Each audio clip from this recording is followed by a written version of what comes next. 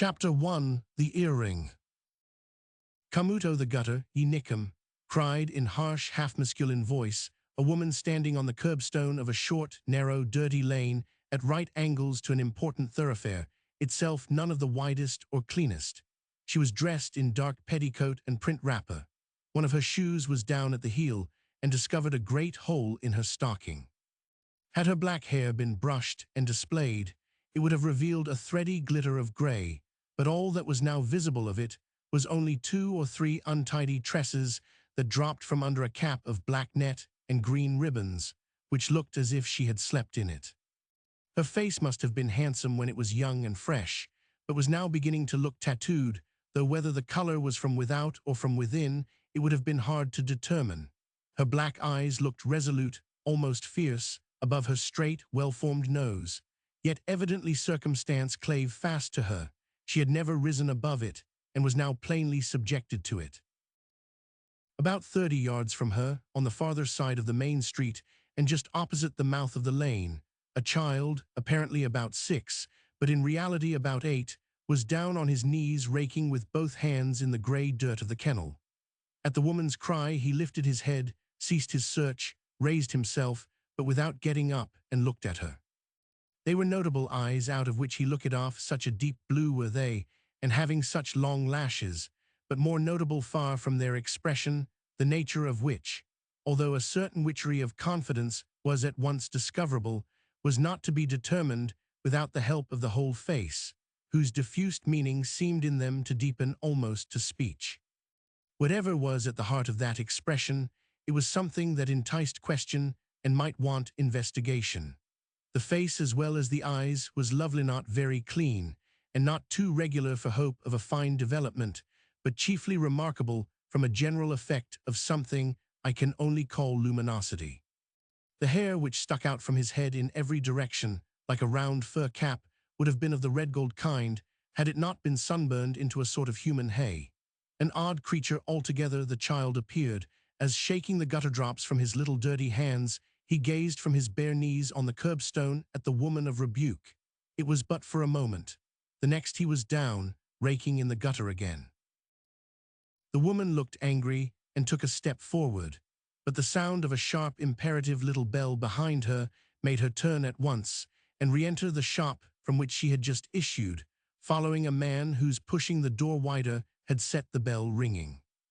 Above the door was a small board, nearly square, upon which was painted in lead color on a black ground the words, "Licensed to sell beer, spirits, and tobacco to be drunk on the premises."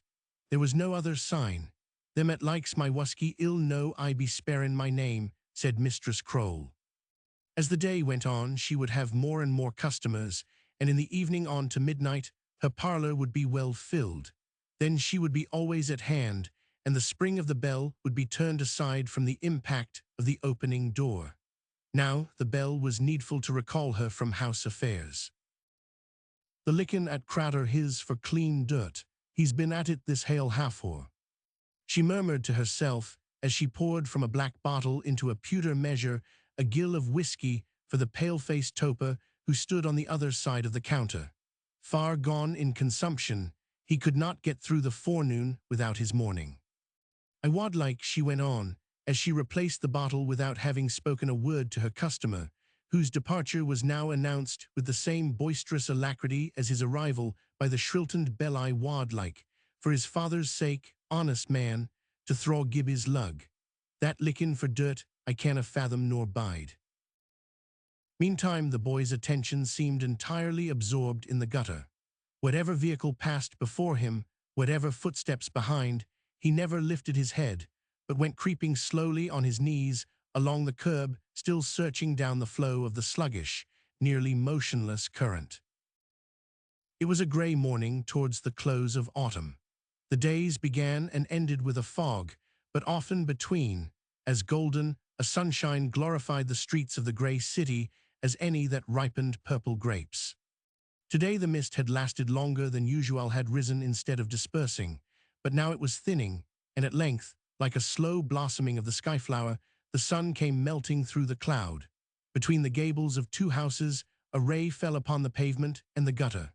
It lay there, a very type of purity, so pure that, rest where it might, it destroyed every shadow of defilement that sought to mingle with it. Suddenly the boy made a dart upon all fours and pounced like a creature of prey upon something in the kennel. He had found what he had been looking for so long.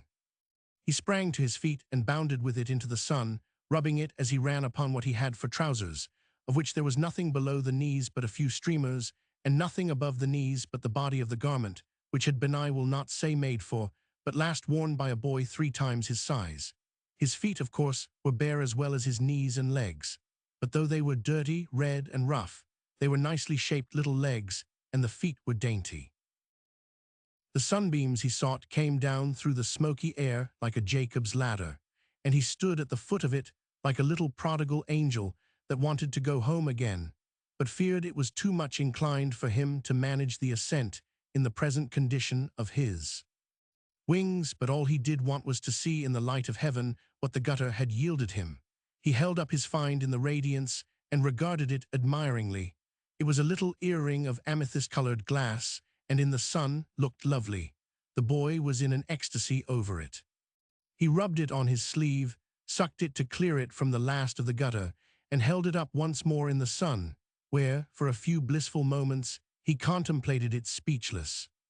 He then caused it to disappear somewhere about his garments, I will not venture to say in a pocket, and ran off, his little bare feet sounding thud, thud, thud on the pavement, and the collar of his jacket sticking halfway up the back of his head, and threatening to rub it bare as he ran. Through street after street he sped, built of granite, all with flagged footways, and all paved with granite blocks, a hard, severe city, not beautiful or stately with its thick, grey, sparkling walls. For the houses were not high, and the windows were small, yet in the better parts, nevertheless, handsome as well as massive and strong. To the boy the great city was but a house of many rooms, all for his use, his sport, his life. He did not know much of what lay within the houses, but that only added the joy of mystery to possession. They were jewel closets, treasure caves indeed, with secret fountains of life, and every street was a channel into which they overflowed. It was in one of quite a third-rate sort that the urchin at length ceased his trot, and drew up at the door of a baker's shop, a divided door, opening in the middle by a latch of bright brass. But the child did not lift the latch, only raised himself on tiptoe by the help of its handle, to look through the upper half of the door, which was of glass, into the beautiful shop. The floor was of flags, fresh sanded. The counter was of deal, scrubbed as white almost as flour. On the shelves were heaped the loaves of the morning's baking, along with a large store of scones and rolls and baps last, the best bread in the world, biscuits hard and soft, and those brown discs of delicate flaky pie crust, known as buns. And the smell that came through the very glass, it seemed to the child, was as that of the tree of life in the paradise of which he had never heard. Most enticing of all to the eyes of the little wanderer of the street were the penny loaves, hot smoking from the oven, which fact is our first window into the ordered nature of the child. For the main point which made them more attractive than all the rest to him was that sometimes he did have a penny, and that a penny loaf was the largest thing that could be had for a penny in the shop. So that, lawless as he looked, the desires of the child were moderate, and his imagination wrought within the bounds of reason. But no one who has never been blessed with only a penny to spend and a mighty hunger behind it can understand the interest with which he stood there, and through the glass watched the bread, having no penny and only the hunger. There is at least one powerful bond, though it may not always awake sympathy, between mudlark and monarch, that of hunger. No one has yet written the poetry of hunger has built up in verse, its stairs of grand ascent from such hunger as Gibbie's for a pennyloaf up no, not to an alderman's feast. That is the way down the mouldy cellar stair, but up the white marble scale to the hunger after righteousness, whose very longings are bliss. Behind the counter sat the baker's wife, a stout, fresh-colored woman, looking rather dull, but simple and honest. She was knitting, and if not dreaming, at least dozing over her work, for she never saw the forehead and eyes which, like a young ascending moon, gazed at her over the horizon of the opaque half of her door. There was no greed in those icily much quiet interest. He did not want to get in, had to wait, and while waiting beguiled the time by beholding. He knew that Maisie, the baker's daughter, was at school, and that she would be home within half an hour. He had seen her with tear-filled eyes as she went, had learned from her the cause, and had in consequence unwittingly roused Mrs. Kroll's anger and braved it when aroused. But though he was waiting for her, such was the absorbing power of the spectacle before him that he never heard her approaching footsteps. "Let me in," said Maisie, with conscious dignity and a touch of indignation at being impeded on the very threshold of her father's shop. The boy started and turned, but instead of moving out of the way, began searching in some mysterious receptacle hid in the recesses of his rags.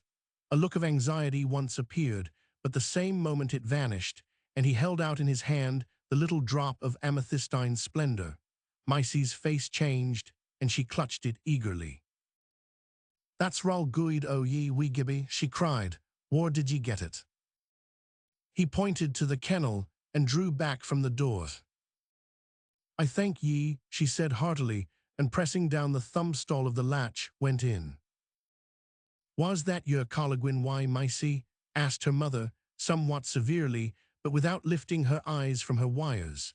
"Ye mauna be spakin' to loons i' the street." "It's only wee Gibbie, mither," answered the girl in a tone of confidence. "Ow weel," returned the mother, "he's no like the lave o' loons." "But what had ye to say till him?" she resumed, as if afraid her leniency might be taken advantage of. "He's no fit company for the likes o' you at his a father and mither and a chop shop. Ye maun hae little to say to sic rintheroot laddies." "Gibbie has a father, though they say he never hid nae mither," said the child. "Troth, a fine father," rejoined the mother with a small scornful laugh. "Na, but he's something to mak mention o'. Sic a father, lassie, as it wad be tellin' him he had nane. What said ye till I am?" "I bit thank it I am, cause I tint my drop as I gied to the shule i' the mornin', and he fan tea till me, and was at the chop door waitin' to gie me tea back. They say he's I finnin' things." "He's a gid-her-tit cratur," said the mother, for ane, that is, at's been sae ill browked up. "Here, Gibbie," she cried as she opened it, "here's a fine piece to ye." But no Gibbie was there. Up and down the street not a child was to be seen. A sandby with a donkey cart was the sole human arrangement in it. The baker's wife drew back, shut the door, and resumed her knitting. Chapter 2. Sir George. The sun was hot for an hour or two in the middle of the day, but even then in the shadow dwelt a cold breath off the winter, or of death off something that humanity felt unfriendly. To Gibbie, however, bare-legged, barefooted, almost bare-bodied as he was, sun or shadow made small difference, except as one of the musical intervals of life that make the melody of existence. His bare feet knew the difference on the flags, and his heart recognized unconsciously the secret, as it were, of a meaning and a symbol in the change from the one to the other, but he was almost as happy in the dull as in the bright day. Hardy through hardship, he knew nothing better than a constant good-humored sparring with nature and circumstance for the privilege of being, enjoyed what came to him thoroughly, never mourned over what he had not, and like the animals, was at peace. For the bliss of the animals lies in this, that on their lower level they shadow the bliss of those few at any moment on the earth who do not look before and after, and pine for what is not, but live in the holy carelessness of the eternal now. Gibbie by no means belonged to the higher order, was as yet, indeed, not much better than a very blessed little animal. To him the city was all a show. He knew many of the people, some of them who thought no small things of themselves better than they would have chosen he or anyone else should know them. He knew all the peripatetic vendors, most of the bakers, most of the small grocers and tradespeople. Animal as he was laying in a great stock for the time when he would be something more, for the time of reflection, whenever that might come.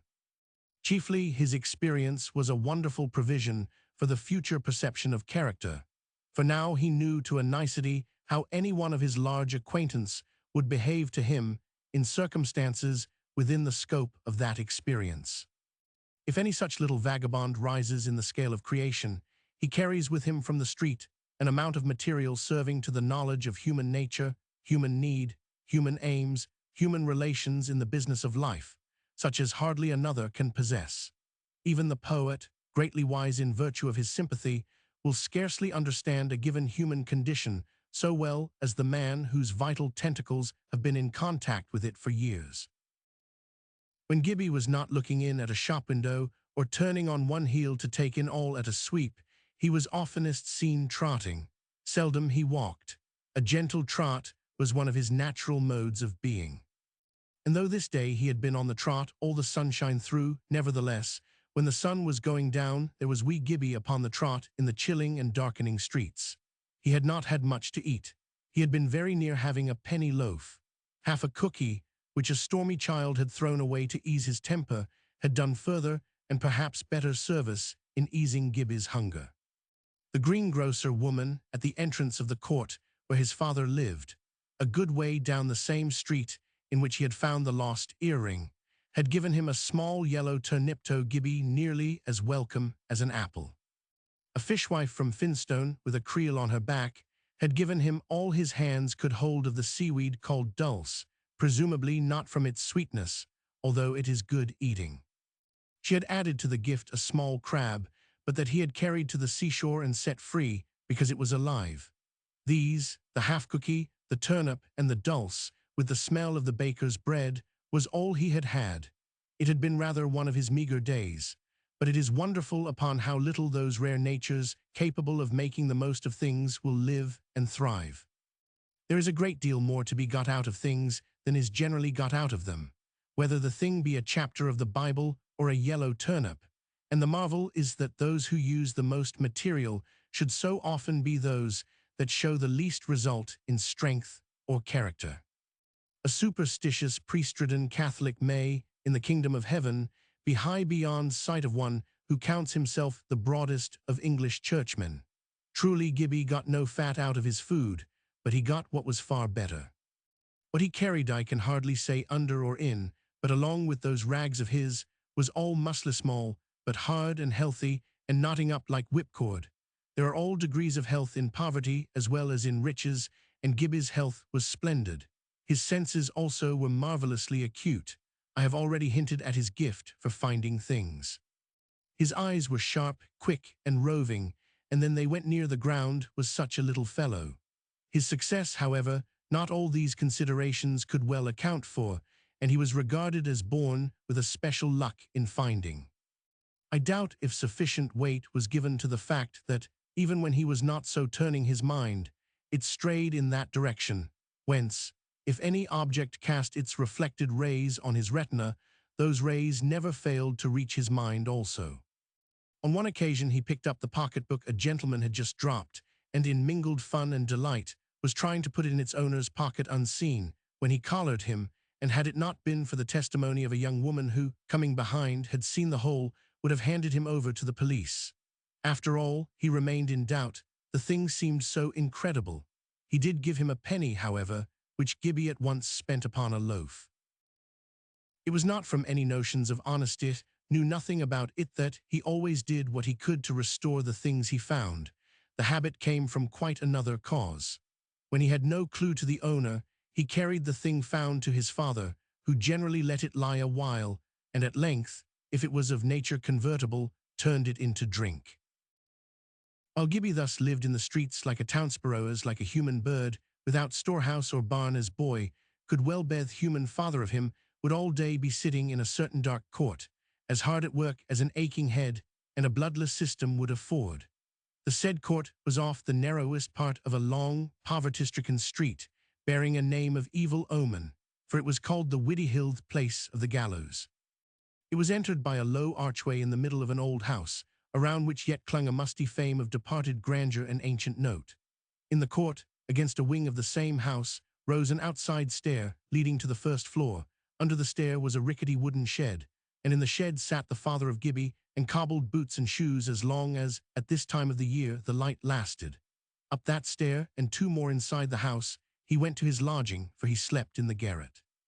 When or how he got to bed, George Galbraith never knew, for then, invariably, he was drunk. In the morning, however, he always found himself in itchnerally with an aching head, and always with a mingled disgust at and desire for drink. During the day, alas, the disgust departed, while the desire remained, and strengthened with the approach of evening. All day he worked with might and main, such might and main as he had worked as if for his life, and all to procure the means of death. No one ever sought to treat him, and from no one would he accept drink. He was a man of such inborn honesty that the usurping demon of a vile thirst had not even yet, at the age of 40, been able to cast it out. The last little glory cloud of his origin was trailing behind him, but yet it trailed. Doubtless it needs but time to make of a drunkard a thief, but not yet, even when longing was at the highest, would he have stolen a forgotten glass of whiskey.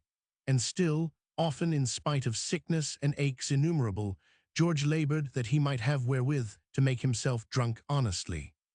Strange honesty. Wee Gibbie was his only child, but about him or his well-being he gave himself almost as little trouble as Gibbie caused him. Not that he was hard-hearted. If he had seen the child in want, he would, at the drunkest, have shared his whiskey with him. If he had fancied him cold, he would have put his last garment upon him. But to his whiskey-dimmed eyes, the child scarcely seemed to want anything, and the thought never entered his mind that, while Gibbie always looked smiling and contented, his father did so little to make him so. He had at the same time a very low opinion of himself and his deservings, and justly, for his consciousness had dwindled into little more than a live thirst. He did not do well for himself, neither did men praise him, and he shamefully neglected his child, but in one respect, and that a most important one, he did well by his neighbors. He gave the best of work, and made the lowest of charges. In no other way was he for much good, and yet I would rather be that drunken cobbler than many a fair professor, as Bunyan calls him. A grasping merchant ranks infinitely lower than such a drunken cobbler. Thank God, the Son of Man is the judge, and to him will we plead the cause of such and of worse than Thafer he will do right. It may be well for drunkards that they are social outcasts, but is there no intercession to be made for them, no excuse to be pleaded? Alas, the poor wretches would storm the kingdom of peace by the inspiration of the enemy. Let us try to understand George Galbraith. His very existence the sense of a sunless, dreary, cold-winded desert, he was evermore confronted, in all his resolves after betterment, by the knowledge that with the first eager mouthful of the strange element, a rosy dawn would begin to flush the sky, a mist of green to cover the arid waste, a wind of song to ripple the air, and at length the misery of the day would vanish utterly, and the night throb with dreams, for George was by nature no common man. At heart he was a poet weak enough, but capable of endless delight. The time had been when now and then he read a good book and dreamed noble dreams. Even yet the stuff of which such dreams are made fluttered in party-colored rags about his life, and color is color even on a scarecrow.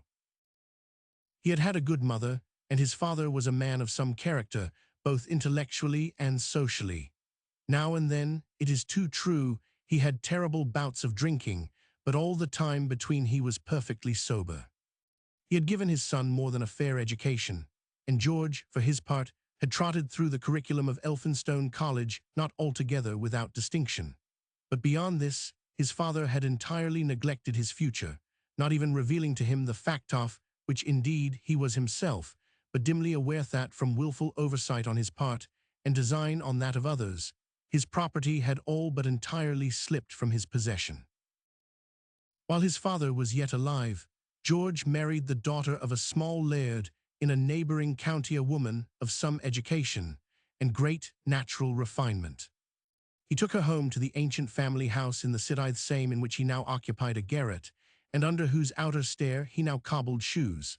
There, during his father's life, they lived in peace and tolerable comfort, though in a poor enough way. It was all, even then, that the wife could do to make both ends meet, nor would her relations, whom she had grievously offended by her marriage, afford her the smallest assistance. Even then, too, her husband was on the slippery incline, but as long as she lived, she managed to keep him within the bounds of what is called respectability. She died, however, soon after Gibbie was born, and then George began to lose himself altogether. The next year his father died, and creditors appeared who claimed everything. Mortgaged land and houses, with all upon and in them, were sold, and George left without a penny or any means of winning a livelihood, while already he had lost the reputation that might have introduced him to employment. For heavy work, he was altogether unfit, and had it not been for a bottle companion, a merry, hard-drinking shoemaker would have died of starvation or sunk into beggary. This man taught him his trade, and George was glad enough to work at it, both to deaden the stings of conscience and memory, and to procure the means of deadening them still further. But even here was something in the way of improvement, for hitherto he had applied himself to nothing, his being one of those dreamful natures capable of busy exertion for a time, but ready to collapse into disgust with every kind of effort. How Gibbie had got thus far alive was a puzzle not a creature could have solved. It must have been by charity and ministration of more than one humble woman, but no one now claimed any particular interest in him except Mrs. Kroll, and hers was not very tender. It was a sad sight to some eyes to see him roving the streets, but an infinitely sadder sight was his father, even when bent over his work, with his hands and arms and knees going as if for very salvation. What thoughts might then be visiting his poor worn-out brain I cannot tell, but he looked the pale picture of misery, doing his best to restore to service the nearly shapeless boots of carter or beggar. He was himself fast losing the very idea of his making, consumed heart and soul with a hellish thirst. For the thirst of the drunkard is even more of the soul than of the body. When the poor fellow sat with his drinking companions in Mistress Kroll's parlour, seldom a flash broke from the reverie in which he seemed sunk, to show in what region of fancy his spirit wandered, or to lighten the dullness that would not unfrequently invade that forecourt of hell. For even the damned must at times become aware of what they are, and then surely a terrible though momentary hush must fall upon the forsaken region. Yet those drinking companions would have missed George Galbraith, silent as he was, and but poorly responsive to the wit and humour of the rest. For he was always courteous, always ready to share what he had, never looking beyond the present tumble-router, a genial, kindly, honest nature. Sometimes, when two or three of them happened to meet elsewhere, they would fall to wondering why the silent man sought their company, seeing he both contributed so little to the hilarity of the evening, and seemed to derive so little enjoyment from it. But I believe their company was necessary, as well as the drink, to enable him to elude his conscience and feast with his imagination. Was it that he knew they also fought misery by investments in her bonds, that they also were of those who by Beelzebub would cast out Beelzebub, therefore felt at home and with his own? Chapter 3. Mistress Kroll. The house at which they met had yet not a little character remaining. Mistress Kroll had come in for a derived worthiness in the memory, yet lingering about the place, of a worthy aunt deceased, and always encouraged in herself a vague idea of obligation to live up to it. Hence she had made it a rule to supply drink only so long as her customers kept decent, that is, so long as they did not quarrel aloud, and put her in danger of a visit from the police, tell such tales as offended her modesty, utter oaths of any peculiarly atrocious quality, or defame the Sabbath day, the Kirk, or the Bible. On these terms, and so long as they paid for what they had, they might get as drunk as they pleased, without the smallest offence to Mistress Kroll.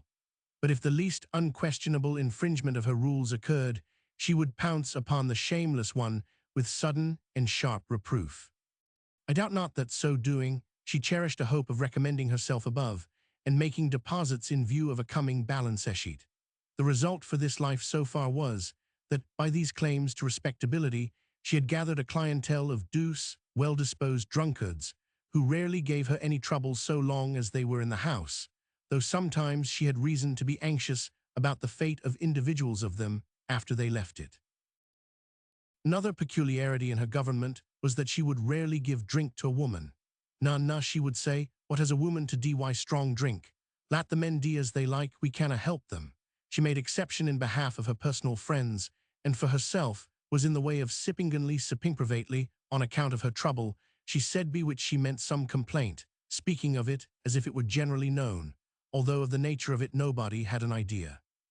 The truth was that, like her customers, she also was going down the hill, justifying to herself every step of her descent.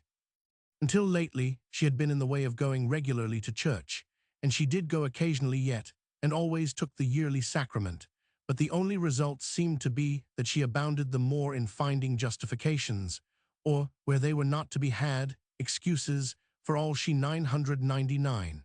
Probably the stirring of her conscience made this the more necessary to her peace. If the Lord were to appear in person amongst us, how much would the sight of him do for the sinners of our day? I am not sure that many like Mistress Croll would not go to him. She was not a bad woman, but slowly and surely growing worse. That morning, as soon as the customer whose entrance had withdrawn her from her descent on Gibbie had gulped down his dram, wiped his mouth with his blue cotton handkerchief, settled his face into the expression of a drink of water, gone demurely out, and crossed to the other side of the street, she would have returned to the charge, but was prevented by the immediately following entrance of the Rev. Clement Sclatterth, minister of her parish, recently appointed. He was a man between young and middle-aged, an honest fellow, zealous to perform the duties of his office, but with notions of religion very beggarly. How could it be otherwise when he knew far more of what he called the divine decrees than he did of his own heart, or the needs and miseries of human nature? At the moment, Mistress Croll was standing with her back to the door, reaching up to replace the black bottle on its shelf, and did not see the man she heard enter. "What's your wull?" she said indifferently. Mr. Sclater made no answer, waiting for her to turn and face him, which she did the sooner for his silence. Then she saw a man unknown to her evidently, from his white neckcloth and funereal garments, a minister standing solemn, with widespread legs and round eyes of displeasure, expecting her attention. "What's your wull, sir?" she repeated, with more respect, but less cordiality than at first. "If you ask my will," he replied, with some pomposity, for who that has just gained an object of ambition can be humble, "it is that you shut up this whiskey shop, and betake yourself to a more decent way of life in my parish." "My certy, but you're no blate over modest to craw sae lewd I my hoose, and that's a nearer fit nor a Paris," she cried, flaring up in wrath both at the nature and rudeness of the address. "Allow me to tell ye, sir, you're the first that ever dored threep my hoose was no a dacent ane." "I said nothing about your house. It was your shop I spoke of," said the minister, not guiltless of subterfuge. "And what's my chop but my hoose? Haith, my hoose wad be o fell sma consideration wantin' the chop. Tak ye heed, o Baron Faw's witness, sir." "I said nothing, and know nothing, against yours more than any other shop for the sale of drink in my parish. The Lord's my shepherd, wad he even compare my hoose to Jock Thamson's or Jimmy Duke's, baith I this Paris." "My good woman." "Neither better nor war nor my neepers," interrupted Mistress Croll, forgetting what she had just implied, "a body maun live." "There are limits even to that most generally accepted of all principles," returned Mr. Sclater, "and I give you fair warning that I mean to do what I can to shut up all such houses as yours in my parish.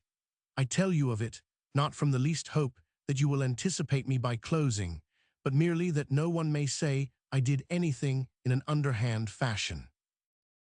The calmness with which he uttered the threat alarmed Mistress Croll. He might rouse unmerited suspicion and cause her much trouble by vexatious complaint, even to the peril of her license. She must take heed and not irritate her enemy. Instantly, therefore, she changed her tone to one of expostulation. "It's a sair peety, dootless," she said, "at their sud be sae money drouthy thrapples I the kingdom, sir. But druth maun drink, and ye ken, sir, gin it war hauden frae them, they wad but see deals and cut their throats." "They're like to see deals ony gate lang," retorted the minister, relapsing into the vernacular for a moment. "Ow deed maybe, sir, but in the deals themselves war justified I their objection to bane committed to their ain company afore their time." Mr. Sclater could not help smiling at the woman's readiness, and that was a point gained by her. An acquaintance with Scripture goes far with a Scotch ecclesiastic. Besides, the man had a redeeming sense of humor, though he did not know how to prize it, not believing it a gift of God. "It's true, my woman," he answered. "Aye, it said something for them, deals at they preferred the swine, but even the swine couldna bide them." encouraged by the condescension of the remark, but disinclined to follow the path of reflection it indicated, Mistress Croll ventured a little farther upon her own. "Ye see, sir," she said, "as lang as there's whuskey, it will tak the throtro Roman 500 it's the natural YOT ye see to rin doon, and it's no manner o use gangin again nater.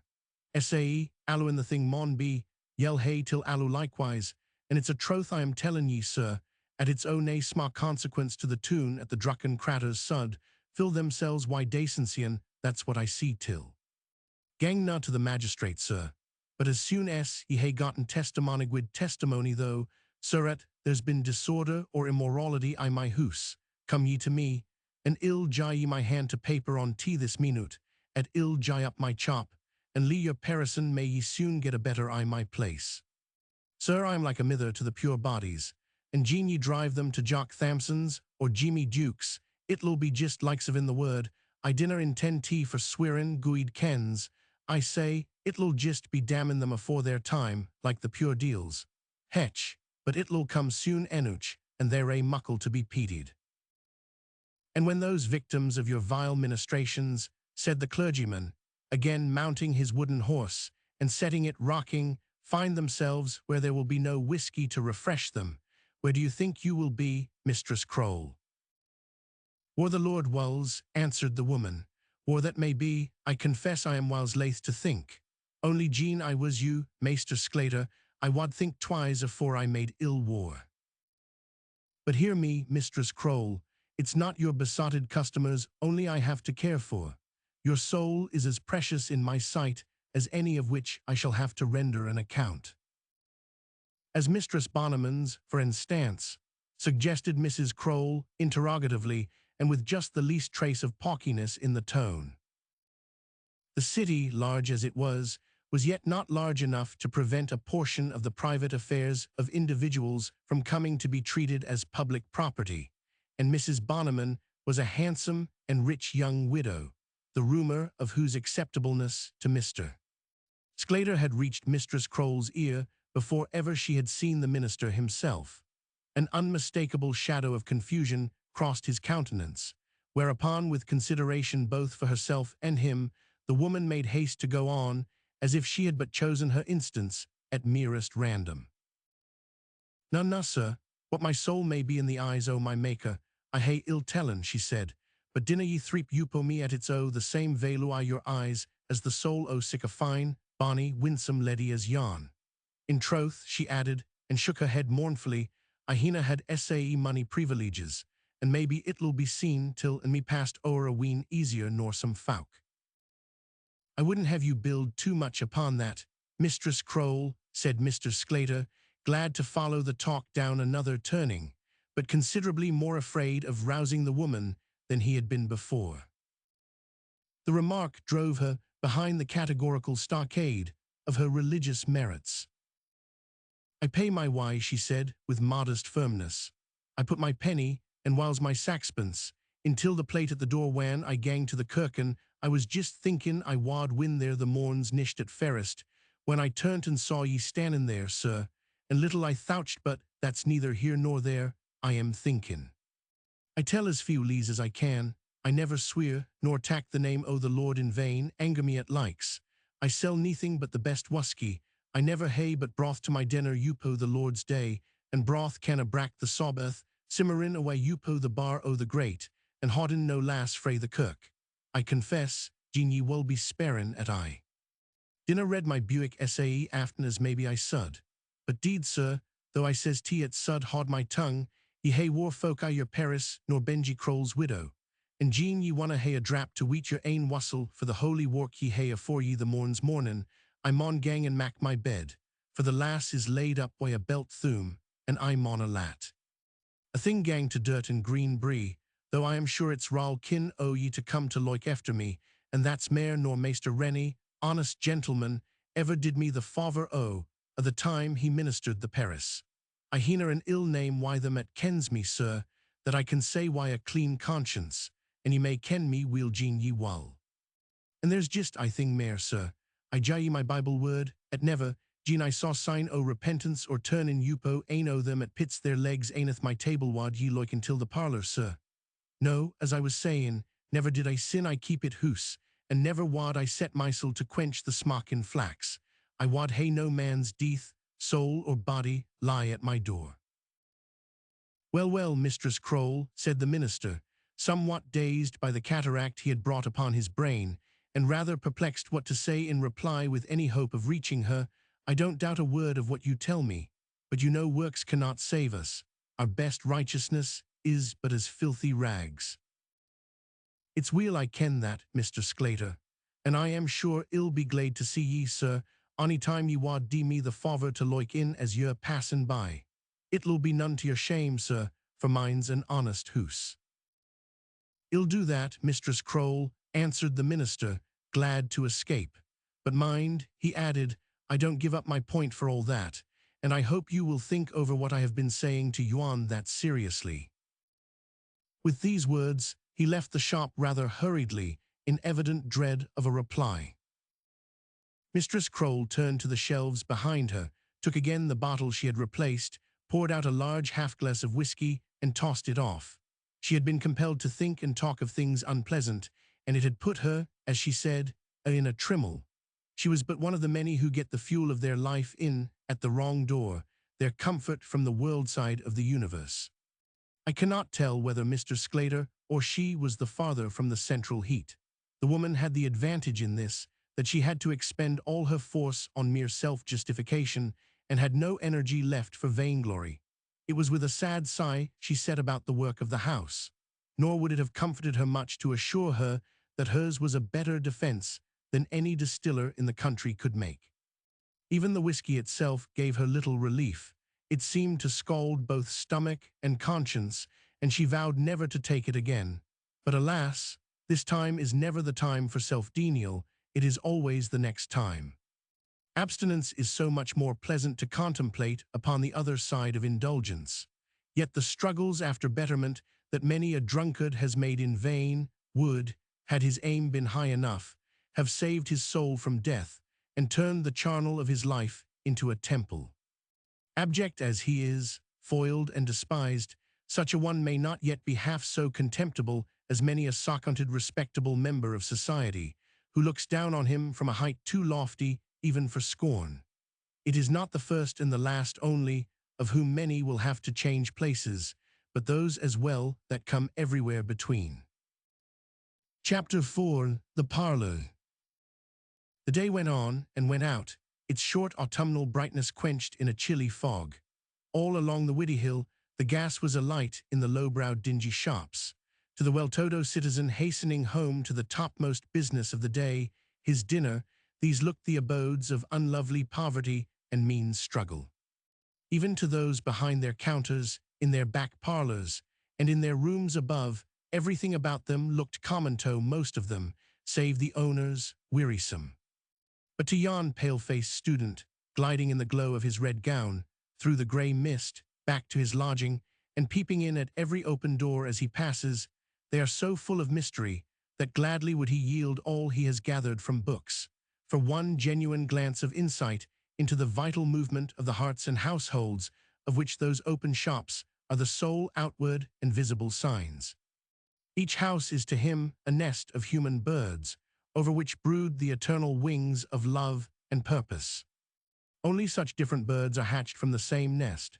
And what a nest was then the city itself, with its university, its schools, its churches, its hospitals, its missions, its homes, its lodging houses, its hotels, its drinking shops, its houses viler still, its factories, its ships, its great steamers, and the same humanity busy in all.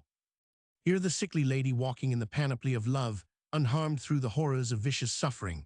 There the strong mother cursing her own child along half a street with an intensity and vileness of execration unheard elsewhere. The will of the brooding spirit must be a grand one indeed, to enclose so much of what cannot be its will, and turn all to its purpose of eternal good. Our knowledge of humanity, how much more our knowledge of the Father of it, is moving as yet but in the first elements. In his shed under the stair it had been dark for some time, too dark for work, that is, and George Galbraith had lighted a candle. He never felt at liberty to leave off so long as a man was recognizable in the street by daylight. But now at last, with a sigh of relief, he rose. The hour of his redemption was come, the moment of it at hand. Outwardly calm, he was within, eager as a lover to reach Lucky Kroll's back parlor. His hand trembled with expectation as he laid from it the awl, took from between his knees the great boot, on the toe of which he had been stitching a patch, lifted the yoke of his leather apron over his head, and threw it aside. With one hasty glance around, as if he feared some enemy lurking near to prevent his escape, he caught up a hat which looked as if it had been brushed with grease, pulled it on his head with both hands, stepped out quickly, closed the door behind him, turned the key, left it in the lock, and made straight for his earthly paradise, but with chastened step. All Mistress Kroll's customers made a point of looking decent in the street strove, in their very consciousness, to carry the expression of being on their way to their tea, not their toddy, or if they're toddy, then not that they desired it, but merely that it was their custom always of an afternoon. Man had no choice, must fill space, he must occupy himself, and if so, why not Mistress Kroll's the place, and the consumption of whiskey the occupation? But alas for their would-seeming indifference.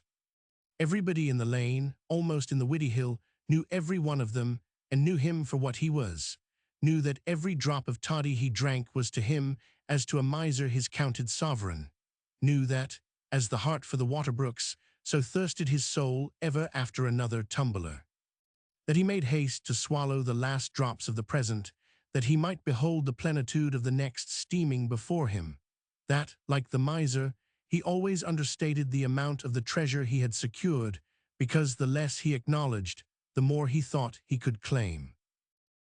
George was a tall man, of good figure, loosened and bowed. His face was well favored, but not a little wronged by the beard and dirt of a week, through which it gloomed haggard and white. Beneath his projecting black brows, his eyes gleamed doubtful as a wood fire where white ash dims the glow. He looked neither to right nor left, but walked on with moveless, dull gaze, noting nothing. "Yon's his ain worst enemy," said the kindly grocer wife as he passed her door. "I," responded her customer, who kept a shop nearby for old furniture, or anything that had been already once possessed, "I dare say. But to see that pure neglekit bairno his rin scorin about the tune yon gateway little o' a jacket but the collar, and neathing o' the breeks but the dupe woman. It maks a mither's hurt sair to like Upo tea, it's a providence at his mither's wheel, o' an canna see tea. It wad gar her turn in her grave."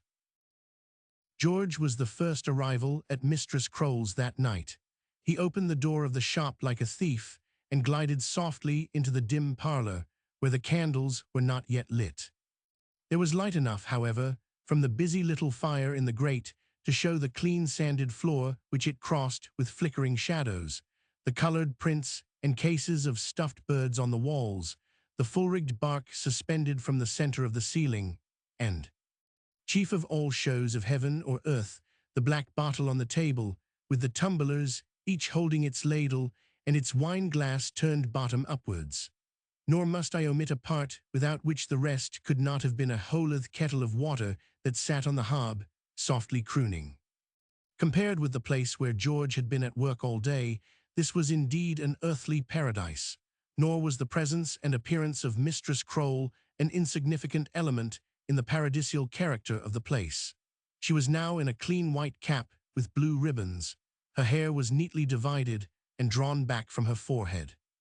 Every trace of dirt and untidiness had disappeared from her person, which was one of importance both in size and in bearing. She wore a gown of some dark stuff with bright flowers on it and a black silk apron. Her face was composed, almost to sadness, and throughout the evening, during which she waited in person upon her customers, she comported herself with such dignity that her slow step and stately carriage seemed rather to belong to the assistant at some religious ceremony than to one who ministered at the orgies of a few drunken tradespeople.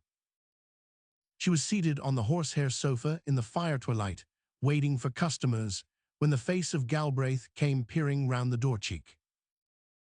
"Come awa, Ben," she said hospitably, and rose.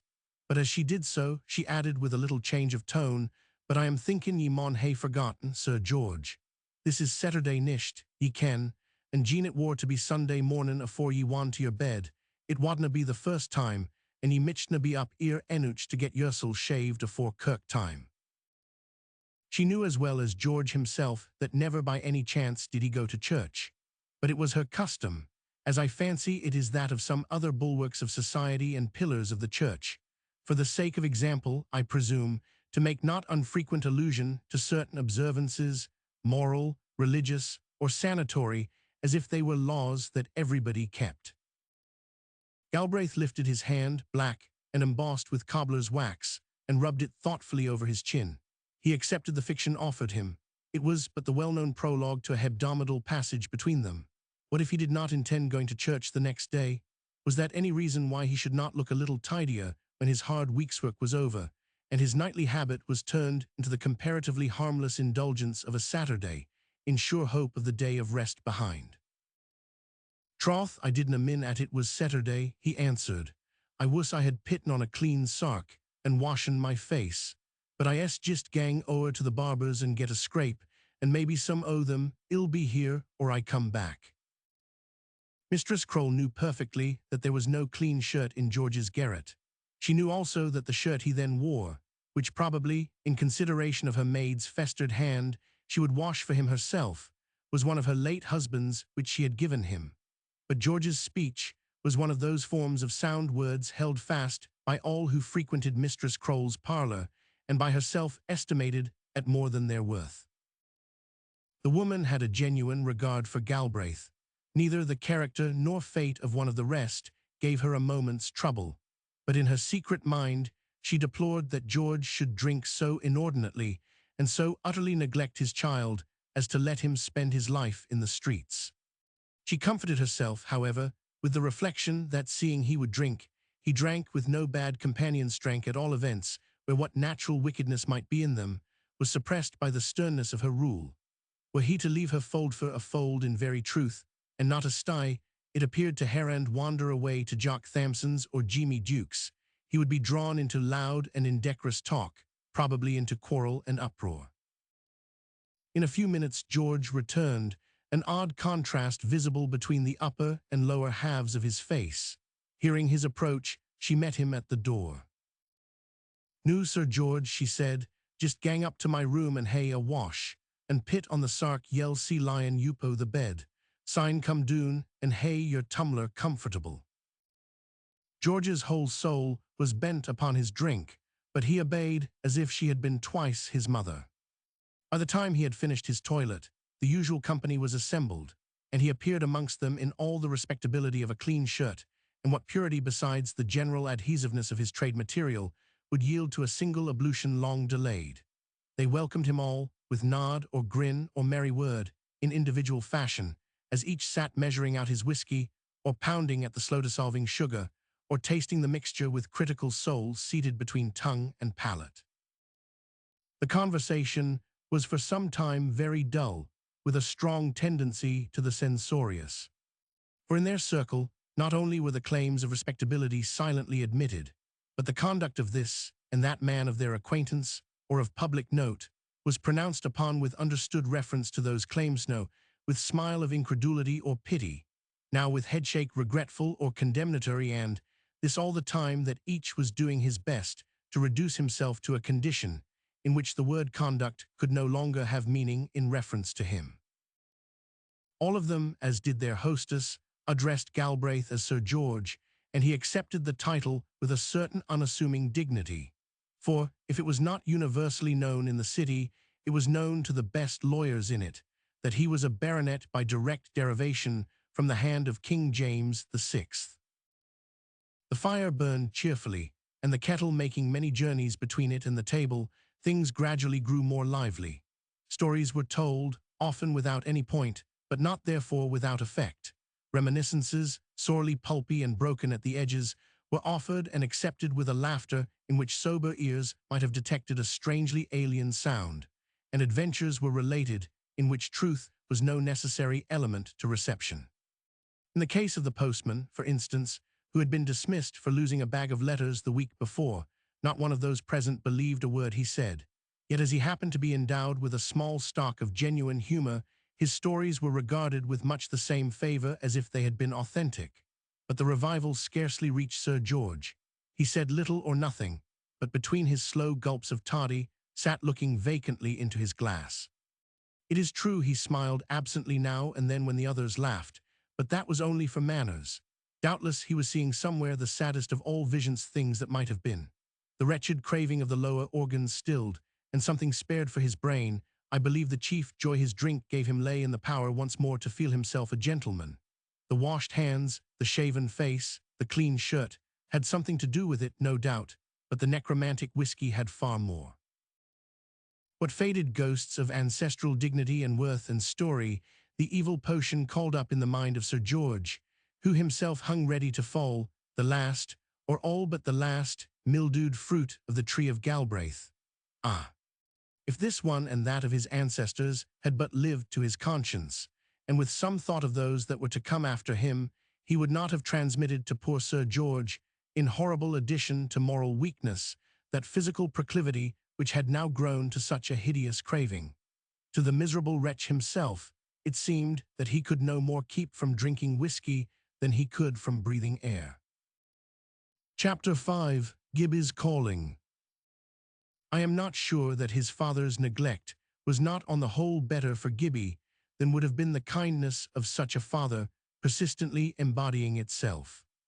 But the picture of Sir George, by the help of whiskey and the mild, hatching oven of Mistress Croale's parlour, softly breaking from the shell of the cobbler, and floating a mild gentleman in the air of his lukewarm imagination, and poor wee Gibbie trotting outside in the frosty dark of the autumn night, through which the moon keeps staring down, vague and disconsolate, is hardly therefore the less pathetic.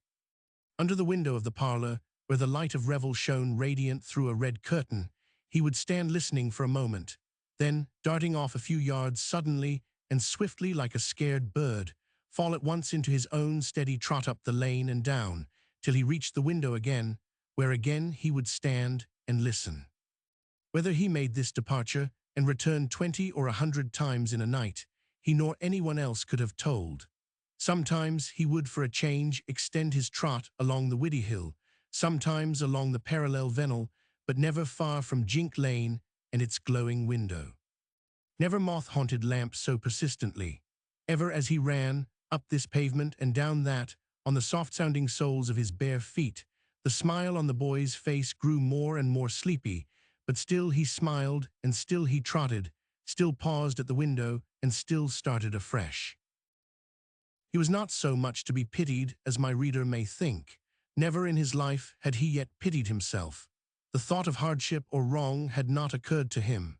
It would have been difficult, impossible, I believe, get the idea into his head that existence bore to him any other shape than it ought.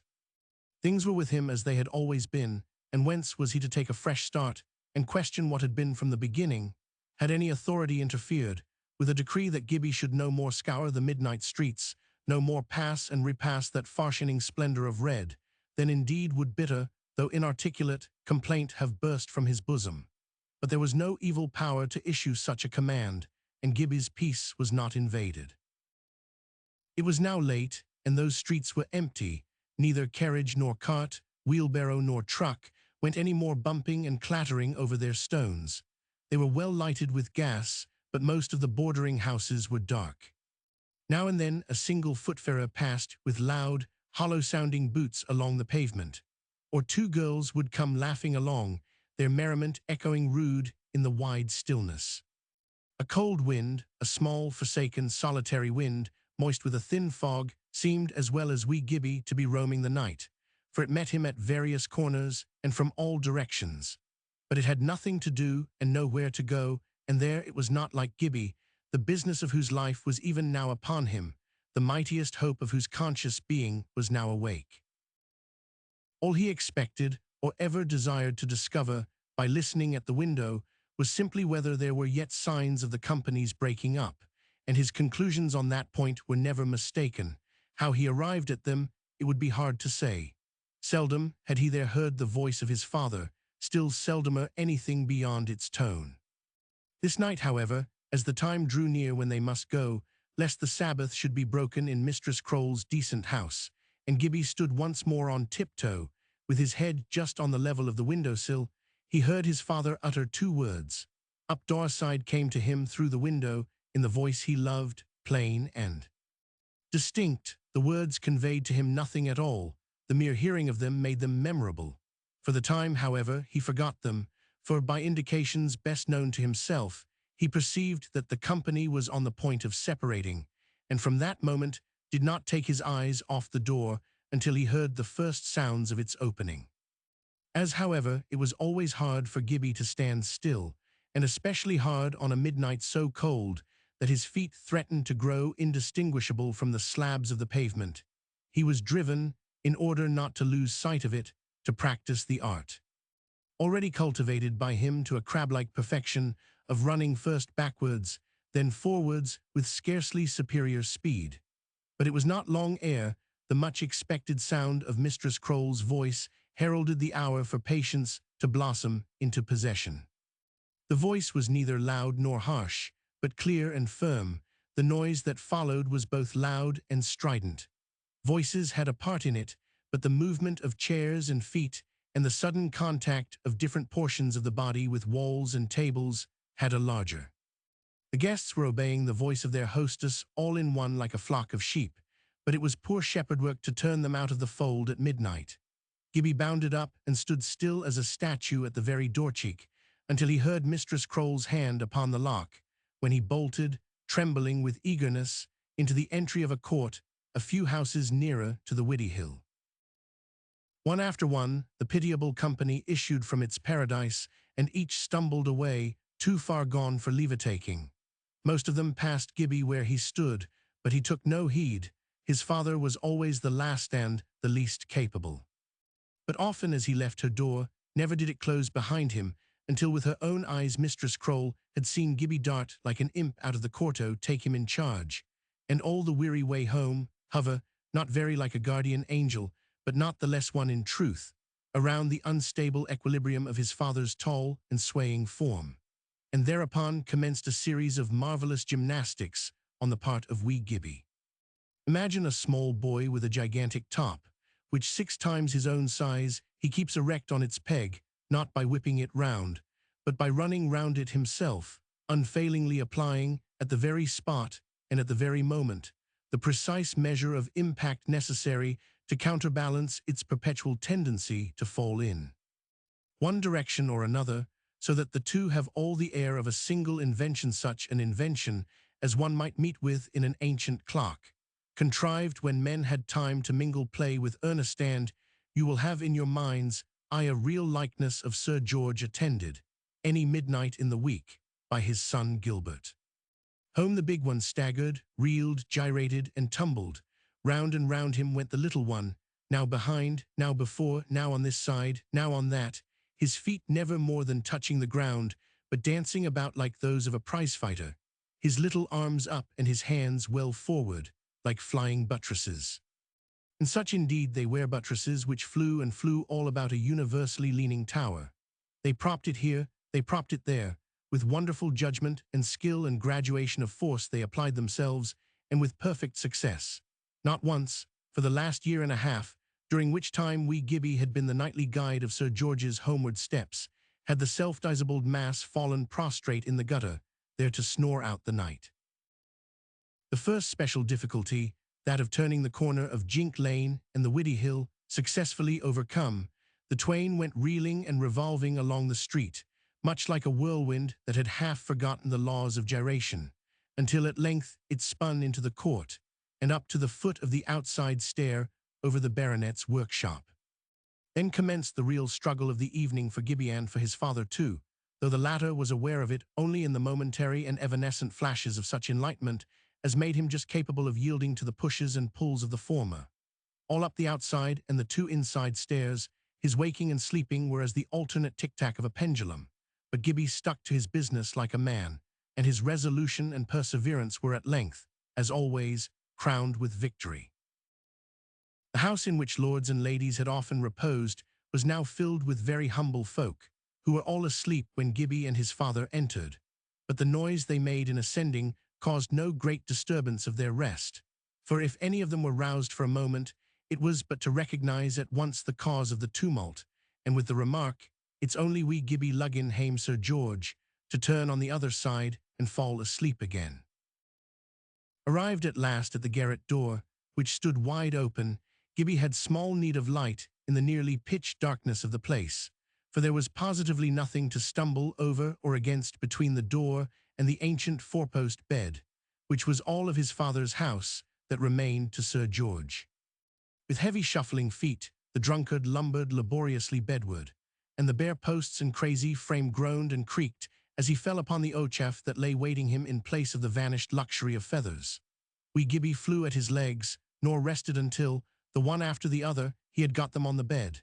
If then they were not very comfortably deposited, he knew that, in his first turn, their owner would get them all right.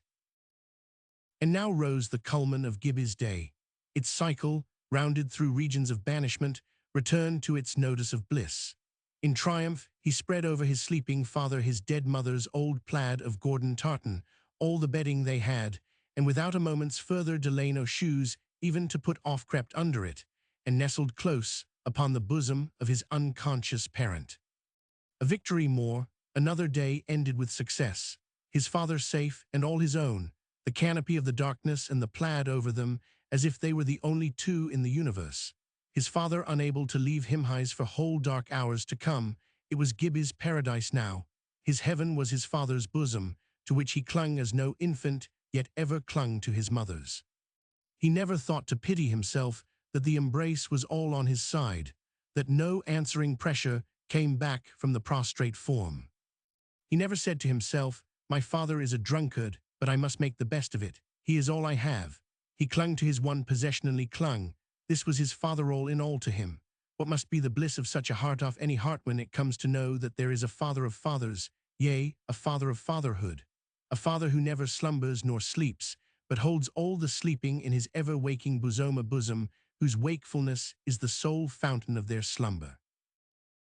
The conscious bliss of the child was of short duration, for in a few minutes he was fast asleep, but for the gain of those few minutes only, the day had been well spent.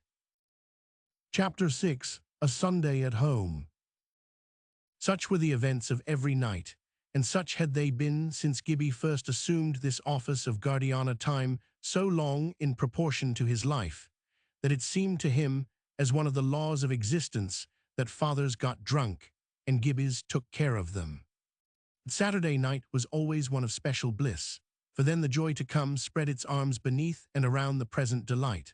All Sunday his father would be his.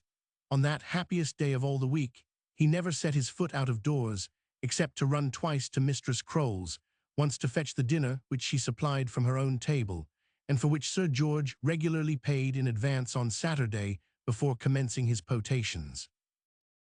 But indeed the streets were not attractive to the child on Sundays.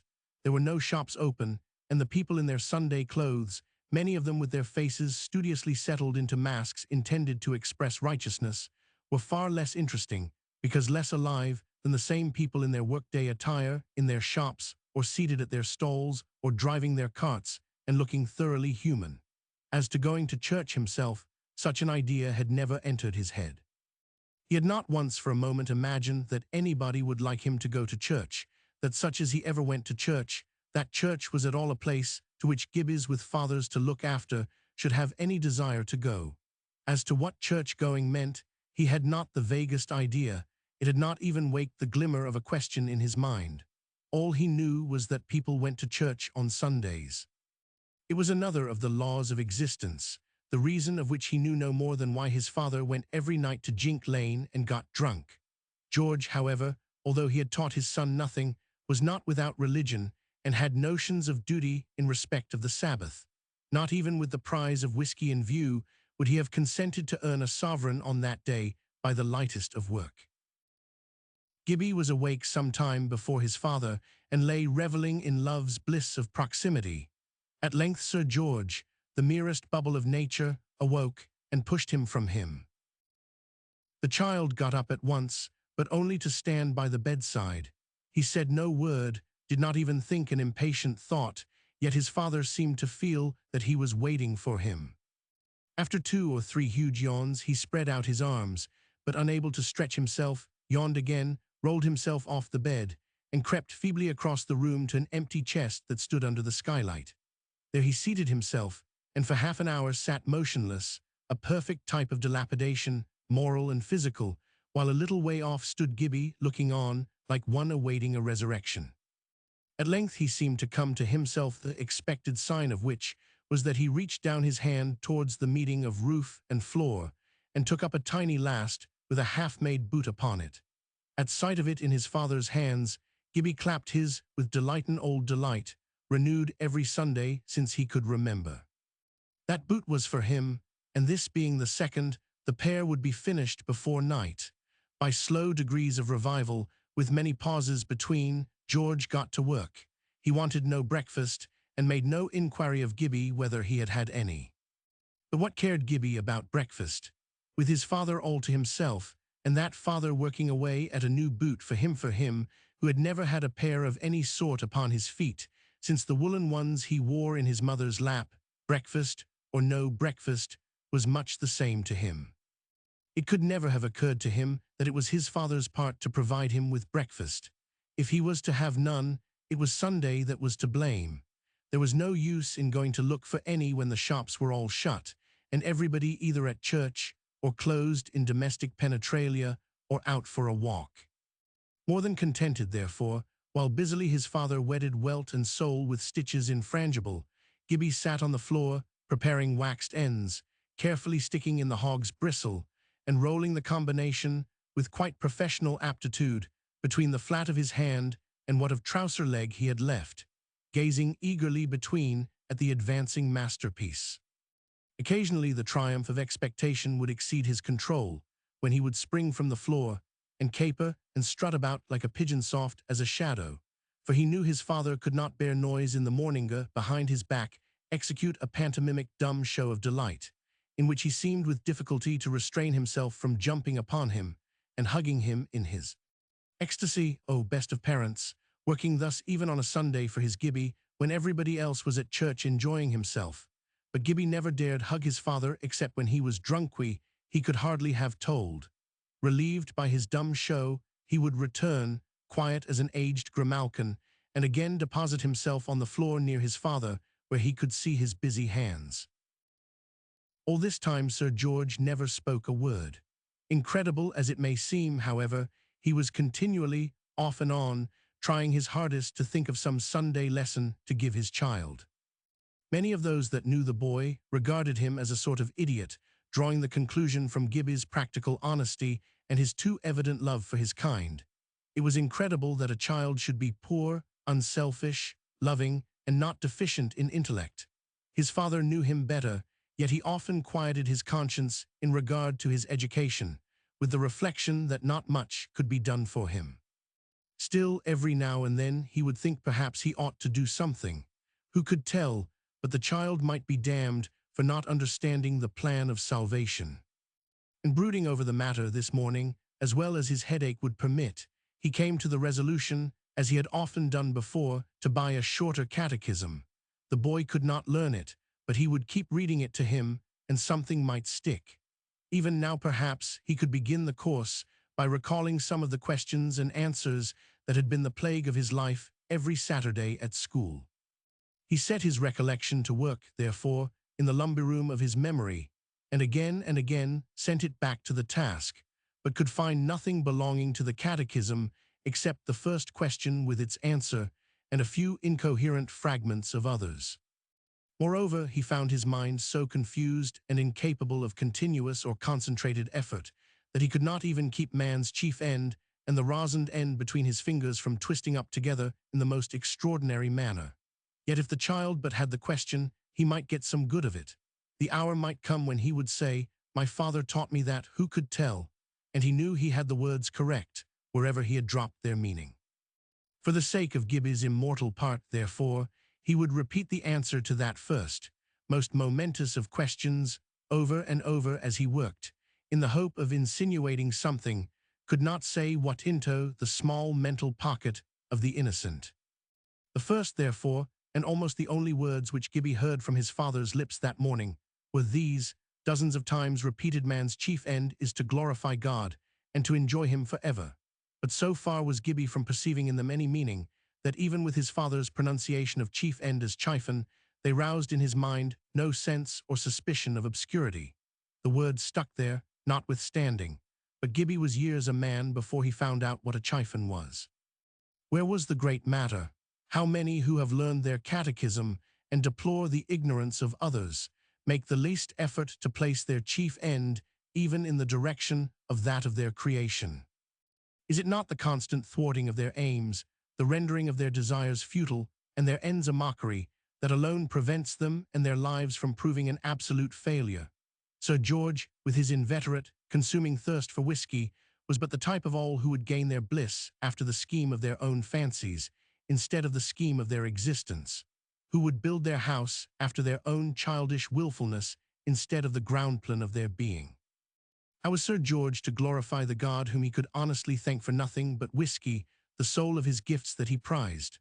Over and over that day he repeated the words, "Man's chief end is to glorify God and to enjoy him forever," and all the time his imagination, his desire, his hope, were centered on the bottle, which with his very back he felt where it stood behind him, away on the floor at the head of his bed. Nevertheless, when he had gone over them a score of times or so, and Gibbie had begun, by a merry look and nodding of his head, to manifest that he knew what was coming next, the father felt more content with himself than for years past, and when he was satisfied that Gibbie knew all the words, though indeed they were hardly more than sounds to him, he sent him, with a great sense of relief, to fetch the broth and beef and potatoes from Mistress Croll's. Eating a real dinner in his father's house, though without a table to set it upon, Gibbie felt himself a most privileged person. The only thing that troubled him was that his father ate so little. Not until the twilight began to show did Sir George really begin to revive, but the darker it grew without, the brighter his spirit burned. For amongst not a few others, there was this strange remnant of righteousness in the man, that he never would taste drink before it was dark in winter, or in summer before the regular hour for ceasing work had arrived. And to this rule he kept, and that under far greater difficulties, on the Sunday as well. For Mistress Croll would not sell a drop of drink, not even on the sly, on the Sabbath day.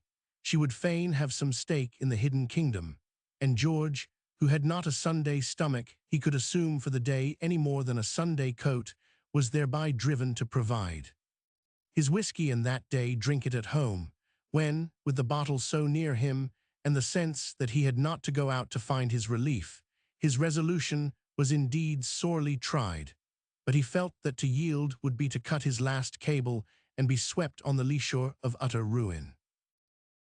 Breathless with eager interest, Gibbie watched his father's hands, and just as the darkness closed in, the boot was finished.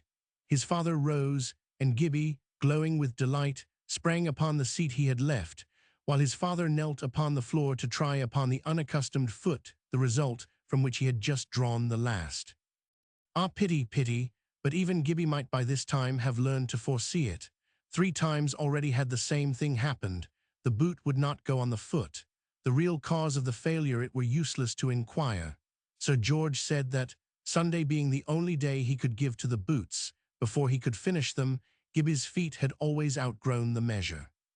But it may be Sir George was not so good a maker as cobbler, that he meant honestly by the boy I am sure, and not the less sure for the confession I am forced to make, that on each occasion when he thus failed to fit him, he sold the boots the next day at a fair price to a ready-made shop, and drank the proceeds.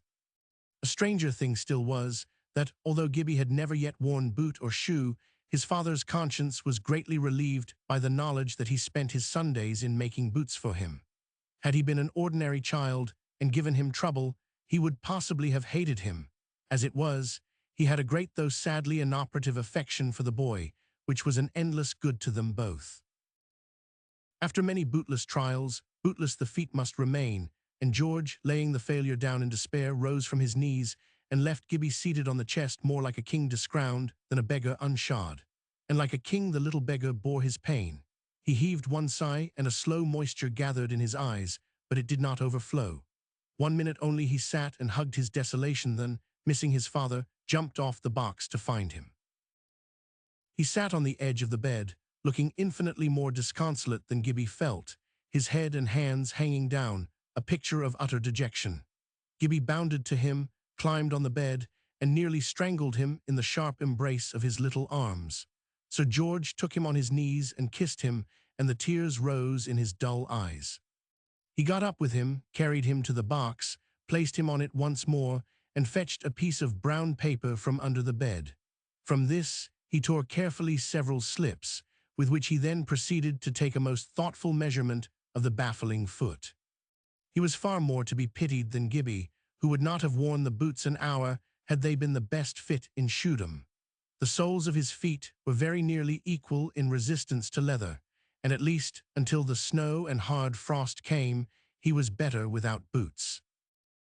But now the darkness had fallen, and his joy was at the door. But he was always too much ashamed to begin to drink before the child. He hated to uncork the bottle before him. What followed was in regular Sunday routine. "Gang o'er to Mistress Crowle's, Gibbie," he said. "Why, my compliments." Away ran Gibbie, nothing loath, and at his knock was admitted. Mistress Crowle sat in the parlour, taking her tea and expecting him.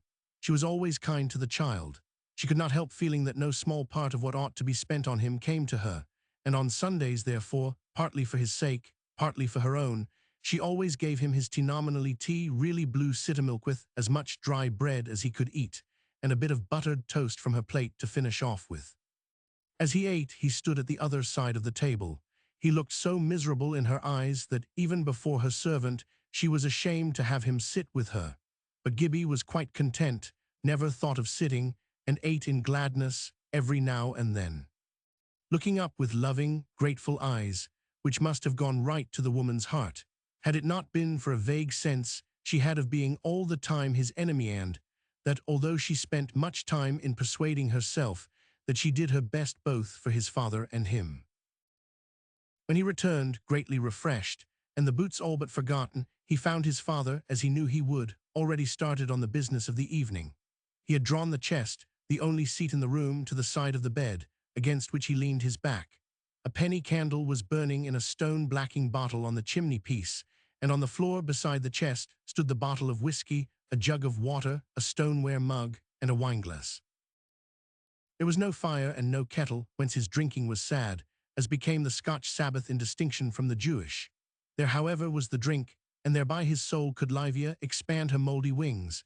Gibbie was far from shocked. It was all right, all in the order of things, and he went up to his father with radiant countenance. Sir George put forth his hands and took him between his knees. An evil wind now swelled his sails, but the cargo of the crazy human hull was not therefore evil. "Gibbie," he said solemnly, "never ye drink a drap o' whuskey. Never ye racks out the hand to the botle. Never ye drink onything but water, caller water, my man." As he said the words, he stretched out his own hand to the mug, lifted it to his lips, and swallowed a great gulp. "Dinna do tay, I tell ye, Gibbie," he repeated. Gibbie shook his head with positive repudiation. "That's richt, my man," responded his father with satisfaction. "Gene ever I see ye pre-taste the botle, ill warsel frae my grave and fleg ye oot o' the sma what's ye hae, my man." Here followed another gulp from the mug. The threat had conveyed nothing to Gibbie. Even had he understood, it would have carried anything but terror to his father-worshipping heart. "Gibbie," resumed Sir George, after a brief pause, "div ye ken what fowk'll ca ye when I am dead?" Gibbie again shook his head with expression, this time of mere ignorance. "They'll ca ye Sir Gibbie Galbraith, my man," said his father, "and richtly, for it'll be no nickname, though some may loch cause your father was a suitor, and mair at, for that, ye heener a she to your fut yersel, pure fallow. Heedna ye what they say, Gibbie. Minute yer, Sir Gibbie, and hae the honour o' the family to haud up, my mannen that ye cannot dee and drink. This cursed drink's been the ruin o' the Galbraiths as far back as I ken. Mayest, the only thing I can min o' my grandfather a big bonny man, why lang white hairtwise as big as me, Gibbie I's seen him daid drunk I the gutter o' the pump. He drank mayest a thing there was, Gibbie lands and lordship, till there was hardly an acre left Yupo hail dorside to come to my father mayest, neathing but a ween sma hooses. He was a guid man, my father, but his father learnt him to drink afore he was mayest ut o es codies, and gie him nae shuilin, and Jean he read him soul oa at was left. It was sma wonderingly, ye see, Gibbie, what was to come o me. I pit it till ye, Gibbie hat was to come o me. Gina kin neeper, at kent what it was to drink, and sae had a fallow feelin, hadna teen and learnt me my trade. The Lord kens what wad hae come o you and me, Gibbie my man, gang to your bed new and leave me to my ain thoughts. Know it there I the best o company laddie, but whiles there no that ill, he concluded with a weak smile, as some reflex of himself not quite unsatisfactory gloomed faintly in the besmeared mirror of his uncertain consciousness. Gibbie obeyed, and getting under the Gordon tartan, lay and looked out, like a weasel from its hole, at his father's back. For half an hour or so Sir George went on drinking. All at once he started to his feet, and turning towards the bed, a white face distorted with agony, kneeled down on the box and groaned out. O God, the pains o hell hae gotten hod you po me. O Lord, I am the grup o sotten. The devil o drink has me by the hawse. I duped, O Lord, you're going to damn me dreadfu. What guid that'll do ye, O Lord, I dinna ken, but I duped na yell dee what's richt. Only I wuss I he dee never crossed ye I your wull. I kenna what I am to dee, or what's to be deen why me, or war ony helps to come fray.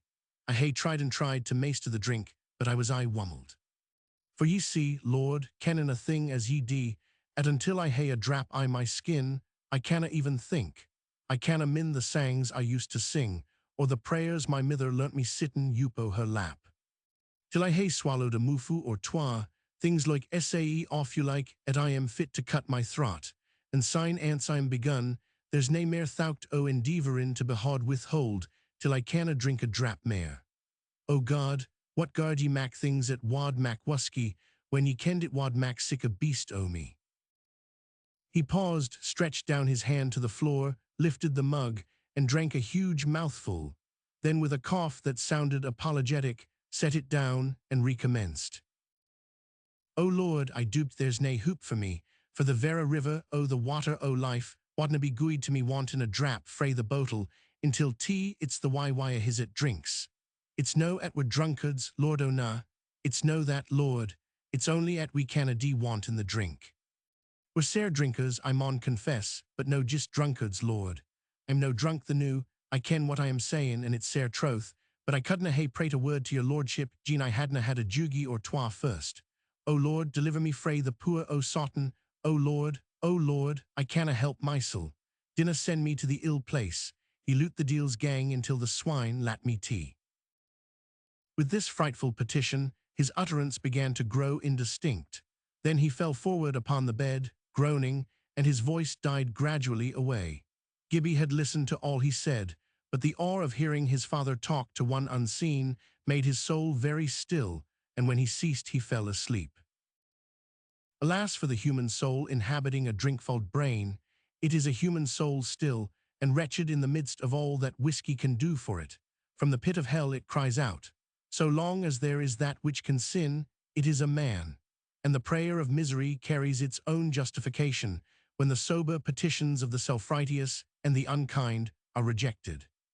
He who forgives not is not forgiven, and the prayer of the Pharisee is as the weary beating of the surf of hell, while the cry of a soul out of its fire sets the heartstrings of love trembling.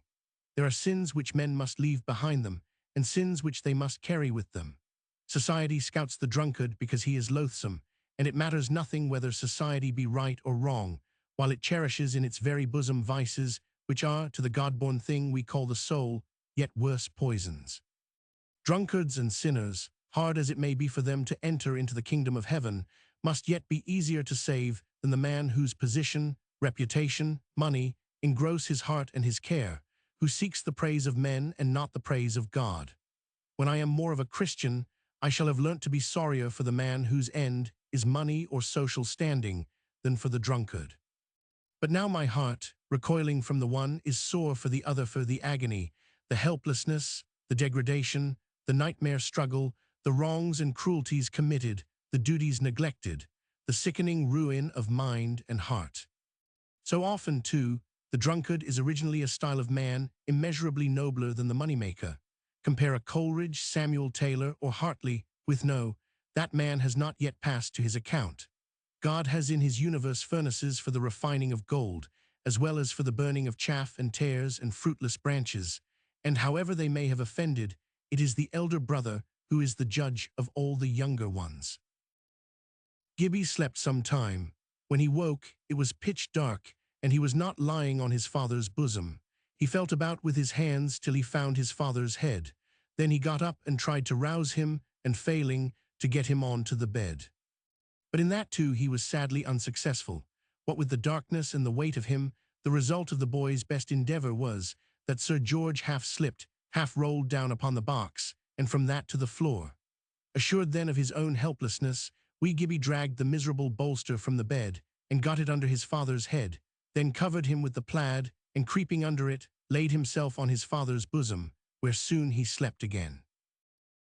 He woke very cold, and getting up, turned heels over head several times to warm himself, but quietly, for his father was still asleep. The room was no longer dark, for the moon was shining through the skylight. When he had got himself a little warmer, he turned to have a look at his father. The pale light shone full upon his face, and it was that, Gibbie thought, which made him look so strange. He darted to him and stared aghast. He had never seen him look like that before, even when most drunk. He threw himself upon him. His face was dreadfully cold.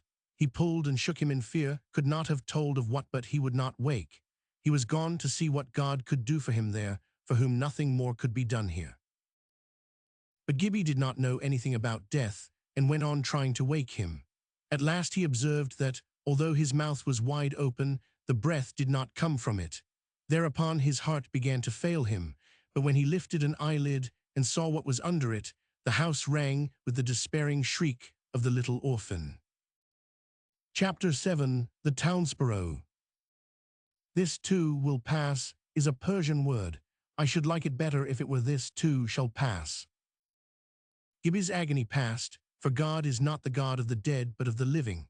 Through the immortal essence in him, life became again life, and he ran about the streets as before. Some may think that we Sir Gibbie, as many now called him, some knowing the truth, and others in kindly mockery, would get on all the better for the loss of such a father, but it was not so. In his father he had lost his paradise, and was now a creature expelled. He was not so much to be pitied as many a child dismissed by sudden decree from a home to a school.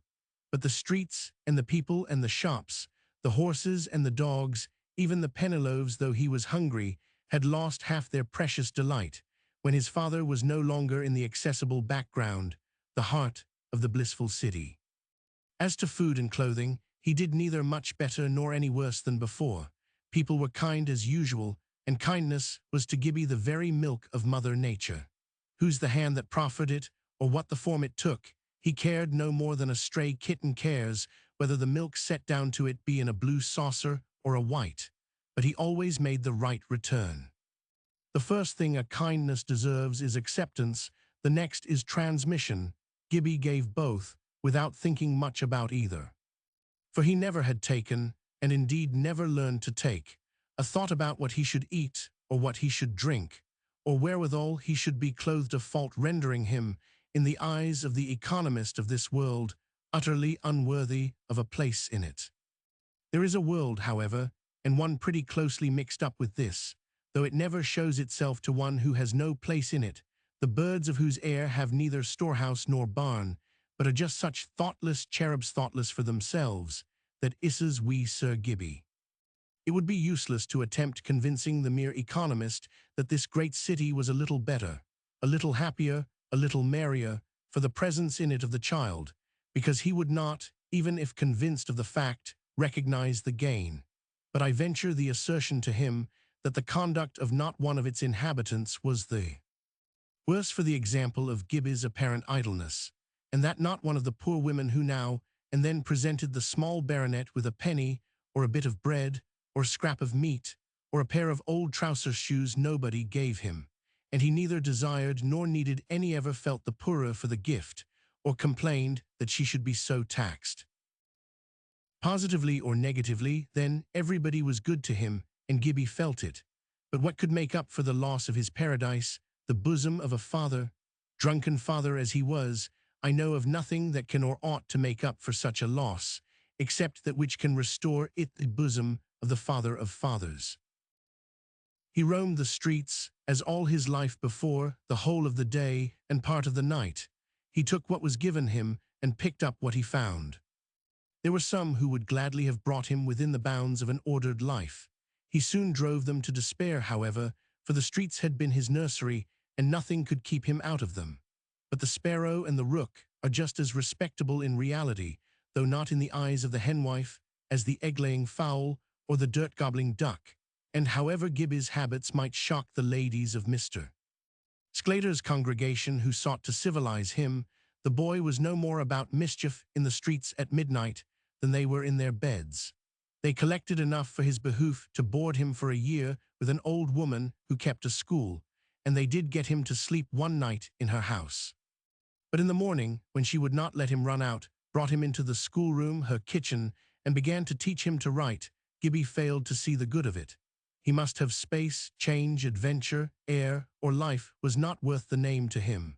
Above all, he must see friendly faces, and that of the old dame was not such.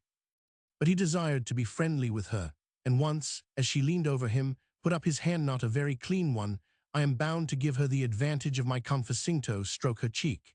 She pushed him roughly away, rose in indignation upon her crutch, and lifted her cane to chastise him for the insult. A class of urchins, to Gibbie's eyes at least looking unhappy, were at the moment blundering through the 23rd Psalm.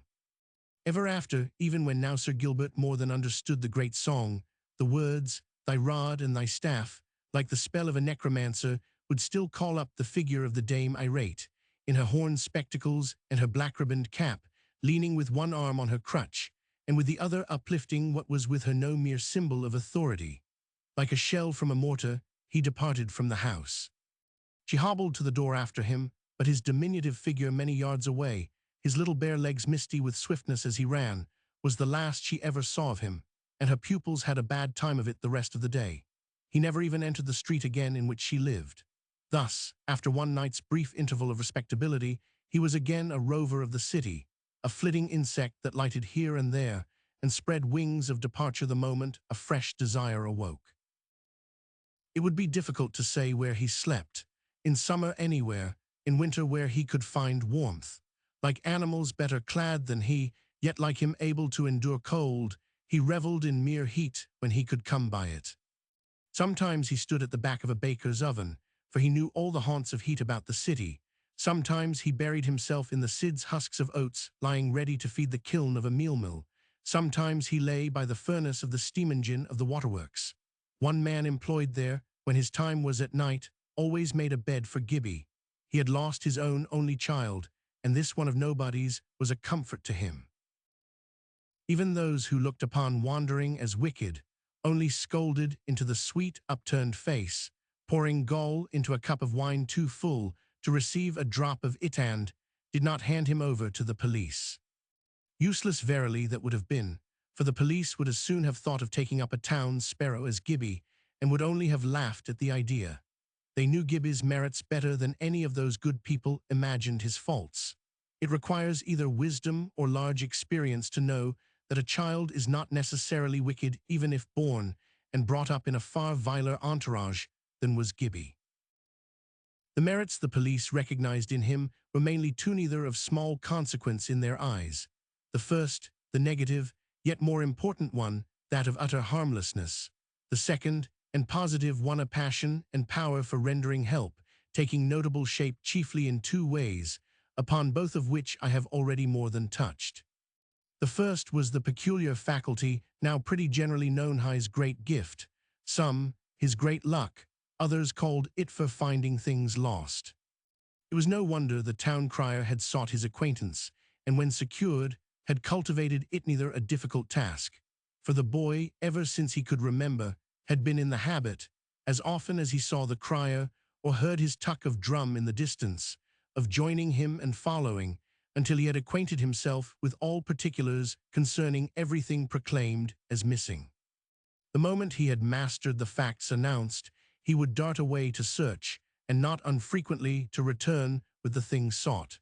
But it was not by any means only things sought that he found.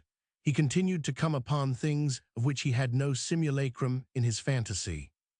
These, having no longer a father to carry them to, he now, their owners unknown, took to the crier, who always pretended to receive them with a suspicion which Gibbie understood as little as the other really felt, and at once advertised them by drum and cry. What became of them after that, Gibbie never knew. If they did not find their owners, neither did they find their way back to Gibbie. If their owners were found, the crier never communicated with him on the subject. Plainly, he regarded Gibbie as the favoured jackal, whose privilege it was to hunt for the crier, the royal lion of the city forest. But he spoke kindly to him, as well he might, and now and then gave him a penny. The second of the positive merits by which Gibbie found acceptance in the eyes of the police was a yet more peculiar one, growing out of his love for his father and his experience in the exercise of that love. It was, however, unintelligible to them, and so remained, except on the theory commonly adopted with regard to Gibbie, namely, that he wasna there. Not the less was it to them a satisfactory whim of his, seeing it mitigated their trouble as guardians of the nightly peace and safety. It was indeed the main cause of his being, like themselves, so much in the street at night. Seldom did Gibbie seek his lair, cannot call it couch before the lengthening hours of the morning. If the finding of things was a gift, this other peculiarity was a passion, and a right human passion absolutely possessing the child. It was to play the guardian angel to drunk folk. If such a distressed human craft hove in sight, he would instantly bear down upon and hover about him, until resolved as to his real condition. If he was in such distress as to require assistance, he never left him till he saw him safe within his own door. The police asserted that Sir Gibbie not only knew every drunkard in the city and where he lived, but where he generally got drunk as well. That one was in no danger of taking the wrong turning, upon whom Gibbie was in attendance, to determine, by a shove on this side or that, the direction in which the hesitating, uncertain mass of stultified humanity was to go. He seemed a visible embodiment of that special providence which is said to watch over drunk people and children. Only here a child was the guardian of the drunkard, and in this branch of his mission was well known to all who, without qualifying themselves for coming under his cherubic cognizance, were in the habit of now and then returning home late. He was least known to those to whom he rendered most assistance. Rarely had he thanks for it, never halfpence, but not unfrequently blows and abuse. For the first he cared nothing, the last, owing to his great agility, seldom visited him with any directness. A certain reporter of humorous scandal, after his third tumbler, would occasionally give a graphic description of what, coming from a supper party, he once saw about 2 o'clock in the morning. In the great street of the city, he overhauled a huge galleon, which proved, he declared, to be the provost himself, not exactly waterlogged, and yet not very buoyant, but carrying a good deal of sail. He might possibly have escaped very particular notice, he said, but for the assiduous attendance upon him of an absurd little cockboat, in the person of wee Gibbie too, reminding him right ludicrously of the story of the Spanish Armada. Round and round, the bulky provost gyrated the tiny baronet, like a little hero of the ring, pitching into him only with open-handed pushes, not with blows, now on this side, and now on that, not after such fashion of sustentation as might have sufficed with a man of ordinary size, but throwing all his force now against the provost's bulging bows, now against his overleaning quarter, encountering him now as he lurched, now as he heeled, until at length he landed him high, though certainly not dry, on the top of his own steps. The moment the butler opened the door, and the heavy hulk rolled into dock, Gibbie darted off as if he had been the wicked one tormenting the righteous, and in danger of being caught by a pair of holy tongs. Whether the tale was true or not, I do not know. With after-dinner humorists, there is reason for caution. Gibbie was not offered the post of henchman to the provost, and rarely could have had the chance of claiming salvage for so distinguished a vessel, seeing he generally cruised in waters where such craft seldom sailed. Though almost nothing could now have induced him to go down Jink Lane, yet about the time the company at Mistress Croll's would be breaking up, he would on most nights be lying in wait a short distance down the Widdy Hill, ready to minister to that one of his father's old comrades who might prove most in need of his assistance. And if he showed him no gratitude, Gibbie had not been trained in a school where he was taught to expect or even to wish for any. I could now give a whole chapter to the setting forth of the pleasures the summer brought him, city summer as it was, but I must content myself with saying that first of these, and not least, was the mere absence of the cold of the other seasons, bringing with it many privileges. He could lie down anywhere and sleep when he would, or spend, if he pleased, whole nights awake, in a churchyard, or on the deck of some vessel discharging her cargo at the quay, or running about the still, sleeping streets. Thus he got to know the shapes of some of the constellations, and not a few of the aspects of the heavens. But even then he never felt alone, for he gazed at the vista from the midst of a city full of his fellows. Then there were the scents of the lochs, and the roses, and the carnations, and the sweetbriars, that came floating out from the gardens, contending sometimes with those of the grocers' and chemists' shops. Now and then, too, he came in for a small feed of strawberries, which were very plentiful in their season. Sitting then on a hospitable doorstep, with the feet and faces of friends passing him in both directions, and love embodied in the warmth of summer all about him, he would eat his strawberries and inherit the earth. No one was so sorry for the death of Sir George, or had so many kind words to say in memory of him, as Mistress Croll. Neither was her sorrow only because she had lost so good a customer, or even because she had liked the man. I believe it was much enhanced by a vague doubt that after all she was to blame for his death. In vain she said to herself, and said truly, that it would have been far worse for him, and Gibbie too, had he gone elsewhere for his drink. She could not get the account settled with her conscience. She tried to relieve herself by being kinder than before to the boy, but she was greatly hindered in this by the fact that, after his father's death, she could not get him inside her door. That his father was not there would not be there at night, made the place dreadful to him. This addition to the trouble of mind she already had on account of the nature of her business, was the cause, I believe, why, after Sir George's death, she went down the hill with accelerated speed.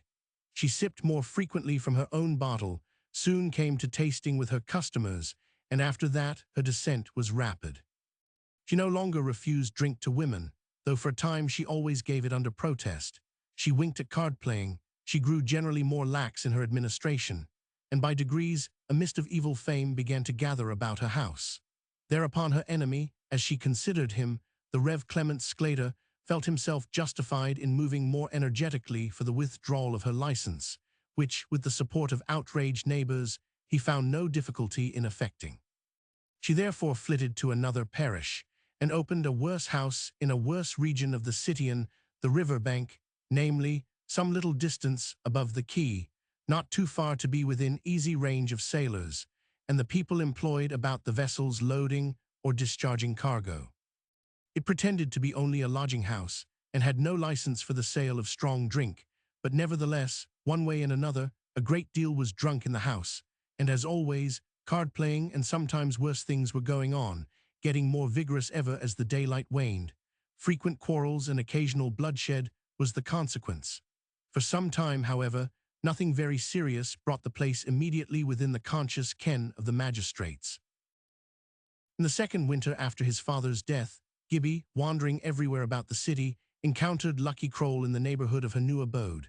Down there she was mistress no longer, but with a familiarity scarcely removed from contempt, was both mentioned and addressed as Lucky Croll. The repugnance which had hitherto kept Gibbie from her having been altogether to her place and not to herself, he at once accompanied her home, and after that went often to the house. He was considerably surprised when first he heard words from her mouth for using which she had formerly been in the habit of severely reproving her guests. But he always took things as he found them, and when ere long he had to hear such occasionally addressed to himself, when she happened to be more out of temper than usual, he never therefore questioned her friendship. What more than anything else attracted him to her house, however, was the jolly manners and open-hearted kindness of most of the sailors who frequented it, with almost all of whom he was a favourite, and it soon came about that, when his ministrations to the incapable were over, he would spend the rest of the night more frequently there than anywhere else, until at last he gave up, in a great measure, his guardianship of the drunk in the streets for that of those who were certainly in much more danger of mishap at Lucky Crowl's. Scarcely a night passed when he was not present at one or more of the quarrels of which the place was a hotbed, and as he never by any chance took a part or favored one side more than another, but confined himself to an impartial distribution of such peacemaking blandishments as the averse-bringing fountain of his affection took instinctive shape in, the wee baronet came to be regarded, by the better sort of the rough fellows, almost as the very identical sweet little cherub, sitting perched up aloft, whose department in the saving business of the universe it was, to take care of the life of poor Jack. I do not say that he was always successful in his endeavors at atonement, but beyond a doubt Lucky Crowl's house was a good deal less of a hell through the haunting presence of the child. He was not shocked by the things he saw, even when he liked them least. He regarded the doing of them much as he had looked upon his father's drunkennesses, a pitiful necessity that overtook men on from which there was no escape, and which caused a great need for gibbies. Evil language and coarse behavior alike passed over him, without leaving the smallest stain upon heart or conscience, desire or will. No one could doubt it who considered the clarity of his face and eyes, in which the occasional but not frequent expression of keenness and promptitude scarcely even ruffled the prevailing look of unclouded heavenly babyhood. If anyone thinks I am unfaithful to human fact and overcharge the description of this child, I on my side doubt the extent of the experience of that man or woman. I admit the child a rarity, but a rarity in the right direction, and therefore a being with whom humanity has the greater need to be made acquainted. I admit that the best things are the commonest, but the highest types and the best combinations of them are the rarest. There is more love in the world than anything else, for instance, but the best love and the individual in whom love is supreme are the rarest of all things. That for which humanity has the strongest claim upon its workmen is the representation of its own best, but the loudest demand of the present day is for the representation of that grade of humanity of which men see the most, that type of things which could never have been but that it might pass. The demand marks the commonness, narrowness, low-leveled satisfaction of the age. It loves its own-not that which might be, and ought to be its own-not its better self, infinitely higher than its present, for the sake of whose approach it exists. I do not think that the age is worse in this respect than those which have preceded it, but that vulgarity and a certain vile contentment swelling to self-admiration have become more vocal than hitherto, just as unbelief, which I think in reality less prevailing than in former ages, has become largely more articulate and thereby more loud and peremptory. But whatever the demand of the age, I insist that that which ought to be presented to its beholding is the common good uncommonly developed, and that not because of its rarity, but because it is truer to humanity. Shall I admit those conditions, those facts, to be true exponents of humanity, which, except they be changed, purified, or abandoned, must soon cause that humanity to cease from its very name, must destroy its very being? To make the admission would be to assert that a house may be divided against itself, and yet stand. It is the noble, not the failure from the noble, that is the true human. And if I must show the failure, let it ever be with an eye to the final possible, yea, imperative success. But in our day, a man who will accept any oddity of idiosyncratic development in manners, tastes, or habits will refuse, not only as improbable, but as inconsistent with human nature, the representation of a man trying to be merely as noble as is absolutely essential to his being, except, indeed, he be at the same time represented as failing utterly in the attempt, and compelled to fall back upon the imperfections of humanity and acknowledge them as its laws. Its improbability, judged by the experience of most men, I admit. Its unreality, in fact, I deny, and its absolute unity with the true idea of humanity, I believe and assert. It is hardly necessary for me now to remark, seeing my narrative must already have suggested it, that what kept Gibbie pure and honest was the rarely developed, ever-active love of his kind. The human face was the one attraction to him in the universe. In deep fact, it is so to everyone. I state but the commonest reality in creation, Only in Gibbie the fact had come to the surface. The common thing was his in uncommon degree and potency. Gibbie knew no music except the voice of man and woman, at least no other had as yet affected him. To be sure, he had never heard much. Drunken seasons he heard every night almost, and now and then on Sundays he ran through a zone of psalm-singing, but neither of those could well be called music. There hung a caged bird here and there at a door in the poorer streets, but Gibbie's love embraced the lower creation also, and too tenderly for the enjoyment of its melody. The human bird loved liberty too dearly to gather anything but pain from the song of the little feathered brother who had lost it, and to whom he could not minister as to the drunkard. In general, he ran from the presence of such a prisoner. But sometimes he would stop and try to comfort the naked little freedom, disrobed of its space, and on one occasion was caught in the very act of delivering a canary that hung outside a little shop. Any other than wee Gibbie would have been heartily cuffed for the offense, but the owner of the bird only smiled at the wood liberator and hung the cage a couple of feet higher on the wall. With such a passion of affection, then, finding vent in constant action, is it any wonder Gibbie's heart and hands should be too full for evil to occupy them even a little? One night in the spring, entering Lucky Croale's common room, he saw there for the first time a Negro sailor, whom the rest called Sambo, and was at once taken with his big, dark, radiant eyes, and his white teeth continually uncovering themselves in good-humored smiles. Sambo had left the vessel in which he had arrived, was waiting for another, and had taken up his quarters at Lucky Croale's. Gibbie's advances he met instantly, and in a few days a strong mutual affection had sprung up between them. To Gibbie, Sambo speedily became absolutely loving and tender, and Gibbie made him full return of devotion. The Negro was a man of immense muscular power, like not a few of his race, and like most of them, not easily provoked, inheriting not a little of their hard-learned long-suffering. He bore even with those who treated him with far worse than the ordinary superciliousness of white to black, and when the rudest of city boys mocked him, only showed his teeth by way of smile.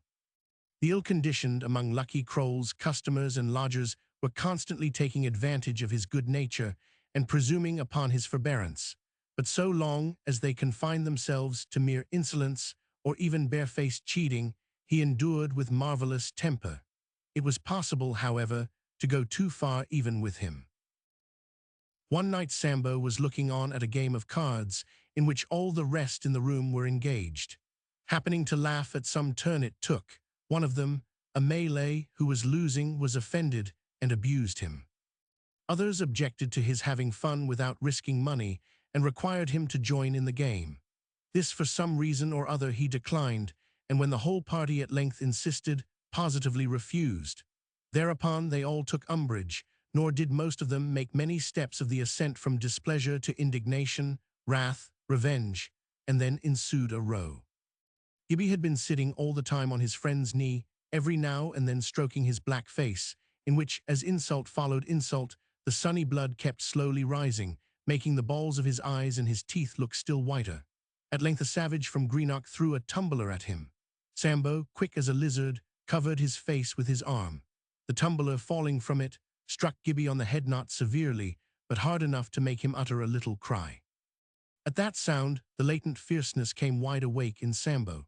Gently as a nursing mother, he set Gibbie down in a corner behind him, then with one rush sent every jack of the company sprawling on the floor, with the table and bottles and glasses atop of them. At the vision of their plight his good humor instantly returned. He burst into a great hearty laugh, and proceeded at once to lift the table from off them. That effected, he caught up Gibbie in his arms, and carried him with him to bed. In the middle of the night Gibbie half woke, and finding himself alone, sought his father's bosom. Then, in the confusion between sleeping and waking, imagined his father's death come again. Presently he remembered it was in Sambo's arms he fell asleep, but where he was now he could not tell. Certainly he was not in bed. Groping, he pushed a door, and a glimmer of light came in. He was in a closet of the room in which Sambo slept, and something was to do about his bed. He rose softly and peeped out. There stood several men, and a struggle was going on nearly noiseless. Gibbie was half-dazed and could not understand, but he had little anxiety about Sambo, in whose prowess he had a triumphant confidence. Suddenly came the sound of a great gush, and the group parted from the bed and vanished. Gibbie darted towards it. The words, "O Lord Jesus," came to his ears, and he heard no more. They were poor Sambo's last in this world. The light of a street lamp fell upon the bed. The blood was welling in great thick throbs out of his huge black throat. They had bent his head back, and the gash gaped wide. For some moments Gibbie stood in ghastly terror. No sound except a low gurgle came to his ears, and the horror of the stillness overmastered him. He never could recall what came next. When he knew himself again, he was in the street, running like the wind, he knew not whither. It was not that he dreaded any hurt to himself. Horror, not fear, was behind him. His next recollection of himself was in the first of the morning, on the lofty chain bridge over the river Dore. Before him lay he knew not what, only escape from what was behind. His faith in men seemed ruined. The city, his home, was frightful to him. Quarrels and curses and blows he had been used to, and amidst them life could be lived. If he did not consciously weave them into his theories, he unconsciously wrapped them up in his confidence and was at peace. But the last night had revealed something unknown before. It was as if the darkness had been cloven, and through the cleft he saw into hell. A thing had been done that could not be undone, and he thought it must be what people called murder. And Sambo was such a good man. He was almost as good a man as Gibbie's father, and now he would not breathe any more. Was he gone where Gibbie's father was gone? Was it the good men that stopped breathing and grew cold? But it was those wicked men that had deaded Sambo, and with that his first vague perception of evil and wrong in the world began to dawn. He lifted his head from gazing down on the dark river. A man was approaching the bridge. He came from the awful city. Perhaps he wanted him. He fled along the bridge like a low-flying water bird. If another man had appeared at the other end, he would have got through between the rods and thrown himself into the river.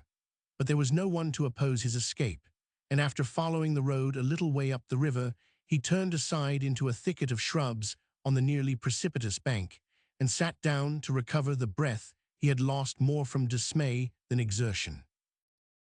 The light grew. All at once he descried, far down the river, the steeples of the city.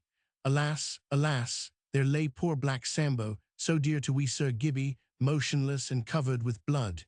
He had 2 red mouths now, but was not able to speak a word with either. They would carry him to a churchyard and lay him in a hole to lie there for ever and ever. Would all the good people be laid into holes and leave Gibbie quite alone? Sitting and brooding thus, he fell into a dreamy state, in which brokenly from here and there, pictures of his former life grew out upon his memory.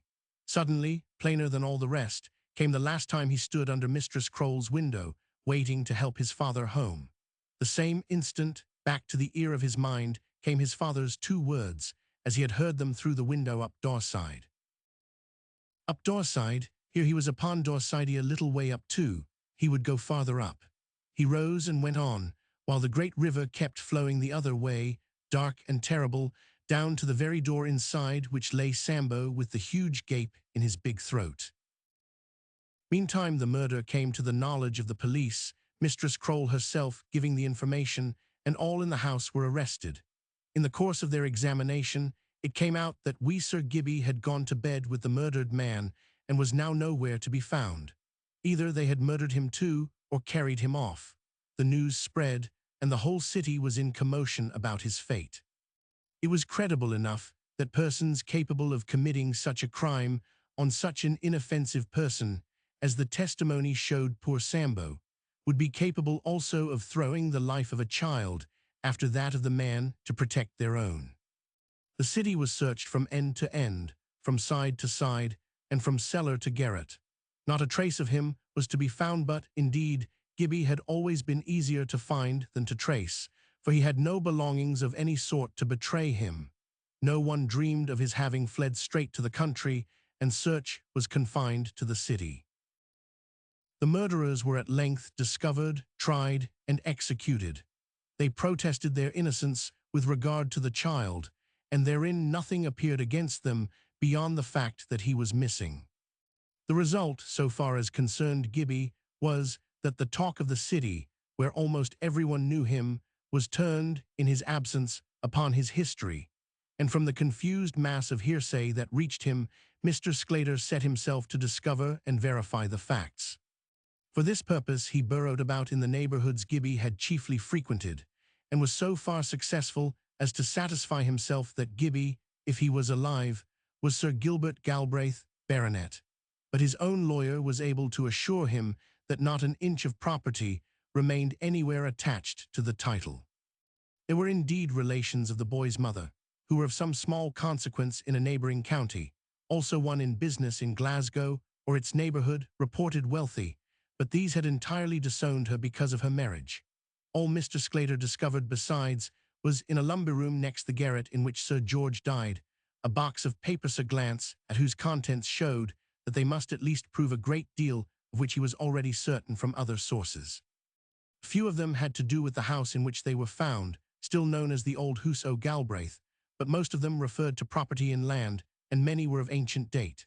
If the property were in the hands of descendants of the original stock, the papers would be of value in their eyes, and in any case, it would be well to see to their safety. Mr. Sclater therefore had the chest removed to the garret of the manse, where it stood thereafter, little regarded, but able to answer for more than itself. Chapter 9. Adrift. Gibbie was now without a home. He had had a whole city for his dwelling, every street of which had been to him as another hall in his own house, every lane as a passage from one set of rooms to another, every court as a closet, every house as a safe, guarding the only possessions he had, the only possessions he knew how to value his fellow mortals, radiant with faces and friendly with hands and tongues.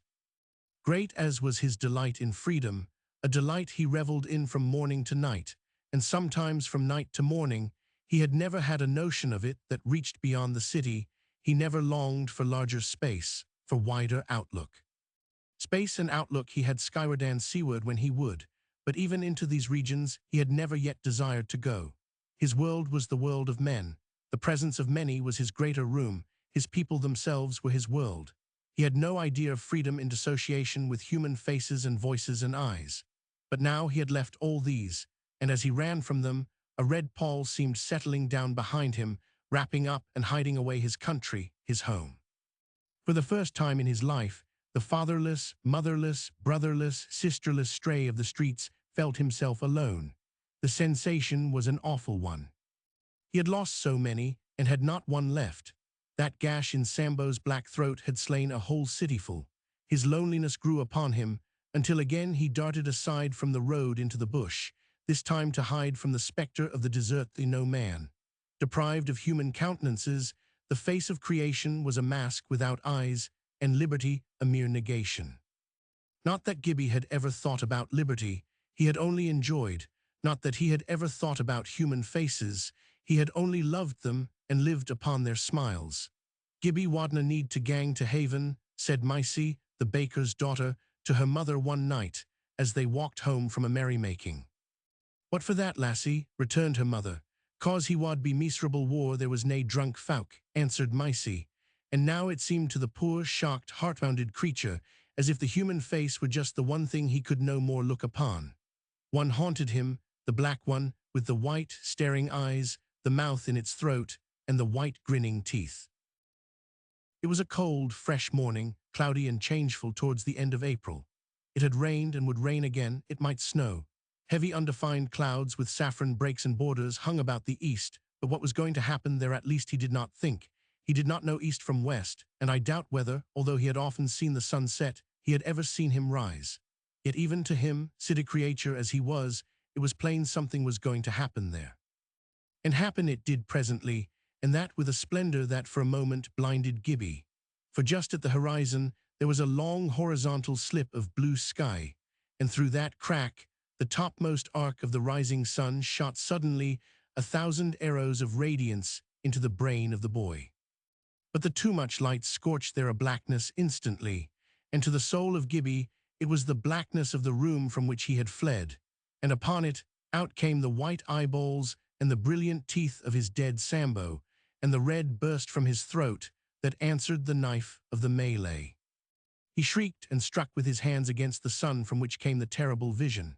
Had he been a common child, his reason would have given way, but one result of the overflow of his love was that he had never yet known fear for himself. His sweet, confident face, innocent eyes, and caressing ways had almost always drawn a response more or less in kind, and that certain some should not repel him was a fuller response from them than gifts from others. Except now and then, rarely, a street boy a little bigger than himself, no one had ever hurt him, and the hurt upon these occasions had not gone very deep, for the child was brave and hardy. So now it was not fear, but the loss of old confidence, a sickness coming over the heart and brain of his love, that unnerved him. It was not the horrid cruelty to his friend, and his own grievous loss thereby, but the recoil of his loving endeavor that, jarring him out of every groove of thought, every socket of habit, every joint of action, cast him from the city, and made of him a wanderer indeed, not a wanderer in a strange country, but a wanderer in a strange world. To no traveller could one land well be so different from another, as to Gibbie the country was from the town. He had seen bushes and trees before, but only over garden walls or in one or two of the churchyards. He had looked from the quay across to the bare shore on the other side, with its sandy hills, and its tall lighthouse on the top of the great rocks that bordered the sea. But so looking, he had beheld space as one looking from this world into the face of the moon, as a child looks upon vastness and possible dangers from his nurse's arms where it cannot come near him. For houses backed the quay all along. The city was behind him and spread forth her protecting arms. He had once or twice run out along the pier, which shot far into the immensity of the sea, like a causeway to another world, a stormy thread of granite, beaten upon both sides by the waves of the German Ocean. But it was with the sea, and not the country, he then made the small acquaintance seemed. That not without terror. The sea was as different from the city as the air into which he had looked up at night, too different to compare against it and feel the contrast. On neither could he set foot. In neither could he be required to live and act as now in this waste of enterable and pervious extent. Its own horror drove the vision away, and Gibbie saw the world again saw, but did not love it. The sun seemed but to have looked up to mock him and go down again, for he had crossed the crack, and was behind a thick mass of cloud. A cold, damp wind, spotted with sparkles of rain, blew fitfully from the east. The low bushes among which he sat sent forth a chill sighing all about him, as they sifted the wind into sound. The smell of the damp earth was strange to him, did not know the freshness, the new birth of which it breathed. Below him the gloomy river, here deep, smooth, moody, sullen, there puckered with the grey ripples of a shallow laughter under the cold breeze, went flowing heedless to the city. Their only wasser had been friendliness, comfort, home. This was emptiness, abode of things, not beings. Yet never once did Gibbie think of returning to the city. He rose and wandered up the wide road along the river bank, farther and farther from Ithai's only guide, the words of his father, up Doorside. His soul comfort the feeling of having once more to do with his father so long departed, some relation still with the paradise of his old world. Along cultivated fields and copses on the one side, and on the other a steep descent to the river, covered here and there with trees, but mostly with rough grass and bushes and stones, he followed the king's highway. There were buttercups and plenty of daisies within his sight, primroses, too, on the slope beneath, but he did not know flowers, and his was not now the mood for discovering what they were. The exercise revived him, and he began to be hungry. But how could there be anything to eat in the desert, inhospitable succession of trees and fields and hedges, through which the road wound endlessly along, like a dead street, having neither houses nor paving stones? Hunger, however, was far less enfeebling to Gibbie than to one accustomed to regular meals, and he was in no anxiety about either when or what he should eat.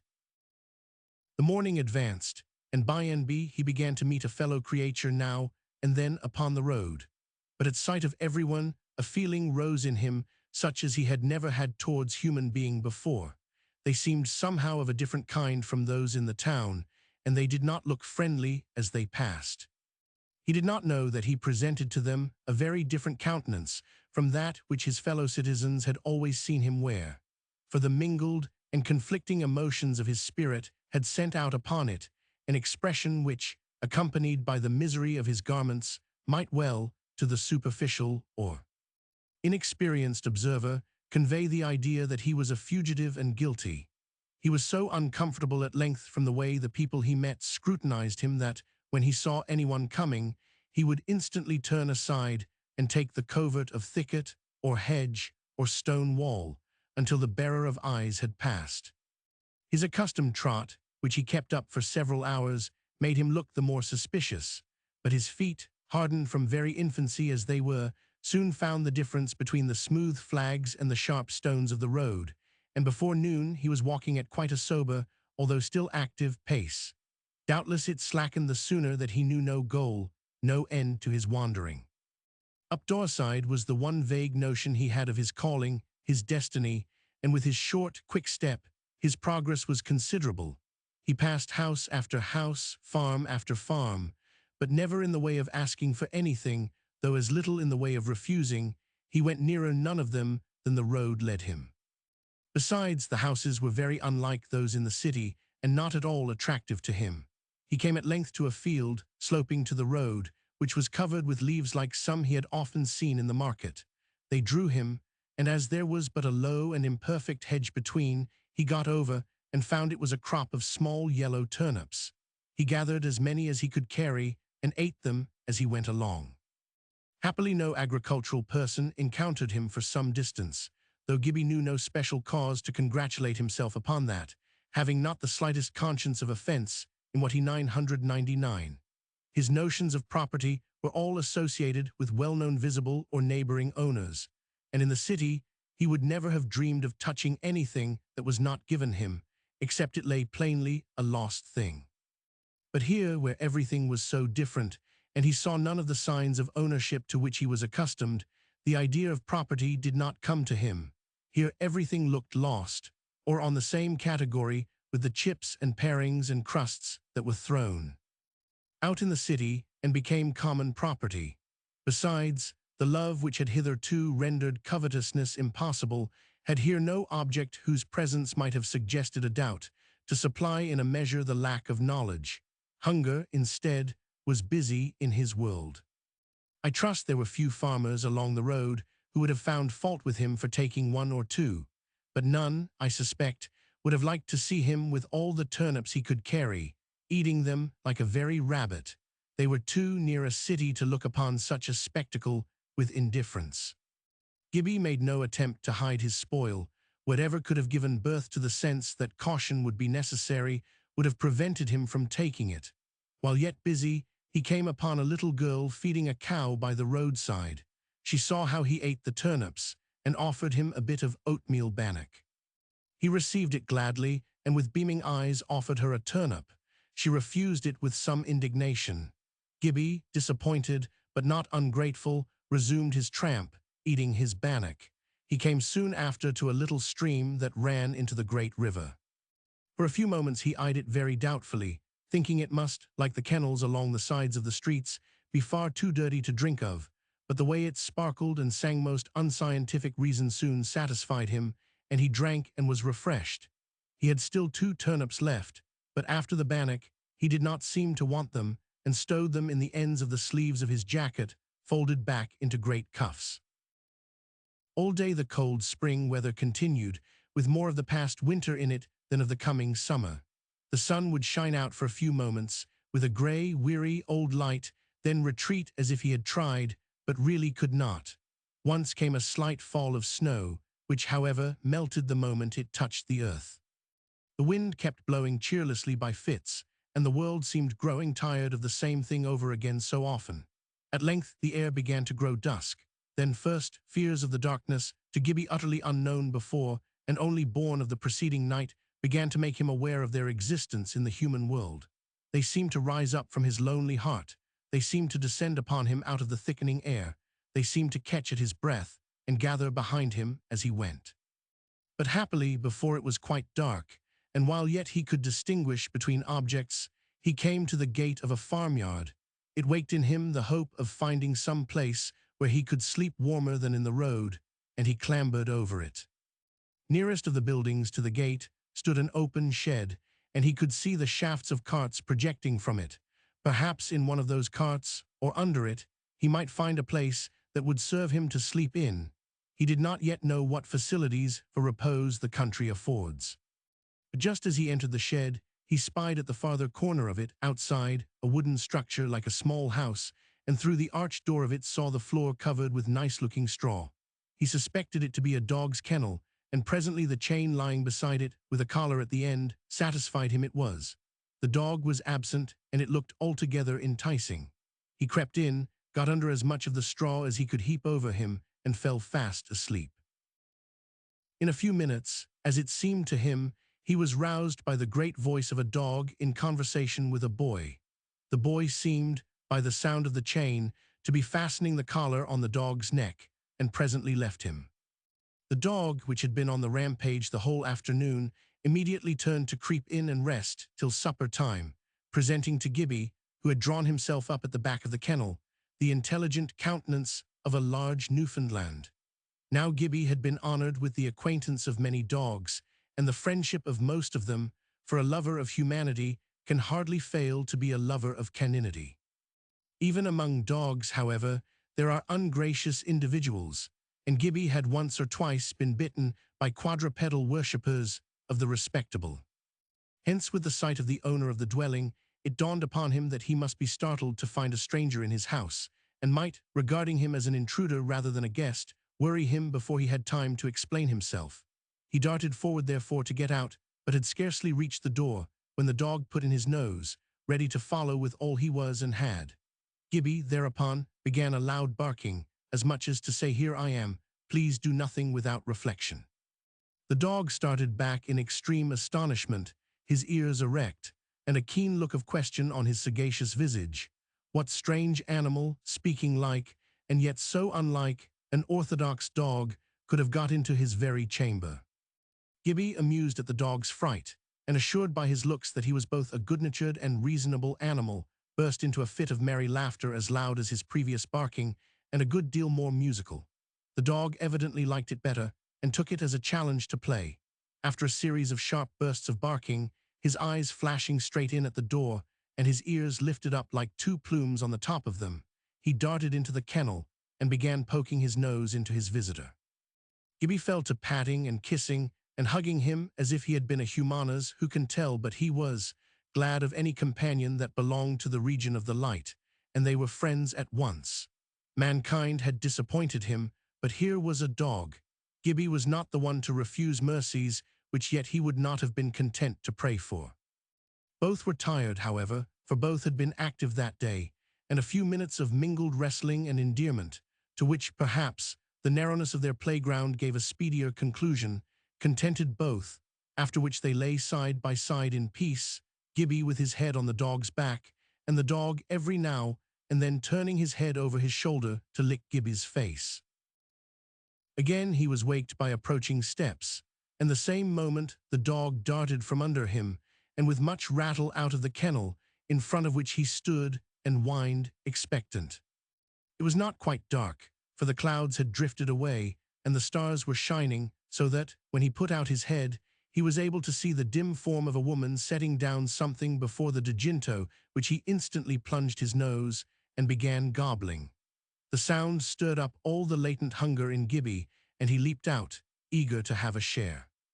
A large wooden bowl was on the ground, and the half of its contents of porridge and milk was already gone, for the poor dog had not yet had experience enough to be perfect in hospitality, and had forgotten his guest's wants in his own. It was plain that, if Gibbie was to have any, he must lose no time in considering the means. Had he had a long nose and mouth all in one like him, he would have plunged them in beside the dog's, but the flatness of his mouth causing the necessity, in the case of such an attempt, of bringing the whole of his face into contact with the food, there was not room in the dish for the two to feed together after the same fashion, so that he was driven to the sole other possible expedient, that of making a spoon of his hand. The dog neither growled nor pushed away the spoon, but instantly began to gobble twice as fast as before, and presently was licking the bottom of the dish. Gibbie's hand, therefore, made but few journeys to his mouth, but what it carried him was good food, better than any he had had that day. When all was gone, he crept again into the kennel. The dog followed, and soon they were both fast asleep in each other's arms and legs. Gibbie woke at sunrise and went out. His host came after him, and stood wagging his tail and looking wistfully up in his face. Gibbie understood him, and as the sole return he could make for his hospitality, undid his collar. Instantly he rushed off, his back going like a serpent, cleared the gate at a bound, and scouring madly across a field, vanished from his sight, whereupon Gibbie too set out to continue his journey up Doorside. This day was warmer, the spring had come a step nearer, the dog had been a comforter to him, and the horror had begun to assuage. He began to grow aware of the things about him, and to open his eyes to them. Once he saw a primrose in a little dell and left the road to look at it. But as he went, he set his foot in the water of a chalybeate spring, which was trickling through the grass, and dyeing the ground red about it. Filled with horror he fled, and for some time dared never go near a primrose. And still upon his right hand was the great river, flowing down towards the home he had left, now through low meadows, now through up-shouldered fields of wheat and oats, now through rocky heights covered with the graceful silver-barked birch, the mountain ash, and the fir. Every time Gibbie, having lost sight of it by some turn of the road or some interposing eminence, caught its gleam afresh, his first feeling was that it was hurrying to the city where the dead man lay, to tell where Gibbie was. Why he, who had from infancy done just as he pleased, should now have begun to dread interference with his liberty, he could not himself have told. Perhaps the fear was but the shadow of his newborn aversion to the place where he had seen those beloved countenances change so suddenly and terribly cease to smile, but not cease to stare. That second day he fared better, too, than the first, for he came on a family of mongrel gypsies who fed him well out of their kettle, and taken with his looks, thought to keep him for begging purposes. But now that Gibbie's confidence in human nature had been so rudely shaken, he had already begun, with analysis unconscious, to read the human countenance, questioning it, and he thought he saw something that would hurt, in the eyes of two of the men and one of the women. Therefore, in the middle of the night, he slipped silently out of the tent of rags, in which he had lain down with the gypsy children, and ere the mothers woke, was a mile up the river. But I must not attempt the detail of this part of his journey. It is enough that he got through it. He met with some adventures, and suffered a good deal from hunger and cold. Had he not been hardy as well as fearless, he must have died. But now from this quarter, now from that, he got all that was needful for one of God's birds. Once he found in a hedge the nest of an errant and secretive hen, and recognizing the eggs as food authorized by the shop windows and market of the city, soon qualified himself to have an opinion of their worth.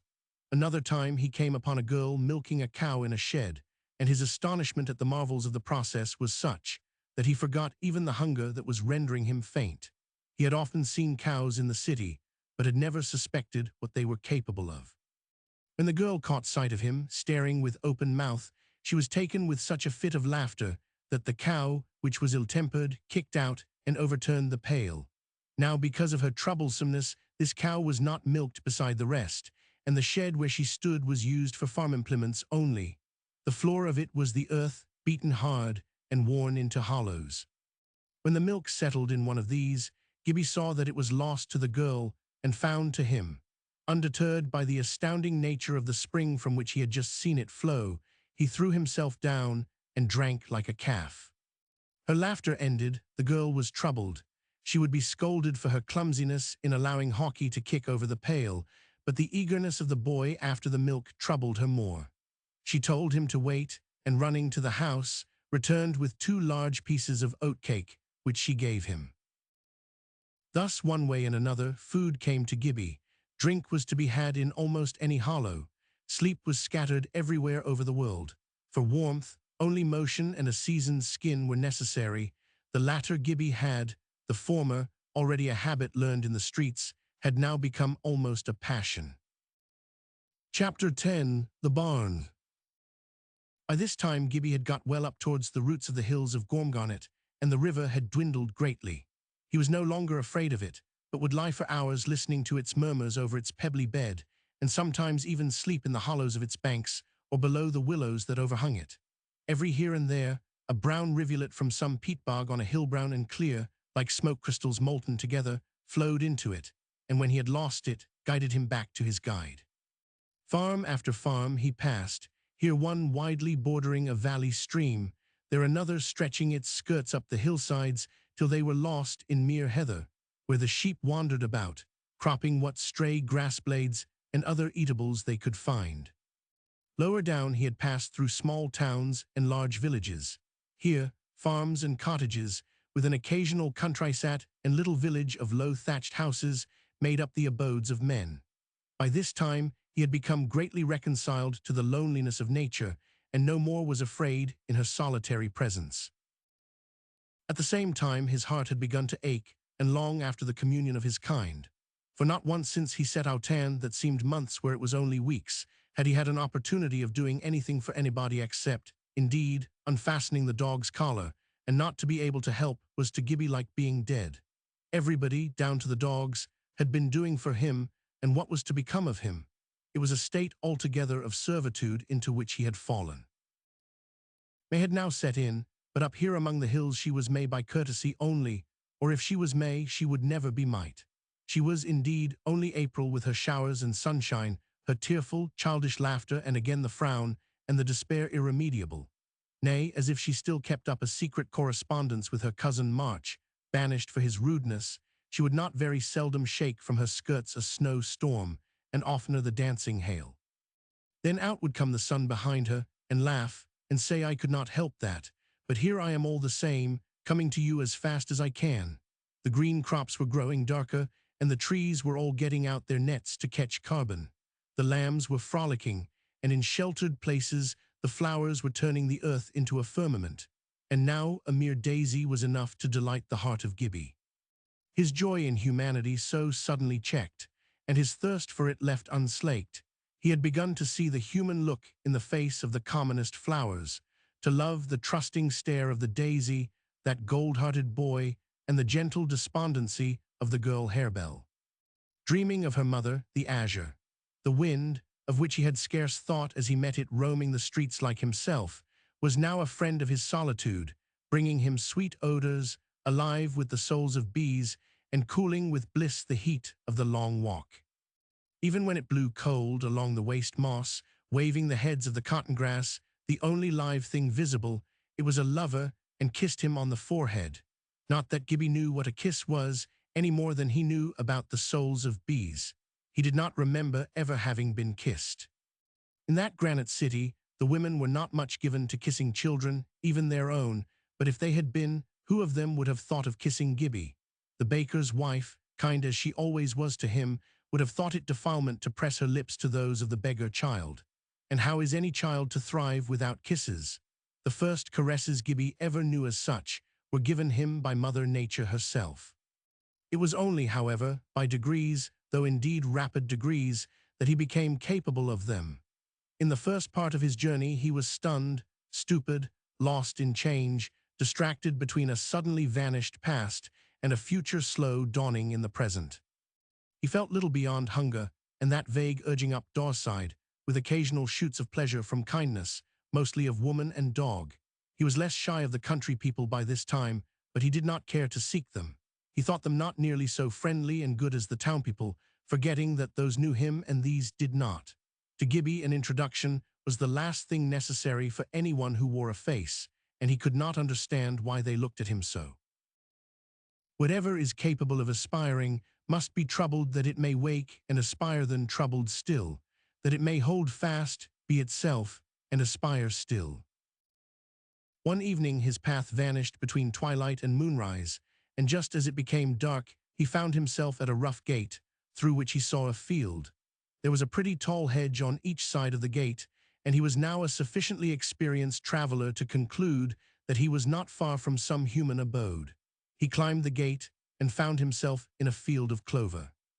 It was a splendid big bed, and even had the night not been warm, he would not have hesitated to sleep in it. He had never had a cold, and had as little fear for his health as for his life. He was hungry, it is true, but although food was doubtless more delicious to such hunger as his that of the whole body than it can be to the mere palate and culinary imagination of an epicure, it was not so necessary to him that he could not go to sleep without it. So down he lay in the clover, and was at once unconscious. When he woke, the moon was high in the heavens, and had melted the veil of the darkness from the scene of still, well-ordered comfort. A short distance from his couch stood a little army of ricks, between 20 and 30 of them, constructed perfectly smooth and upright and round and large, each with its conical top netted in with straw rope, and finished off with what the herd boy called a tupicana, neatly tied and trimmed tuft of the straw with which it was thatched, answering to the stone bowl on the top of a gable. Like triangles, their summits stood out against the pale blue, moon-diluted air.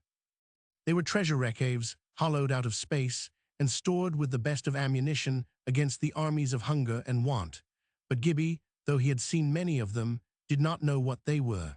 He had seen straw used for the bedding of cattle and horses, and supposed that the chief end of such ricks. Nor had he any clear idea that the cattle themselves were kept for any other object than to make them comfortable and happy. He had stood behind their houses in the dark, and heard them munching and grinding away even in the night. Probably the country was for the cattle, as the towns for the men, and that would explain why the country people were so inferior.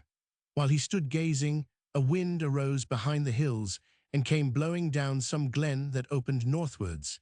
Gibbie felt it cold and sought the shelter of the ricks. Great and solemn they looked as he drew nigh near each other, yet enough apart for plenty of air to flow and eddy between. Over a low wall of unmortared stones, he entered their ranks. Above him, as he looked up from their broad base, they ascended huge as pyramids and peopled the waste air with giant forms. How warm it was in the round-winding paths amongst the fruitful pilestooms, these, no cenotaphs. He wandered about them, now in a dusky yellow gloom, and now in the cold blue moonlight, which they seemed to warm. At length, he discovered that the huge things were flanked on one side by a long, low house, in which there was a door, horizontally divided into two parts. Gibbie would fain have got in to try whether the place was good for sleep, but he found both halves fast. In the lower half, however, he spied a hole which, though not so large, reminded him of the entrance to the kennel of his dog host, but alas, it had a door too, shut from the inside. There might be some way of opening it. He felt about, and soon discovered that it was a sliding valve which he could push to either side. It was, in fact, the cat's door specially constructed for her convenience of entrance and exit. For the cat is the guardian of the barn. The grain which tempts the rats and mice is no temptation to her. The rats and mice themselves are.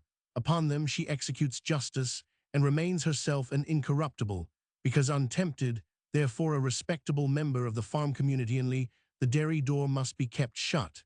That has no cat wicket in it. The hole was a small one, but tempting to the wee baronet. He might perhaps be able to squeeze himself through. He tried and succeeded, though with some little difficulty. The moon was there before him, shining through a pane or two of glass over the door, and by her light on the hard brown clay floor, Gibbie saw where he was, though if he had been told he was in the barn, he would neither have felt nor been at all the wiser. It was a very old-fashioned barn. About a third of it was floored with wood duck, with age almost as brown as the clay for thrashing upon with flails. At that labour 2 men had been busy during the most of the preceding day, and that was how, in the same end of the barn, rose a great heap of oat straw, showing in the light of the moon like a mound of pale gold.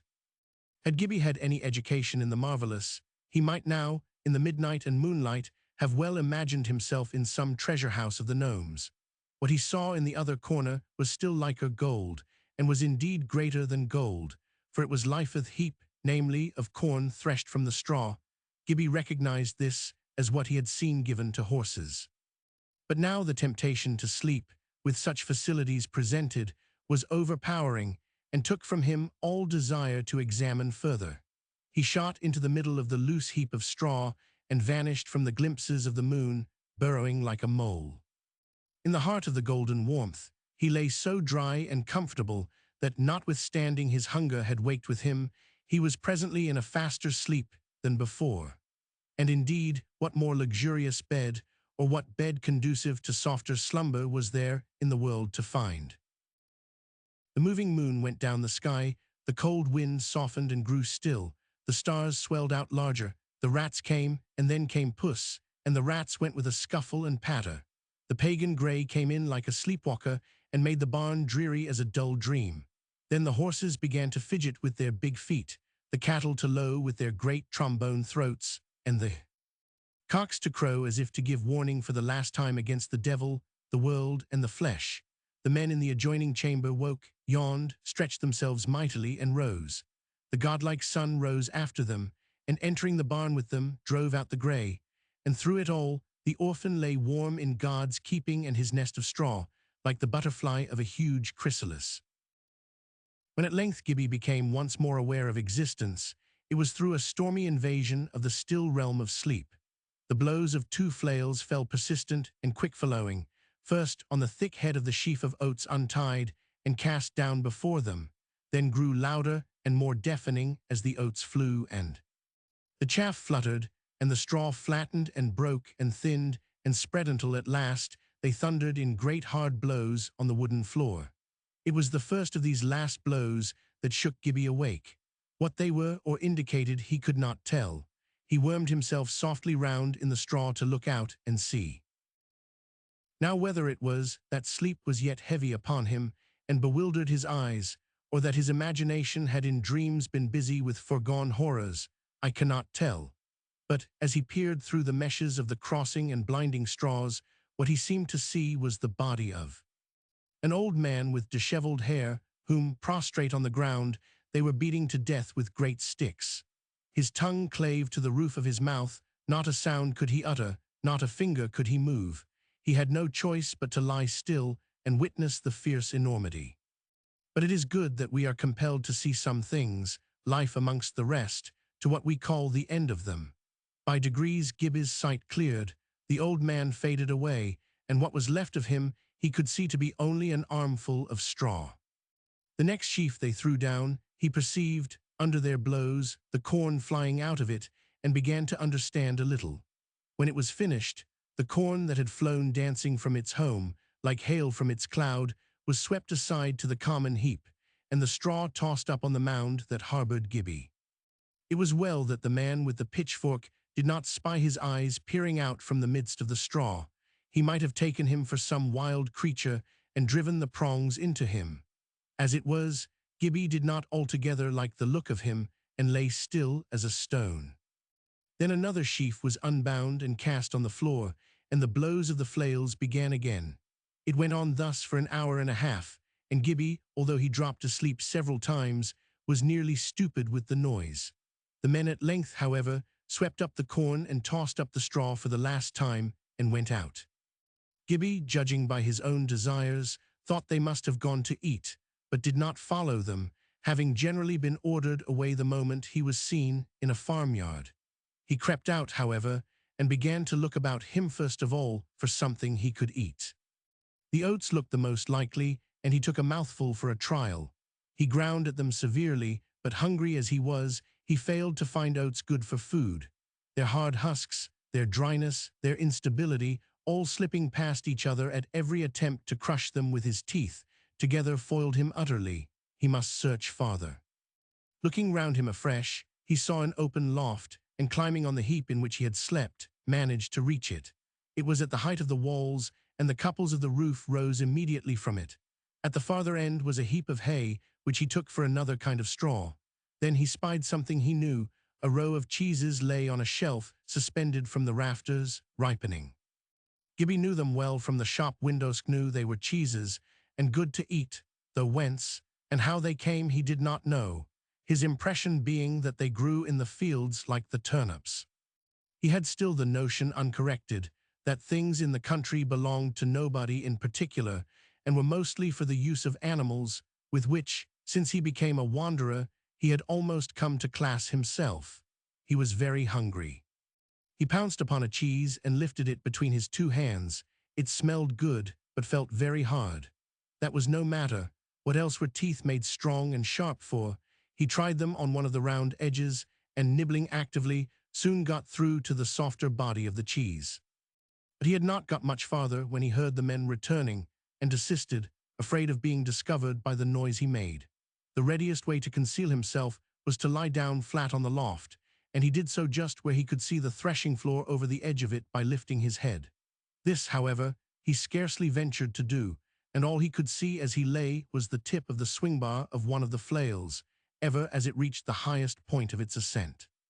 But to watch for it very soon ceased to be interesting, and although he had eaten so little of the cheese, it had yet been enough to make him dreadfully thirsty, therefore he greatly desired to get away.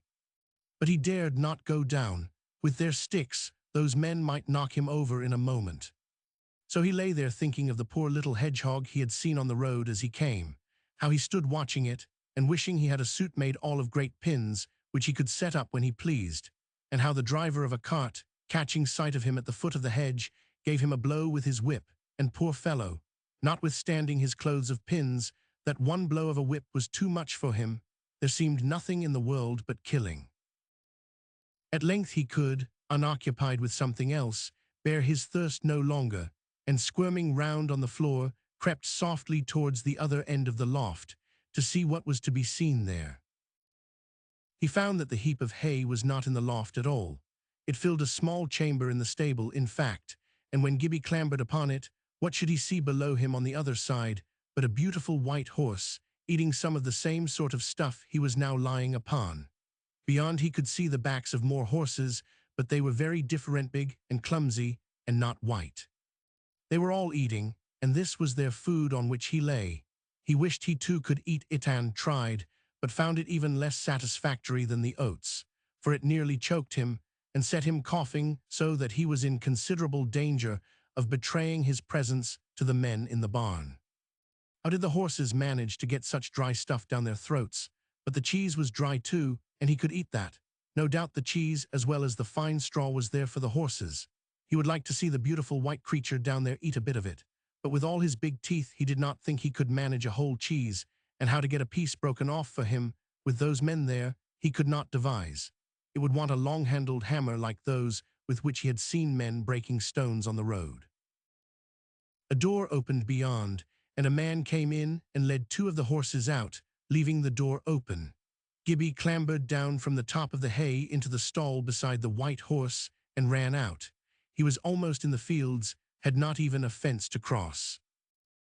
He cast a glance around and went straight for a neighboring hollow where, taught by experience, he hoped to find water. Chapter 11. Janet. Once away, Gibbie had no thought of returning. Up Daurside was the sole propulsive force whose existence he recognized. But when he lifted his head from drinking at the stream, which was one of some size, and greatly refreshed, looked up its channel, a longing seized him to know whence came the water of life which had thus restored him to bliss. A burn first appears upon the earth. He thought it might come from the foot of a great conical mountain which seemed but a little way off. He would follow it up and see. So away he went, yielding at once, as was his wont, to the first desire that came. He had not trotted far along the bank, however, before, at a sharp turn it took, he saw that its course was a much longer one than he had imagined, for it turned from the mountain and led up among the roots of other hills, while here in front of him, direct. From the mountain, as it seemed, came down a smaller stream and tumbled noisily into this. The larger burn would lead him too far from the door. He would follow the smaller one.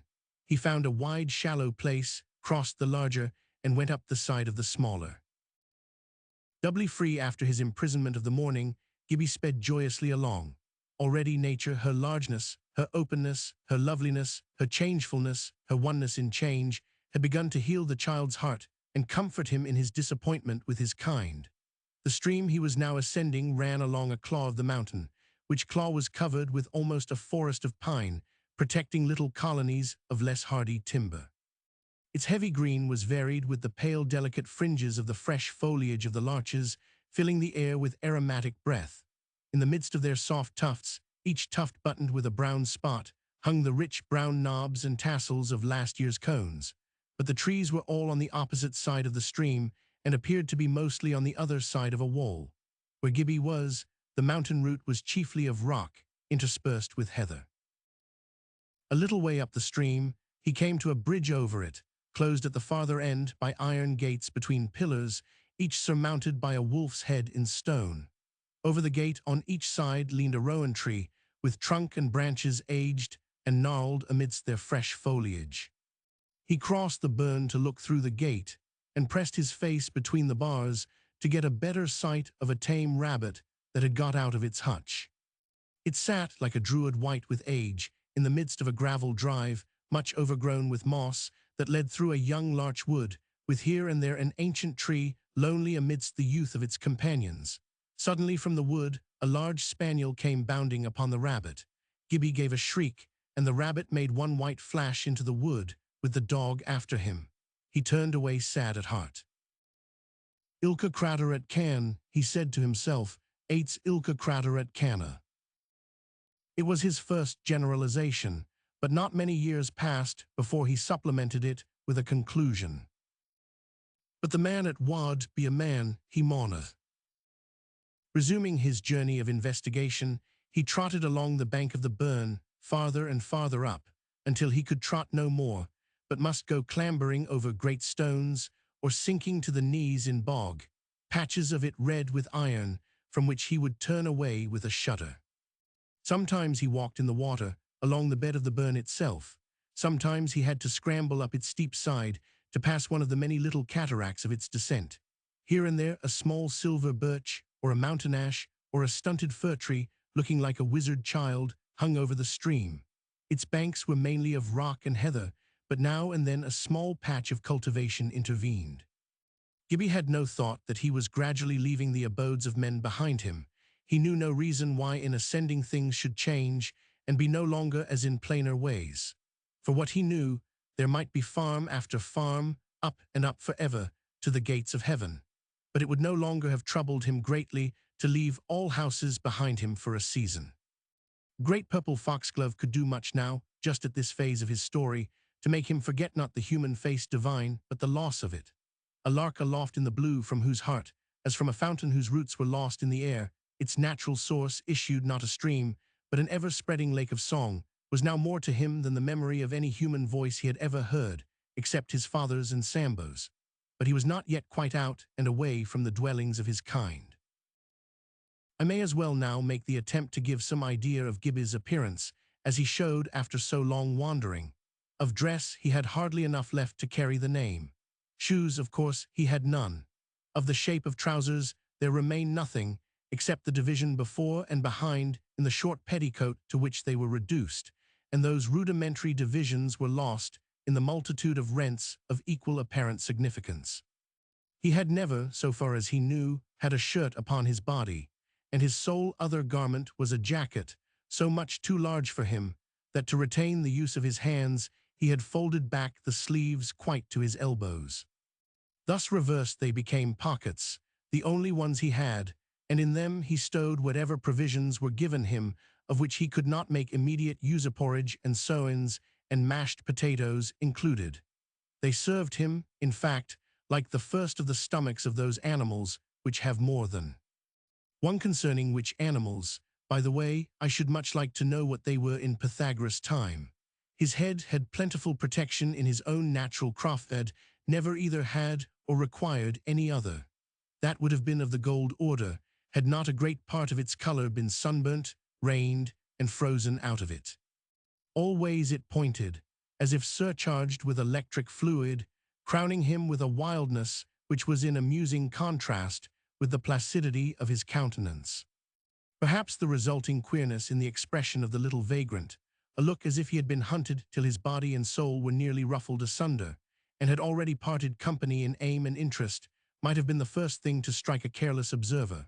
But if the heart was not a careless one, the eye would look again and discover a stronger stillness than mere placidity, a sort of live peace, abiding in that weather-beaten little face under its wild crown of human herbage. The features of it were well-shaped, and not smaller than proportioned to the small whole of his person. His eyes, partly perhaps because there was so little flesh upon his bones, were large, and in repose had much of a soft animal expression. There was not in them the look of you and I know. Frequently, too, when occasion roused the needful instinct, they had a sharp expression of outlook and readiness, which without a trace of fierceness or greed was yet equally animal. Only all the time there was present something else, beyond characterization. Behind them something seemed to lie asleep. His hands and feet were small and childishly dainty, his whole body well-shaped and well put thereof, which the style of his dress rather quashed the evidence. Such was Gibbie to the eye, as he rose from Doorside to the last cultivated ground on the borders of the burn and the highest dwelling on the mountain. It was the abode of a carter and was a dependency of the farm he had just left. The carter was an old man of 70, his wife was nearly 60. They had reared stalwart sons and shapely daughters, now at service here and there in the valleys below, all ready to see God in nature and recognize him in providence. They belong to a class now, I fear, extinct, but once, if my love prejudice not my judgment too far, the glory and strength of Scotland. Their little acres are now swallowed up in the larger farms. It was a very humble dwelling, built of turf upon a foundation of stones, and roofed with turf and strawworm, and nearly impervious to the searching airs of the mountainside. One little window of 1.5 feet square looked out on the universe. At one end stood a stack of peat, half as big as the cottage itself.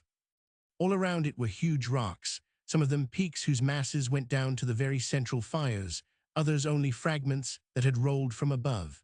Here and there a thin crop was growing in patches amongst them, the red-grey stone lifting its baldness in spots numberless through the soft waving green. A few of the commonest flowers grew about the door, but there was no garden. The doorstep was live rock, and a huge projecting rock behind formed the back and a portion of one of the end walls. This latter rock had been the attraction to the site because of a hollow in it which now served as a dairy. For up there with them lives the last cow of the Valith cow that breathed the loftiest air on all Doorside, a good cow, and gifted in feeding well upon little. Facing the broad south and leaning against the hill as against the bosom of God, sheltering it from the north and east, the cottage looked so high humble, so still, so confident, that it drew Gibbie with the spell of heartlikeness.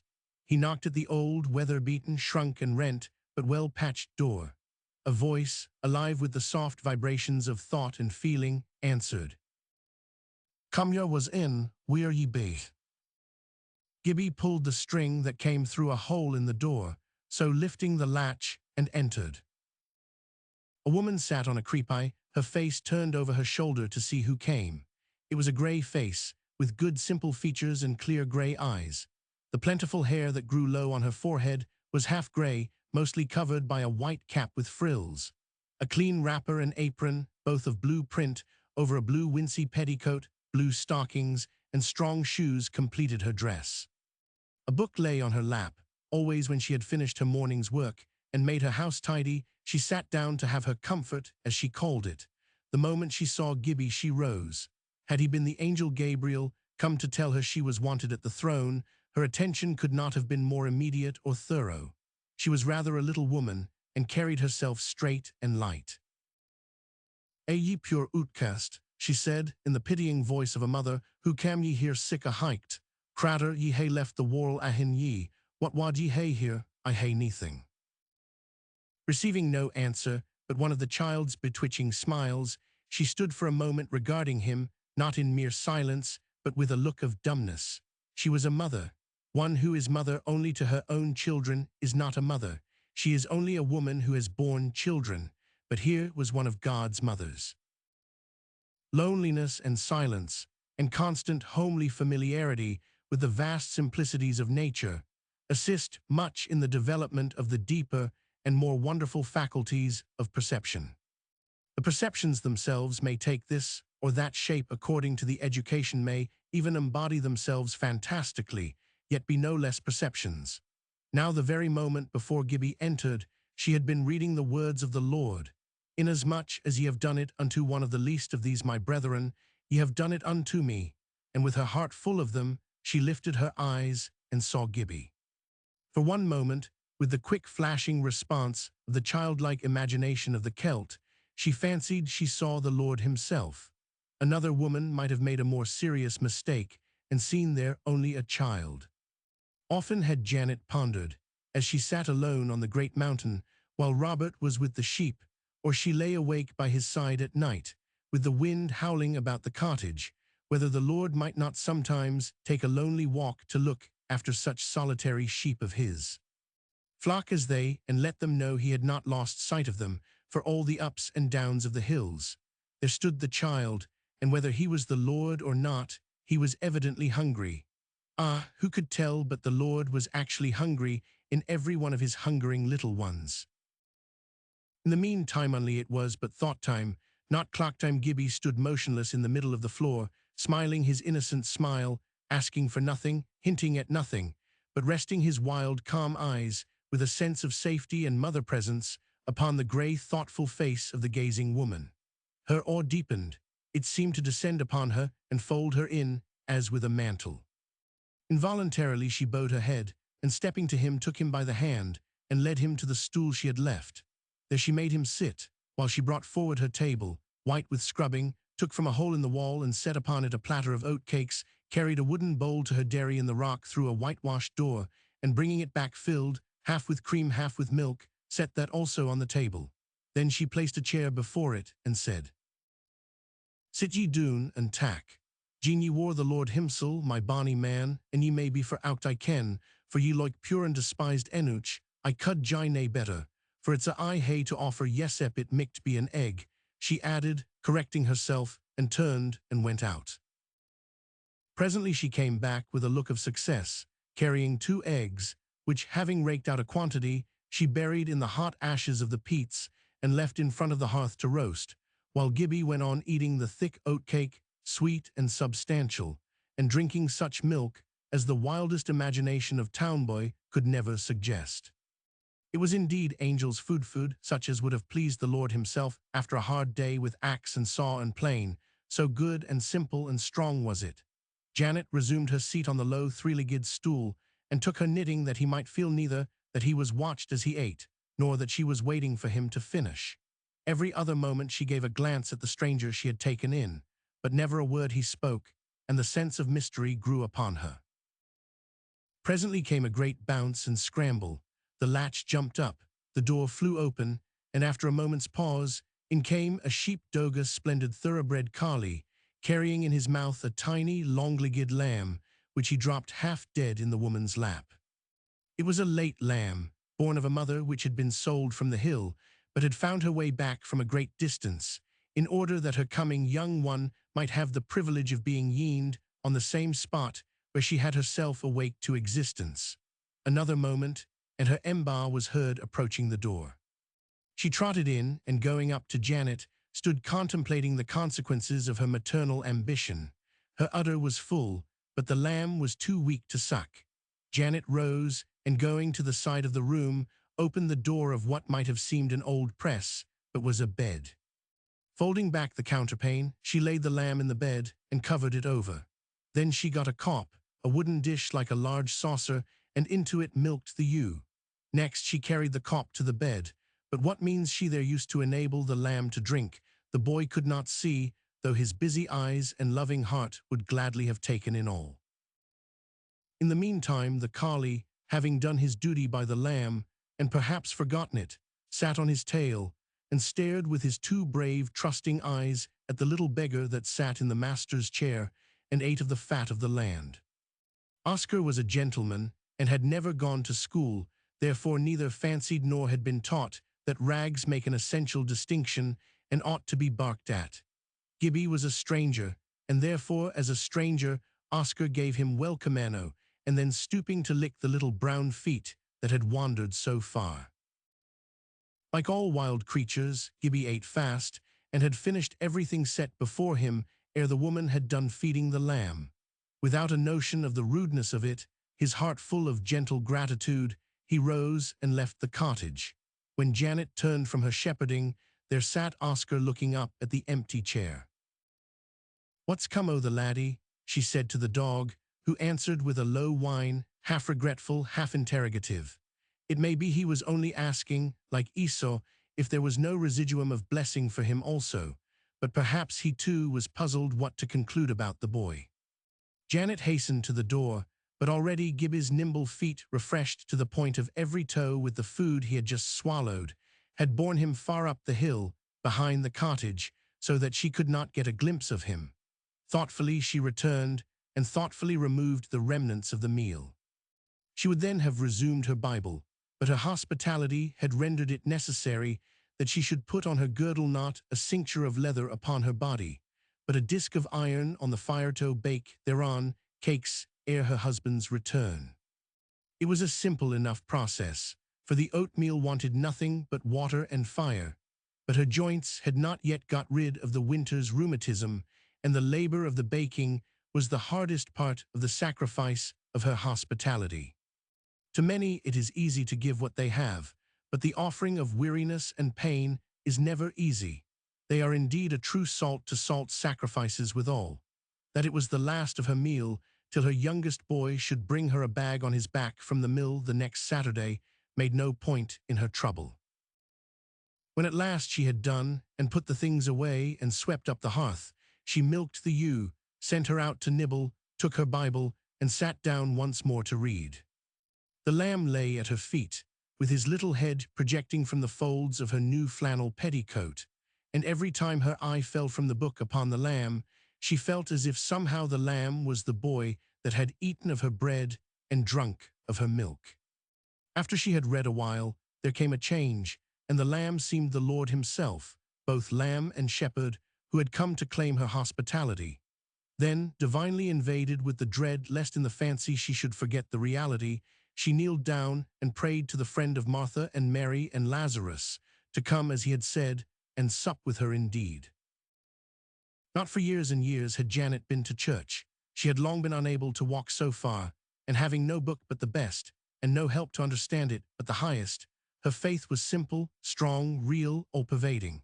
Day by day she pored over the great gospel, just the good news according to Matthew and Mark and Luke and John, until she had grown to be one of the noble ladies of the kingdom of heaven, of those who inherit the earth and are ripening to see God. For the Master, and his mind in hers, was her teacher. She had little or no theology save what he taught her, or rather what he is. And of any other than that, the less the better, for no theology except the is worth the learning, no other being true. To know him is to know God, and he only who obeys him does or can know him. He who obeys him cannot fail to know him. To Janet, Jesus Christ was no object of so-called theological speculation, but a living man who somehow or other heard her when she called to him and sent her the help she needed. Chapter 12, Glasgow. Up and up the hill went Gibbie. The path ceased altogether, but when up is the word in one's mind, and up had grown almost a fixed idea with Gibbie, can seldom be in doubt whether he is going right, even where there is no track. Indeed, in all more arduous ways, men leave no track behind them, no finger-post there is always but the steepness. He climbed and climbed. The mountain grew steeper and barer as he went, and he became absorbed in his climbing. All at once he discovered that he had lost the stream, where or when he could not tell. All below and around him was red granite rock, scattered over with the chips and splinters detached by air and wind, water and stream, light and heat and cold. Glasgow was only about 3,000 feet in height, but it was the steepest of its group, a huge rock that even in the midst of masses suggested solidity. Not once while he ascended had the idea come to him that by and by he should be able to climb no farther. For aught he knew, there were oatcakes and milk and sheep and collie dogs ever higher and higher still. Not until he actually stood upon the peak did he know that there was the earthly hitherto final obstacle of unobstancy, the everywhere which, from excess of perviousness, was to human foot impervious. The sun was about 2 hours towards the west, when Gibbie, his little legs almost as active as ever, surmounted the final slope. Running up like a child that would scale heaven, he stood on the bare round, the head of the mountain, and saw, with an invading shock of amazement, and at first of disappointment, that there was no going higher. In every direction the slope was downward. He had never been on the top of anything before. He had always been in the hollows of things. Now the whole world lay beneath him. It was cold. In some of the shadows lay snow-weary exile from both the sky and the sea, and the ways of them captive in the fetters of the cold prisoner to the mountain top. But Gibbie felt no cold. In a glow with the climb, which at the last had been hard, his lungs filled with the heavenly air, and his soul with the feeling that he was above everything that was, uplifted on the very crown of the earth, he stood in his rags, a fluttering scarecrow, the conqueror of height, the discoverer of immensity, the monarch of space. Nobody knew of such marvel but him. Gibbie had never even heard the word poetry, but none the less was he the very stuff out of which poems grow, and now all the latent poetry in him was set a swaying and heaving ocean inarticulate, because unobstructed a might that could make no music, no thunder of waves, because it had no shore, no rocks of thought against which to break in speech. He sat down on the topmost point, and slowly, in the silence and the loneliness, from the unknown fountains of the eternal consciousness, the heart of the child filled. Above him towered infinitude, immensity, potent on his mind through shape to his eye in a soaring dome of blue, one visible symbol informed and ensouled of the eternal, to reveal itself thereby.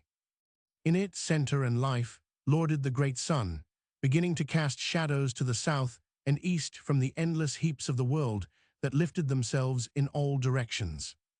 Down their sides ran the streams, down busily, hasting away through every valley to the door, which bore them back to the ocean heart through woods and meadows, park and waste, rocks and willowy marsh. Behind the valleys rose mountains, and behind the mountains other mountains more and more, each swathed in its own mystery, and beyond all hung the curtain depth of the sky gulf. Gibbie sat and gazed, and dreamed and gazed. The mighty city that had been to him the universe was dropped and lost, like a thing that was now nobody's, in far indistinguishable distance, and he who had lost it had climbed upon the throne of the world. The air was still. When a breath awoke, it but touched his cheek like the down of a feather, and the stillness was there again. The stillness grew great and slowly descended upon him. It deepened and deepened. Surely it would deepen to a voice. It was about to speak. It was as if a great single thought was the substance of the silence, and was all over and around him, and closer to him than his clothes, than his body, than his hands. I am describing the indescribable, and compelled to make it too definite for belief. In colder speech, an experience had come to the child. A link in the chain of his development glided over the windlass of his uplifting. A change passed upon him. In after years, when Gibbie had the idea of God, when he had learned to think about him, to desire his presence, to believe that a will of love enveloped his will, as the brooding hen spreads her wings over her eggs, as often as the thought of God came to him, it came in the shape of the silence on the top of Glashgar. As he sat, with his eyes on the peak he had just chosen from the rest as the loftiest of all within his sight, he saw a cloud begin to grow upon it. The cloud grew and gathered and descended, covering its sides as it went, until the whole was hidden. Then swiftly, as he gazed, the cloud opened as it were a round window in the heart of it, and through that he saw the peak again. The next moment a flash of blue lightning darted across the opening, and whether Gibbie really saw what follows, he never could be sure, but always after, as often as the vision returned, in the flash he saw a rock rolling down the peak. The clouds swept together, and the window closed. The next thing which in after years he remembered was that the earth, mountains, meadows, and streams had vanished. Everything was gone from his sight, except a few yards around him of the rock upon which he sat, and the cloud that hid world and heaven. Then again burst forth the lightning. He saw no flash, but an intense cloud illumination, accompanied by the deafening crack, and followed by the appalling roar and roll of the thunder. Nor was it noise alone that surrounded him, for, as if he were in the heart and nest of the storm, the very wind waves that made the thunder rushed in driven bellowing over him, and had nearly swept him away. He clung to the rock with hands and feet. The cloud writhed and wrought and billowed and eddied with all the shapes of the wind, and seemed itself to be the furnace womb in which the thunder was created. Was this then the voice into which the silence had been all the time deepening? Had the presence thus taken form and declared itself? Gibbie had yet to learn that there is a deeper voice still into which such a silence may grow and the silence not be broken. He was not dismayed. He had no conscience of wrong and scarcely knew fear. It was an awful delight that filled his spirit. Mount Sinai was not to him a terror. To him there was no wrath in the thunder any more than in the greeting of the dog that found him in his kennel. To him there was no being in the sky so righteous as to be more displeased than pitiful over the wrongness of the children whom he had not yet got taught their childhood. Gibbie sat calm, awful, but I imagine, with a clear forehead and smile-haunted mouth, while the storm roared and beat and flashed and ran about him. It was the very fountain of tempest. From the bare crest of the mountain, the water poured down its sides, as if its springs were in the rock itself, and not in the bosom of the cloud above. The tumult at last seized Gibbie like an intoxication. He jumped to his feet and danced and flung his arms about as if he himself were the storm. But the uproar did not last long. Almost suddenly it was gone, as if, like a bird that had been flapping the ground in agony, it had at last recovered itself and taken to its great wings and flown. The sun shone out clear, and in all the blue abyss not a cloud was to be seen, except far away to leeward, where one was spread like a banner in the lonely air, fleeting away, the ensign of the charging storm bearing for its device a segment of the many-colored bow. And now that its fierceness was over, the jubilation in the softer voices of the storm became audible. As the soul gives thanks for the sufferings that are overpast, offering the love and faith and hope which the pain has stung into fresh life, so from the sides of the mountain ascended the noise of the waters the cloud had left behind. The sun had kept on his journey, the storm had been no disaster to him, and now he was a long way down the west, and twilight, in her grey cloak, would soon be tracking him from the east, like sorrow dogging delight. Gibbie, wet and cold, began to think of the cottage where he had been so kindly received, of the friendly face of its mistress and her care of the lamb. It was not that he wanted to eat. He did not even imagine more eating, for never in his life had he eaten twice of the same charity in the same day. What he wanted was to find some dry hole in the mountain and sleep as near the cottage as he could. So he rose and set out. But he lost his way, came upon one precipice after another, down which only a creeping thing could have gone, was repeatedly turned aside by torrents and swampy places, and when the twilight came, was still wandering upon the mountain. At length he found, as he thought, the burn along whose bank he had ascended in the morning, and followed it towards the valley, looking out for the friendly cottage. But the first indication of abode he saw was the wall of the grounds of the house through whose gate he had looked in the morning. He was then a long way from the cottage, and not far from the farm, and the best thing he could do was to find again the barn where he had slept so well the night before. This was not very difficult even in the dusky night. He skirted the wall, came to his first guide, found and crossed the Valais stream, and descended it until he thought he recognized the slope of clover down which he had run in the morning. He ran up the brae, and there were the solemn cones of the cornricks between him and the sky.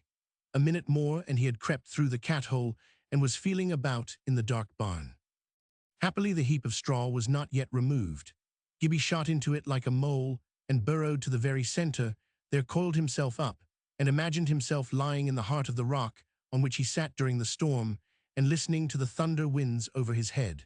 The fancy enticed the sleep which before was ready enough to come, and he was soon far stiller than Ariel in the cloven pine of Sycorax. He might have slept longer the next morning, for there was no thrashing to wake him, in spite of the cocks in the yard that made it their business to rouse sleepers to their work, had it not been for another kind of cock inside him, which bore the same relation to food that the others bore to light. He peeped first, then crept out. All was still except the voices of those same prophet cocks, crying in the wilderness of the yet sunless world, a moo now and then from the byres, and the occasional stamp of a great hoof in the stable. Gibbie clambered up into the loft, and turning the cheeses about until he came upon the one he had gnawed before, again attacked it, and enlarged considerably the hole he had already made in it. Rather dangerous food it was, perhaps, eaten in that unmitigated way, for it was made of skimmed milk, and was very dry and hard. But Gibbie was a powerful little animal, all bones and sinews, small hard muscle, and faultless digestion. The next idea naturally rising was the burn. He tumbled down over the straw heap to the floor of the barn, and made for the cat-hole. But the moment he put his head out, he saw the legs of a man. The farmer was walking through his ricks, speculating on the money they held. He drew back, and looked round to see where best he could betake himself should he come in. He spied thereupon a ladder leaning against the end wall of the barn, opposite the loft and the stables, and near it in the wall a wooden shutter, like the door of a little cupboard.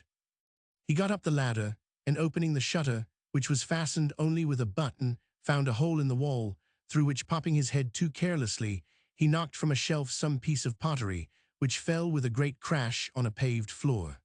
Looking after it, Gibbie beheld below him a rich prospect of yellow-white pools ranged in order on shelves. They reminded him of milk, but were of a different color. As he gazed, a door opened hastily, with sharp clicking latch, and a woman entered, ejaculating, "Care what set that cat?" Gibbie drew back, lest in her search for the cat she might find the culprit. She looked all round, muttering such truncated imprecations as befitted the mouth of a Scotchwoman, but as none of her milk was touched, her wrath gradually abated. She picked up the fragments and withdrew. Thereupon Gibbie ventured to reconnoitre a little farther, and popping in his head again, saw that the dairy was open to the roof, but the door was in a partition which did not run so high. The place from which the woman entered was sealed, and the ceiling rested on the partition between it and the dairy, so that, from a shelf level with the hole, he could easily enough get on the top of the ceiling. This, urged by the instinct of the homeless to understand their surroundings, he presently effected, by creeping like a cat along the top shelf. The ceiling was that of the kitchen, and was merely of boards, which, being old and shrunken, had here and there a considerable crack between two, and Gibbie, peeping through one after another of these cracks, soon saw several things he did not understand. Of such was a barrel churn, which he took for a barrel organ, and welcomed as a sign of civilization. The woman was sweeping the room towards the hearth, where the peat fire was already burning, with a great pot hanging over it, covered with a wooden 549. When the water in it was hot, she poured it into a large wooden dish, in which she began to wash other dishes, thus giving the observant Gibbie his first notion of housekeeping. Then she scoured the deal table, dusted the bench and the chairs, arranged the dishes on shelves and rack, except a few which she placed on the table, put more water on the fire, and disappeared in the dairy. Thence presently she returned, carrying a great jar which, to Gibbie's astonishment, having lifted a lid in the top of the churn, she emptied into it. He was not, therefore, any farther astonished, when she began to turn the handle vigorously, that no music issued. As to what else might be expected, Gibbie had not even a mistaken idea. But the butter came quickly that morning, and then he did have another astonishment, for he saw a great mass of something half solid tumbled out, where he had seen a liquid poured in, nor that alone, for the liquid came out again too. But when at length he saw the mass, after being well washed, moulded into certain shapes, he recognized it as butter, such as he had seen in the shops, and had now and then tasted on the piece given him by some more than usually generous housekeeper. Surely he had wandered into a region of plenty. Only now, when he saw the woman busy and careful, the idea of things in the country being a sort of common property began to fade from his mind, and the perception to wake that they were as the things in the shops, which must not be touched without first paying money for them over a counter. The butter-making brought to a successful close, the woman proceeded to make porridge for the men's breakfast, and with hungry eyes Gibbie watched that process next. The water in the great pot boiling like a wild volcano, she took handful after handful of meal from a great wooden dish, called a bossie, and threw it into the pot, stirring as she threw, until the mess was presently so thick that she could no more move the spurtle in it. And scarcely had she emptied it into another great wooden bowl, called a bicker, when Gibbie heard the heavy tramp of the men crossing the yard to consume it. For the last few minutes, Gibbie's nostrils solace. Not Gibbie had been regaled with the delicious odor of the boiling meal, and now his eyes had their turn, but still, alas, not Gibbie. Prostrate on the ceiling he lay, and watched the splendid spoonfuls tumble out of sight into the capacious throats of 4 men. All took their spoonfuls from the same dish, but each dipped his spoonful into his private cup of milk, ere he carried it to his mouth. A little apart sat a boy, whom the woman seemed to favor, having provided him with a plateful of porridge by himself, but the fact was, 4 were as many as could bicker comfortably or with any chance of fair play. The boy's countenance greatly attracted Gibbie. It was a long, solemn face, but the eyes were bright blue and sparkling, and when he smiled, which was not very often, it was a good and meaningful smile. When the meal was over, and he saw the little that was left, with all the drops of milk from the cups, tumbled into a common receptacle to be kept, he thought, for the next meal, poor Gibbie felt very empty and forsaken. He crawled away sad at heart, with nothing before him except a drink of water at the burn.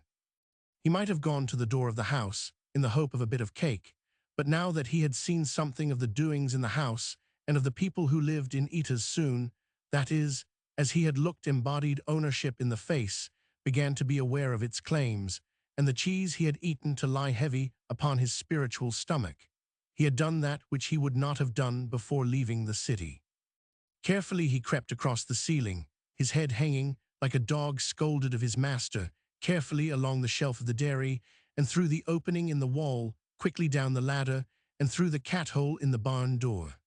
There was no one in the cornyard now, and he wandered about among the ricks looking, with little hope, for something to eat. Turning a corner, he came upon a henhouse.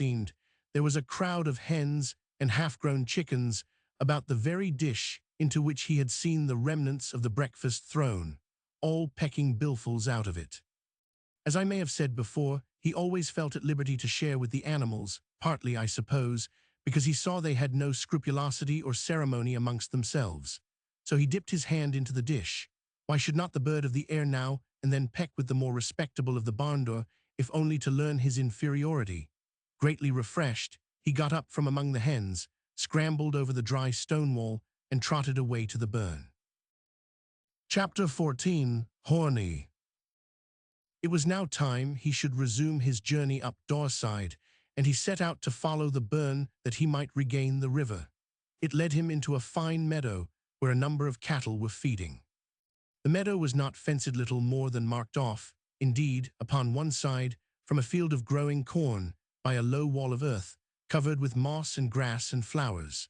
The cattle were therefore herded by a boy, whom Gibbie recognized even in the distance as him by whose countenance he had been so much attracted when, like an old deity on a cloud, he lay spying through the crack in the ceiling. The boy was reading a book, from which every now and then he lifted his eyes to glance around him and see whether any of the cows or heifers or stirks were wandering beyond their pasture of ryegrass and clover.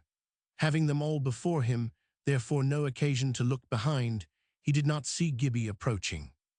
But as soon as he seemed thoroughly occupied, a certain black cow, with short sharp horns and a wicked look, which had been gradually, as was her wont, edging nearer and nearer to the corn, turned suddenly and ran for it, jumped the dike, and plunging into a mad revelry of greed, tore and devoured with all the haste not merely of one insecure, but of one that knew she was stealing. Now Gibbie had been observant enough during his travels to learn that this was against the law and custom of the country, that it was not permitted to a cow to go into a field where there were no other sand like a shot. He was after the black marauder. The same instant the herd boy too, lifting his eyes from his book, saw her, and springing to his feet, caught up his great stick, and ran also. He had more than one reason to run, for he understood only too well the dangerous temper of the cow, and saw that Gibbie was a mere child, and unarmed and abject, most provocative of attack to Hornisso, named, indeed, because of her readiness to use the weapons with which nature had provided her. She was in fact a malicious cow, and but that she was a splendid milker, would have been long ago fatted up and sent to the butcher. The boy, as he ran full speed to the rescue, kept shouting to warn Gibbie from his purpose, but Gibbie was too intent to understand the sounds he uttered, and supposed them addressed to the cow. With the fearless service that belonged to his very being, he ran straight at Horny, and having nothing to strike her with, flung himself against her with a great shove towards the dike. Horny, absorbed in her delicious robbery, neither heard nor saw before she felt him, and startled by the sudden attack, turned tail. It was but for a moment. In turning, she caught sight of her ruler, scepter in hand, at some little distance, and turned again, either to have another mouthful or in the mere instinct to escape him. And she caught sight of the insignificant object that had scared her, and in contemptuous indignation lowered her head between her forefeet, and was just making a rush at Gibbie, when a stone struck her on a horn, and the next moment the herd came up, and with a storm of fiercest blows, delivered with the full might of his arm, drove her in absolute rout back into the meadow. Drawing himself up in the unconscious majesty of success, Donal Grant looked down upon Gibbie, but with eyes of admiration. "Haith, cratur," he said, "your mare o' a man nor yell like this 7 year. What guard ye rin yupo the devil's vera horns that gate?" Gibbie stood smiling. Jean T hadna been for my club, we wad baith be ower the mune gain this time. What ca they ye, man? Still Gibbie only smiled. War come ye free, was your folk, war div ye bide, hina ye a tongue I your hide, ye rascal. Gibbie burst out laughing, and his eyes sparkled and shone. He was delighted with the herd boy, and it was so long since he had heard human speech addressed to himself. The craters feel foolish, concluded Donald to himself pityingly. Pure thing, he added aloud and laid his hand on Gibbie's head. It was but the second touch of kindness Gibbie had received since he was the dog's guest. Had he been acquainted with the bastard emotion of self-pity, he would have wept. As he was unaware of hardship in his lot, discontent in his heart, or discord in his feeling, his emotion was one of unmingled delight, and embodied itself in a perfect smile. Come cratter and ill jye ye a piece, yell Ablins unerston that, said Donal, as he turned to leave the corn for the grass, where Horny was eating with the rest like the most innocent of Hummel hornless animals. Gibbie obeyed and followed, as with slow step and downbent face, Donal led the way. For he had tucked his club under his arm, and already his greedy eyes were fixed on the book he had carried all the time, nor did he take them from it until, followed in full and patient content by Gibbie, he had almost reached the middle of the field, some distance from Horny and her companions, when, stopping abruptly short, he began without lifting his head to cast glances on this side and that. I hoop nane o' them swallowed my nepkin, he said musingly. I'm no sure whar I was sittin'. I hae my place I the buke, but I doobed I hae tint my place I the jus. Long before he had ended, for he spoke with utter deliberation, Gibbie was yards away, flitting hither and thither like a butterfly. A minute more and Donal saw him pounce upon his bundle, which he brought to him in triumph. Fegs, you're no the gowk I took ye for, said Donal meditatively. Whether Gibbie took the remark for a compliment or merely was gratified that Donal was pleased, the result was a merry laugh. The bundle had in it a piece of hard cheese, such as Gibbie had already made acquaintance with, and a few quarters of cakes. One of these Donal broke into two, gave Gibbie the half, replaced the other, and sat down again to his book-thighs time with his back against the feldyke, dividing the grass from the corn. Gibbie seated himself like a Turk, with his bare legs crossed under him, a few yards off, where, in silence and absolute content, he ate his piece and gravely regarded him. His human soul had of late been starved, even more than his body, and that from no fastidiousness, and it was paradise again to be in such company. Never since his father's death had he looked on a face that drew him as Donal's. It was fair of complexion by nature, but the sun had burned it brown, and it was covered with freckles. Its forehead was high, with a mass of foxy hair over it, and under it 2 keen hazel eyes, in which the green predominated over the brown. Its nose was long and solemn, over his well-made mouth, which rarely smiled, but not unfrequently trembled with emotion over his book. For age, Donal was getting towards 15, and was strongly built and well-grown. A general look of honesty and an attractive expression of reposeful friendliness pervaded his whole appearance. Conscientious in regard to his work, he was yet in danger of forgetting his duty for minutes together in his book. The chief evil that resulted from it was such an occasional inroad on the corn as had that morning taken place, and many were Donal's self-reproaches ere he got to sleep, when that had fallen out during the day. He knew his master would threaten him with dismissal if he came upon him reading in the field, but he knew also his master was well aware that he did read, and that it was possible to read and yet heard well. It was easy enough in this same meadow. On one side ran the Lorry, on another was a stone wall, and on the third, a ditch. Only the cornfield lay virtually unprotected, and there he had to be himself the boundary. And now he sat leaning against the dike, as if he held so a position of special defense, but he knew well enough that the dullest calf could outflank him and invade, for a few moments at the least, the forbidden pleasure-ground. He had gained an ally, however, whose faculty and faithfulness he little knew yet, for Gibbie had begun to comprehend the situation. He could not comprehend why or how anyone should be absorbed in a book, for all he knew of books was from his one morning of dame schooling, but he could comprehend that, if one's attention were so occupied, it must be a great vex to be interrupted continually by the ever-waking desires of his charge after dainties. Therefore, as Donal watched his book, Gibbie for Donal's sake watched the herd, and as he did so, gently possessed himself of Donal's club. Nor had many minutes passed before Donal, raising his head to look, saw the cursed cow again in the green corn, and Gibbie manfully encountering her with the club, hitting her hard upon head and horns, and deftly avoiding every rush she made at him. "Jai her ti Upo the nose," Donal shouted in terror, as he ran full speed to his aid, abusing Horny in terms of fiercest vituperation. But he needed not have been so apprehensive. Gibbie heard and obeyed, and the next moment Horny had turned tail and was fleeing back to the safety of the lawful meadow. "Hech cratter, but ye maun become o fetched in fauk," said Donal, regarding him with fresh admiration.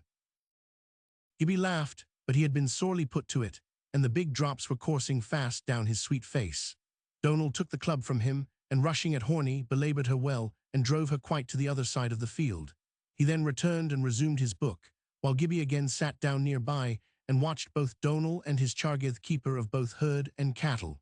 Surely Gibbie had at last found his vocation on Daurside, with both man and beast for his special care. By and by Donal raised his head once more, but this time it was to regard Gibbie and not the knout. It had gradually sunk into him that the appearance and character of the cratur were peculiar. He had regarded him as a little tramp, whose people were not far off, and who would soon get tired of herding and rejoin his companions. But while he read, a strange feeling of the presence of the boy had, in spite of the witchery of his book, been growing upon him. He seemed to feel his eyes without seeing them, and when Gibbie rose to look how the cattle were distributed, he became vaguely uneasy lest the boy should be going away. For already he had begun to feel him a humble kind of guardian angel.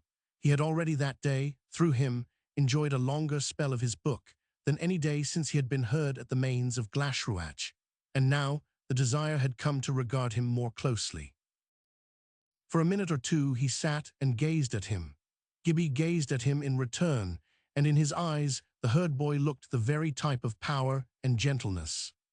How he admired even his suit of small-ribbed, greenish-colored corduroy, the ribs much rubbed and obliterated.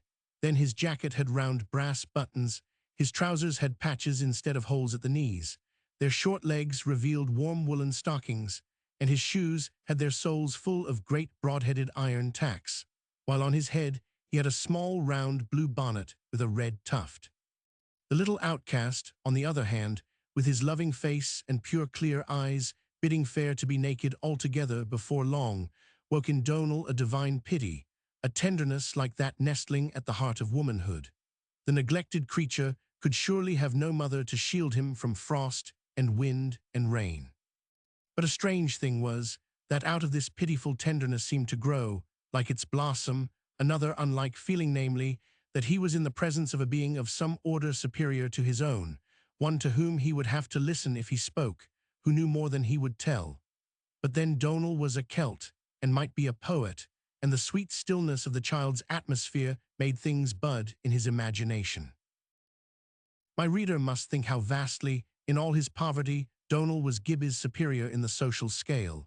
He earned his own food and shelter, and nearly £4 a year besides, lived as well as he could wish, dressed warm, was able for his work, and imagined it no hardship.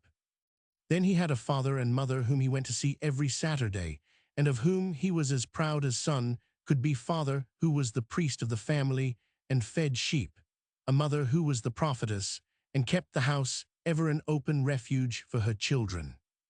Poor Gibbie earned nothing, never had earned more than a penny at a time in his life, and had never dreamed of having a claim to such penny. Nobody seemed to care for him, give him anything, do anything for him. Yet there he sat before Donal's eyes, full of service, of smiles, of contentment. Donal took up his book, but laid it down again and gazed at Gibbie. Several times he tried to return to his reading, but as often resumed his contemplation of the boy. At length it struck him, as something more than shyness would account for, that he had not yet heard a word from the lips of the child, even when running after the cows. He must watch him more closely. By this it was his dinner time. Again he untied his handkerchief and gave Gibbie what he judged a fair share for his bulk, namely, about a third of the whole. Philosopher as he was, however, he could not help sighing a little when he got to the end of his diminished portion. But he was better than comforted when Gibbie offered him all that yet remained to him, and the smile with which he refused it made Gibbie as happy as a prince would like to be. What a day it had been for Gibbie! A whole human being, and some 25 four-legged creatures besides, to take care of. After their dinner, Donald gravitated to his book, and Gibbie resumed the executive. Some time had passed when Donald, glancing up, saw Gibbie lying flat on his chest, staring at something in the grass. He slid himself quietly nearer and discovered it was a daisy owned by itself alone. There were not many in the field. Like a mother leaning over her child, he was gazing at it. The daisy was not a cold white one, neither was it a red one. It was just a perfect daisy. It looked as if some gentle hand had taken it while it slept, and its star points were all folded together and dipped them just a tiny, touchy dip in a molten ruby, so that, when it opened again, there was its crown of silver pointed with rubies all about its golden sunheart. "He's been reading Burns," said Donald. He forgot that the daisies were before Burns and that he himself had loved them before ever he heard of him. Now he had not heard of Chaucer, who made love to the daisies 400 years before Burns. God only knows what gospelers they have been on his middle earth. All its days his daisies have been coming and going, and they are not old yet, nor have worn out yet their lovely garments, though they patch and darn just as little as they toil and spin. "Can ye read, cratur?" asked Donald. Gibbie shook his head. "Canna ye spake, man?" Again Gibbie shook his head. "Can ye hear?" Gibbie burst out laughing. He knew that he heard better than other people. "Hearken till this then," said Donald. He took his book from the grass and read in a chant, or rather in a lilt, the Danish ballad of Childe, as translated by Sir Walter Scott. Gibbie's eyes grew wider and wider as he listened, their pupils dilated, and his lips parted. It seemed as if his soul were looking out of door and windows at but a puzzled soul that understood nothing of what it saw.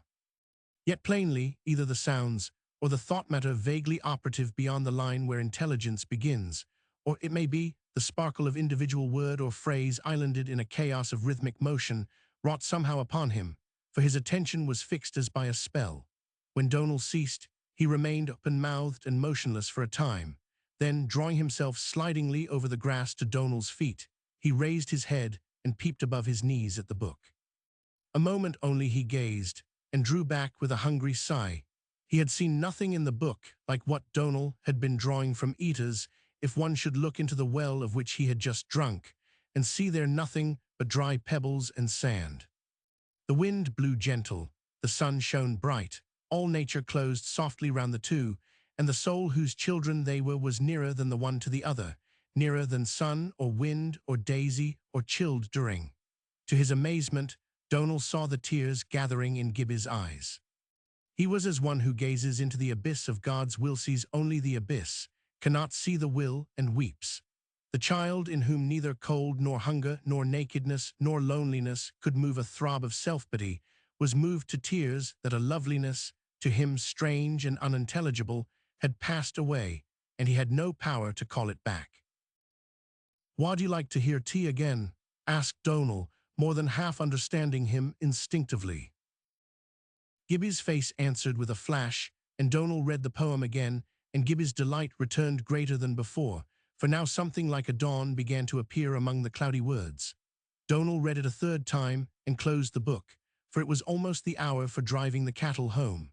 He had never yet seen, and perhaps never again did see, such a look of thankful devotion on human countenance as met his lifted eyes. How much Gibbie even then understood of the lovely, eerie old ballad, it is impossible for me to say. Had he a glimmer of the return of the buried mother? Did he think of his own? I doubt if he had ever thought that he had a mother, but he may have associated the tale with his father and the boots he was always making for him. Certainly, it was the beginning of much. But the waking up of a human soul to know itself in the mirror of its thoughts and feelings, its loves and delights, oppresses me with so heavy a sense of marvel and inexplicable mystery, that when I imagine myself such as Gibbie then was, I cannot imagine myself coming awake. I can hardly believe that, from being such as Gibbie was the hour before he heard the ballad, I should ever have come awake. Yet here I am, capable of pleasure unspeakable from that, and many another ballad, old and new. Somehow, at one time or another, or at many times in one, I have at last come awake. When by slow filmy unveilings, life grew clearer to Gibbie, and he not only knew, but knew that he knew, his thoughts always went back to that day in the meadow with Donal Grant, as the beginning of his knowledge of beautiful things in the world of man. And first he saw nature reflected, Narcissus-like, in the mirror of her humanity, her highest self. But when or how the change in him began, the turn of the balance, the first push towards life of the ever more invisible germoff that he remained, much as he wondered, often as he searched his consciousness, as ignorant to the last as I am now. Sometimes he was inclined to think the glory of the new experience must have struck him dazed, and that was why he could not recall what went on in him at the time. Donal rose and went driving the cattle home, and Gibbie lay where he had again thrown himself upon the grass. When he lifted his head, Donal and the cows had vanished. Donal had looked all round as he left the meadow, and seeing the boy nowhere, had concluded he had gone to his people. The impression he had made upon him faded a little during the evening, for when he reached home and had watered them, he had to tie up the animals, each in its stall, and make it comfortable for the night. Next, eat his own supper, then learn a proposition of Euclid and go to bed. Chapter 15. Donal Grant. Hungering minds come of peasant people as often as of any, and have appeared in Scotland as often, I fancy, as in any nation. Not every Scotsman, therefore, who may not himself have known one like Donal, will refuse to believe in such a herdladdie. Besides, there are still those in Scotland, as well as in other nations, to whom the simple and noble, not the commonplace and selfish, is the true type of humanity. Of such as Donal, whether English or Scotch, is the class coming up to preserve the honour and truth of our Britain, to be the oil of the lamp of her life, when those who place her glory in knowledge or in riches shall have passed from her history as the smoke from her chimneys. Cheap as education then was in Scotland, the parents of Donal Grant had never dreamed of sending a son to college. It was difficult for them to save even the few quarterly shillings that paid the fees of the parish schoolmaster. For Donal, indeed, they would have failed even in this, but for the help his brothers and sisters afforded. After he left school, however, and got a place as herd, he fared better than any of the rest, for at the Mains he found a friend and helper in Fergus Duff, his master's second son, who was then at home from college, which he had now attended 2 winters. Partly that he was delicate in health, partly that he was something of a fine gentleman, he took no share with his father and elder brother in the work of the farm, although he was at the Mains from the beginning of April to the end of October. He was a human kind of soul notwithstanding, and would have been much more of a man if he had thought less of being a gentleman. He had taken a liking to Donal, and having found in him a strong desire after every kind of knowledge of which he himself had any share, had sought to enliven the tedium of an existence rendered not a little flabby from want of sufficient work, by imparting to him of the treasures he had gathered. They were not great, and he could never have carried him far, for he was himself only a respectable student, not a little lacking in perseverance, and given to dreaming dreams of which he was himself the hero. Happily, however, Donal was of another sort, and from the first needed but to have the outermost shell of a thing broken for him, and that Fergus could do. By and by Donal would break a shell for himself. But perhaps the best thing Fergus did for him was the lending him books. Donal had an altogether unappeasable hunger after every form of literature with which he had as yet made acquaintance, and this hunger Fergus fed with the books of the house, and many besides of such as he purchased or borrowed for his own reading, these last chiefly poetry. But Fergus Duff, while he revelled in the writings of certain of the poets of the age, was incapable of finding poetry for himself in the things around him. Donal Grant, on the other hand, while he seized on the poems Fergus lent him, with an avidity even greater than his, received from the nature around him influences similar to those which exhaled from the words of the poet. In some sense, then, Donal was original. That is, he received at first hand what Fergus required to have put on him, to quote Celia in As You Like It, as pigeons feed their young. Therefore, fiercely as it would have harrowed the pride of Fergus to be informed of the fact, he was in the kingdom of art only as one who ate of what fell from the table, while his father's herd-boy was one of the family. This was as far from Donal's thought, however, as from that of Fergus. The condescension, therefore, of the latter did not impair the gratitude for which the former had such large reason, and Donal looked up to Fergus as to one of the lords of the world. To find himself now in the reversed relation of superior and teacher to the little outcast, whose whole worldly having might be summed in the statement that he was not absolutely naked, woke in Donal an altogether new and strange feeling. Yet gratitude to his master had but turned itself round and become tenderness to his pupil. After Donal left him in the field, and while he was ministering first to his beasts and then to himself, Gibbie lay on the grass, as happy as child could well be. A loving hand laid on his feet or legs would have found them like ice, but where was the matter so long as he never thought of them? He could have supped a huge bicker of sowens and eaten a dozen potatoes, but of what mighty consequence is hunger so long as it neither absorbs the thought nor causes faintness? The sun, however, was going down behind a great mountain, and its huge shadow, made of darkness and haunted with cold, came sliding across the river, and over valley and field, nothing staying its silent wave, until it covered Gibbie with the blanket of the dark, under which he could not long forget that he was in a body to which cold is unfriendly. At the first breath of the night wind that came after the shadow, he shivered, and starting to his feet, began to trot, increasing his speed until he was scudding up and down the field like a wild thing of the night, whose time was at hand, waiting until the world should lie open to him. Suddenly he perceived that the daisies, which all day long had been full-facing the sun, like true souls confessing to the Father of them, had folded their petals together to points, and held them like spearheads tipped with threatening crimson, against the onset of the night and her shadows, while within its white cone each folded in the golden heart of its life, until the great Father should return, and shaking the wicked out of the folds of the night, render the world once more safe with another glorious day. Gibbie gazed and wondered, and while he gazed slowly, glidingly, back to his mind, came the ghost mother of the ballad, and in every daisy he saw her folding her neglected orphans to her bosom, while the darkness and the misery rolled by defeated. He wished he knew a ghost that would put her arms round him. He must have had a mother once, he supposed, but he could not remember her, and of course she must have forgotten him. He did not know that about him were folded the everlasting arms of the great, the one ghost, which is the death of death, life and soul of all things and all thoughts. The presence indeed was with him, and he felt it, but he knew it only as the wind and shadow, the sky and closed daisies. In all these things and the rest it took shape that it might come near him. Yea, the presence was in his very soul, else he could never have rejoiced in friend or desired ghost to mother him. Still he knew not the presence.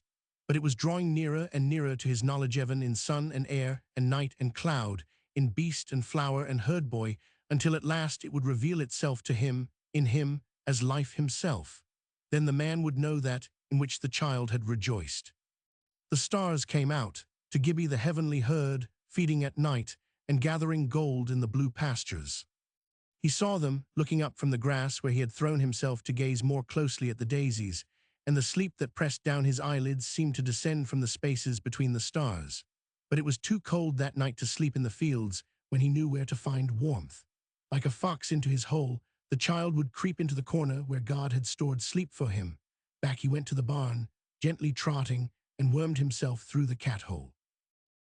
The straw was gone, but he remembered the hay, and happily, for he was tired, there stood the ladder against the loft. Up he went, nor turned aside to the cheese, but sleep was common property still. He groped his way forward through the dark loft until he found the hay, when at once he burrowed into it like a sandfish into the wet sand. All night the white horse, a glory vanished in the dark, would be close to him, behind the thin partition of boards. He could hear his very breath as he slept, and to the music of it, audible sign of companionship, he fell fast asleep, and slept until the waking horses woke him. Chapter 16. Apprenticeship.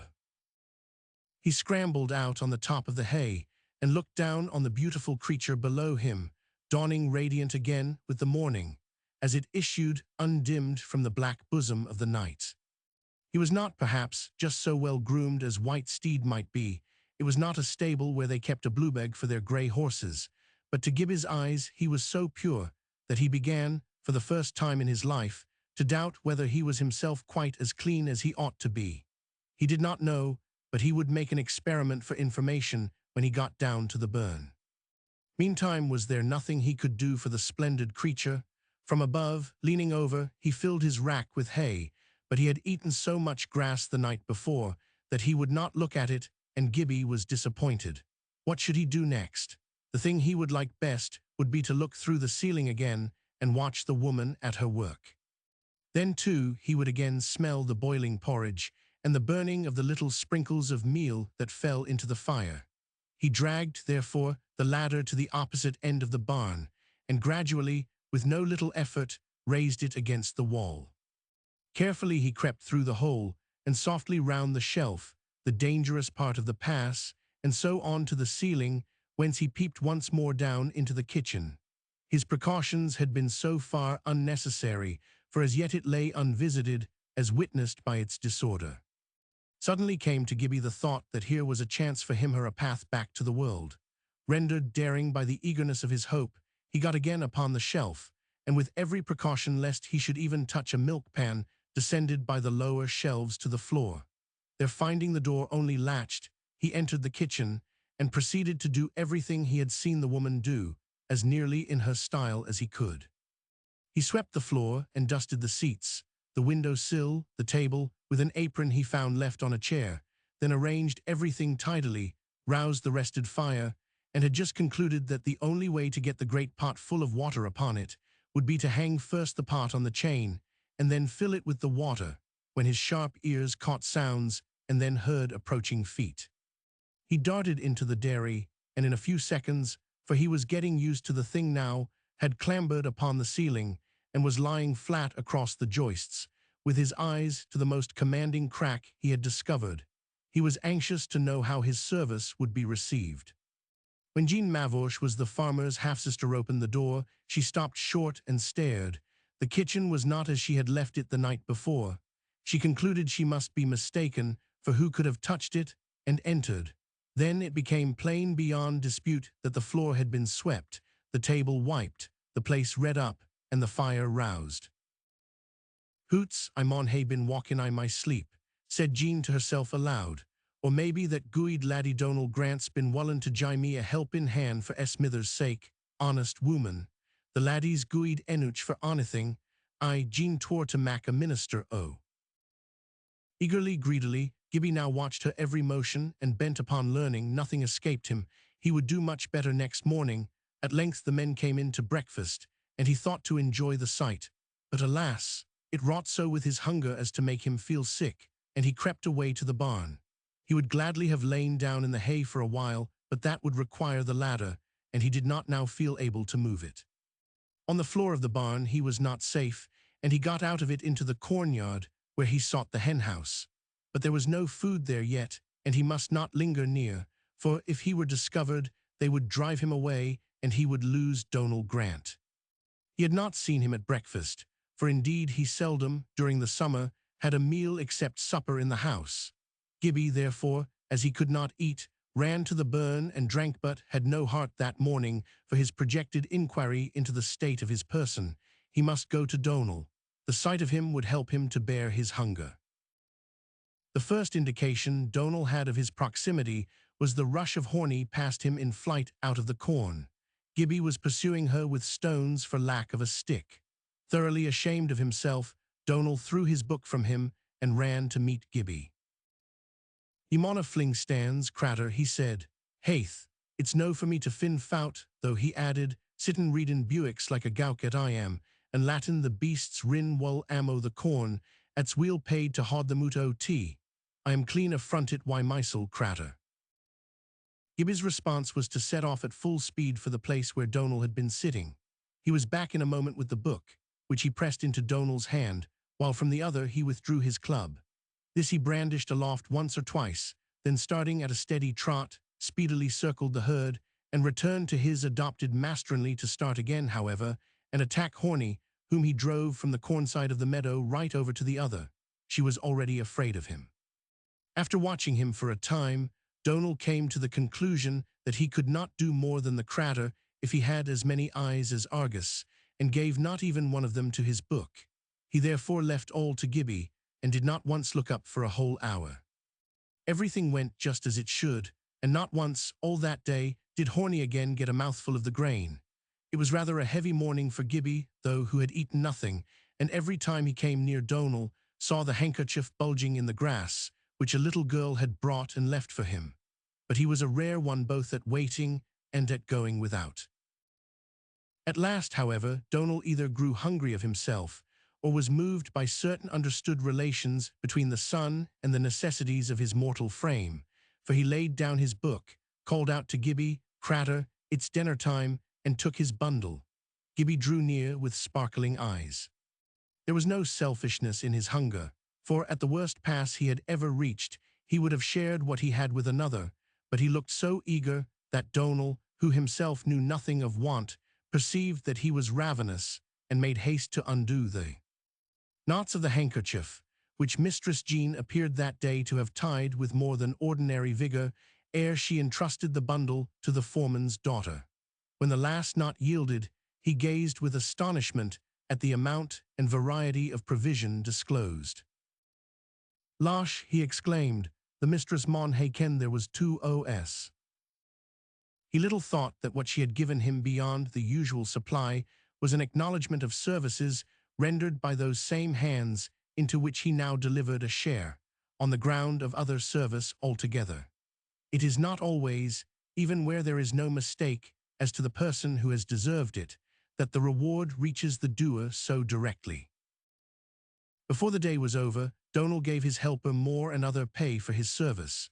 Choosing a fit time, when the cattle were well together and in good position, Horny away at the stone dyke, he took from his pocket a somewhat wasted volume of Ballad's Balance. He called theme and said, "Sit ye doon, cratur, never min the nout. I am gien to read till ye." Gibbie dropped on his crossed legs like a lark to the ground and sat motionless. Donald, after deliberate search, began to read and Gibbie to listen, and it would be hard to determine which found the more pleasure in his part, for Donald had seldom had a listener and never one so utterly absorbed. When the hour came for the cattle to go home, Gibbie again remained behind, waiting until all should be still at the farm. He lay on the dyke, brooding over what he had heard, and wondering how it was that Donald got all those strange, beautiful words and sounds and stories out of the book. I must not linger over degrees and phases. Every morning, Gibbie got into the kitchen in good time, and not only did more and more of the work, but did it more and more to the satisfaction of Jean, until, short of the actual making of the porridge, he did everything antecedent to the men's breakfast. When Jean came in, she had but to take the lid from the pot, put in the salt, assume the spurtle, and grasping the first handful of the meal, which stood ready waiting in the bossy on the stone cheek of the fire, throw it in, thus commencing the simple cookery of the best of all dishes to a true-hearted and healthy Scotsman. Without further question, she attributed all the aid she received to the goodness, enough for anything, of Donald Grant, and continued to make acknowledgment of the same in both sort and quantity of victuals, whence, as has been shown, the real labourer received his due reward. Until he had thoroughly mastered his work, Gibbie persisted in regarding matters economic from his loophole in the ceiling, and having at length learned the art of making butter, soon arrived at some degree of perfection in it. But when at last one morning he not only churned, but washed, and made it up entirely to Jean's satisfaction, she did begin to wonder how a mere boy could both have such perseverance and be so clever at a woman's work. For now she entered the kitchen every morning without a question of finding the fire burning, the water boiling, the place clean and tidy, the supper dishes well washed and disposed on shelf and rack. Her own part was merely to see that proper clothes were handy to so thorough a user of them. She took no one into her confidence on the matter. It was enough, she judged, that she and Donal understood each other. And now if Gibbie had contented himself with rendering this house service in return for the shelter of the barn and its hay, he might have enjoyed both longer. But from the position of his night quarters, he came gradually to understand the work of the stable also, and before long the men, who were quite ignorant of anything similar taking place in the house, began to observe, more to their wonder than satisfaction, that one or other of their horses was generally groomed before his man came to him, that often there was hay in their racks which they had not given them, and that the master's white horse every morning showed signs of having had some attention paid him that could not be accounted for. The result was much talk and speculation, suspicion and offense, for all were jealous of their rights, their duty, and their dignity in relation to their horses. No man was at liberty to do a thing to or for any but his own pair. Even the brightening of the harness brass, in which Gibbie sometimes indulged, was an offence, for did it not imply a reproach? Many were the useless traps laid for the offender, many the futile attempts to surprise him. As Gibbie never did anything except for half an hour or so while the men were sound asleep or at breakfast, he escaped discovery. But he could not hold continued intercourse with the splendor of the white horse, and neglect carrying out the experiment on which he had resolved with regard to the effect of water upon his own skin. And having found the result a little surprising, he soon got into the habit of daily and thorough ablution. But many animals that never wash are yet cleaner than some that do, and what with the scantiness of his clothing, his constant exposure to the atmosphere, and his generally lying in a fresh lair, Gibbie had always been comparatively clean. Besides, being nice in his mind, he was naturally nice in his body. The new personal regard thus roused by the presence of Snowball had its development greatly assisted by the scrupulosity with which most things in the kitchen, and chief of all in this respect, the churn, were kept. It required much effort to come up to the nicety considered by Jean indispensable in the churn, and the croucher on the ceiling, when he saw the long nose advance to prosecute inquiry into its condition, mentally trembled lest the next movement should condemn his endeavor as a failure. With his clothes he could do nothing, alas, but he bathed every night in the Lorry as soon as Donal had gone home with the cattle. Once he got into a deep hole, but managed to get out again, and so learned that he could swim. All day he was with Donal, and took from him by much the greater part of his labor. Donal had never had such time for reading. In return, he gave him his dinner, and Gibbie could do very well upon one meal a day. He paid him also in poetry. It never came into his head, seeing he never spoke, to teach him to read. He soon gave up attempting to learn anything from him as to his place or people or history, for to all questions in that direction, Gibbie only looked grave and shook his head. As often, on the other hand, as he tried to learn where he spent the night, he received for answer only one of his merriest laughs. Nor was larger time for reading the sole benefit Gibbie conferred upon Donal. Such was the avidity and growing intelligence with which the little naked town savage listened to what Donal read to him, that his presence was just so much added to Donal's own live soul of thought and feeling. From listening to his own lips through Gibbie's ears, he not only understood many things better, but perceiving what things must puzzle Gibbie, came sometimes, rather to his astonishment, to see that in fact he did not understand them himself. Thus the bond between the boy and the child grew closer, far closer, indeed, than Donal imagined. For although still, now and then, he had a return of the fancy that Gibbie might be a creature of some speechless race other than human, of whom he was never to know whence he came or whither he went, a messenger, perhaps, come to unveil to him the depths of his own spirit, and make up for the human teaching denied him. This was only in his more poetic moods, and his ordinary mental position towards him was one of kind condescension. It was not all fine weather up there among the mountains in the beginning of summer. In the first week of June even, there was sleet and snow in the wind, the tears of the vanquished winter, blown, as he fled, across the sea, from Norway or Iceland. Then would Donald's heart be sore for Gibbie, when he saw his poor rags blown about like streamers in the wind, and the white spots melting on his bare skin. His own condition would then to many have appeared pitiful enough, but such an idea Donald would have laughed to scorn, and justly. Then most, perhaps then only, does the truly generous nature feel poverty, when he sees another in need, and can do little or nothing to help him. Donald had neither greatcoat, plaid, nor umbrella, wherewith to shield Gibbie's looped and windowed raggedness. Once, in great pity, he pulled off his jacket and threw it on Gibbie's shoulders. But the shout of laughter that burst from the boy as he flung the jacket from him and rushed away into the middle of the feeding herd, a shout that came from no cave of rudeness, but from the very depths of delight, stirred by the loving kindness of the act, startled Donald out of his pity into brief anger, and he rushed after him in indignation, with full purpose to teach him proper behavior by box on each ear. But Gibbie dived under the belly of a favorite cow, and peering out sideways from under her neck and between her forelegs, his arms grasping each a leg, while the cow went on twisting her long tongue round the grass and plucking it undisturbed, showed such an innocent countenance of holy merriment that the pride of Donald's hurt benevolence melted away, and his laughter emulated Gibbie's. That sort of day was in truth drearier for Donald than for Gibbie, for the books he had were not his own, and he dared not expose them to the rain. Some of them, indeed, came from Glashruach Mucklehoose, they generally called it.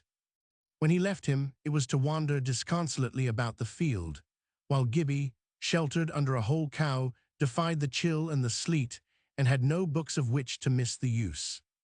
He could not, it is true, shield his legs from the insidious attacks of such sneaking blasts as will always find out the undefended spots, but his great heart was so well todo in the inside of him that, unlike Touchstone, his spirits not being weary, he cared not for his legs. The worst storm in the world could not have made that heart quail. For think, there had just been the strong, the well-dressed, the learned, the wise, the altogether mighty and considerable Donald, the cowherd, actually desiring him, we Sir Gibbie Galbraith, the cinder of the city furnace, the naked, and generally the hungry little tramp, to wear his jacket to cover him from the storm. The idea was one of eternal triumph, and Gibbie, exulting in the unheard-of devotion and condescension of the thing, kept on laughing like a blessed cherub under the cow's belly. Nor was there in his delight the smallest admixture of pride that he should have drawn forth such kindness. It was simple glorying in the beauteous fact. As to the cold and the sleet, so far as he knew they never hurt anybody. They were not altogether pleasant creatures, but they could not help themselves and would soon give over their teasing. By tomorrow they would have wandered away into other fields and left the sun free to come back to Donald and the cattle, when Gibbie, at present shielded like any lord by the friendliest of cows, would come in for a share of the light and the warmth. Gibbie was so confident with the animals that they were already even more friendly with him than with Donald, all except Horny, who, being of a low spirit, therefore incapable of obedience, was friendliest with the one who gave her the hardest blows. Things had gone on in this way for several weeks. If Gibbie had not been such a small creature, I hardly see how they could for so long, when one morning the men came in to breakfast all out of temper together, complaining loudly of the person unknown who would persist in interfering with their work. They were the louder that their suspicions fluttered about Fergus, who was rather overbearing with them, and therefore not a favourite. He was in reality not at all a likely person to bend back or defile hands over such labour, and their pitching upon him for the object of their suspicion showed how much at a loss they were. Their only ground for suspecting him, beyond the fact that there was no other whom by any violence of imagination they could suspect, was that whatever else was done or left undone in the stable, Snowball, whom Fergus was fond of and rode almost every day, was, as already mentioned, sure to have something done for him. Had he been in good odour with them, they would have thought no harm of most of the things they thought he did, especially as they eased their work. But he carried himself high, they said, doing nothing but ride over the farm and pick out every fault he could find to show how sharp he was, and look as if he could do better than any of them. And they fancied that he carried their evil report to his father, and that this underhand work in the stable must be part of some sly scheme for bringing them into disgrace. And now at last had come the worst thing of all.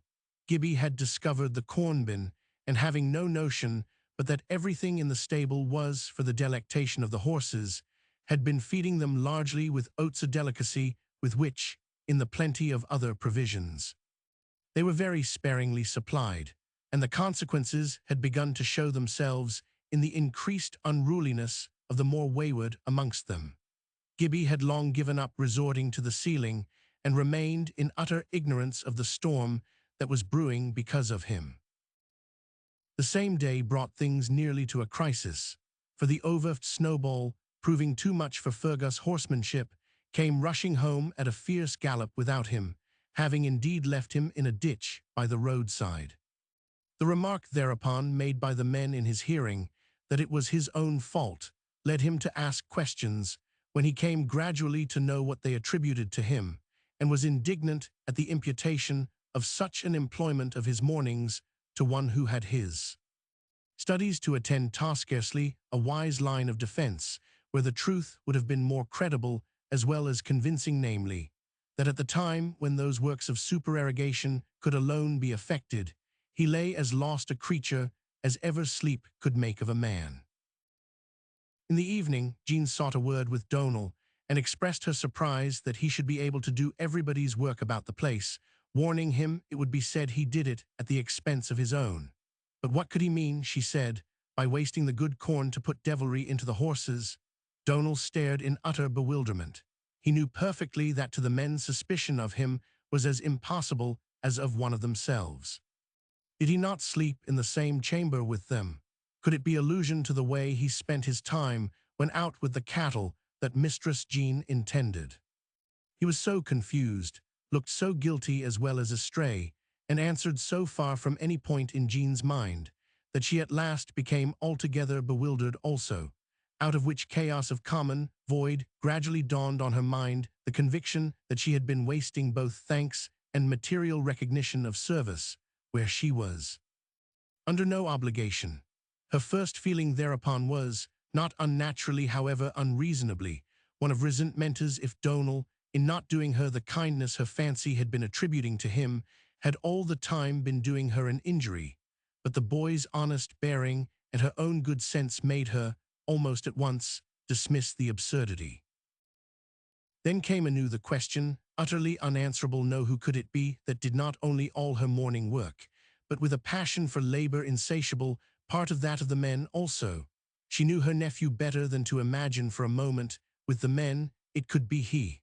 A good enough lad she judged him, but not good enough for that. He was too fond of his own comfort to dream of helping other people. But now, having betrayed herself to Donal, she wisely went farther, and secured herself by placing full confidence in him. She laid open the whole matter, confessing that she had imagined her ministering angel to be Donal himself. Now she had not even a conjecture to throw at random after the person of her secret servant. Donal, being a Celt and a poet, would have been a brute if he had failed of being a gentleman, and answered that he was ashamed it should be another and not himself who had been her servant and gained her commendation. But he feared, if he had made any such attempt, he would but have fared like the husband in the old ballad, who insisted that his wife's work was much easier to do than his own. But as he spoke, he saw a sudden change come over Jean's countenance. Was it fear, or what was it? She gazed with big eyes fixed on his face, heeding neither him nor his words, and Donal, struck silent, gazed in return. At length, after a pause of strange import, her soul seemed to return into her deep-set grey eyes, and in a broken voice, low and solemn and fraught with mystery, she said, "Donal, it's the broonie." Donal's mouth opened wide at the word, but the tenor of his thought it would have been hard for him to determine. Celtic in kindred and education, he had listened in his time to a multitude of strange tales, both indigenous and exotic, and Celtic in blood, had been inclined to believe every one of them for which he could find the least raison d'etre.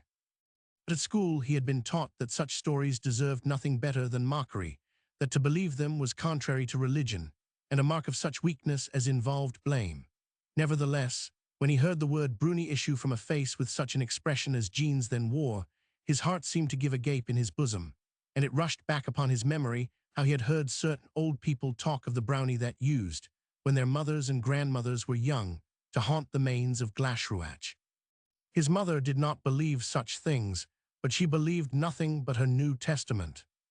And what if there should be something in them? The idea of service, rendered by the hand of a being too clumsy, awkward, ugly, to consent to be seen by the more finished race of his fellow creatures, whom yet he surpassed in strength and endurance and longevity, had at least in it for Donal the attraction of a certain grotesque, yet homely poetic element. He remembered too the honor such a type of creature had had in being lapped around for ever in the airy folds of El Allegro. And to think that Mistress Jean, for whom everybody had such a respect, should speak of the creature in such a tone. It sent a thrill of horrific wonder and delight through the whole frame of the boy. Could there be such creatures? And thereupon began to open to his imagination vista after vista into the realms of possibility where dwelt whole clans and kins of creatures, differing from us and our kin, yet occasionally, at the crossroads of creation, coming into contact with us, and influencing us not greatly, perhaps, yet strangely and notably.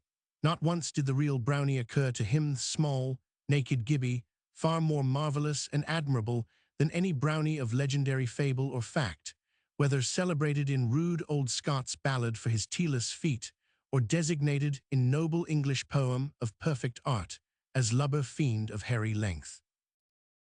Jean Mavor came from a valley far withdrawn in the folds of the Gormgarnet Mountains, where in her youth she had heard yet stranger tales than had ever come to Donal's ears, of which some had perhaps kept their hold the more firmly that she had never heard them even alluded to since she left her home. Her brother, a hard-headed Highlander, as canny as any lowland Scot, would have laughed to scorn the most passing reference to such an existence, and Fergus, who had had a lowland motherland, nowhere is there less of so-called superstition than in most parts of the lowlands of Scotland, would have joined heartily in his mockery.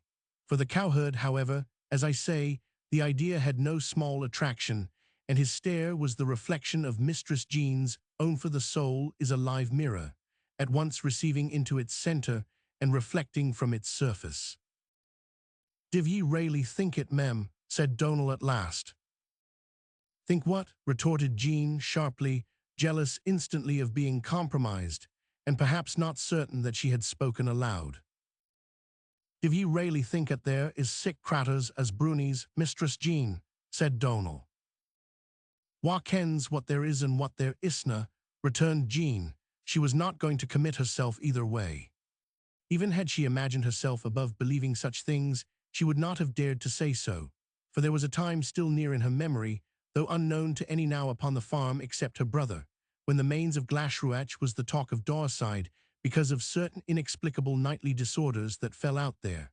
The slang rose, or the Scotch Romish, a form of the English Romage, would perhaps come nearest to a designation of them, consisting as they did of confused noises, rumblings, ejaculations, and the fact itself was a reason for silence, seeing a word might bring the place again into men's mouths in like fashion, and seriously affect the service of the farm. Such a rumour would certainly be made in the market, a ground for demanding more wages to fee to the mains. "Ye haud your tongue, laddie," she went on. "It's the least ye can efter a at's come and gain, and least said soonest mend it. Gang to your work." But either Mistress Jean's influx of caution came too late, and someone had overheard her suggestion, or the idea was already abroad in the mind, bucolic and Georgic, for that very night it began to be reported upon the nearer farms that the mains of Glashruach was haunted by a brownie who did all the work for both men and maids, a circumstance productive of different opinions with regard to the desirableness of a situation there, some asserting they would not fee to it for any amount of wages, and others averring they could desire nothing better than a place where the work was all done for them. Quick at disappearing as Gibbie was, a very little cunning on the part of Jean might soon have entrapped the brownie, but a considerable touch of fear was now added to her other motives for continuing to spend a couple of hours longer in bed than had formerly been her custom, so that for yet a few days things went on much as usual. Gibbie saw no sign that his presence was suspected or that his doings were offensive, and life being to him a constant present, he never troubled himself about anything before it was there to answer for itself. One morning, the long, thick mane of Snowball was found carefully plaited up in innumerable lochs. This was properly elf-work, but no fairies had been heard of on Daurside for many a long year. The brownie, on the other hand, was already in everyone's mouth, only a stray one, probably, that had wandered from some old valley away in the mountains, where they were still believed in, but not the less a brownie. And if it was not the brownie who plaited Snowball's mane, who or what was it? A phenomenon must be accounted for, and he who will not accept a theory offered, or even a word applied, is indebted in a full explanation. The rumor spread in long, slow ripples, till at last one of them struck the membrana tympani of the laird, where he sat at luncheon in the house of Glashruach. Chapter 19. The Laird. Thomas Galbraith was by birth Thomas Durrant, but had married an heiress by whom he came into possession of Glashruach, and had, according to previous agreement, taken her name. When she died, he mourned her loss as well as he could, but was consoled by feeling himself now first master of both position and possession, when the ladder by which he had attained them was removed. It was not that she had ever given him occasion to feel that marriage and not inheritance was the source of his distinction in the land, but that having a soul as keenly sensitive to small material rights as it was obtuse to great spiritual ones, he never felt the property quite his own until his wife was no longer within sight. Had he been a little more sensitive still, he would have felt that the property was then his daughter's, and his only through her, but this he failed to consider. Mrs. Galbraith was a gentle, sweet woman who loved her husband, but was capable of loving a greater man better. Had she lived long enough to allow of their opinions confronting in the matter of their child's education, serious differences would probably have arisen between them. As it was, they had never quarreled except about the name she should bear. The father, having for her Sakiso he said to himself sacrificed his patronymic, was anxious that in order to her retaining some rudimentary trace of himself in the ears of men, she should be overshadowed with his Christian name and called Thomasina. But the mother was herein all the mother, and obdurate for her daughter's future, and as was right between the two, she had her way, and her child a pretty name. Being more sentimental than artistic, however, she did not perceive how imperfectly the sweet Italian Ginevra concorded with the strong Scotch Galbraith. Her father hated the name, therefore invariably abbreviated it after such fashion as rendered it inoffensive to the most conservative of Scottish ears, and for his own part, at length, never said Ginny without seeing and hearing and meaning Jenny. As Jenny, indeed, he addressed her in the 1 or 2 letters which were all he ever wrote to her, and thus he perpetuated the one matrimonial difference across the grave. Having no natural bent to literature, but having in his youth studied for and practiced at the Scottish bar, he had brought with him into the country a taste for certain kinds of dry reading, judged preeminently respectable, and for its indulgence had brought also a not insufficient store of such provender as his soul mildly hungered after, in the shape of books, bound mostly in yellow calf books of law. History and divinity. What the books of law were, I would not foolhardily add to my many risks of blundering by presuming to recall. The history was mostly Scottish, or connected with Scottish affairs. The theology was entirely of the New England type of corrupted Calvinism, with which in Scotland they saddle the memory of great-souled, hard-hearted Calvin himself. Thoroughly respectable and a little devout, Mr. Galbraith was a good deal more of a Scotchman than a Christian. Growth was a doctrine unembodied in his creed. He turned from everything new, no matter how harmonious with the old, in freezing disapprobation.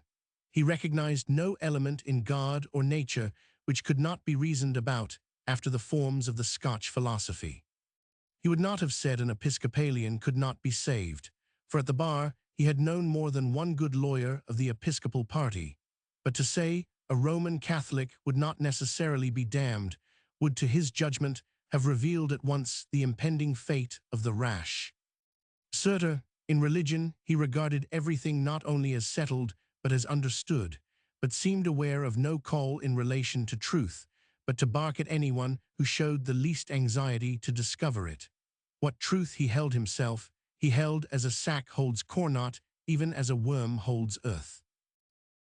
To his servants and tenants, he was what he thought just never condescending to talk over a thing with any of the former but the gamekeeper, and never making any allowance to the latter for misfortune. In general expression, he looked displeased, but meant to look dignified. No one had ever seen him wrathful, nor did he care enough for his fellow mortals ever to be greatly vexed. At least, he never manifested vexation otherwise than by a silence that showed more of contempt than suffering.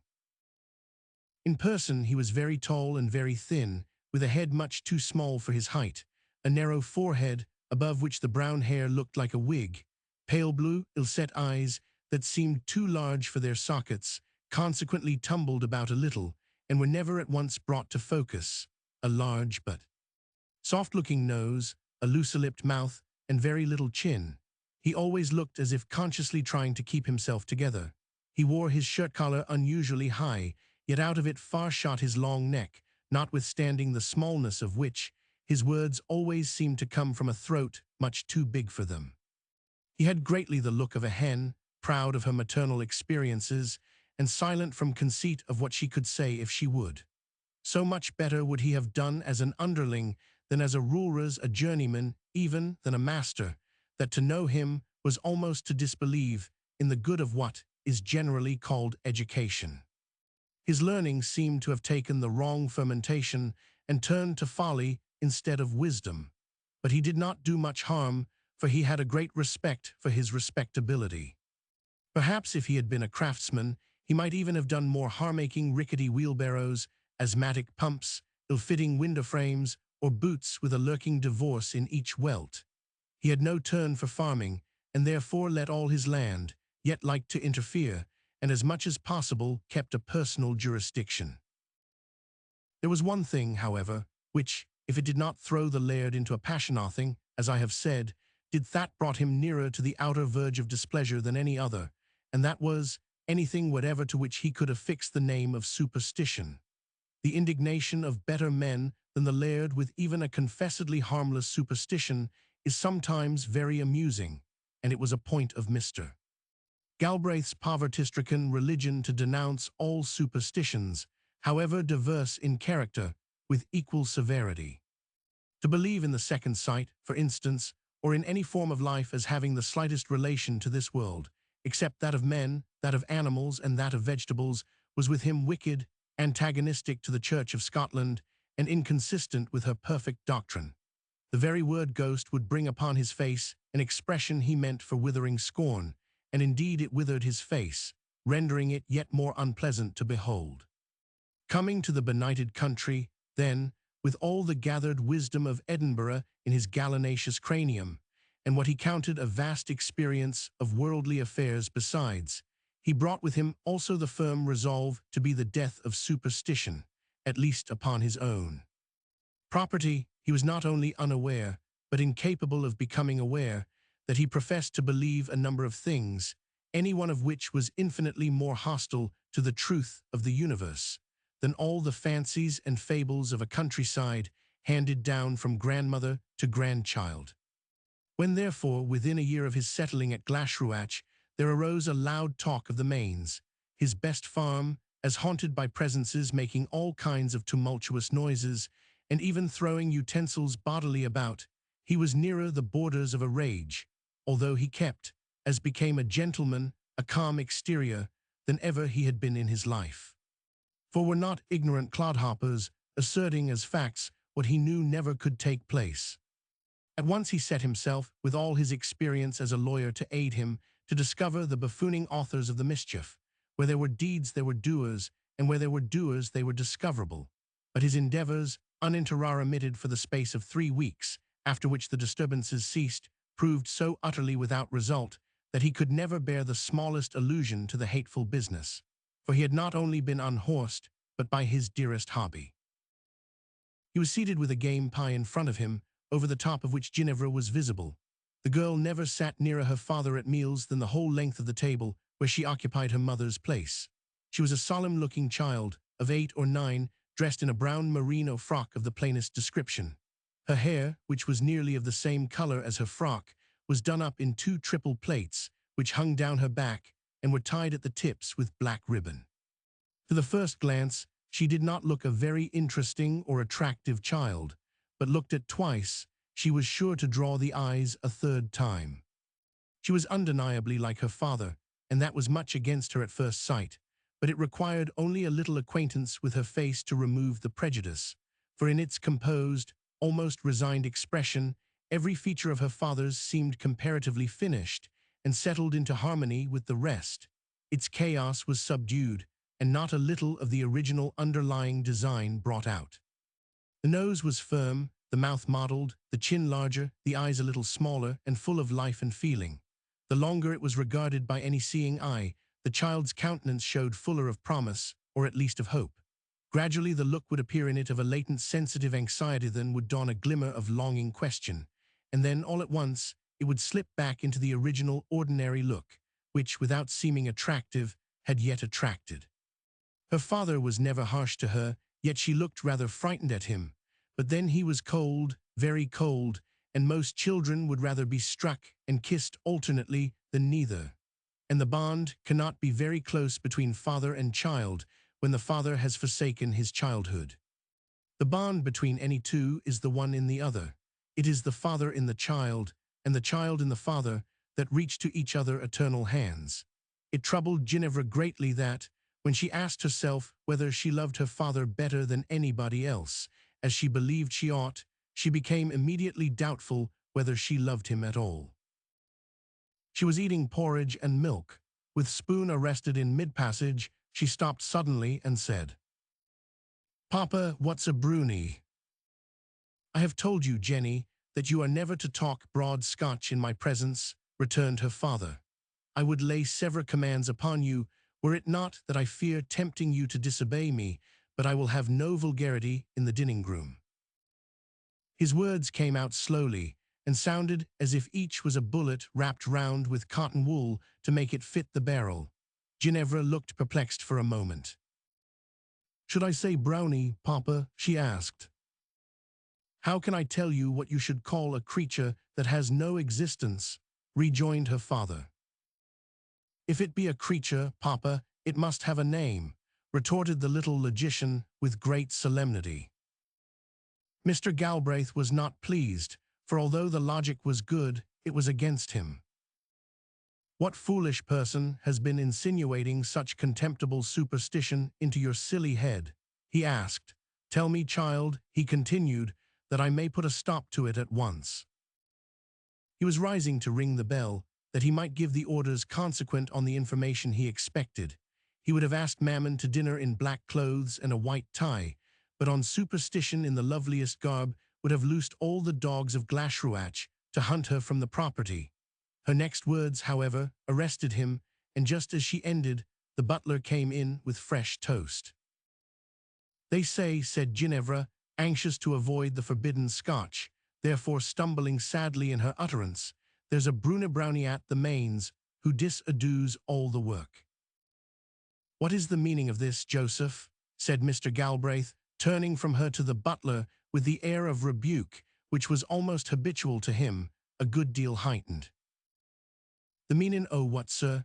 returned Joseph, nowise abashed, for to him his master was not the greatest man in the world, or even in the Highlands. "He's no a Galbraith," he used to say, when more than commonly provoked with him. "I ask you, Joseph," answered the laird, "what this thy's outbreak of superstition imports? You must be aware that nothing in the world could annoy me more than that Miss Galbraith should learn folly in her father's house. That staid servants, such as I had supposed mine to be, should use their tongues as if their heads had no more in them than so many bells hung in a steeple, is to me a mortifying reflection. Tongues as wheel clappers was made to wag, sir, and wag they wull, sir, sa lang the toe string hings out at baith lugs," answered Joseph. The forms of speech he employed were not unfrequently obscure to his master, and in that obscurity lay more of Joseph's impunity than he knew. "Forby besides, sir," he went on, "Jean tongues didna wag, but why wad you, at has to set a thing richt, come to ken what was wrang." "That is not a bad remark, Joseph," replied the laird, with woolly condescension. "Pray acquaint me with the whole matter." "I hae neething till acquaint your honour why, sir, but the tingling o' tongues," replied Joseph, and yell hey till arrange tea like, till your ain satisfaction. Therewith he proceeded to report what he had heard reported, which was in the main the truth, considerably exaggerate that the work of the house was done overnight by invisible hands and the work of the stables, too, but that in the latter cantrips were played as well, that some of the men talked of leaving the place, and that Mr. Duff's own horse, Snowball, was nearly out of his mind with fear. The laird clenched his teeth, and for a whole minute said nothing. Here were either his old enemies again, or some who had heard the old story, and in their turn were beating the drum of consternation in the ears of superstition. "It is one of the men themselves," he said at last, with outward frigidity, "or some ill-destined neighbor," he added, "but I shall soon be at the bottom of it. Go to the Mains at once, Joseph, and ask young Fergus Duff to be so good as step over as soon as he conveniently can." Fergus was pleased enough to be sent for by the laird, and soon told him all he knew from his aunt and the men, confessing that he had himself been too lazy of a morning to take any steps towards personal acquaintance with the facts, but adding that, as Mr. Galbraith took an interest in the matter, he would be only too happy to carry out any suggestion he might think proper to make on the subject. "Fergus," returned the laird, "do you imagine things inanimate can of themselves change their relations in space? In other words, are the utensils in your kitchen endowed with powers of locomotion? Can they take to themselves wings and fly? Or to use a figure more to the point, are they provided with members necessary to the washing of their own persons? Shall I say? Answer me those points, Fergus." "Certainly not, sir," answered Fergus solemnly, for the laird's face was solemn, and his speech was very solemn. "Then, Fergus, let me assure you that to discover by what agency these apparent wonders are effected, you have merely to watch. If you fail, I will myself come to your assistance. Depend upon it, the thing when explained will prove simplicity itself." Fergus at once undertook to watch, but went home not quite so comfortable as he had gone, for he did not altogether, notwithstanding his unbelief in the so-called supernatural, relish the approaching situation. Belief and unbelief are not always quite plainly distinguishable from each other, and fear is not always certain which of them is his mother. He was not the less resolved, however, to carry out what he had undertaken, that was, to sit up all night, if necessary, in order to have an interview with the extravagant and erring spirit, surely, whether embodied or not, that dared thus wrong domestic or nitrest and neighborhood by doing people's work for them unbidden. Not even to himself did he confess that he felt frightened, for he was a youth of nearly 18, but he could not quite hide from himself the fact that he anticipated no pleasure in the duty which lay before him. Chapter 20. The Ambush. For more reasons than one, Fergus judged it prudent to tell not even Auntie Jean of his intention, but waiting until the house was quiet, stole softly from his room and repaired to the kitchen at the other end of the long straggling house, where he sat down, and taking his book, an annual of the beginning of the century, began to read the story of Cathed and Eurelia. Having finished it, he read another. He read and read, but no brownie came. His candle burned into the socket. He lighted another and read again. Still no brownie appeared, and hard and straight as was the wooden chair on which he sat, he began to doze. Presently he started wide awake, fancying he heard a noise, but nothing was there. He raised his book once more, and read until he had finished the stories in it. For the verse he had no inclination that night. As soon as they were all consumed, he began to feel very eerie. His courage had been sheltering itself behind his thoughts, which the tales he had been reading had kept turned away from the object of dread. Still deeper and deeper grew the night around him, until the bare, soulless waste of it came at last, when a brave man might welcome any ghost for the life it would bring. And ever as it came, the tide of fear flowed more rapidly, until at last it rose over his heart and threatened to stifle him. The direst foe of courage is the fear itself, not the object of it, and the man who can overcome his own terror is a hero and more. In this Fergus had not yet deserved to be successful. That kind of victory comes only of faith. Still, he did not fly the field. He was no coward.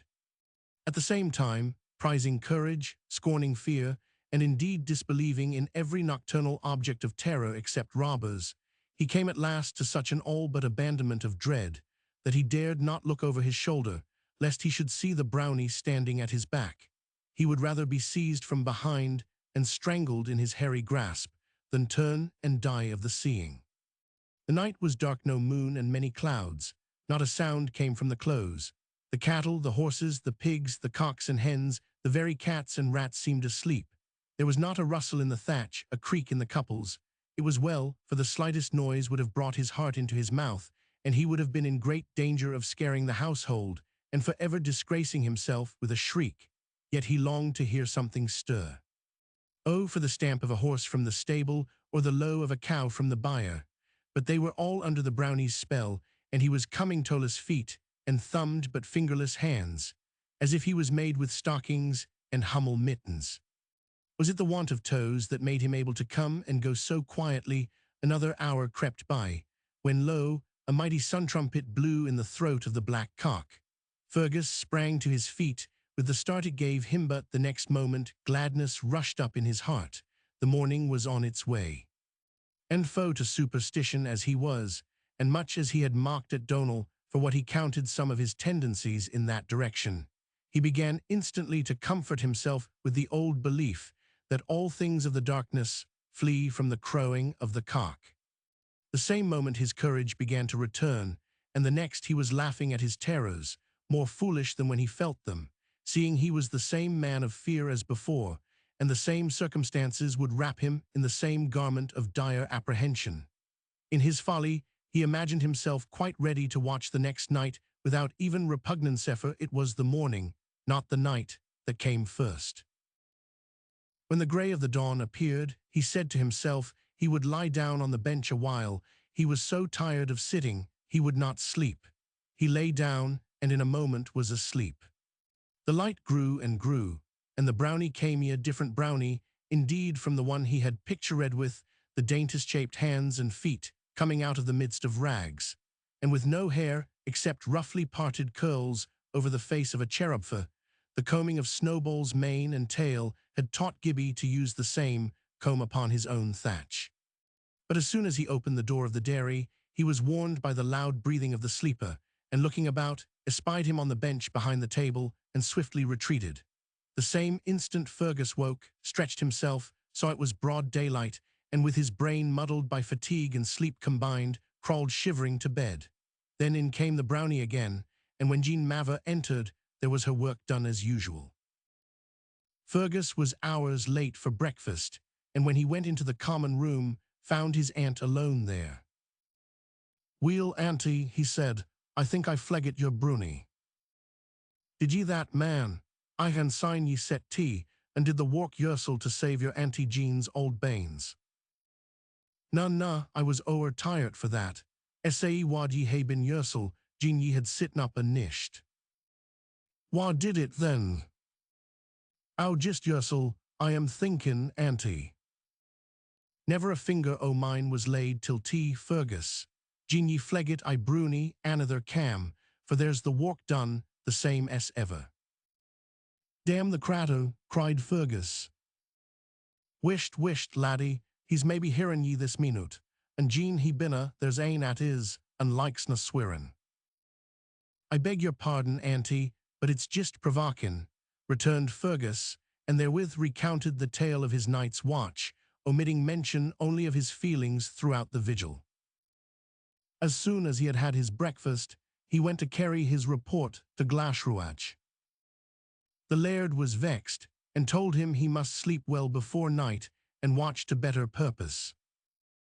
The next night Fergus' terror returned in full force, but he watched thoroughly notwithstanding, and when his aunt entered she found him there and her kitchen in a mess. He had caught no brownie, it was true, but neither had a stroke of her work been done.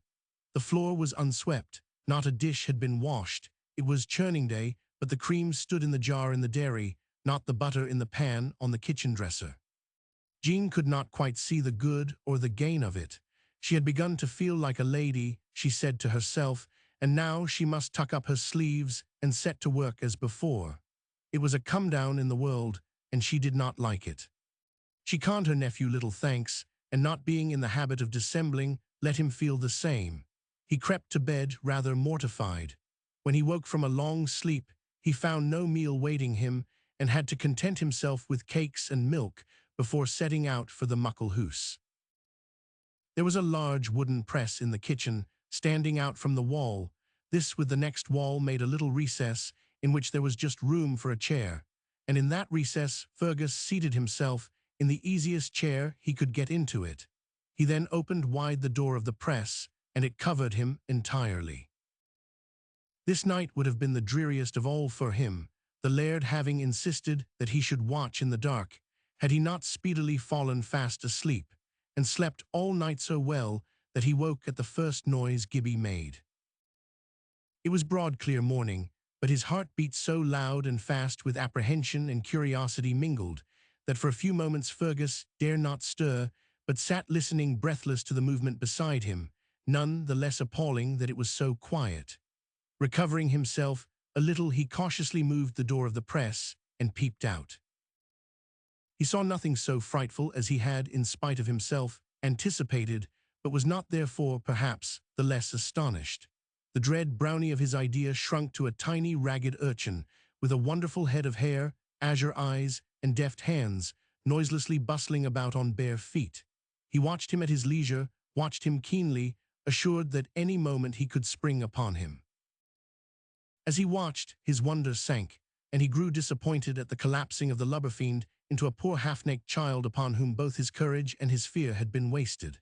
As he continued to watch, an evil cloud of anger at the presumption of the unknown minimus began to gather in his mental atmosphere, and was probably the cause of some movement by which his chair gave a loud creak. Without even looking round, Gibbie darted into the dairy and shut the door.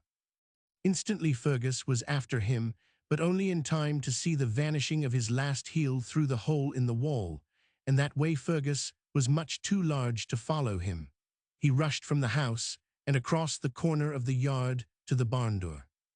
Gibbie, who did not believe he had been seen, stood laughing on the floor, when suddenly he heard the key entering the lock. He bolted through the cat-hole, but again, just one moment too late, leaving behind him on Fergus' retina the light from the soles of 2 bare feet. The key of the door to the rickyard was inside, and Fergus was after him in a moment, but the ricks came close to the barn door, and the next he saw of him was the fluttering of his rags in the wind, and the flashing of his white skin in the sun as he fled across the clover field, and before Fergus was over the wall, Gibbie was a good way ahead towards the lorry. Gibbie was a better runner for his size than Fergus, and in better training too, but alas, Fergus' legs were nearly twice as long as Gibbie's.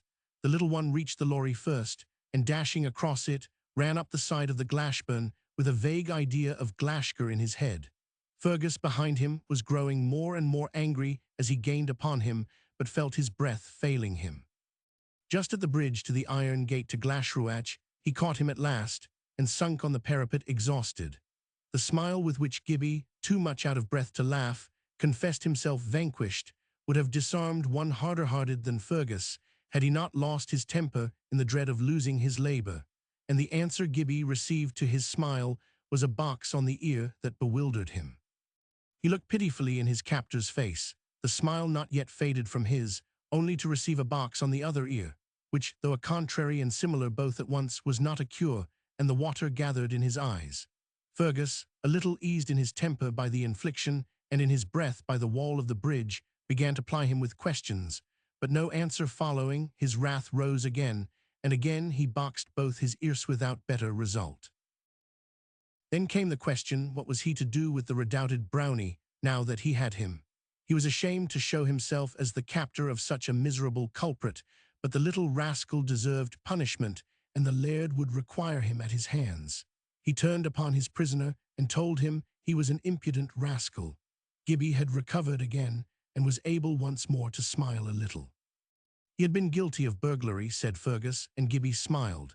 He could be sent to prison for it, said Fergus, and Gibbie smiled, but this time a very grave smile.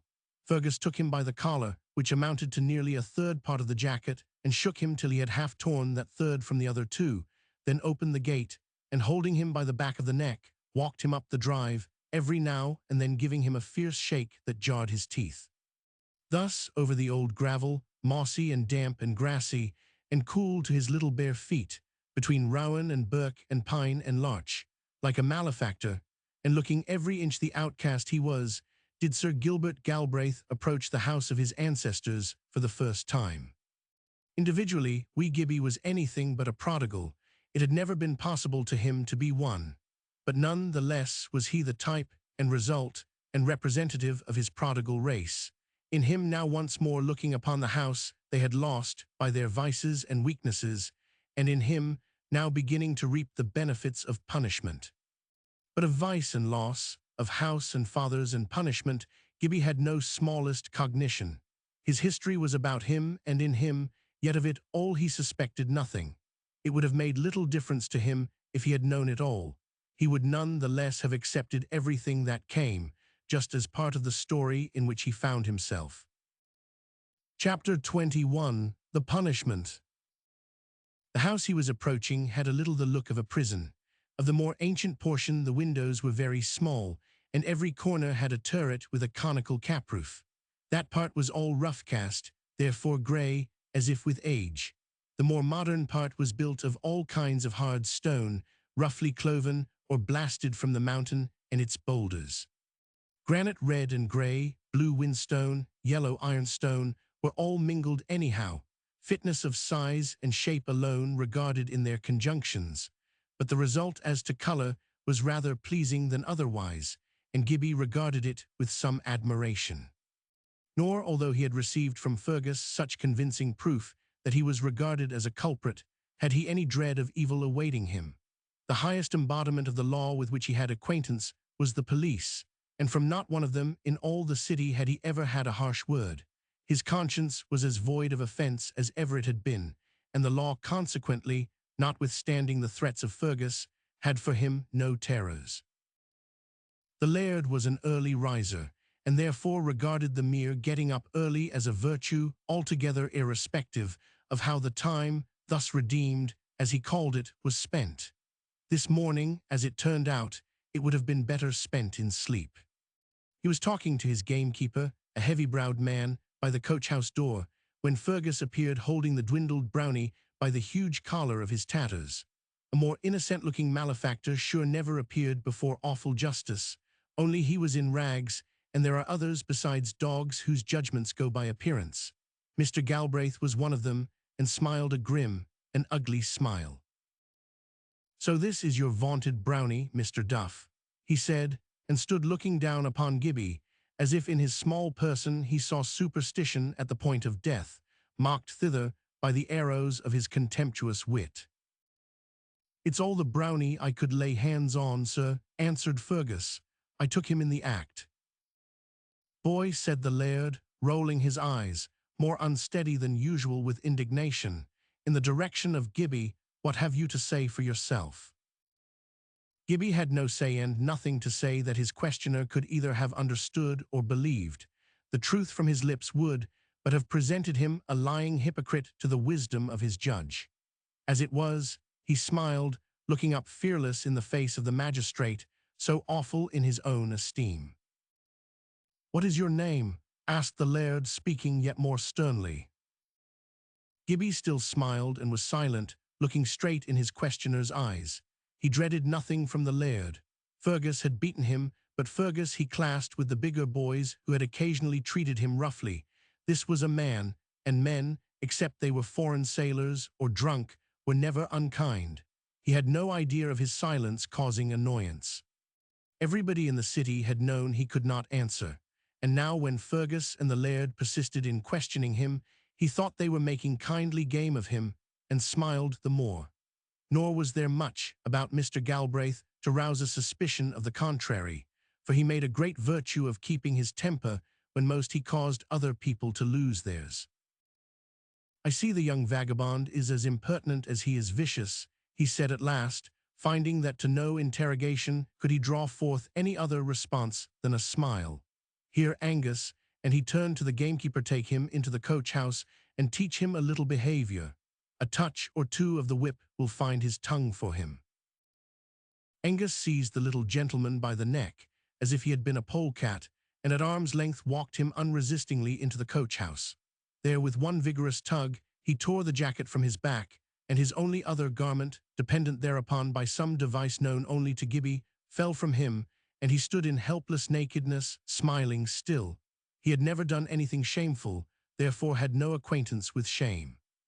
But when the scowling keeper, to whom poverty was first cousin to poaching, and who hated tramps as he hated vermin, approached him with a heavy cart-whip in his hand, he cast his eyes down at his white sides, very white between his brown arms and brown legs, and then lifted them in a mute appeal, which somehow looked as if it were for somebody else, against what he could no longer fail to perceive the man's intent.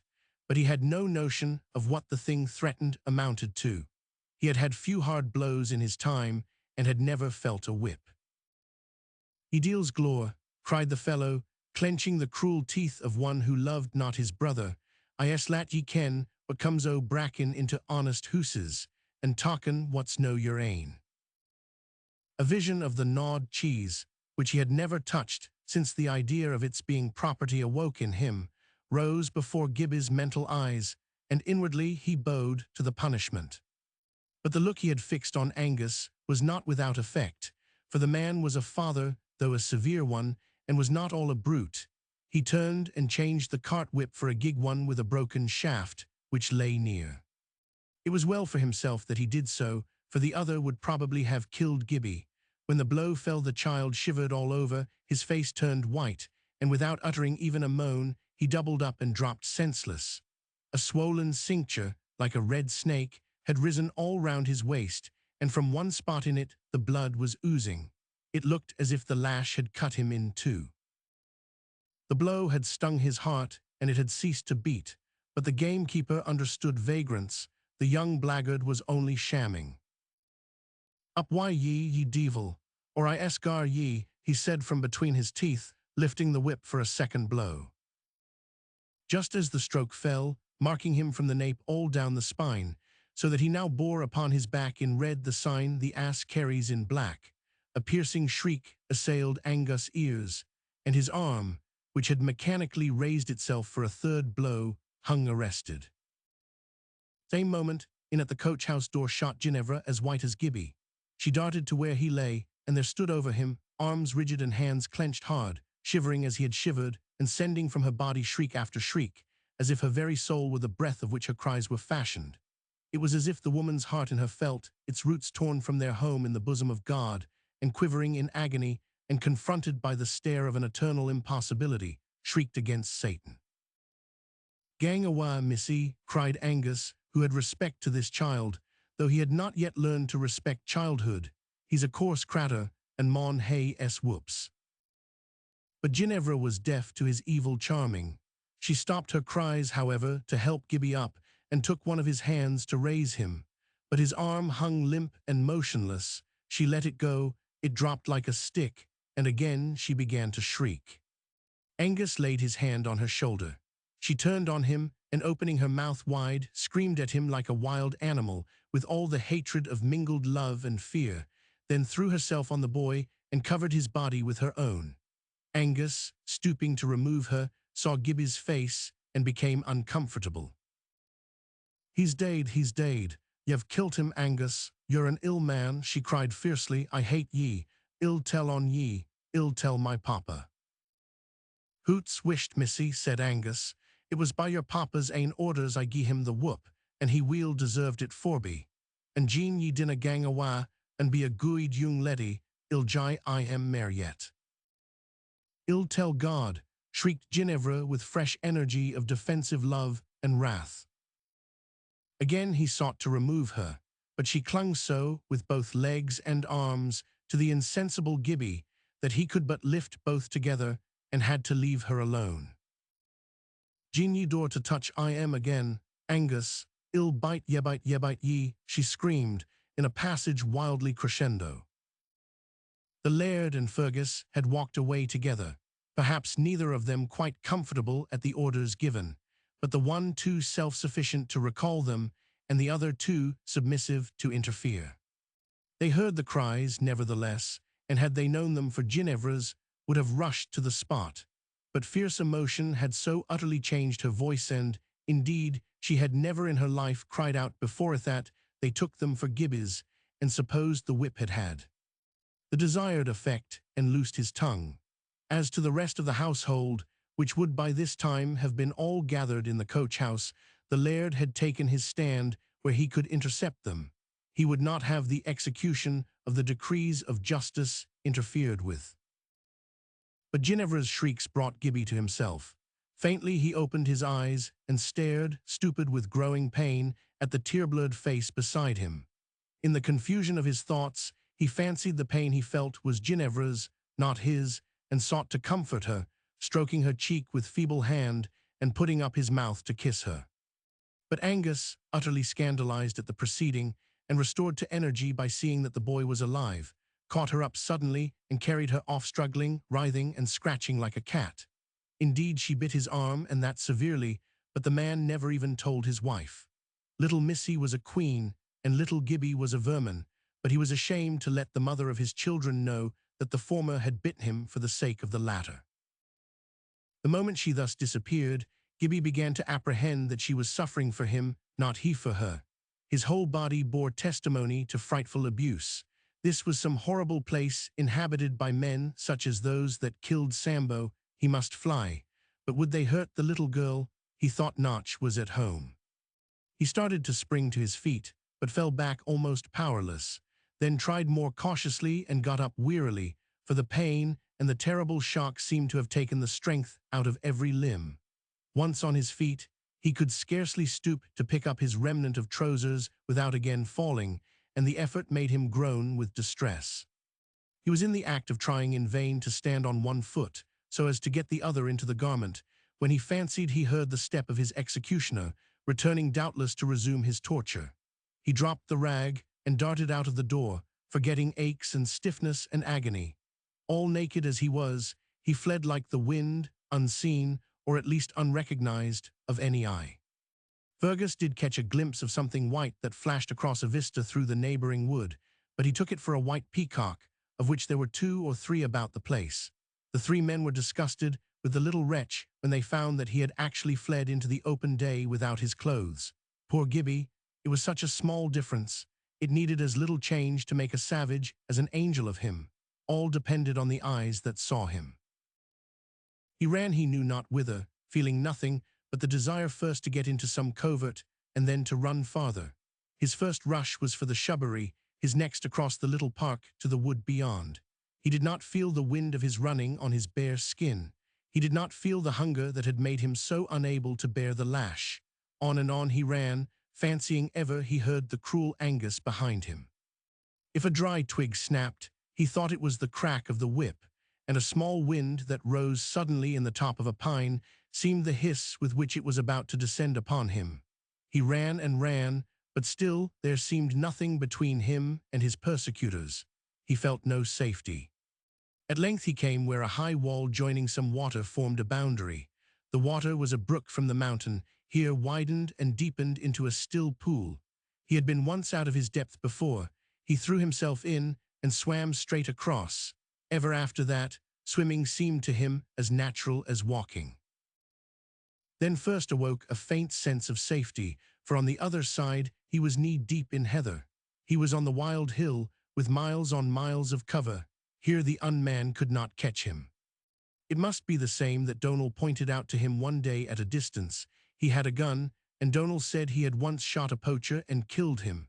He did not know what a poacher was. Perhaps he was one himself, and the man would shoot him. They could see him quite well from the other side. He must cross the knoll first, and then he might lie down and rest. He would get right into the heather and lie with it all around and over him till the night came. Where he would go then, he did not know, but it was all one, he could go anywhere. Donald must mind his cows, and the men must mind the horses, and Mistress Jean must mind her kitchen, but Sir Gibbie could go where he pleased. He would go up Doorside, but he would not go just at once. That man might be on the outlook for him, and he wouldn't like to be shot. People who were shot lay still and were put into holes in the earth and covered up, and he would not like that. Thus he communed with himself as he went over the knoll. On the other side, he chose a tall patch of heather and crept under. How nice and warm and kind the heather felt, though it did hurt the wheels dreadfully sometimes. If he only had something to cover just them, there seemed to be one down his back as well as round his waist. And now Sir Gibbie, though not much poorer than he had been, really possessed nothing separable, except his hair and his nails, nothing therefore that he could call his, as distinguished from him. His sole other possession was a negative quantity, his hunger, namely, for he had not even a meal in his body. He had eaten nothing since the preceding noon. I Am Wrong had one possession besides, though hardly a separable one, a ballad about a fair lady and her page, which Donal had taught him, that he now began to repeat to himself, but was disappointed to find it a good deal withered. He was not nearly reduced to extremity, yet thought his little heir of the world.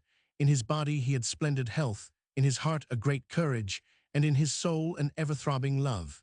It was his love to the very image of man that made the horror of the treatment he had received. Angus was, and was not a man. After all, Gibbie was still one to be regarded with holy envy. Poor Ginny was sent to bed for interfering with her father's orders, and what with rage and horror and pity, an inexplicable feeling of hopelessness took possession of her, while her affection for her father was greatly, perhaps for this world irretrievably, injured by that morning's experience. A something remained that never passed from her, and that something, as often as it stirred, rose between him and her. Fergus told his aunt what had taken place, and made much game of her brownie, but the more Jean thought about the affair, the less she liked it. It was she upon whom it all came. What did it matter who or what her brownie was? And what had they whipped the creature for? What harm had he done? If indeed he was a little ragged urchin, the thing was only the more inexplicable. He had taken nothing. She had never missed so much as a barley scone. The cream had always brought her the right quantity of butter. Not even a bannock, so far as she knew, was ever gone from the press, or an egg from the bossy where they lay heaped. There was more in it than she could understand. Her nephew's mighty feat, so far from explaining anything, had only sealed up the mystery. She could not help cherishing a shadowy hope that, when things had grown quiet, he would again reveal his presence by his work, if not by his visible person. It was mortifying to think that he had gone as he came, and she had never set eyes upon him. But Fergus' account of his disappearance had also, in her judgment, a decided element of the marvelous in it. She was strongly inclined to believe that the brownie had cast a glamour over him and the laird and Angus, all three, and had been making game of them for his own amusement. Indeed, Dawside generally refused the explanation the brownie presented for its acceptance, and the laird scored nothing against the archenemy superstition. Donal Grant, missing his cratur that day for the first time, heard enough when he came home to satisfy him that he had been acting the brownie in the house, and the stable as well as in the field. Incredible as it might well appear that such a child should have had even mere strength for what he. 999. Then first also, after he had thus lost him, he began to understand his worth, and to see how much he owed him. While he had imagined himself kind to the urchin had been laying him under endless obligation, for he left him with ever so much more in his brains than when he came. This book and that, through his aid, he had read thoroughly, and a score or so of propositions had been added to his stock in Euclid. His first feeling about the child revived as he pondered, namely, that he was not of this world. But even then, Donal did not know the best Gibbie had done for him. He did not know of what far deeper and better things he had, through his gentleness, his trust, his loving service, his absolute unselfishness, sown the seeds in his mind. On the other hand, Donal had in return done more for Gibbie than he knew, though what he had done for him, namely, shared his dinners with him, had been less of a gift than he thought, and Donal had rather been sharing in Gibbie's dinner than Gibbie in Donal's. It was a lovely Saturday evening on Glashgar. The few flowers about the small turf cottage scented the air in the hot western sun. The heather was not in bloom yet, and there were no trees, but there were rocks and stones, and a brawling burn that half surrounded a little field of oats, one of potatoes, and a small spot with a few stalks of cabbage and kyle, on the borders of which grew some bushes of double daisies and primroses and carnations. These Janet tended as part of her household, while her husband saw to the oats and potatoes.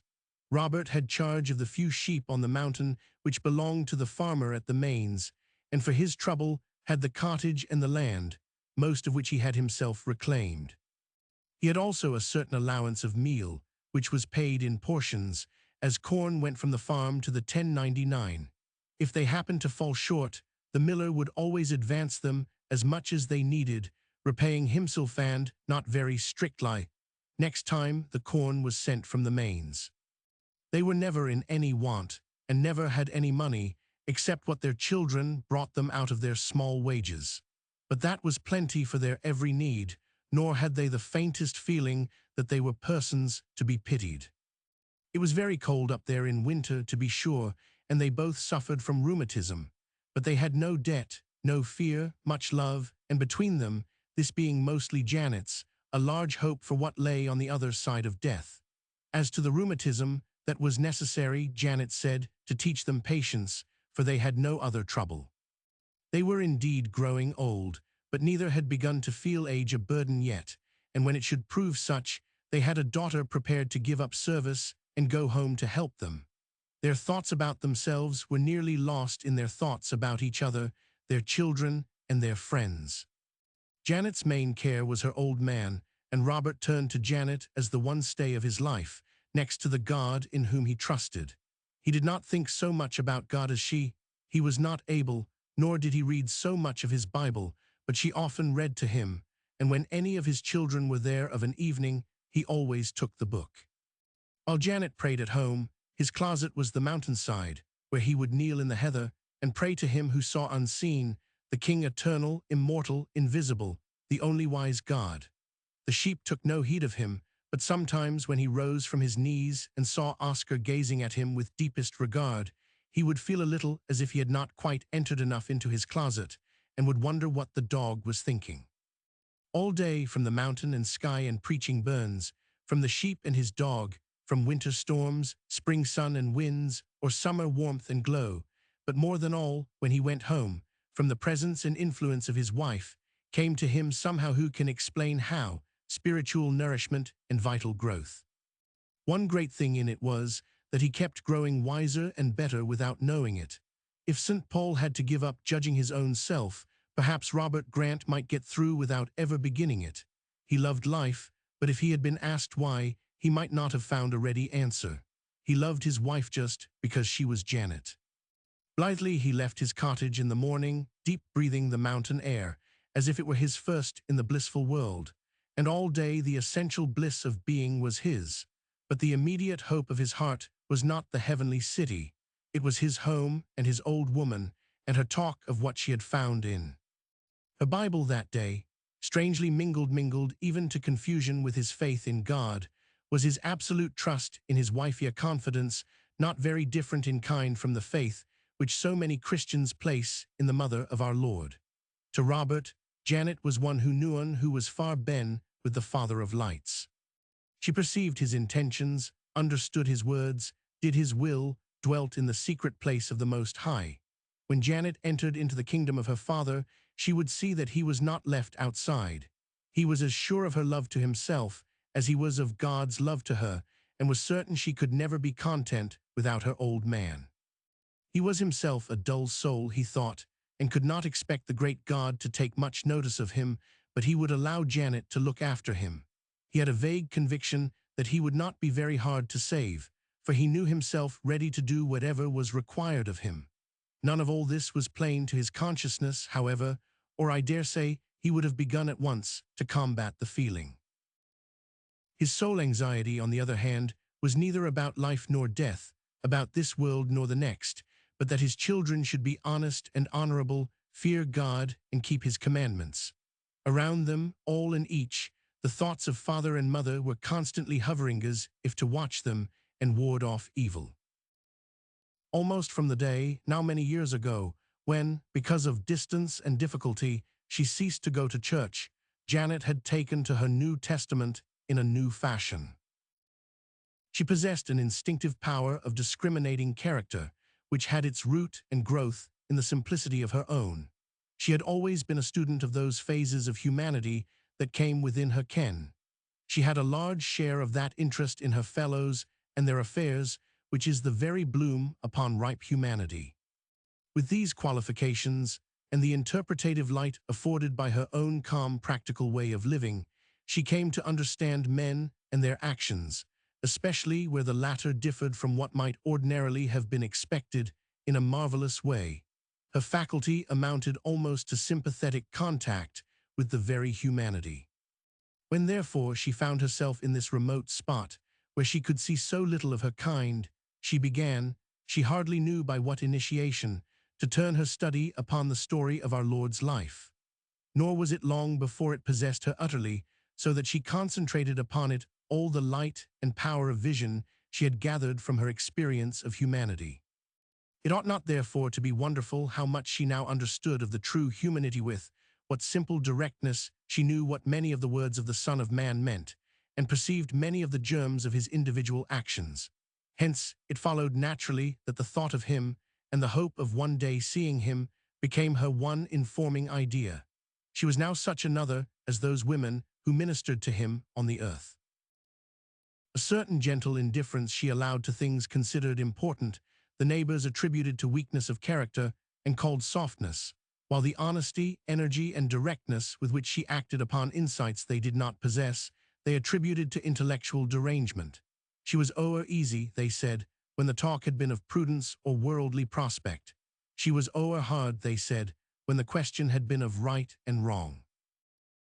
The same afternoon, a neighbor, on her way over the shoulder of the hill to the next village, had called upon her, and found her brushing the rafters of her cottage with a broom at the end of a long stick. "Save essa, Janet, what are ye after? I never saw sick a thing," she exclaimed.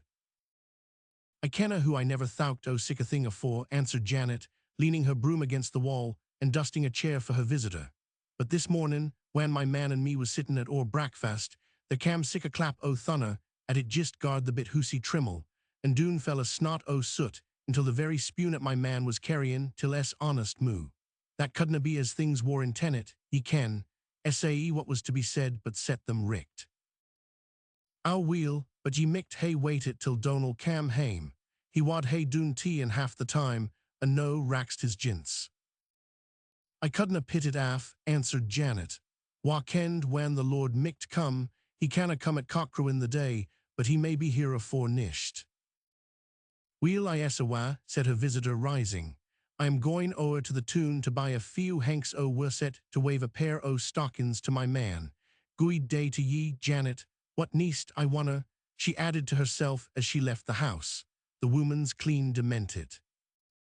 The moment she was gone, Janet caught up her broom again, and went spying about over the roof ceiling. There was none after long tangles of agglomerated cobweb and smoke. She said to herself, "Wha kens when he may be at the door? And I wadna like to hear him say, Janet, ye micht hae had your hoose a bit cleaner, when ye kenned I micht be at hand." With all the cleaning she could give it, her cottage would have looked but a place of misery to many a benevolent woman, who, if she had lived there, would not have been so benevolent as Janet, or have kept the place half so clean. For her soul was alive and rich, and out of her soul, not education or habit, came the smallest of her virtues. Having finished at last, she took her besom to the door and beat it against a stone. That done, she stood looking along the path down the hill. It was that by which her sons and daughters, every Saturday, came climbing, one after the other, to her bosom, from their various labors in the valley below, through the sunset, through the long twilight, through the moonlight, each urged by a heart eager to look again upon father and mother. The sun was now far down his western arc, and nearly on a level with her eyes, and as she gazed into the darkness of the too much light, suddenly emerged from it, rose upward, staggered towards her. Was it an angel? Was it a spectre? Did her old eyes deceive her? Or was the second sight born in her now first in her old age? It seemed a childreeling, and spreading out hands that groped. She covered her eyes for a moment, for it might be a vision in the sun, not on the earth hand looked again. It was indeed a naked child. And was she still so dazzled by the red sun as to see red where red was none, or were those indeed blood-red streaks on his white skin? Straight now, though slow, he came towards her. It was the same child who had come and gone so strangely before. He held out his hands to her and fell on his face at her feet like one dead. Then, with a horror of pitiful amazement, she saw a great cross marked in 2 cruel stripes on his back, and the thoughts that thereupon went coursing through her loving imagination it would be hard to set forth. Could it be that the Lord was still, child and man, suffering for his race, to deliver his brothers and sisters from their sins, wandering, enduring, beaten, blessing still, accepting the evil, slaying it, and returning none? His patience the one rock where the evil word finds no echo, his heart the one gulf into which the Dead Sea wave rushes with no recoil from, which ever flows back only purest water, sweet and cool, the one abyss of destroying love, into which all wrong tumbles, and finding no reaction, is lost, ceases for evermore. There in its own cradle, the primal order is still nursed, still restored, thence is still sent forth afresh, to leaven with new life the world ever aging. Shadowy and vague, they were but vaguely shadowed were thoughts like these in Janet's mind, as she stood half-stunned, regarding for one moment motionless the prostrate child and his wrongs. The next she lifted him in her arms, and holding him tenderly to her mother heart, carried him into the house, murmuring over him dove-like sounds of pity and endearment mingled with indignation. There she laid him on his side in her bed, covered him gently over, and hastened to the little byre at the end of the cottage to get him some warm milk. When she returned, he had already lifted his heavy eyelids and was looking wearily about the place. But when he saw her did ever so bright a sunshine as that smile of his, eyes and mouth and whole face flashed upon Janet, she set down the milk and went to the bedside. Gibbie put up his arms, threw them round her neck, and clung to her as if she had been his mother. And from that moment she was his mother. Her heart was big enough to mother all the children of humanity. She was like Charity herself, with her babes innumerable. "What hae they done to ye, my bairn?" she said, in tones pitiful with the pity of the shepherd of the sheep himself. No reply came back, only another heavenly smile, a smile of absolute content. For what were stripes and nakedness and hunger to Gibbie, now that he had a woman to love? Gibbie's necessity was to love, but here was more. Here was love offering herself to him. Except in Black Sambo, he had scarcely caught a good sight of her before. He had never before been kissed by that might of God's grace, a true woman. She was an old woman who kissed him, but none who have drunk of the old wine of love straightway desire the new, for they know that the old is better. Match such as hers with thy love, maiden of 20, and where wilt thou find the man, I say, not worthy, but fit to mate with thee? For hers was love indeed, not the love of love, but the love of life. Already Gibbie's faintness was gone, all his ills with it. She raised him with one arm and held the bowl to his mouth, and he drank, but all the time he drank, his eyes were fixed upon hers. When she laid him down again, he turned on his side, off his scored back, and in a moment was fast asleep. She stood gazing at him. So still was he that she began to fear he was dead, and laid her hand on his heart. It was beating steadily, and she left him to make some gruel for him against his waking.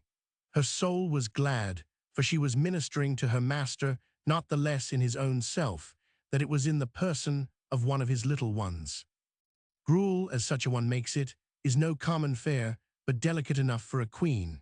She set it down by the fire, and proceeded to lay the supper for her expected children.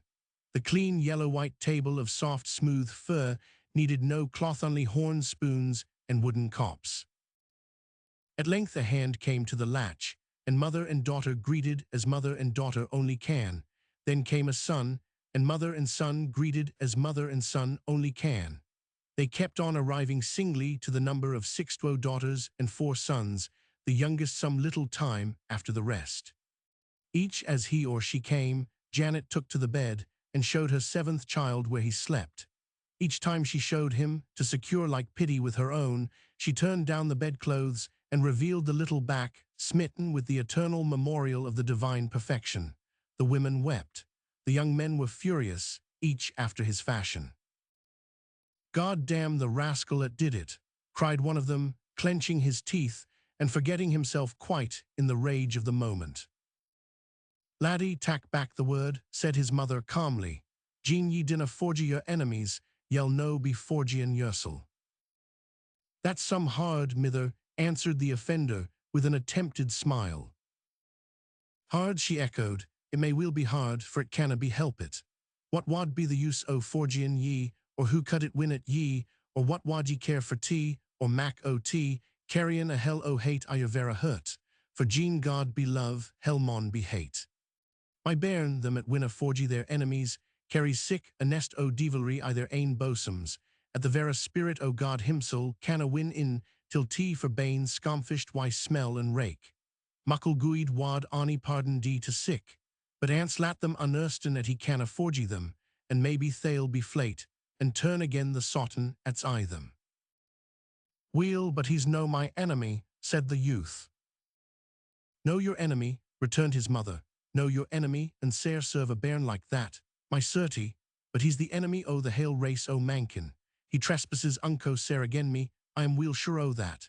And I am glad o' tea, I am glad that he has me for ain o' s enemies, for I forgy him for ain, and wuss him sae affronted why himsel a be doon, at he wad fain hide his hide in a midden. No, mither, said the eldest son, who had not yet spoken, but whose countenance had been showing a mighty indignation. That's surely as Sarah Bannon as yon at Jock said. What laddie, wad ye hae a fellow cratur live to a eternity own bane, ashamed o' sick a thing as that? Wad that be to wuss him weel? Kenna ye at the mere shame the mere grace? My word was the best beginnin' o' better, at I cud wuss him. None, laddie, frae my vera hurt, I wuss he may be that affronted why himsel at he canna sae muckle as lift up Essene to haven, but mon smite Yupo braced and say, God be merciful to me, a sinner. That's my curse Yupo him, for I wadna hae I am a devil. When he comes to think that shame o' himsel, ill tack him to my hurt, as I tacked the bairn he misguided. Only I dubed ill be lang a while for that, for it tacks time to fess a man like that till holy senses. The sixth of the family now entered, and his mother led him up to the bed. The Lord preserve cried Donal Grant, it's the cratur an is that the gate they hae guided him, the quietest cratur and the willingest. Donal began to choke. Ye ken him then, laddie, said his mother. Weel that, answered Donal. He's been wy me and the nowt ilka day for weeks till the day. With that he hurried into the story of his acquaintance with Gibbie, and the fable of the brownie would soon have disappeared from Doorside, had it not been that Janet desired them to say nothing about the boy, but let him be forgotten by his enemies, till he grew able to take care of himself. Besides, she said, their father might get into trouble with the master and the laird if it were known they had him. Donal vowed to himself that, if Fergus had had a hand in the abuse, he would never speak civil word to him again. He turned towards the bed, and there were Gibbie's azure eyes wide open and fixed upon him. Ye cratur, he cried, and darting to the bed, he took Gibbie's face between his hands and said, in a voice to which pity and sympathy gave a tone like his mother's, "Whatten a deevil was tea at lick at ye like that? I wuss I had the trimmin' o' him." Gibbie smiled. Has the ill guideship teen the tongue frae I am, think ye? Asked the mother. Na, answered Donal, he's been like that sin ever I kenned him. I never hard word frae the moo o' 999. Hell be ane o' the daif and dumb, said Janet. He's no daif, mither, that I ken weel, but dumb he maun be, I am thinkin'. Cratur, he continued, stooping over the boy, gin ye hear what I am sayin', tack hard o' my nose. Thereupon, with a laugh like that of an amused infant, Gibbie raised his hand, and with thumb and forefinger gently pinched Donal's large nose, at which they all burst out laughing with joy. It was as if they had found an angel's baby in the bushes and been afraid he was an idiot, but were now relieved. Away went Janet and brought him his gruel. It was with no small difficulty, and not without a moan or two, that Gibbie sat up in the bed to take it. There was something very pathetic in the full content with which he sat there in his nakedness and looked smiling at them all. It was more than contented was bliss that shone in his countenance. He took the wooden bowl and began to eat, and the look he cast on Janet seemed to say he had never tasted such delicious food. Indeed he never had, and the poor cottage, where once more he was a stranger and taken in, appeared to Gibbie a place of wondrous wealth. And so it was not only in the best treasures, those of loving kindness, but in all homely plenty as well for the needs of the body, very temple of the God of simplicity and comfort rich in warmth and rest and food. Janet went to her kist, whence she brought out a garment of her own and aired it at the fire.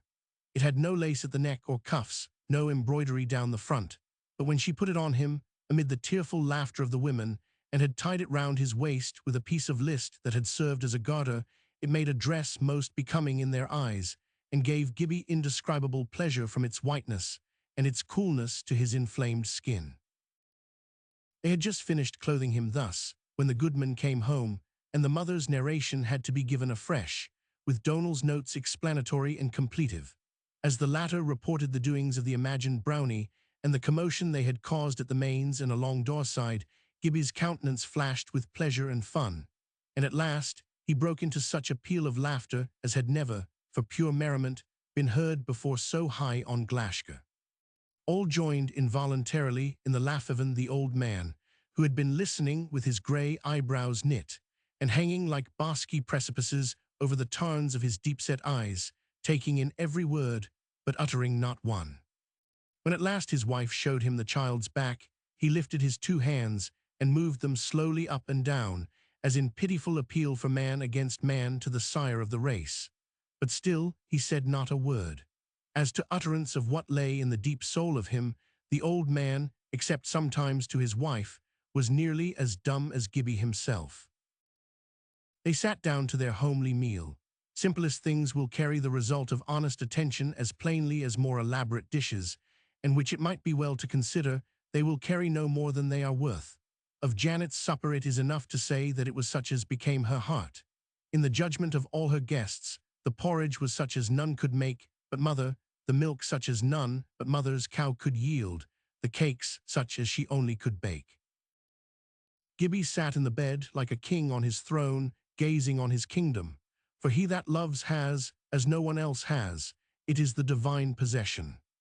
Picture the delight of the child, in his passion for his kind, looking out upon this company of true hearts, honest faces, human forms all strong and healthy, loving each other and generous to the taking in of the world's outcast. Gibbie could not, at that period of his history, have invented a heaven more to his mind, and as often as one of them turned eyes towards the bed, his face shone up with love and merry gratitude, like a better son. It was now almost time for the sons and daughters to go down the hill again, and leave the cottage and the blessed old parents and the harbored child to the night, the mountain silence and the living God. The sun had long been down, but far away in the north, the faint thin fringe of his ligament was still visible, moving with the unseen body of his glory softly eastward, dreaming along the horizon, growing fainter and fainter as it went, but at the faintest then beginning to revive and grow. Of the northern lands in summer, it may be said, as of the heaven of heavens, that there is no night there, and by the moon also would attend the steps of the returning children of labour. New lads and lasses, afore we hae worship, rin, ilk ain o ye, said the mother, and pu heather to mak a bed to the wee manny the nook there at the hide o oars. Hell sleep there bonny, and no ill come near 999. She was obeyed instantly. The heather was pulled and set together upright as it grew, only much closer, so that the tops made a dense surface, and the many stalks, each week, a strong upbearing whole. They boxed them in below with a board or two for the purpose, and bound them together above with a blanket over the top, and a white sheet over thought a linen sheet it was, and large enough to be doubled, and receive Gibbie between its folds. Then another blanket was added, and the bed, a perfect one, was ready. The eldest of the daughters took Gibbie in her arms, and, tenderly careful over his hurts, lifted him from the old folks' bed, and placed him in his own on more luxurious, for heather makes a still better stratum for repose than Ochefand. Gibbie sank into it with a sigh that was but a smile grown vocal. Then Donal, as the youngest, got down the big Bible, and having laid it before his father, lighted the rushbithwick projecting from the beak of the little iron lamp that hung against the wall. Its shape descended from Roman times. The old man put on his spectacles, took the book, and found the passage that fell, in continuous process, to that evening. Now he was not a very good reader, and what with blindness and spectacles and poor light, would sometimes lose his place. But it never troubled him, for he always knew the sense of what was coming, and being no idolater of the letter, used the word that first suggested itself, and so recovered his place without pausing. It reminded his sons and daughters of the time when he used to tell them Bible stories as they crowded about his knees, and sounding therefore merely like the substitution of a more familiar word to assist their comprehension, woke no surprise. And even now, the word supplied, being in the vernacular, was rather to the benefit than the disadvantage of his hearers. The word of Christ is spirit and life, and where the heart is aglow, the tongue will follow that spirit and life fearlessly and will not err. On this occasion, he was reading of our Lord's cure of the leper, and having read, put forth his hand, lost his place, and went straight on without it, from his memory of the facts. He put forth his hand and grip at him, and said, "All well clean." After the reading followed a prayer, very solemn and devout.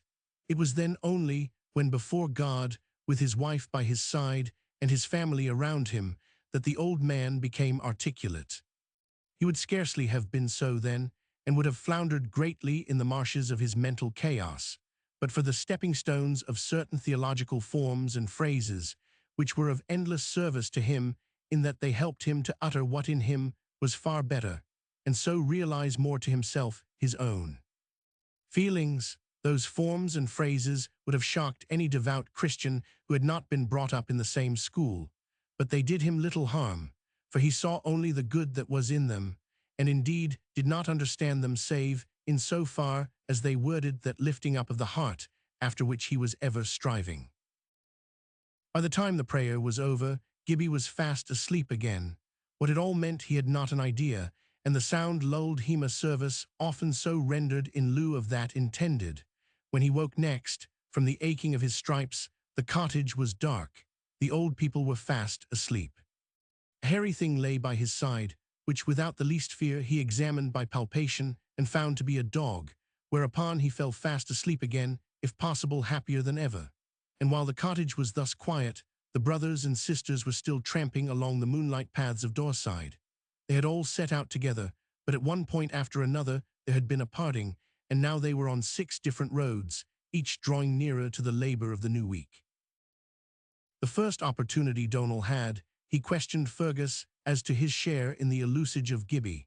Fergus treated the inquiry as an impertinent interference and mounted his high horse at once. What right had his father's herdboy to question him as to his conduct? He put it so to him, and in nearly just as many words. Thereupon answered Donal. "It's this, ye see, Fergus. Ye hae been unco guid to me, and I am mair obligateet till ye nor I can say. But it wad be a scunnerfu thing to tak the len o buicks frae ye, and spare questions at ye at I canna mak oot mysel, and syne gang o a despisin ye I my hurt for cruelty and wrang. What was the cratur punished for? Tell me that. Accordin' till your aunt's ain account, he had teen neething, and had doen neething but guid." "Why didn't he speak up then and defend himself, and not be so damned obstinate?" returned Fergus. "He wouldn't open his mouth to tell his name or where he came from even. I couldn't get him to utter a single word. As for his punishment, it was by the laird's orders that Angus MacPhalp took the whip to him. I had nothing to do with it." Fergus did not consider the punishment he had himself given him as worth mentioning as indeed, except for honesty's sake, it was not beside the other.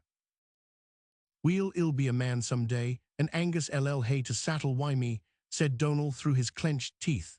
"Man, Fergus, the cratter's as dumb as a worm. I dinna believe it ever he spak a word in life." This cut Fergus to the heart, for he was far from being without generosity or pity.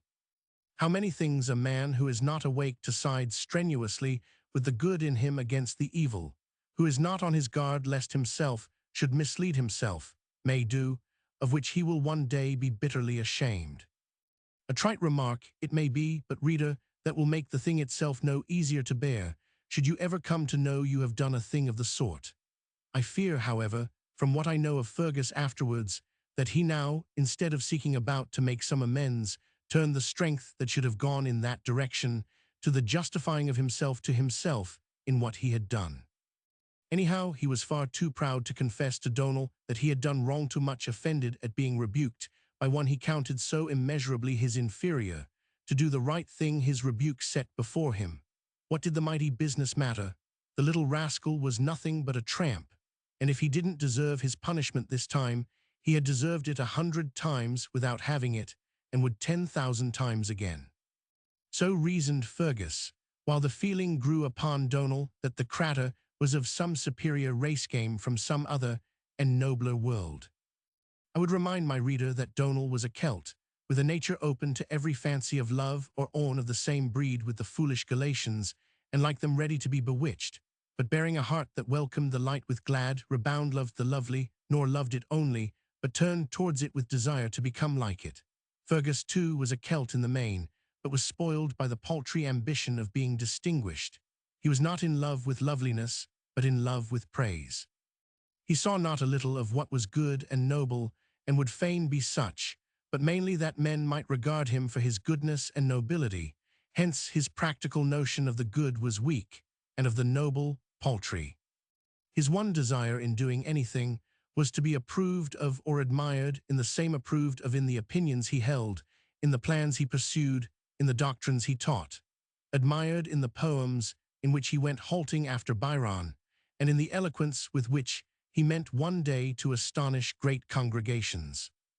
There was nothing original as yet discoverable in him, nothing to deliver him from the poor imitative apery in which he imagined himself a poet. He did possess one invaluable gift, that of perceiving and admiring more than a little certain forms of the beautiful, but it was rendered merely ridiculous by being conjoined with the miserable ambition poor, as that of any mountebank emperorto be himself admired for that admiration. He mistook also sensibility for faculty, nor perceived that it was at best but a probable sign that he might be able to do something or other with pleasure, perhaps with success. If any one judge it hard that men should be made with ambitions to whose objects they can never attain, I answer, ambition is but the evil shadow of aspiration, and no man ever followed the truth, which is the one path of aspiration, and in the end complained that he had been made this way or that. Man is made to be that which he is made most capable of desiring, but it goes without saying that he must desire the thing itself, and not its shadow. Man is of the truth, and while he follows a lie, no indication his nature yields will hold, except the fear, the discontent, the sickness of soul, that tell him he is wrong. If he say, I care not for what you call the substance, it is to me the shadow. I want what you call the shadow, the only answer is that to all eternity he can never have it. A shadow can never be had. Ginevra was hardly the same child after the experience of that terrible morning. At no time very much at home with her father, something had now come between them, to remove which all her struggles to love him as before were unavailing. The father was too stupid, too unsympathetic, to take note of the look of fear that crossed her face if ever he addressed her suddenly, and when she was absorbed in fighting the thoughts that would come, he took her constraint for sullenness. With a cold spot in his heart, where once had dwelt some genuine regard for Donal, Fergus went back to college. Donal went on herding the cattle, cudgelling Horny, and reading what books he could lay his hands on. There was no supply through Fergus any more, alas. The year before, ere he took his leave, he had been careful to see Donal provided with at least books for study, but this time he left him to shift for himself. He was small because he was proud, spiteful because he was conceited. He would let Donal know what it was to have lost his favor, but Donal did not suffer much, except in the loss of the friendship itself. He managed to get the loan of a copy of Burnsbitter meet for a strong spirit than the poetry of Byron or even Scott. An innate cleanliness of soul rendered the occasional coarseness to him harmless, and the mighty torrent of the man's life, broken by occasional pools reflecting the stars, its headlong hatred of hypocrisy and false religion, its generosity and struggling conscientiousness, its failures and its repentances roused much in the heart of Donal. Happily the copy he had borrowed had in it a tolerable biography, and that, read along with the man's work, enabled him, young as he was, to see something of where and how he had failed, and to shadow out to himself, not altogether vaguely, the perils to which the greatest must be exposed who cannot rule his own spirit, but like a mere child, reels from one mood into another at the will of what. From reading Burns, Donal learned also not a little of the capabilities of his own language, for Celt as he was by birth and country and mental character, he could not speak the Gaelic. That language, soft as the speech of streams from rugged mountains, and wild as that of the wind in the tops of fir trees, the language at once of bards and fighting men, had so far ebbed from the region, lingering only here and there in the hollow pools of old memories, that Donal had never learned it, and the lowland Scotch, an ancient branch of English, dry and gnarled, but still flourishing in its old age, had become instead his mother tongue, and the man who loves the antique speech, or even the mere patois of his childhood, and knows how to use it, possesses therein a certain kind of power over the hearts of men, which the most refined and perfect of languages cannot give, inasmuch as it has traveled farther from the original sources of laughter and tears. But the old Scottish itself is, alas, rapidly vanishing before a poor, shabby imitation of modern English itself, a weaker language in sound, however enriched in words, since the days of Shakespeare, when it was far more like Scotch in its utterance than it is now. My mother tongue, how sweet thy tone, how near to good allied, were even my heart of steel or stone, thou wouldst drive out the pride. So sings Klaus Groth, in and concerning his own Plattdeutsch, so nearly akin to the English. To a poet especially, is it an inestimable advantage to be able to employ such a language for his purposes. Not only was it the speech of his childhood, when he saw everything with fresh, true eyes, but it is itself a child speech, and the child way of saying must always lie nearer the child way of seeing, which is the poetic way. Therefore, as the poetic faculty was now slowly asserting itself in Donal, it was of vast importance that he should know what the genius of Scotland had been able to do with his homely mother tongue, for through that tongue alone could what poetry he had in him have thoroughly fair play, and in turn do its best towards his development, which is the first and greatest use of poetry. It is a ruinous misjudgment, too contemptible to be asserted, but not too contemptible to be acted upon, that the end of poetry is publication. Its true end is to help first the man who makes it along the path to the truth, help for other people may or may not be in it, that, if it become a question at all, must be an after one. To the man who has it, the gift is invaluable, and in proportion as it helps him to be a better man, it is of value to the whole world. But it may in itself be so nearly worthless that the publishing of it would be more for harm than good. Ask anyone who has had to perform the unenviable duty of editor to a magazine. He will corroborate what I say, that the quantity of verse good enough to be its own reward, but without the smallest claim to be uttered to the world, is enormous. Not yet, however, had Donal written a single stanza. A line, or at most two, would now and then come into his head with a buzz, like a wandering honeybee that had mistaken its hive generally in the shape of a humorous malediction on Hornibut, that was all. In the meantime, Gibbie slept and waked and slept again, night after night, with the loveliest days between, at the cottage on Glashgar. The morning after his arrival, the first thing he was aware of was Janet's face beaming over him, with a look in its eyes more like worship than benevolence. Her husband was gone, and she was about to milk the cow, and was anxious lest, while she was away, he should disappear as before.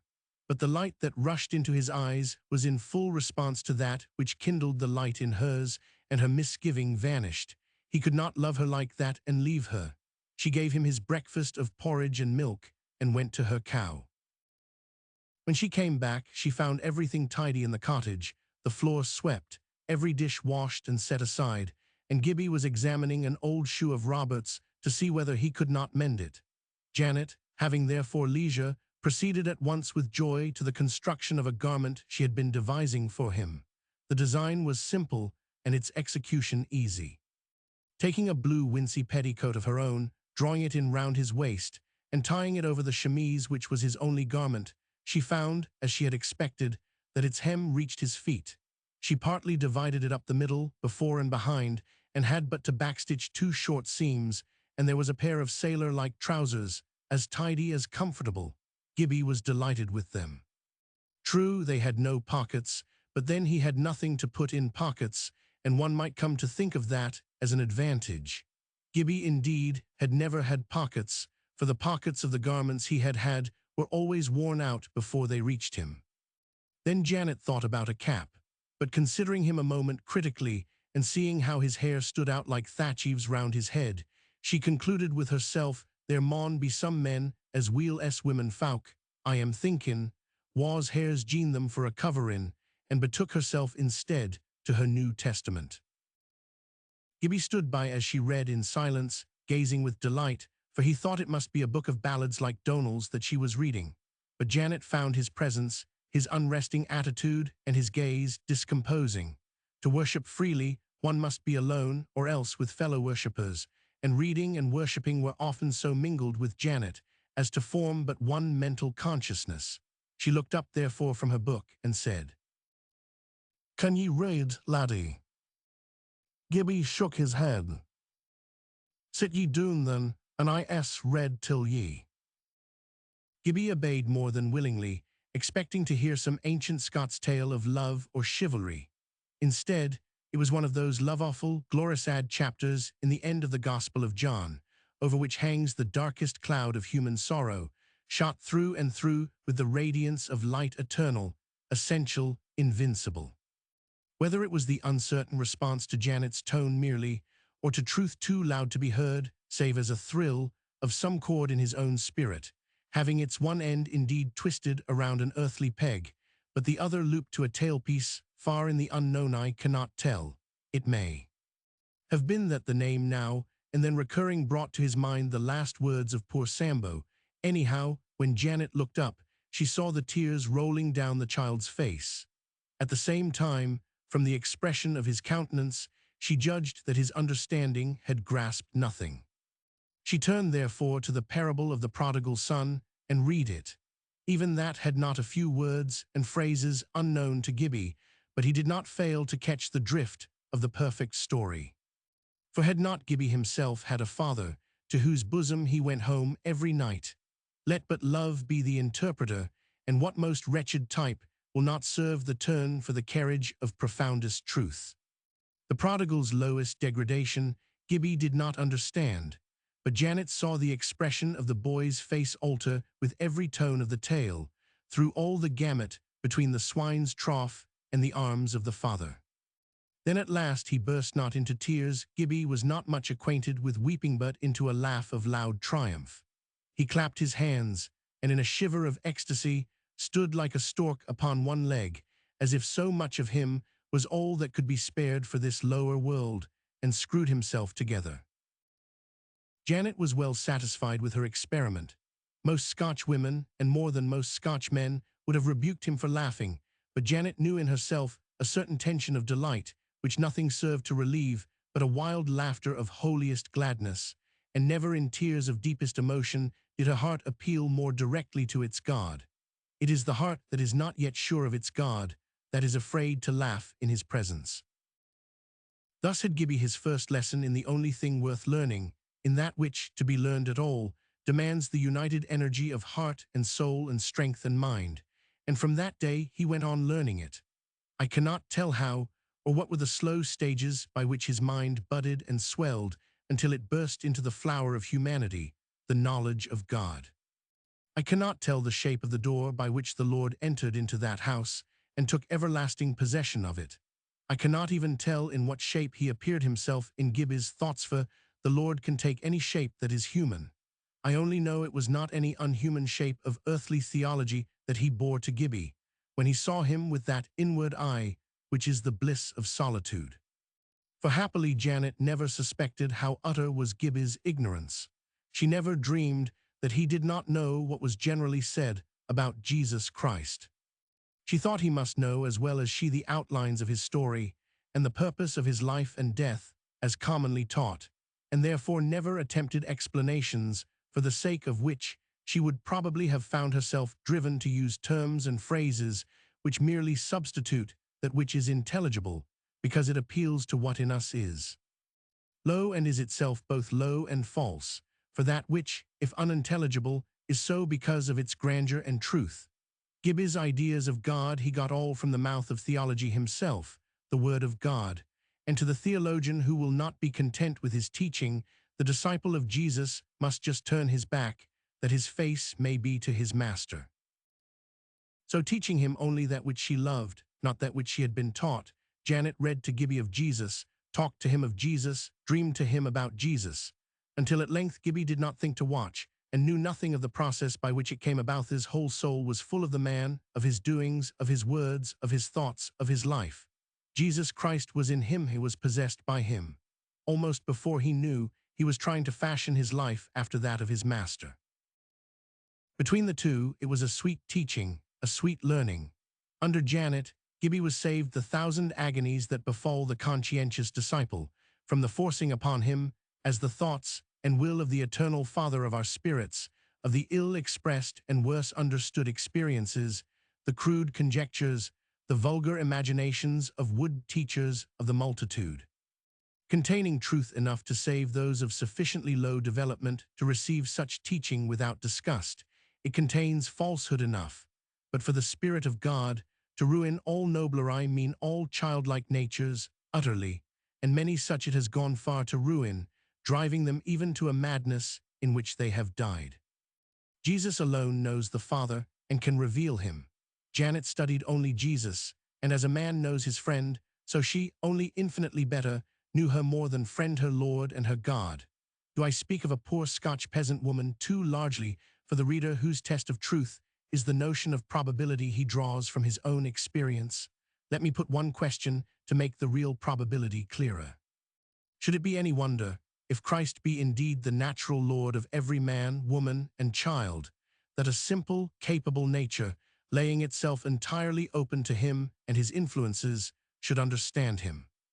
How should he be the Lord of that nature if such a thing were not possible, or were at all improbable, nay, if such a thing did not necessarily follow?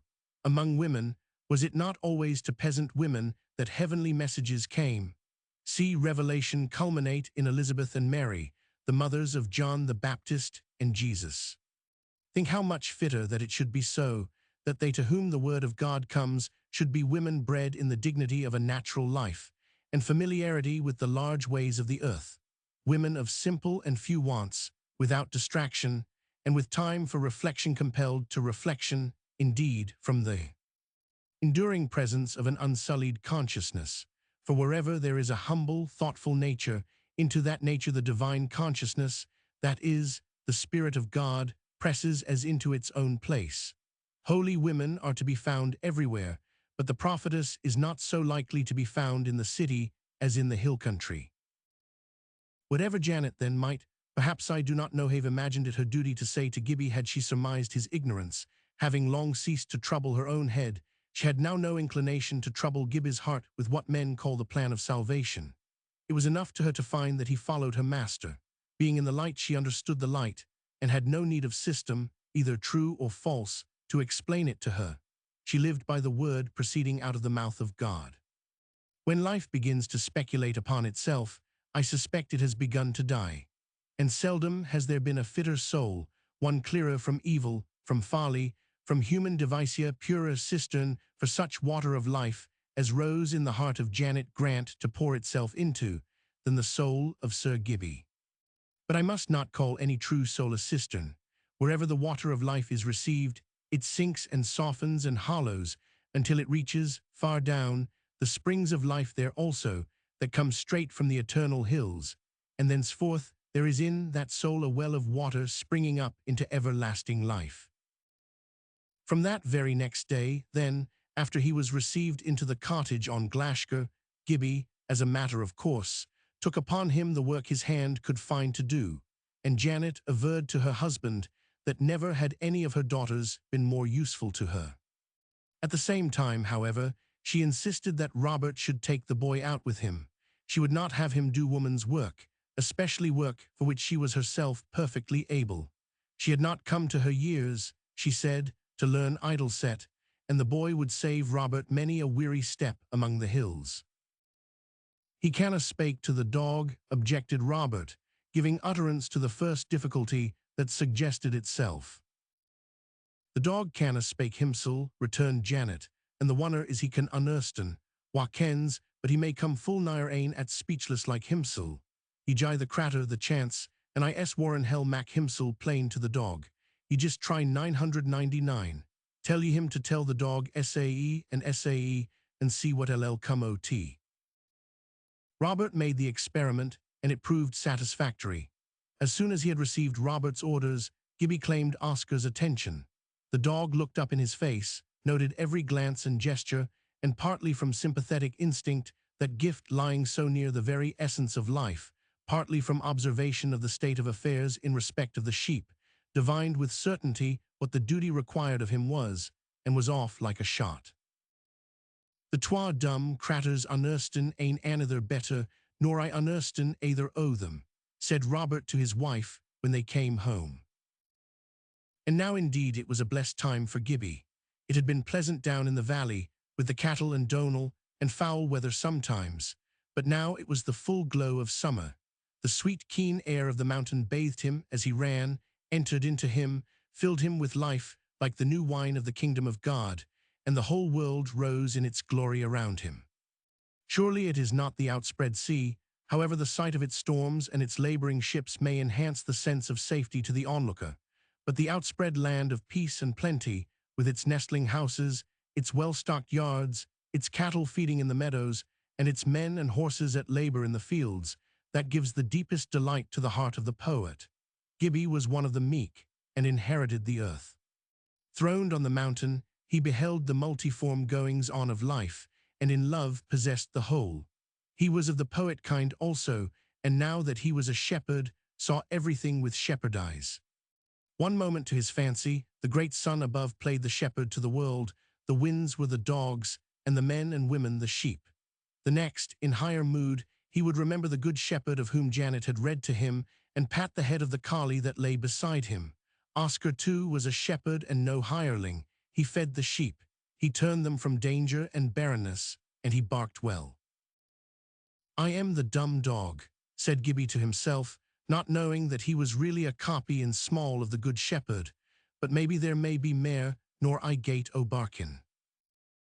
Then what a joy it was to the heaven-born obedience of the child, to hearken to every word, watch every look, divine every wish of the old man. Child Hercules could not have waited on mighty old Saturn as Gibbie waited on Robert. For he was to him the embodiment of all that was reverend and worthy, a very gulf of wisdom, a mountain of rectitude. Gibbie was one of those few elect natures to whom obedience is a delight, a creature so different from the vulgar that they have but one tentacle they can reach such with that of contempt. I just loathe the bairn as the vera apple o' my ee, said Robert. I can scarce consave a wuss, but there's the cratur why a grip o' tea. He seems to ken what's risen I my min, and in a moment he's up like the dog to be ready, and lochs at me waitin'.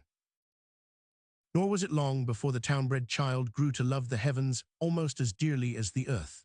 He would gaze and gaze at the clouds as they came and went, and watching them and the wind, weighing the heat and the cold, and marking many indications, known some of them perhaps only to himself, understood the signs of the earthly times at length nearly as well as an insect or a swallow, and far better than long-experienced old Robert. The mountain was Gibbie's very home, yet to see him far up on it, in the red glow of the setting sun, with his dog, as obedient as himself, hanging upon his every signal, one could have fancied him a shepherd boy come down from the plains of heaven to look after a lost lamb.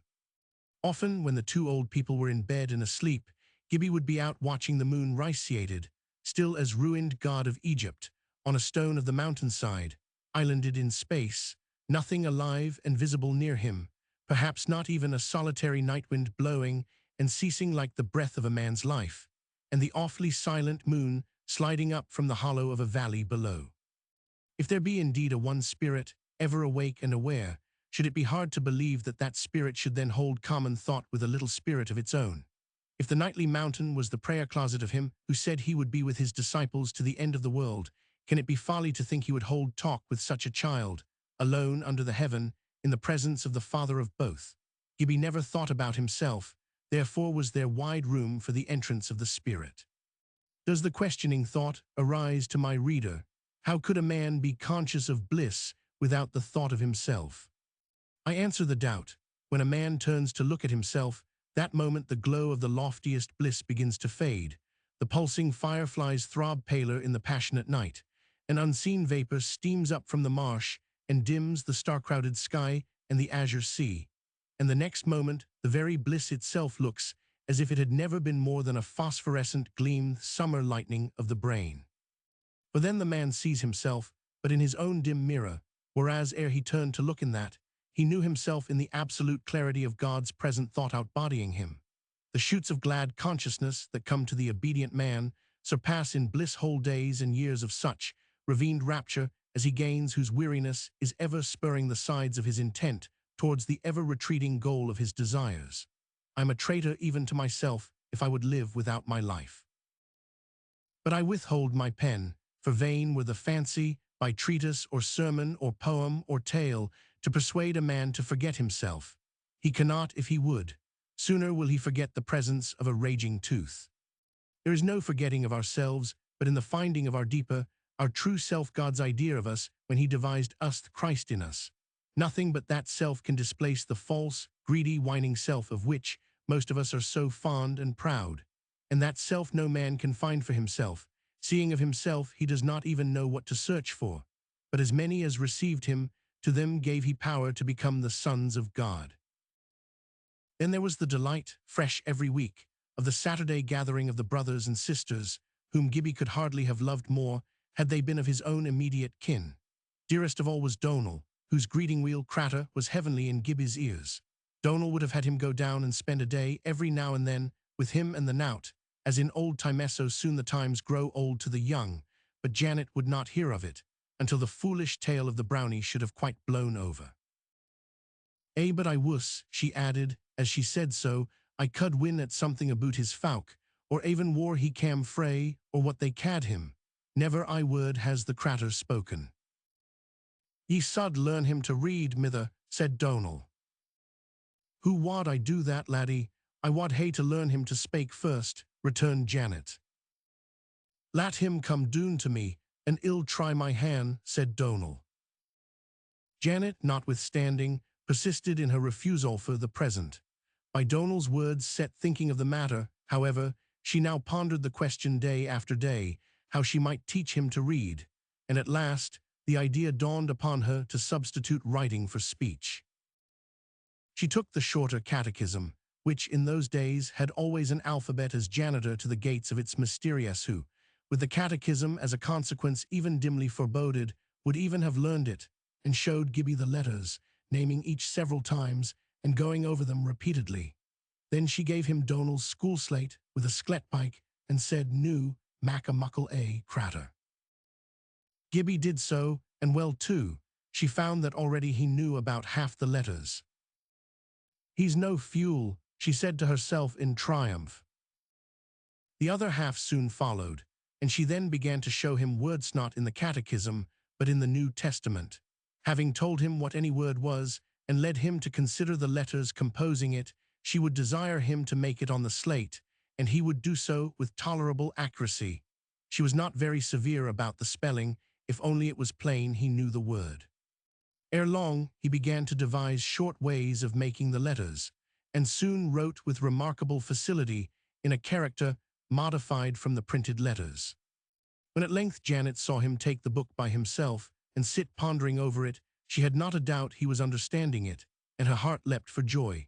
He had to ask her a good many words at first, and often the meaning of one and another, but he seldom asked a question twice, and as his understanding was far ahead of his reading, he was able to test a conjectured meaning by the sense or nonsense it made of the passage. One day she turned him to the paraphrases. At once, to his astonishment, he found there, all silent, yet still the same delight which Donal used to divide to him from the Book of Balance. His joy was unbounded. He jumped from his seat, he danced and laughed, and finally stood upon one leg. No other mode of expression but this, the expression of utter failure to express, was of avail to the relief of his feeling. Gibbie nodded vehemently. "It'll be some nickname, the bairns hae gien him," said Janet to herself, but continued to gaze at him, in questioning doubt of her own solution. She could not recall having ever heard of a Sir in the family, but ghosts of things forgotten kept rising formless and thin in the sky of her memory, Had she never heard of a Sir Somebody Galbraith somewhere? And still she stared at the child, trying to grasp what she could not even see. By this time, Gibbie was standing quite still, staring at her in return. He could not think what made her stare so at him. "Wha cad ye that?" said Janet at length, pointing to the slate. Gibbie took the slate, dropped upon his seat, and after considerable cogitation and effort, brought her the words, "Gibbie's Faffer." Janet for a moment was puzzled, but when she thought of correcting the P with a T, Gibbie entirely approved. "What was your father, crater?" she asked. Gibbie, after a longer pause and more evident labour than hitherto, brought her the enigmatical word, a sooter, which, the Sir running about in her head, quite defeated Janet. Perceiving his failure, he jumped upon a chair, and reaching after one of Robert's Sunday shoes on the crap o' the wa, the natural shelf running all round the cottage, formed by the top of the wall where the rafters rested, caught hold of it, tumbled with it upon his creepie, took it between his knees, and began a pantomime of the making or mending of the same with such verisimilitude of imitation, that it was clear to Janet he must have been familiar. The process is collectively called shoemaking, and therewith she recognized the word on the slaty suitor. She smiled to herself at the association of name and trade, and concluded that the Sir at least was a nickname. And yet whether from the presence of some rudiment of an old memory, or from something about the boy that belonged to a higher style than his present showing, her mind kept swaying in an uncertainty whose very object eluded her. "What is your wall at we ca ye, then crater?" she asked, anxious to meet the child's own idea of himself. He pointed to the Gibbie. "Weel, Gibbie," responded Janet, and at the word, now for the first time addressed by her to himself, he began dancing more wildly than ever, and ended with standing motionless on one leg. Now first and at last he was fully recognized for what he was. "Weel, Gibbie, I ask ye what ye think fit," said Janet. "A new gang yer was, Gibbie, and see at crummies no ower far uto sicht."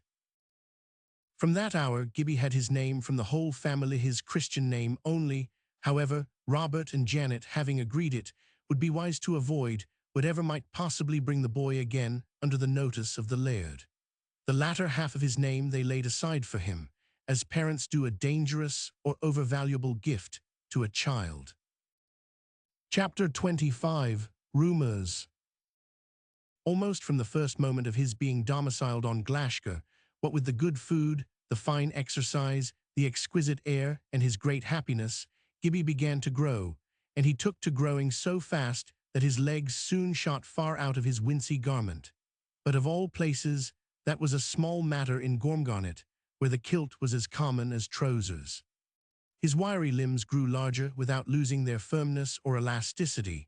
His chest, the effort in running uphill constantly alternated with the relief of running down, rapidly expanded, and his lungs grew hardy as well as powerful, till he became at length such in wind and muscle that he could run down a wayward sheep almost as well as Oscar.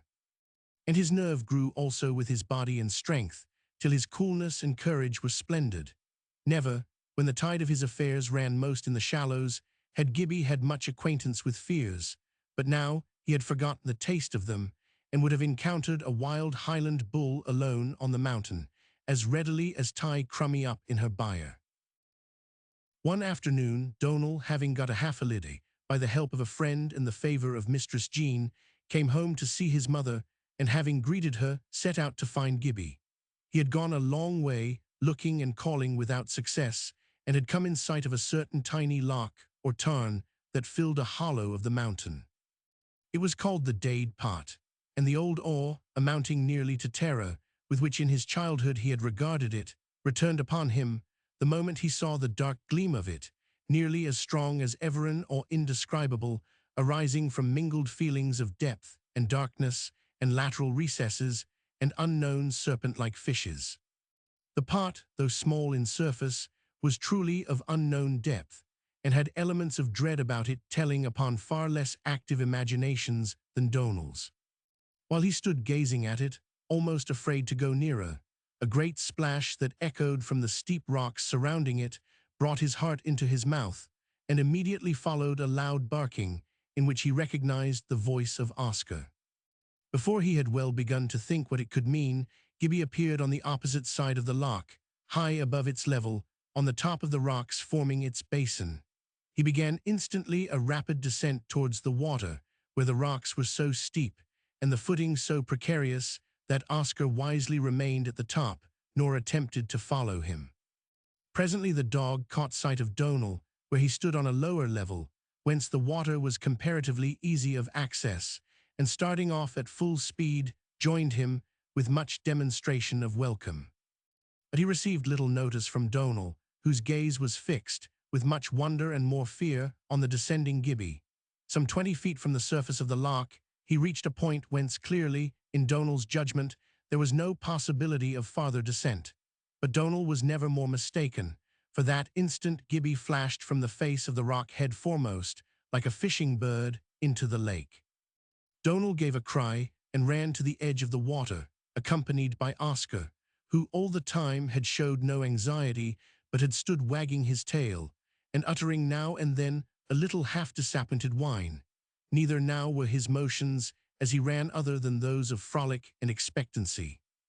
When they reached the loch, there was Gibbie already but a few yards from the only possible landing place, swimming with one hand, while in the other arm he held a baby lamb, its head lying quite still on his shoulder. It had been stunned by the fall, but might come round again. Then first Donal began to perceive that the cratur was growing an athlete. When he landed, he gave Donal a merry laugh of welcome, but without stopping flew up the hill to take the lamb to its mother. Fresh from the icy water, he ran so fast that it was all Donal could do to keep up with him. The dade pot then taught Gibbie what swimming it could, which was not much, and what diving it could, which was more. But the nights of the following summer, when everybody on mountain and valley were asleep, and the moon shone, he would often go down to the door, and throwing himself into its deepest reaches, spend hours in lonely sport with water and wind and moon. He had by that time learned things knowing which a man can never be lonesome. The few goats on the mountain were for a time very inimical to him. So often did they butt him over, causing him sometimes severe bruises, that at last he resolved to try conclusions with them, and when next a goat made a rush at him, he seized him by the horns and wrestled with him mightily. This exercise once begun, he provoked engagements, until his strength and aptitude were such and so well known that not a billygoat on Glashgar would have to do with him. But when he saw that every one of them ran at his approach, Gibbie, who could not bear to be in discord with any creature, changed his behavior towards them, and took equal pains to reconcile them to him. Rested before he had entirely succeeded. Every time Donal came home, he would bring some book of verse with him, and leading Gibbie to some hollow, shady, or sheltered, as the time required, would there read to him ballads, or songs, or verse more stately, as mood or provision might suggest. The music, the melody and the cadence and the harmony, the tone and the rhythm and the time and the rhyme, instead of growing common to him, rejoiced Gibbie more and more every feast, and with ever-growing reverence he looked up to Donal as a mighty master magician. But if Donal could have looked down into Gibbie's bosom, he would have seen something there beyond his comprehension.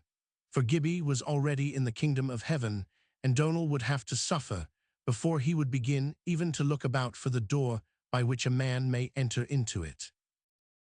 I wonder how much Gibbie was indebted to his constrained silence during all these years. That he lost by it, no one will doubt. That he gained also, a few will admit.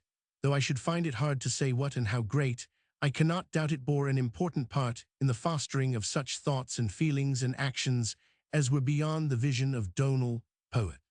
As he was growing to be, while Donal read, rejoicing in the music both of sound and sense, Gibbie was doing something besides.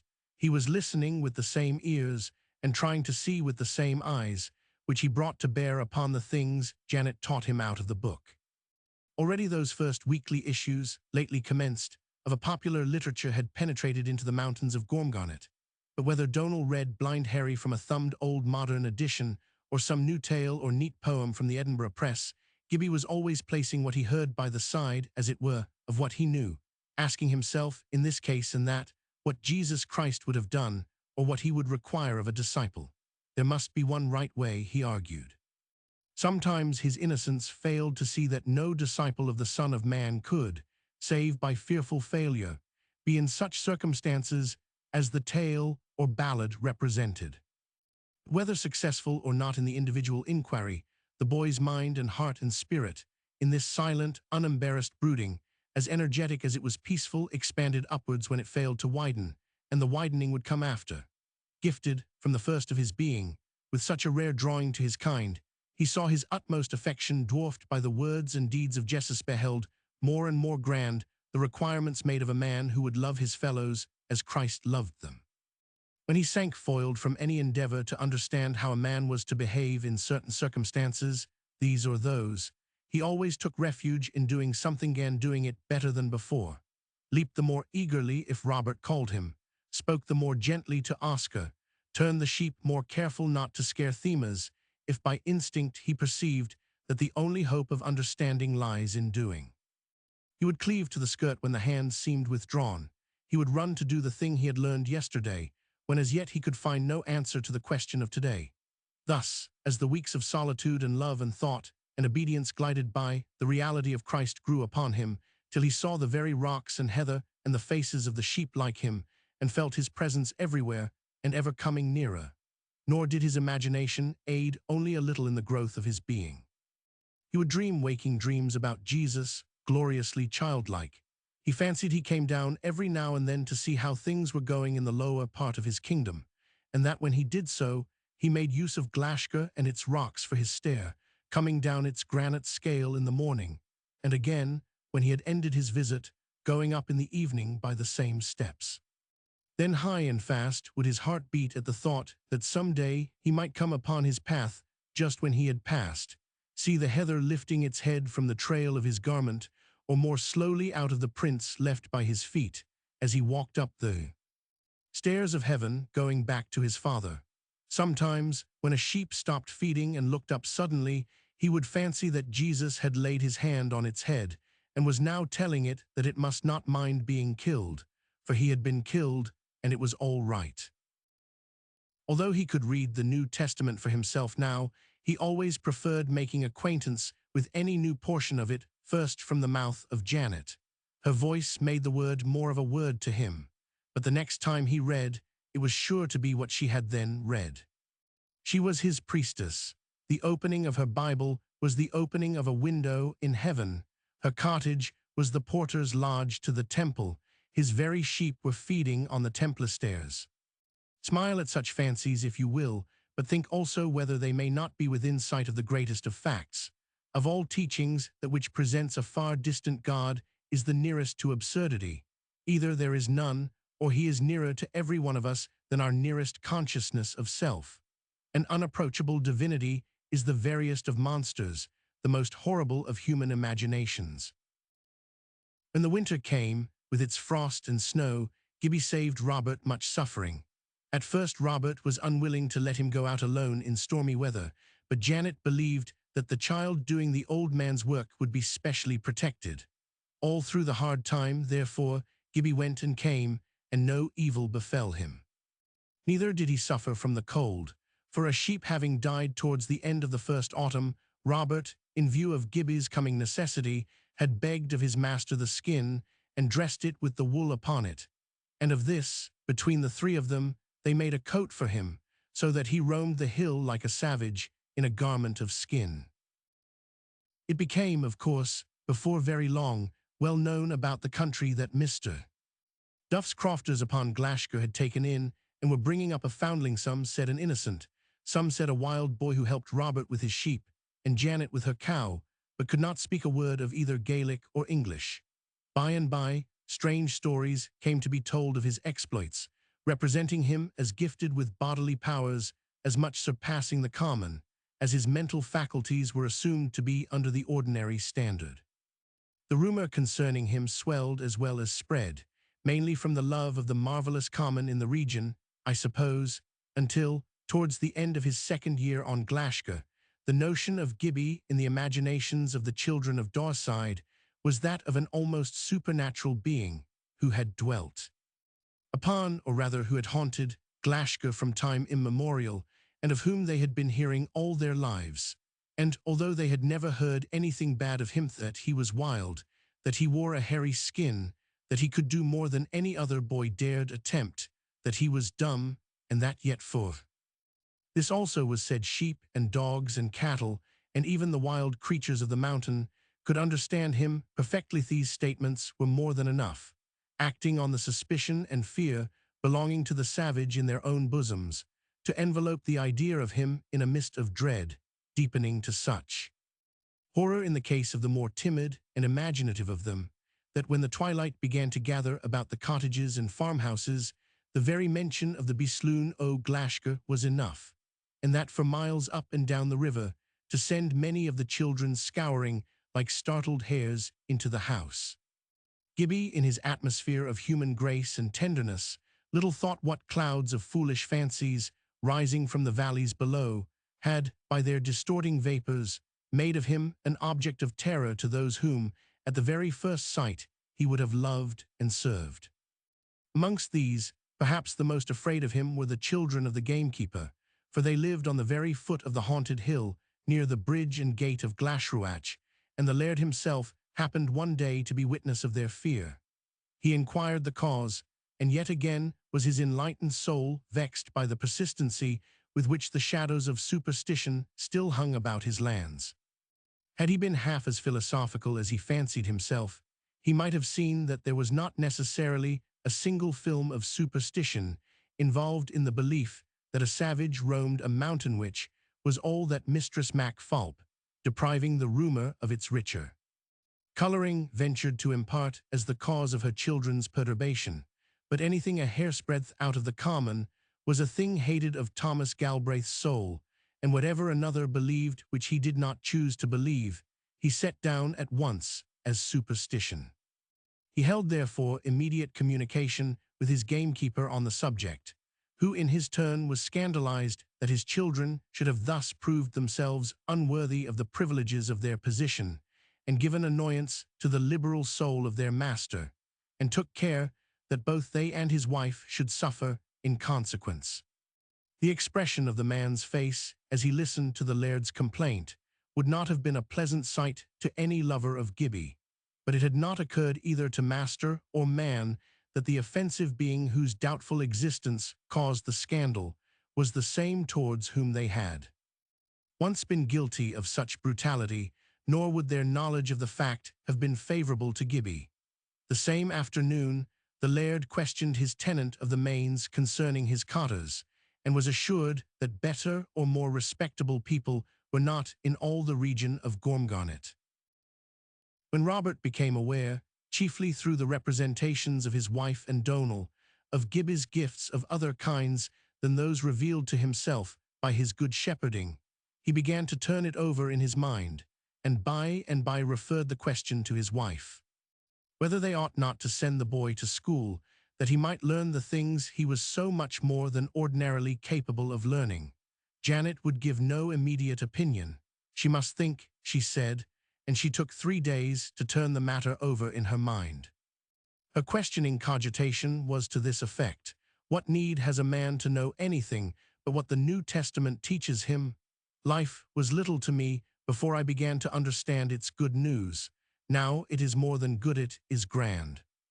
But then man is to live by every word that proceedeth out of the mouth of God, and everything came out of his mouth when he said, let there be this, and let there be that. Whatever is true is his making, and the more we know of it, the better. Besides, how much less of the New Testament would I understand now if it were not for things I had gone through and learned before? I, Robert, she answered, without preface, the 3rd day, I am thinking there's a heap o' things, gin I heed them, at wad help me to ken what the maester spak till. It wad be a sin no to lat the laddie learn, but wal tak the tribble needfu to the learning o' a pure dummy. Lat him gang doon to the Mains, and heard why Donal, answered Robert. He kens a hantle mair nor you or me or Gibbie either, and when he's learnt at Donal, can shaw him it'll be time to think what neist. Weel, answered Janet, nane can say but that's sense, Robert, and though I am laith, for your sake mair nor my ain, to lat the laddie gang, lat him gang to Donal. I hoop, atween the twa, they winna lat the nowt ammo the corn. The corns mayest cut it new, replied Robert, and for the mater o that, twa guid consciences win a blaw ain another oot, but he needna gang ilka day. He can jye I day to the learnin', and the niece to thinkin aboot it amo the sheep. And ony day at ye want to keep him, ye can keep him, for it winna be as Jean he gied to the shule. Gibbie was delighted with the proposal. Only, said Robert, in final warning, dinna ye lat them tak ye, Gibbie, and score your back again, my cratur. And dinna ye answer nebody, when they spare what ye cad, onything mair nor just Gibbie. The boy laughed and nodded, and, as Janet said, the bairn's nick was gooid the best man's word. Now came a happy time for the two boys. Donal began at once to teach Gibbie Euclid and arithmetic. When they had had enough of that for a day, he read Scottish history to him, and when they had done what seemed their duty by that, then came the best of the feast, whatever tales or poetry Donal had laid his hands upon. Somewhere about this time it was that he first got hold of a copy of the Paradise Lost. He found that he could not make much of it, but he found also that, as before with the ballads, when he read from it aloud to Gibbie, his mere listening presence sent back a spiritual echo that helped him to the meaning, and when neither of them understood it, the grand organ roll of it, losing nothing in the Scotch vowling, delighted them both. Once they were startled by seeing the gamekeeper enter the field. The moment he saw him, Gibbie laid himself flat on the ground, but ready to spring to his feet and run. The man, however, did not come near them. The second winter came, and with the first frost Gibbie resumed his sheepskin coat and the brogues and leggings which he had made for himself of deerhide tanned with the hair. It pleased the two old people to see him so warmly clad. It pleased them also that, thus dressed, he always reminded them of some sacred personage undetermined, Jacob, or John the Baptist, or the man who went to meet the lion and be killed by him in Robert's big Bible, that is, in one or other of the woodcuts of the same. Very soon the stories about him were all stirred up afresh, and new rumors added. This one and that of the children declared they had caught sight of the Bisloon, running about the rocks like a goat, and one day a boy of Angus own, who had been a good way up the mountain, came home nearly dead with terror, saying the Bisloon had chased him a long way. He did not add that he had been throwing stones at the sheep, not perceiving anyone in charge of them. So one fine morning in December, having nothing particular to attend to, Angus shouldered his double-barreled gun and set out for a walk over Glashgar in the hope of coming upon the savage that terrified the children. He must be off, that was settled. Where Angus was in authority, the outlandish was not to be suffered. The sun shone bright, and a keen wind was blowing. About noon he came in sight of a few sheep, in a sheltered spot, where were little patches of coarse grass among the heather. On a stone, a few yards above them, sat Gibbie, not reading, as he would be half the time now, but busied with a pantspipe switch under Donal's direction. He had made for himself, drawing from them experimental sounds, and feeling after the possibility of a melody. He was so much occupied that he did not see Angus approach, who now stood for a moment or two regarding him. He was hirsute as Esau, his head crowned with its own plentiful cropvan in winter. He wore no calf-eyes, body covered with the wool of the sheep, and his legs and feet with the hide of the deer, the hair, as in nature, outward. The deerskin Angus knew for what it was from afar, and concluding it the spoil of the only crime of which he recognized the enormity, whereas it was in truth part of a skin he had himself sold to a saddler in the next village, to make sparrins of, boiled over with wrath, and strode nearer, grinding his teeth. Gibbie looked up, knew him, and starting to his feet, turned to the hill. Angus, levelling his gun, shouted to him to stop, but Gibbie only ran the harder, nor once looked round. Idiotic with rage, Angus fired. One of his barrels was loaded with shot, the other with ball. Meaning to use the shot barrel, he pulled the wrong trigger and liberated the bullet. It went through the calf of Gibbie's right leg, and he fell.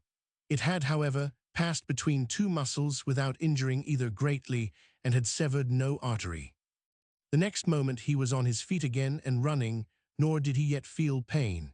Happily he was not very far from home, and he made for it as fast as he could, preceded by Oscar, who, having once by accident been shot himself, had a mortal terror of guns.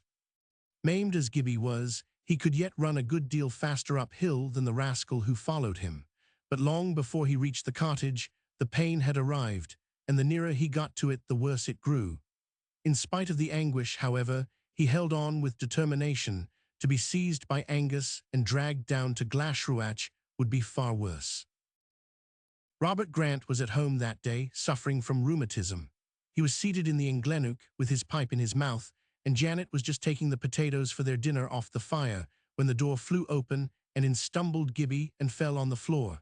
The old man threw his pipe from him and rose trembling, but Janet was before him. She dropped down on her knees beside the boy and put her arm under his head. He was white and motionless. Robert Grant," she cried, "he's bleedin'." The same moment they heard quick, yet heavy steps approaching. At once Robert divined the truth, and a great wrath banished rheumatism and age together. Like a boy, he sprang to the crap o' the wa, whence his yet powerful hand came back, armed with a huge rusty old broadsword that had seen service in its day. 2 or 3 fierce tugs at the hilt proving the blade immovable in the sheath, and the steps being now almost at the door, he clubbed the weapon, grasping it by the sheathed blade and holding it with the edge downward, so that the blow he meant to deal should fall from the round of the basket hilt. As he heaved it aloft, the grey old shepherd seemed inspired by the god of battles. The rage of 100 ancestors was welling up in his peaceful breast. His red eye flashed, and the few hairs that were left him stood erect on his head like the mane of a roused lion. Ere Angus had his second foot over the threshold, down came the helmet-like hilt with a dull crash on his head, and he staggered against the wall. "Tak ye that, Angus Mac Falp," panted Robert through his clenched teeth, following the blow with another from his fist that prostrated the enemy. Again he heaved his weapon, and standing over him where he lay, more than half-stunned, said in a hoarse voice, "By the great God, my maker, Angus Mac Falp, gin ye seek to rise, ill come doon on ye again as ye lie. Here, Oscar, he's no ane to haud ony fair play why, mair nor a brute beast. Watch him, Oscar, and tak him by the throat gin he muv a finger." The gun had dropped from Angus' hand, and Robert, keeping his eye on him, secured it. "She's lawed," muttered Angus. "Lie still, then," returned Robert, pointing the weapon at his head. "It'll be murder," said Angus, and made a movement to lay hold of the barrel. "Haud him doon, Oscar," cried Robert.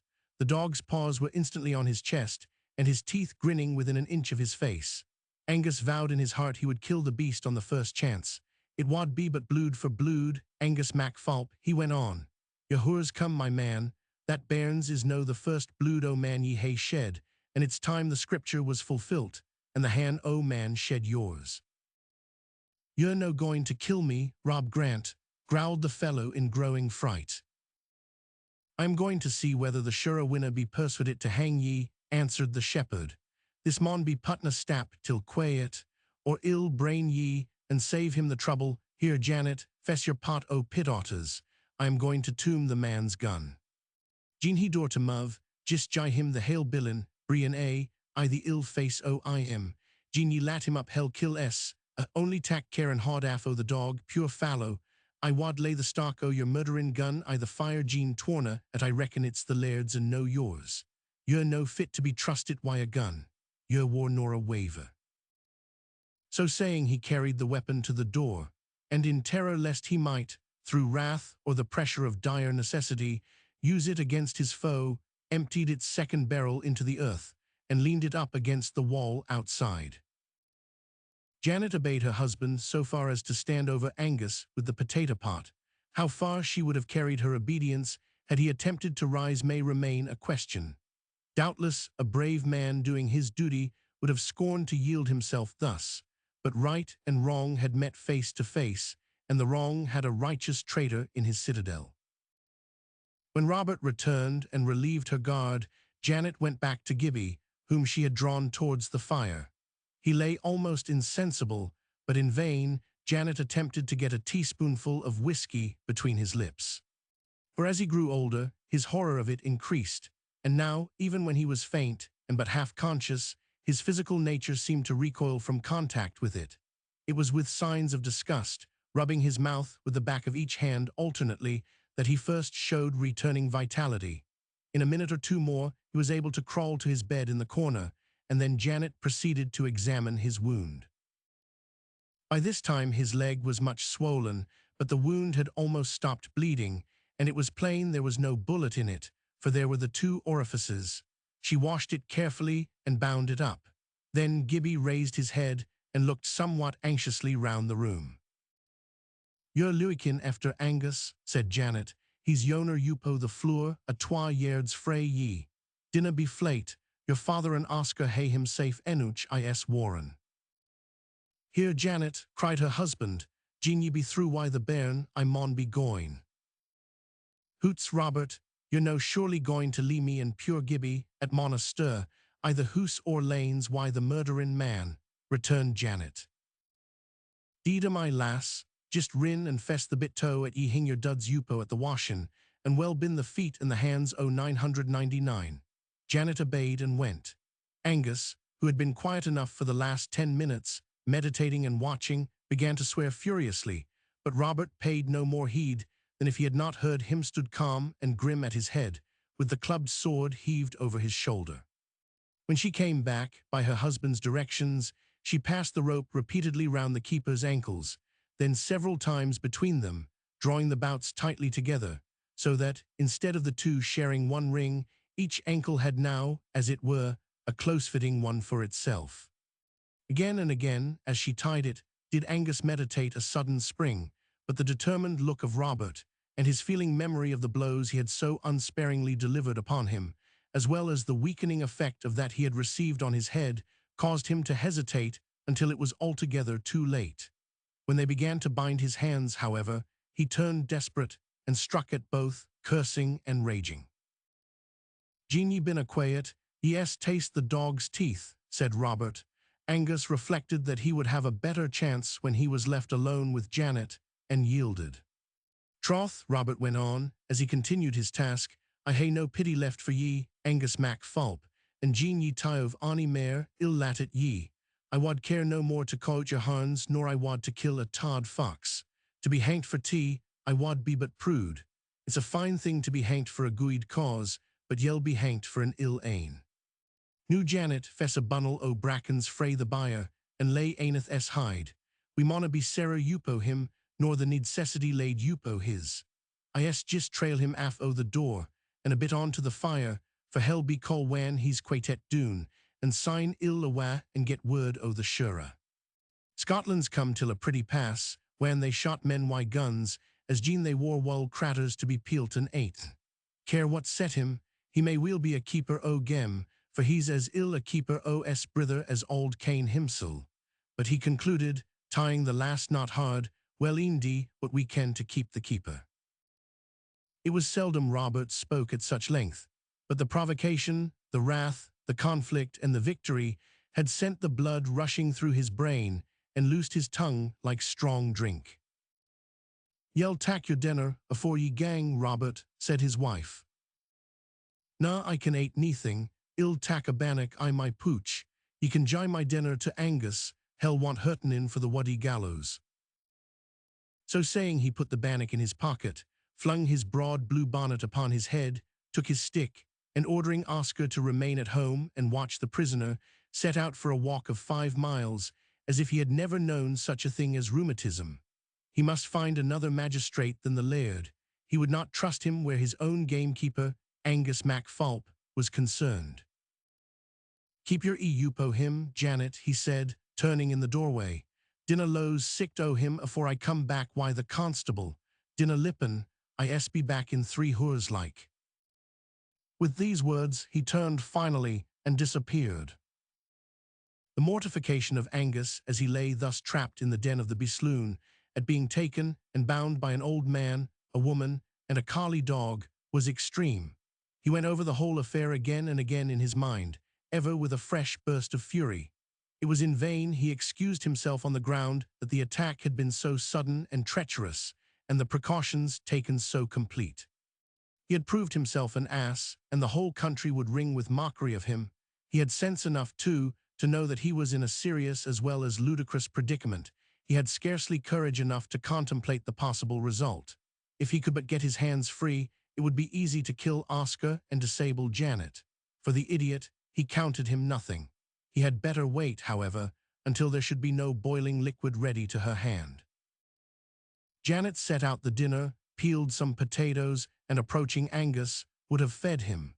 In place of accepting her ministration, he fell to abusing her with the worst language he could find. She withdrew without a word and sat down to her own dinner, but finding the torrent of vituperation kept flowing, rose again, and going to the door, fetched a great jug of cold water from the pail that always stood there, and coming behind her prisoner, emptied it over his face. He gave a horrid yell, taking the douche for a boiling one. "You needna cry oot like that at gooid cold water," said Janet, "but ye'll just absteen frae ony mair sick words I my hearin, or ye get the like ilka time ye brak oot." As she spoke, she knelt and wiped his face and head with her apron. A fresh oath rushed to Angus' lips, but the fear of a second jugful made him suppress it, and Janet sat down again to her dinner. She could scarcely eat a mouthful, however, for pity of the rascal beside her, at whom she kept looking wistfully without daring again to offer him anything. While she sat thus, she caught a swift investigating look he cast on the cords that bound his hands and then at the fire. She perceived at once what was passing in his mind. Rising, she went quickly to the byre and returned immediately with a chain they used for tethering the cow. The end of it she slipped deftly round his neck and made it fast, putting the little bar through a link. "Ye'll be wantin' a drappy mare cold water, I am thinkin'," said Janet. She stretched the chain to its length, and with a great stone drove the sharp iron stake at the other end of it into the clay floor. Fearing next that, bound as his hands were, he might get a hold of the chain and drag out the stake, or might even contrive to remove the rope from his feet with them, or that he might indeed with his teeth undo the knot that confined his hands themselves, got a piece of rope, and made a loop at the end of it, then watching her opportunity passed the loop between his hands, noosed the other end through it, and drew the noose tight. The free end of the rope she put through the staple that received the bolt of the cottage door, and gradually, as he grew weary in pulling against her, tightened the rope until she had his arms at their stretch beyond his head. Not quite satisfied yet, she lastly contrived, in part by setting Oscar to occupy his attention, to do the same with his feet, securing them to a heavy chest in the corner opposite the door, upon which chest she heaped a pile of stones. If it pleased the Lord to deliver them from this man, she would have her honest part in the salvation, and now at last she believed she had him safe. Gibbie had fallen asleep, but he now woke and she gave him his dinner, then read up and took her Bible. Gibbie had lain down again, and she thought he was asleep. Angus grew more and more uncomfortable, both in body and in mind. He knew he was hated throughout the country, and had hitherto rather enjoyed the knowledge. But now he judged that the popular feeling, by no means a mere prejudice, would tell against him committed for trial. He knew also that the magistrate to whom Robert had betaken himself was not over friendly with his master, and certainly would not listen to any intercession from him. At length, what with pain, hunger, and fear, his pride began to yield, and after an hour had passed in utter silence, he condescended to parley. "Janet Grant," he said, "lat me gang, and ill trouble you or yours no more." "Wadna ye think me some fuel to hearken till ye?" suggested Janet. "Ill swear ony lawful aith that ye like to lay upo me," protested Angus, "at ill d, whatever ye please to require o' me." "I dinna doobt ye wad swear, but what neist?" said Janet. "What neist but ye'll lose my hands," rejoined Angus. "It's no manner o' use mentioning tea," replied Janet, "for as ye ken, I am on authority, and yersel hard my man tell me to tak unco precaution no to lat ye gang. For verily, Angus, ye hae conducted yersel this day more like ane possessed wy a legion, than the douce family man at yer supposit by the laird, your maester, to be." "Was ever man," protested Angus, "made sick of fuel o', and sae misguided, by a pair o' old cottars like you and Robert Grant? Why the help o' the Lord, by means o' the dog, supplemented Janet. I wuss frae my hurt I heed the great reed dragon I your place, and I wad watch him Barney. I can tell ye, Angus Mac Fulp. I wadna be clear aboot gieing him his dinner, Angus. Lat me gang, woman, why your reed dragons. Ill harm nebody. The pure idiots no muckle the war, and ill tak mere tent when I fire another time. Wiser folk nor me maun see to that, answered Janet. Hoots, woman, it was nothing but an accident. I kenna, but it'll be seen what Gibbie says. Ava, his words gooied for nothing. For a penny or a £1,000. My wife LLB oot o' her wats, pleaded Angus. Wad ye like a drink o' milk? Asked Janet, rising. I wad that, he answered. She filled her little teapot with milk, and he drank it from the spout, hoping she was on the point of giving way. "Nu," she said, when he had finished his draught, "ye maun just mak the best o' it, Angus. Onygate, it's a gooid lesson in patience to ye, and that ye hena had o'er aften, I am thinking Robert'll be here ere lang." With these words she set down the teapot and went out. It was time to milk her cow. In a little while Gibbie rose, tried to walk, but failed, and getting down on his hands and knees, crawled out after her. Angus caught a glimpse of his face as he crept past him, and then first recognized the boy he had lashed.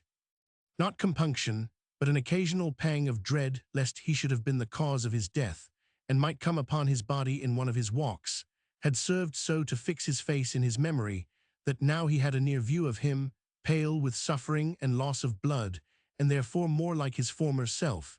He knew him beyond a doubt.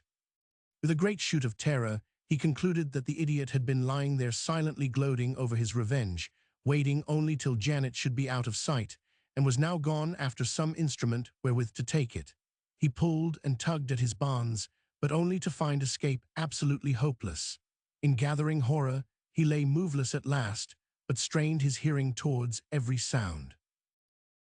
Not only did Janet often pray with Gibbie, but sometimes as she read, her heart would grow so full, her soul be so pervaded with the conviction, perhaps the consciousness, of the presence of the man who had said he would be always with his friends, that sitting there on her stool, she would begin talking to him out of the very depth of her life, just as if she saw him in Robert's chair in the Inglenuk, at home in her cottage, as in the house where Mary sat at his feet and heard his word. Then would Gibbie listen indeed, awed by very gladness. He never doubted that Jesus was there, or that Janet saw him all the time, although he could not. This custom of praying aloud she had grown into so long before Gibbie came to her, and he was so much and such a child, that his presence was no check upon the habit. It came in part from the intense reality of her belief, and was in part a willed fostering of its intensity. She never imagined that words were necessary. She believed that God knew her every thought, and that the moment she lifted up her heart, it entered into communion with him. But the very sound of the words she spoke seemed to make her feel nearer to the man who, being the eternal Son of the Father, yet had ears to hear and lips to speak, like herself. To talk to him aloud also kept her thoughts together, helped her to feel the fact of the things she contemplated, as well as the reality of his presence. Now the byre was just on the other side of the turf wall against which was the head of Gibbie's bed, and through the wall Gibbie had heard her voice, with that something in the tone of it which let him understand she was not talking to Crummie, but to Crummie's maker, and it was therefore he had got up and gone after her, for there was no reason, so far as he knew or imagined, why he should not hear, as so many times before, what she was saying to the master. He supposed that as she could not well speak to him in the presence of a man like Angus, she had gone out to the byre to have her talk with him there. He crawled to the end of the cottage so silently that she heard no sound of his approach.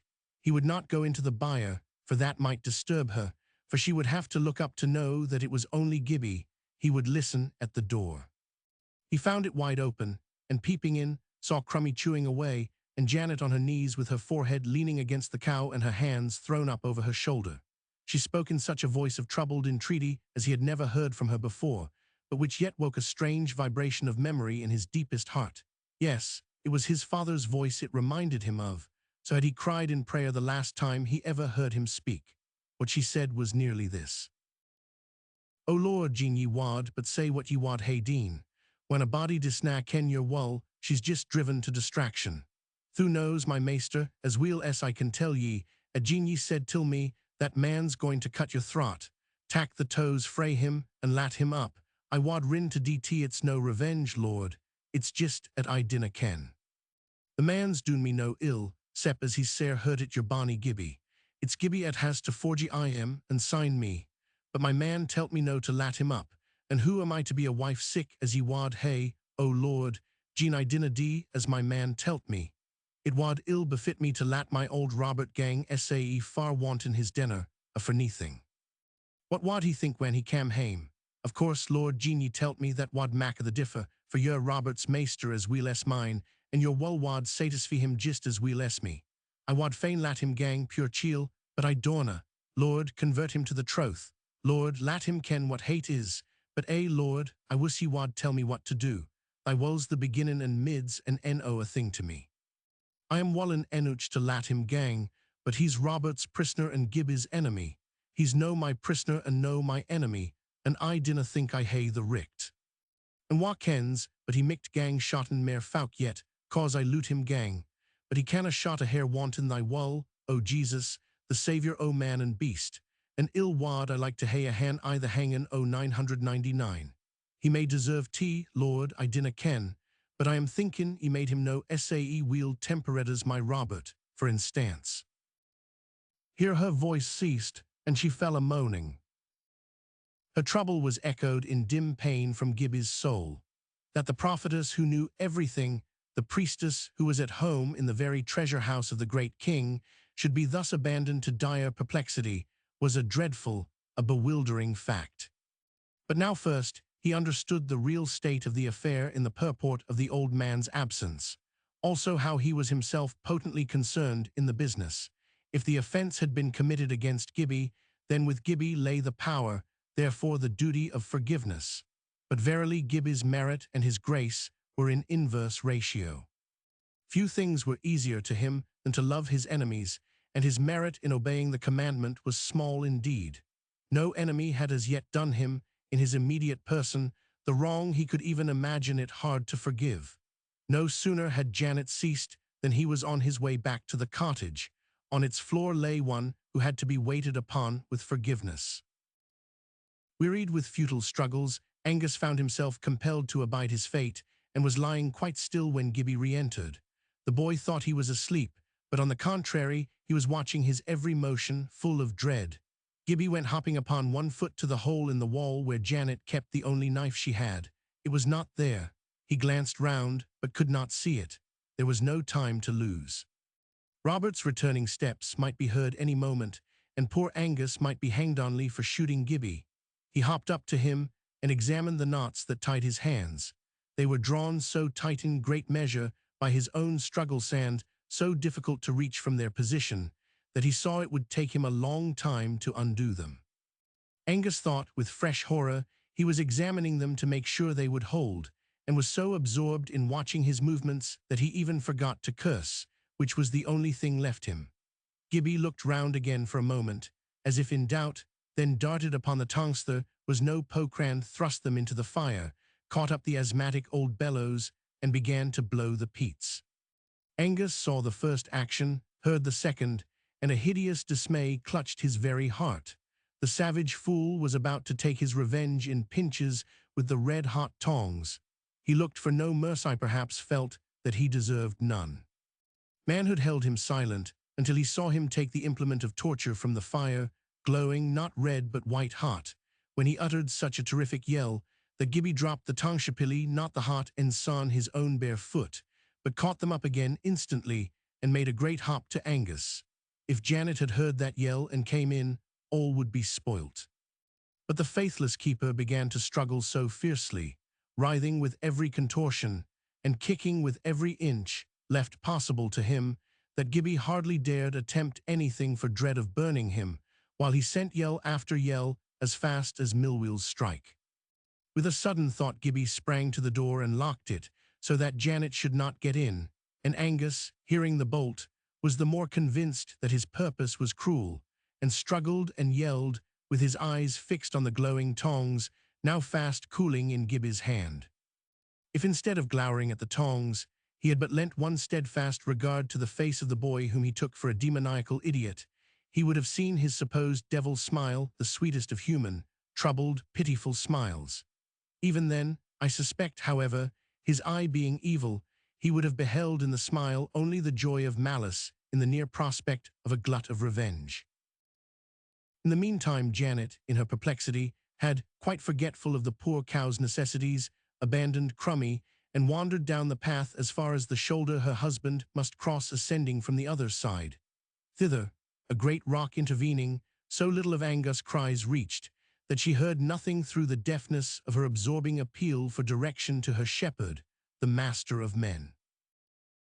Gibbie thrust the tongs again into the fire, and while blowing it, bethought him that it might give Angus confidence if he removed the chain from his neck. He laid down the bellows, and did so, but to Angus the action seemed only preparatory to taking him by the throat with the horrible implement. In his agony and wild endeavour to frustrate the supposed intent, he struggled harder than ever. But now Gibbie was undoing the rope fastened round the chest. This Angus did not perceive, and when it came suddenly loose in the midst of one of his fierce straining contortions, the result was that he threw his body right over his head, and lay on his face for a moment confused. Gibbie saw his advantage.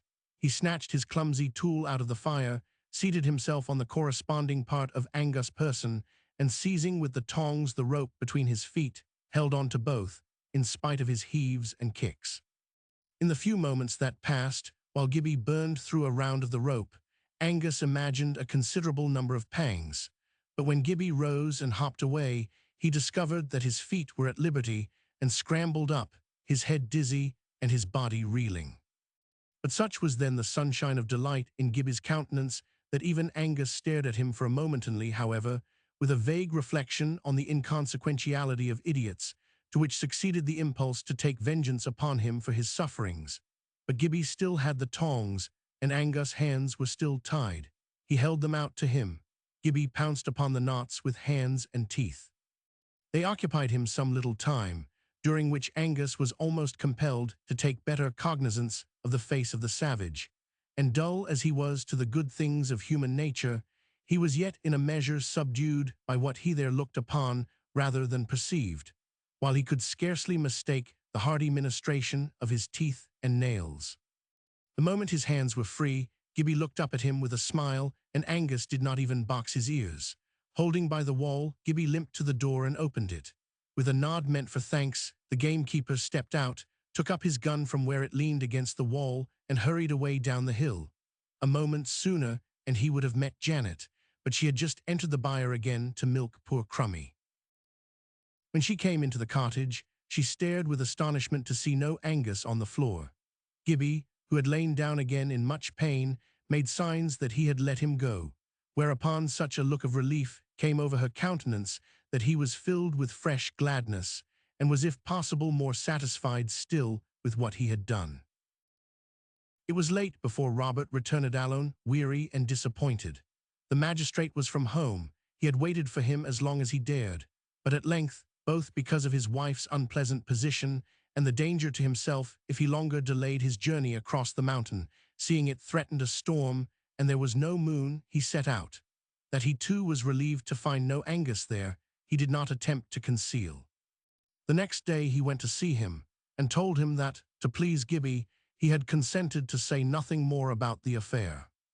Angus could not help being sullen, but he judged it wise to behave as well as he could, kept his temper therefore, and said he was sorry he had been so hasty, but that Robert had punished him pretty well, for it would be weeks before he recovered the blow on the head he had given him. So they parted on tolerable terms, and there was no further persecution of Gibbie from that quarter. It was some time before he was able to be out again, but no hour spent with Janet was lost. That winter the old people were greatly tried with rheumatism, for not only were the frosts severe, but there was much rain between. Their children did all in their power to minister to their wants, and Gibbie was nurse as well as shepherd. He who when a child had sought his place in the live universe by attending on drunk people and helping them home through the midnight streets, might have felt himself promoted considerably in having the necessities of such as Robert and Janet to minister to, but he never thought of that. It made him a little mournful sometimes to think that he could not read to them. Janet, however, was generally able to read aloud. Robert, being also asthmatic, suffered more than she, and was at times a little impatient.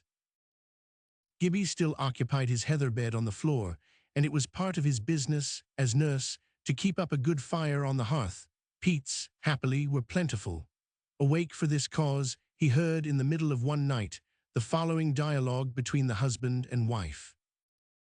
"I'm growin' terrible old, Janet," said Robert. "It's a sair thing, this old age, and I canna bring mysel content why tea ye see I hinna been used till tea." "That's true, Robert," answered Janet. "Gene we had been born old. We micht by this time hae been at hame why tea, but syne what wad hae come o' the grand delict o' seein' old age rin herplin, o frae the face o' the ancient o' days." "I wad fain be contented why my lot thouch," persisted Robert, "but when I fin mysel sae helpless like, I canna get it oot o' my hide at the Lord has forsaken me, and left me to mak an ill best o' tea wantin' him. I wadna lat sic a thought come intil my hide, Robert, sae lang as I kenned I couldna draw breath nor wag tongue wantin' him, for in him we leave an muv and hay or bane. Gene he be the life o' me, what for sud I tribble mysel aboot that life. Ay lass, but gene ye he dee this ash me, makin' a your braced, as Jean twore lined, why the sandpaper at they he dee been licht in a thusen, or twa Lucifer spunks, you poi micht be driven to forget at the Lord. Was your life for, I can tell ye it's no like he and his breath, your nostrils." My bonny lad," returned Janet with infinite tenderness, "I micht weel forget it. I duped I wadna be half sae patient as yersel, but just to help to haud ye up, I as tell ye what I think I wad ettle efter. I wad say to mysel, Gene he be the life o' me, I hae no business why ony mair o' tea nor he jais me. I hae but to tak I breath, be tea hard, be tea easy, ane at a time, and lat him see to the neist himsel. Here I am, and here's him, and at he winna lat ane work come to ill, that I am weel sure o. And ye micht just think to yersel, Robert, at as ye are born until the world, and here ye are old until time may just think, I say, at who ye are just newborn an old man, and beginning to grow young, and at that's your business. For neither you nor me can be that far frae hame, Robert, and when we win there, well be young enoch, I am thinking, and no o'er young, for well hey what they say ye canna get doon here a pair o' old hides yupo young shoothers. But I wuss I may hae ye there, Janet, for I kenna what I wad do wantin' ye. I wad be unco stray up yona, gene I had to gang my lane, and know you to refar till, at kens, the wise o' the place. I ken no more aboot the wise o' the place nor yersel, Robert, though I am thinking they'll be unco quiet and sensible, seein' at their maun be gentle folk. It's enoch to me at ill be I the hoose o' my maister's father, and my maister was weel content to gang to that hoose, and it maun be something by ordinar at was fit for him. But pure simple folk like oursel's ill, hey, no need to hing doon the hide and loik like gowks at disna ken manners. Bairns are no expected to ken the wise o' a muckle hoose at they hae never been until I their lives afore. It's no that athagither at tribbles me, Janet. It's mair at ill be expected to sing and loik pleased like, and I div not ken who it'll be possible, and you negate ithin my sicht or my cry or the hearin' o' my ears. Div ye believe this, Robert at were a ane, just ane, in Christ Jesus? I canna weel say, I'm no denyin' neething at the Buick tells me, he ken me better nor that Janet, but there's mony a thing it says at I dinna ken, whether I believe tea at my ain han, or whether it be only at a thing at ye believe, Janet, es just to me as Jean I believe it mysel, and that's a sair thought, for a man canna be savit e'en by the proxy o' es ain wife. Weel, you're just muckle war I fin mysel whiles, Robert, and I comfort mysel why the hoop at well ken the thing there, at maybe we're but tryin' to believe here. But ony gate, ye hae proved weel at you and me's ain, Robert. Nu we ken frae scripture at the maister cam to mak I ain o' them at was at twa, and we ken also at he conquered death.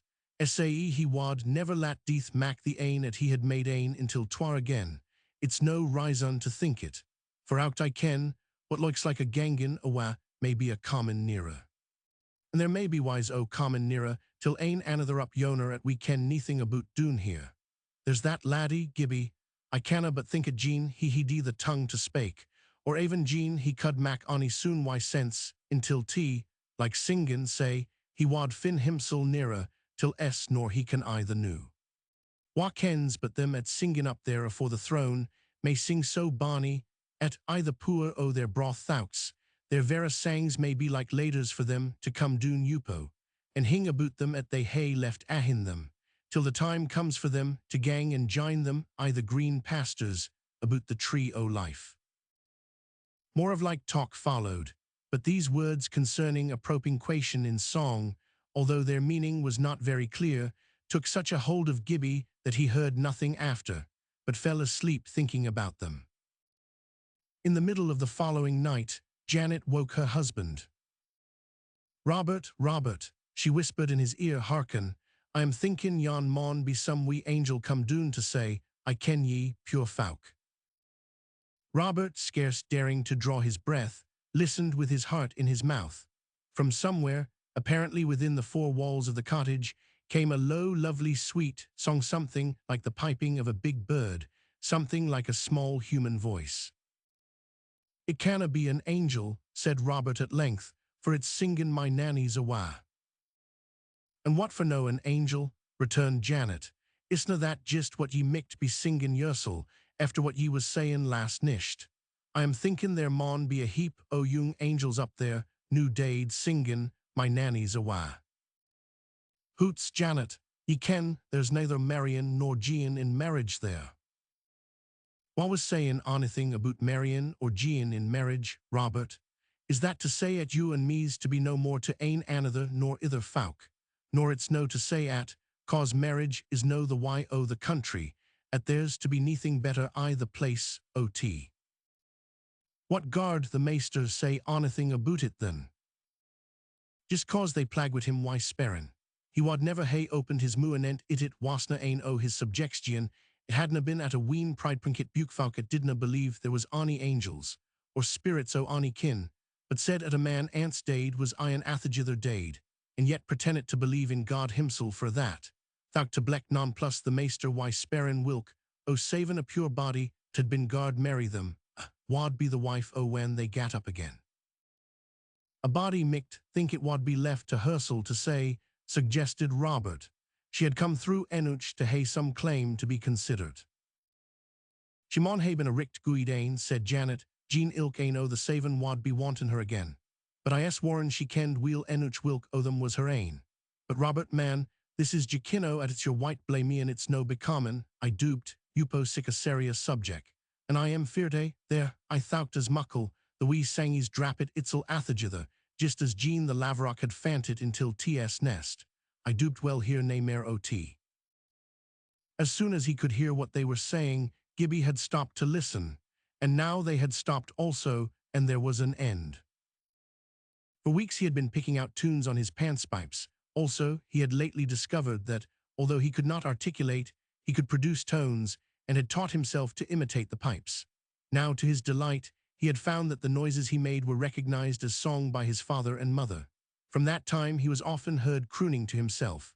Before long, he began to look about the heavens for ersto suit this or that song he came upon or heard from Donal. Change, meantime, was in progress elsewhere, and as well upon the foot as high on the side of Glashgar change, which seemed all-important to those who felt the grind of the glacier as it slipped. Thomas Galbraith, of Glashruach, Esquire, whom no more than any other could negation save, was not enfranchised from folly or lifted above belief in a lie, by his hatred to what he called superstition. He had long fallen into what will ultimately prove the most degrading superstition of all worship of mammon, and was rapidly sinking from deep to lower deep. First of all, this was the superstition of placing hope and trust in that which, from age to age, and on the testimony of all sorts of persons who have tried it, has been proved to fail utterly. Next, Such was the folly of the man whose wisdom was indignant with the harmless imagination of simple people for daring flutter its wings upon his land, that he risked what he loved best in the world, even better than mammon, the approbation of fellow worshippers, by investing in Welsh gold mines. The property of Glashruach was a good one, but not nearly so large as it had been, and he was anxious to restore it to its former dimensions. The rents were low, and it could but tardily widen its own borders, while of money he had little and no will to mortgage. To increase his money, that he might increase his property, he took to speculation, but had never had much success until that same year, when he disposed of certain shares at a large profit, nothing troubled by the conviction that the man who bought them in ignorance of many a fact which the laird knew must in all probability be ruined by them. He counted this success, and it gave him confidence to speculate further. In the meantime, with what he had thus secured, he re-annexed to the property a small farm which had been for some time in the market, but whose sale he had managed to delay. The purchase gave him particular pleasure, because the farm not only marched with his home grounds, but filled up a great notch in the map of the property between Glashruach and the Mains, with which also it marched. It was good land, and he let it at once, on his own terms, to Mr. Duff. In the spring, affairs looked rather bad for him, and in the month of May, he considered himself compelled to go to London. He had a faith in his own business faculty, quite as foolish as any superstition in Gormgarnet. There he fell into the hands of a certain man, whose true place would have been in the swell mob, and not in the House of Commons, a fellow who used his influence and facilities as Member of Parliament in promoting bubble companies. He was intimate with an elder brother of the laird, himself member for a not unimportant borough, a man, likewise, of principles that loved the shade, and between them they had no difficulty in making a tool of Thomas Galbraith, as chairman of a certain aggregate of iniquity, whose designation will not, in some families, be forgotten for a century or so. During the summer, therefore, the laird was from home, working up the company, hoping much from it, and trying hard to believe in it whipping up its cream, and perhaps himself taking the froth, certainly doing his best to make others take it, for an increase of genuine substance. He devoted the chamber of his imagination to the service of Mammon, and the brownie he kept there played him fine pranks. A smaller change, though of really greater importance in the end, was that in the course of the winter, one of Donald's sisters was engaged by the housekeeper at Glashruach, chiefly to wait upon Miss Galbraith.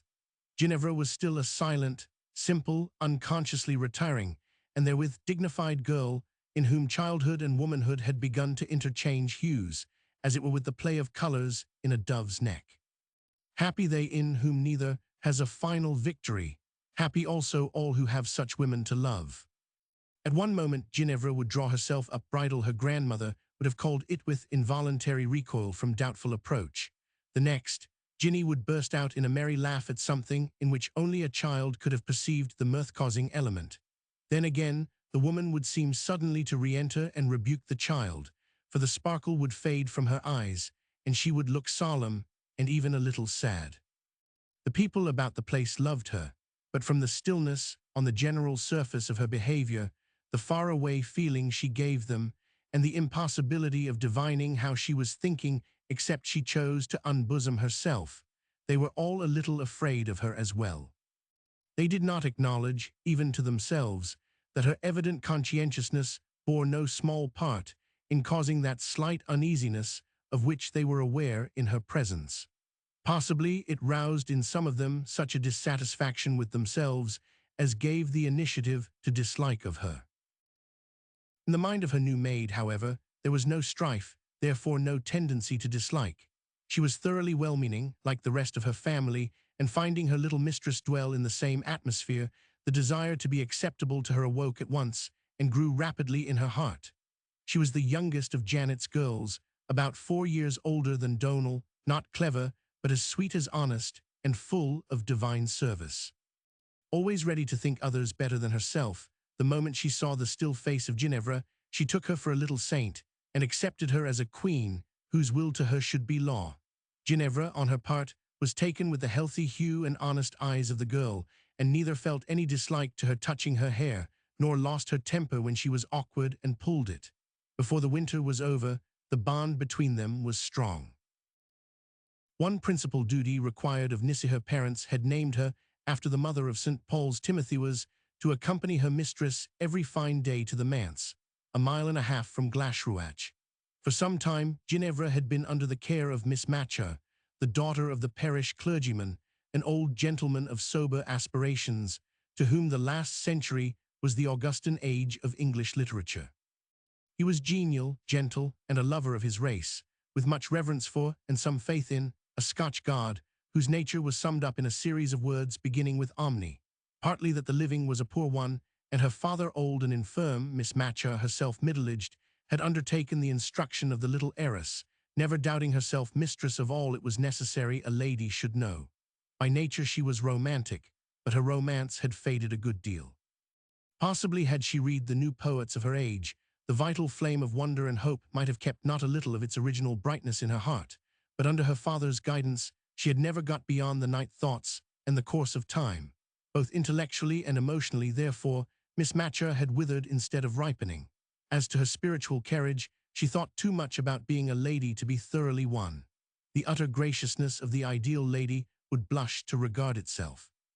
She was both gentle and dignified, but would have done a nature inferior to Ginevra's injury by the way she talked of things right and wrong as becoming or not becoming in a lady of position, such as Ginevra would one day find herself. What lessons she taught her well. Her music was old-fashioned, of course, but I have a fancy that perhaps the older the music one learns first, the better, for the deeper is thereby the rooting of that which will have the atmosphere of the age to blossom in. But then to every lover of the truth, a true thing is dearer because it is old-fashioned, and dearer because it is new-fashioned. And true music, like true love, like all truth, laughs at the god fashion, because it knows him to be but an ape. Every day then, except Saturday and Sunday, Miss Matcher had for 2 years been in the habit of walking or driving to Glashruach, and there spending the morning hours. But of late her father had been ailing, and as he was so old that she could not without anxiety leave him when suffering from the smallest indisposition, she had found herself compelled either to give up teaching Ginevra, or to ask Mr. Galbraith to allow her to go when such occasion should render it necessary to the manse. She did the latter, the laird had consented, and thence arose the duty required of Nissi. Mr. Matcher's health did not improve as the spring advanced, and by the time Mr. Galbraith left for London, he was confined to his room, and Ginevra's walk to the manse for lessons had settled into a custom. One morning they found, on reaching the manse, that the minister was very unwell, and that in consequence Miss Matcher could not attend to Ginevra. They turned, therefore, to walk home again.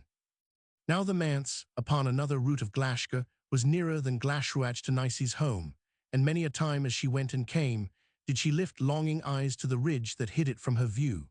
This morning, Ginevra observed that, every other moment, Nissi was looking up the side of the mountain, as if she saw something unusual upon it occasionally, indeed, when the winding of the road turned their backs to it, stopping and turning round to gaze.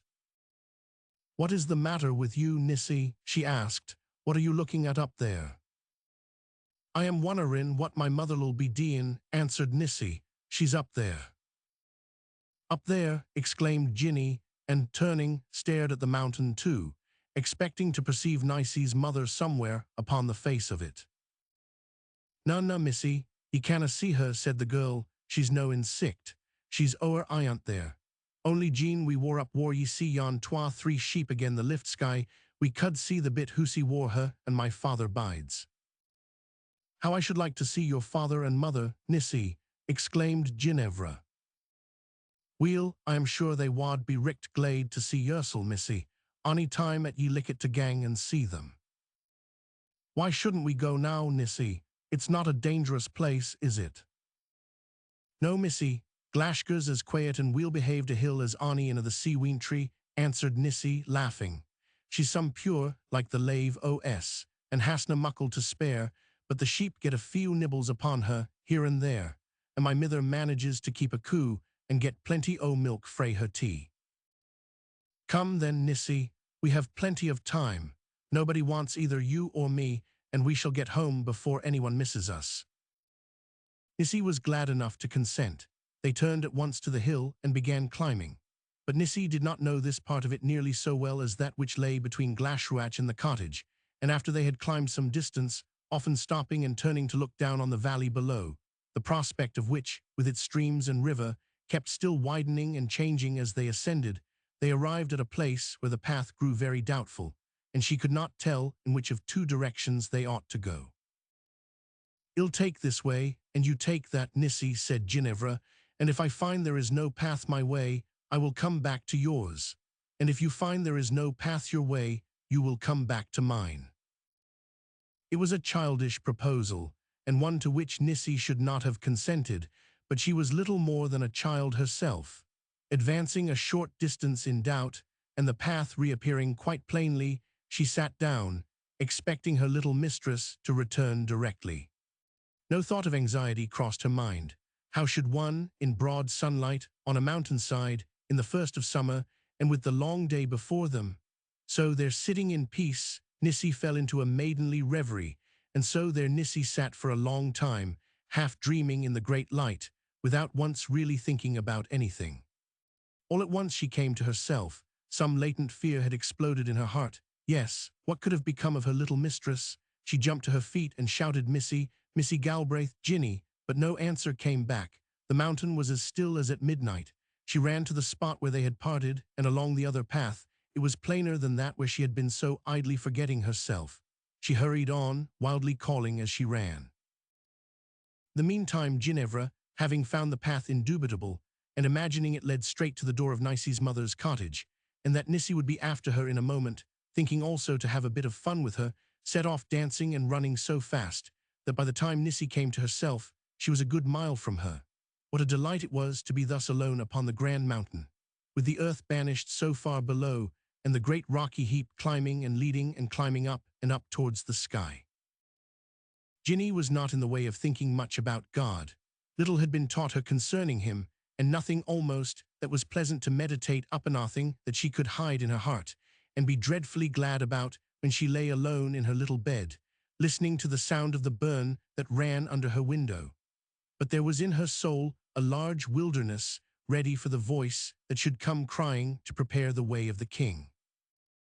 The path was after all a mere sheep track, and led her at length into a lonely hollow in the hillside, with a swampy peat bog at the bottom of it. She stopped. The place looked unpleasant, reminding her of how she always felt when she came unexpectedly upon Angus Mac Fulp. She would go no further alone. She would wait till Nissi overtook her.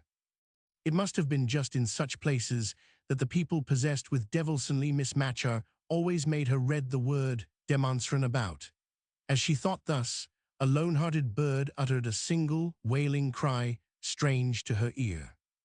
The cry remained solitary, unanswered, and then first suddenly she felt that there was nobody there but herself, and the feeling had in it a pang of uneasiness. But she was a brave child. Nothing frightened her much except her father. She turned and went slowly back to the edge of the hollow. Nissi must by this time be visible. In her haste and anxiety, however, Nissi had struck into another sheep track and was now higher up the hill, so that Ginny could see no living thing nearer than in the valley below. Far down thereand it was some comfort in the desolation that now began to invade Hirsch saw upon the road, so distant that it seemed motionless, a cart with a man in it, drawn by a white horse. Never in her life before had she felt that she was alone. She had often felt lonely, but she had always known where to find the bodily presence of somebody. Now she might cry and scream the whole day, and nobody answer. Her heart swelled into her throat, then sank away, leaving a wide hollow. It was so eerie, but Nissi would soon come, and then all would be well. She sat down on a stone, where she could see the path she had come a long way back, but never and never did any Nissi appear. At last she began to cry. This process with Ginny was a very slow one, and never brought her much relief. The tears would mount into her eyes, and remain there, little pools of baka, a long time before the crying went any further. With time the pools would grow deeper, and swell larger, and at last, when they had become two huge little lakes, the larger from the slowness of their gathering, two mighty tears would tumble over the edges of their embankments, and roll down her white mournful cheeks. This time many more followed, and her eyes were fast becoming fountains, when all at once a verse she had heard the Sunday before at church seemed to come of itself into her head. "Call upon me in the time of trouble, and I will answer thee." It must mean that she was to ask God to help her. Was that the same as saying prayers? But she wasn't good, and he wouldn't hear anybody that wasn't good. Then, if he was only the God of the good people, what was to become of the rest when they were lost on mountains? She had better try. It could not do much harm. Even if he would not hear her, he would not surely be angry with her for calling upon him when she was in such trouble. So thinking, she began to pray to what dim, distorted reflection of God there was in her mind. They alone pray to the real God, the maker of the heart that prays, who know his Son Jesus. If our prayers were heard only in accordance with the idea of God to which we seem to ourselves to pray, how miserably would our infinite wants be met. But every honest cry, even if sent into the deaf ear of an idol, passes on to the ears of the unknown God, the heart of the unknown Father. "O God, help me home again," cried Ginevra, and stood up in her great loneliness to return. The same instant she spied, seated upon a stone, a little way off, but close to her path, the beast boy. There could be no mistake. He was just as she had heard him described by the children at the gamekeeper's cottage. That was his hair sticking all out from his head, though the sun in it made it look like a crown of gold or a shining mist. Those were his bare arms, and that was dreadful indeed. Bare legs and feet she was used to, but bare arms. Worst of all, making it absolutely certain he was the beast boy, he was playing upon a curious kind of whistling thing, making dreadfully sweet music to entice her nearer that he might catch her and tear her to pieces. Was this the answer God sent to the prayer she had offered in her sore need? The beast boy. She asked him for protection and deliverance, and here was the beast boy. She asked him to help her home, and there, right in the middle of her path, sat the beast boy waiting for her. Well, it was just like what they said about him on Sundays in the churches and in the books Miss Matcher made her read. But the horrid creature's music should not have any power over her.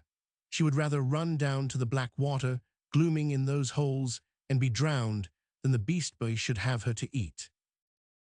Most girls would have screamed, but such was not Ginny's natural mode of meeting a difficulty. With fear, she was far more likely to choke than to cry out. So she sat down again and stared at him. Perhaps he would go away when he found he could not entice her. He did not move, but kept playing on his curious instrument. Perhaps, by returning into the hollow, she could make a circuit, and so pass him lower down the hill. She rose at once and ran. Now Gibbie had seen her long before she saw him, but from experience was afraid of frightening her. He had therefore drawn gradually near, and sat as if unaware of her presence. Treating her as he would a bird with which he wanted to make better acquaintance, he would have her get accustomed to the look of him before he made advances. But when he saw her run in the direction of the swamp, knowing what a dangerous place it was, he was terrified, sprung to his feet, and darted off to get between her and the danger. She heard him coming like the wind at her back, and whether from bewilderment, or that she did intend throwing herself into the water to escape him, instead of pursuing her former design, she made straight for the swamp. But was the beast boy ubiquitous? As she approached the place, there he was on the edge of a great hole half full of water, as if he had been sitting there for an hour. Was he going to drown her in that hole? She turned again and ran towards the descent of the mountain. But there Gibbie feared a certain precipitous spot, and besides, there was no path in that direction. So Ginevra had not run far before again she saw him right in her way. She threw herself on the ground in despair and hid her face. After thus hunting her as a cat might a mouse, or a lion a man, what could she look for but that he would pounce upon her and tear her to pieces? Fearfully expectant of the horrible grasp, she lay breathless. But nothing came. Still she lay, and still nothing came. Could it be that she was dreaming? In dreams generally the hideous thing never arrived, but she dared not look up. She lay and lay, weary and still, with the terror slowly ebbing away out of her. At length to her ears came a strange, sweet voice of singing such a sound as she had never heard before. It seemed to come from far away. What if it should be an angel God was sending, in answer after all to her prayer, to deliver her from the beast boy? He would of course want some time to come, and certainly no harm had happened to her yet. The sound grew and came nearer and nearer. But although it was song, she could distinguish no vowel melody in it, nothing but a tone melody, a crooning, as it were, ever upon one vowel in a minor key. It came quite near at length, and yet even then had something of the far-away sound left in it. It was like the wind of a summer night inside a great church bell in a deserted tower. It came close and ceased suddenly, as if, like a lark, the angel ceased to sing the moment he lighted. She opened her eyes and looked up. Over her stood the beast-boy, gazing down upon her. Could it really be the beast-boy? If so, then he was fascinating her, to devour her the more easily, as she had read of snakes doing to birds, but she could not believe it. Still, she could not take her eyes off him, that was certain. But no marvel, from under a great crown of reddish gold looked out two eyes of heaven's own blue, and through the eyes looked out something that dwells behind the sky and every blue thing. What if the angel, to try her, had taken to himself the form of the beast-boy? No beast-boy could sing like what she had heard, or look like what she now saw. She lay motionless, flat on the ground, her face turned sideways upon her hands, and her eyes fixed on the heavenly vision. Then a curious feeling began to wake in her of having seen him before somewhere. Ever so long ago that sight of him, as well as this, had to do with misery, with something that made a stain that would not come out. Yes, it was the very face, only larger and still sweeter, of the little naked child whom Angus had so cruelly lashed. That was ages ago, but she had not forgotten, and never could forget either the child's back or the lovely innocent white face that he turned round upon her. If it was indeed he, perhaps he would remember her. In any case, she was now certain he would not hurt her. While she looked at him thus, Gibbie's face grew grave. Seldom was his grave when fronting the face of a fellow creature, but now he too was remembering and trying to recollect. As through a dream of sickness and pain, he saw a face like the one before him, yet not the same. Ginevra recollected first, and a sweet, slow, diffident smile crept like a dawn up from the depth of her underworld to the sky of her face, but settled in her eyes and made two stars of them. Then rose the very sun himself in Gibbie's, and flashed a full response of daylight, a smile that no woman, girl, or matron could mistrust. From brow to chin, his face was radiant. The sun of this world had made his nest in his hair, but the smile below it seemed to dim the aureole he wore. Timidly yet trustingly, Ginevra took one hand from under her cheek and stretched it up to him. He clasped it gently. She moved, and he helped her to rise. "I've lost Nissy," she said. Gibbie nodded, but did not look concerned. "Nissy is my maid," said Ginevra. Gibbie nodded several times. He knew who Nissy was rather better than her mistress. "I left her away back there, a long, long time ago, and she has never come to me," she said. Gibbie gave a shrill, loud whistle that startled her. In a few seconds, from somewhere unseen, a dog came bounding to him over stones and heather. How he spoke to the dog, or what he told him to do, she had not an idea, but the next instant Oscar was rushing along the path she had come and was presently out of sight. So full of life was Gibbie, so quick and decided was his every motion, so full of expression his every glance and smile, that she had not yet begun to wonder he had not spoken. Indeed, she was hardly yet aware of the fact. She knew him now for a mortal, but just as it had been with Donal and his mother, he continued to affect her as a creature of some higher world, come down on a mission of goodwill to men.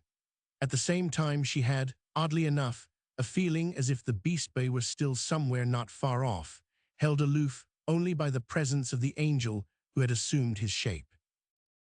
Gibbie took her hand and led her towards the path she had left. She yielded without a movement of question, but he did not lead her far in that direction. He turned to the left up the mountain.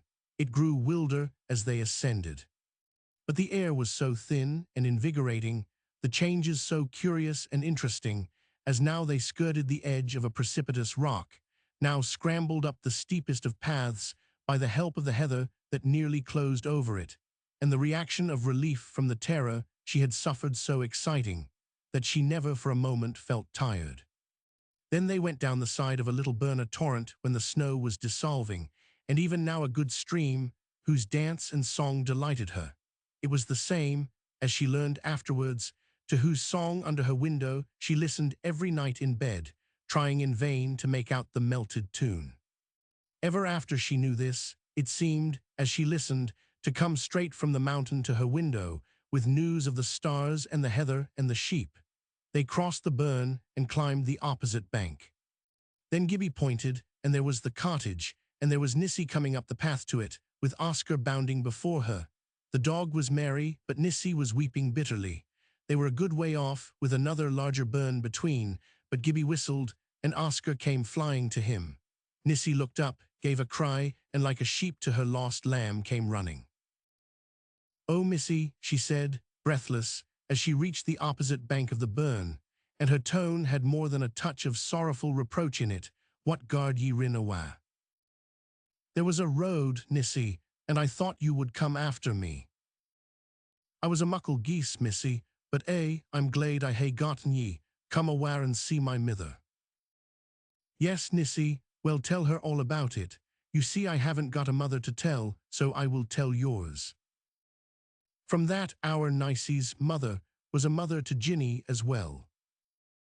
"Another os lambs to feed," she said to herself. "If a woman be a mother, she may have plenty of children." Never before had Ginny spent such a happy day, drunk such milk as Crummie's, or eaten such cakes as Janet's. She saw no more of Gibbie. The moment she was safe, he and Oscar were off again to the sheep, for Robert was busy cutting peats that day, and Gibbie was in sole charge. Eager to know about him, Ginevra gathered all that Janet could tell of his story, and in return told the little she had seen of it, which was the one dreadful point.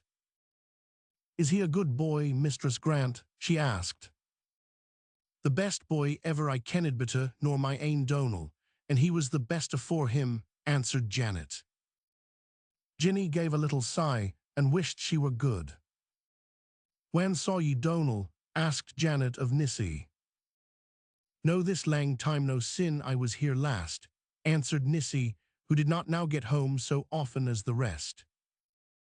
"I was thinking," returned her mother, "ye sud mayest see him new frae the back o' the muckle hoose, for he was tellin' me he was within out I the new meadow yupo the lorry bank, at Mrs. Papa boucht frae Jeem's glass." "How is he there?" said Nissie. "He'll maybe get sicked. Jean, I dinna get word o' him. He cam ance to the kitchen door to see me, but Mistress Macfarlane wadna lat him in. She wad hae nae loons common aboot the place, she said.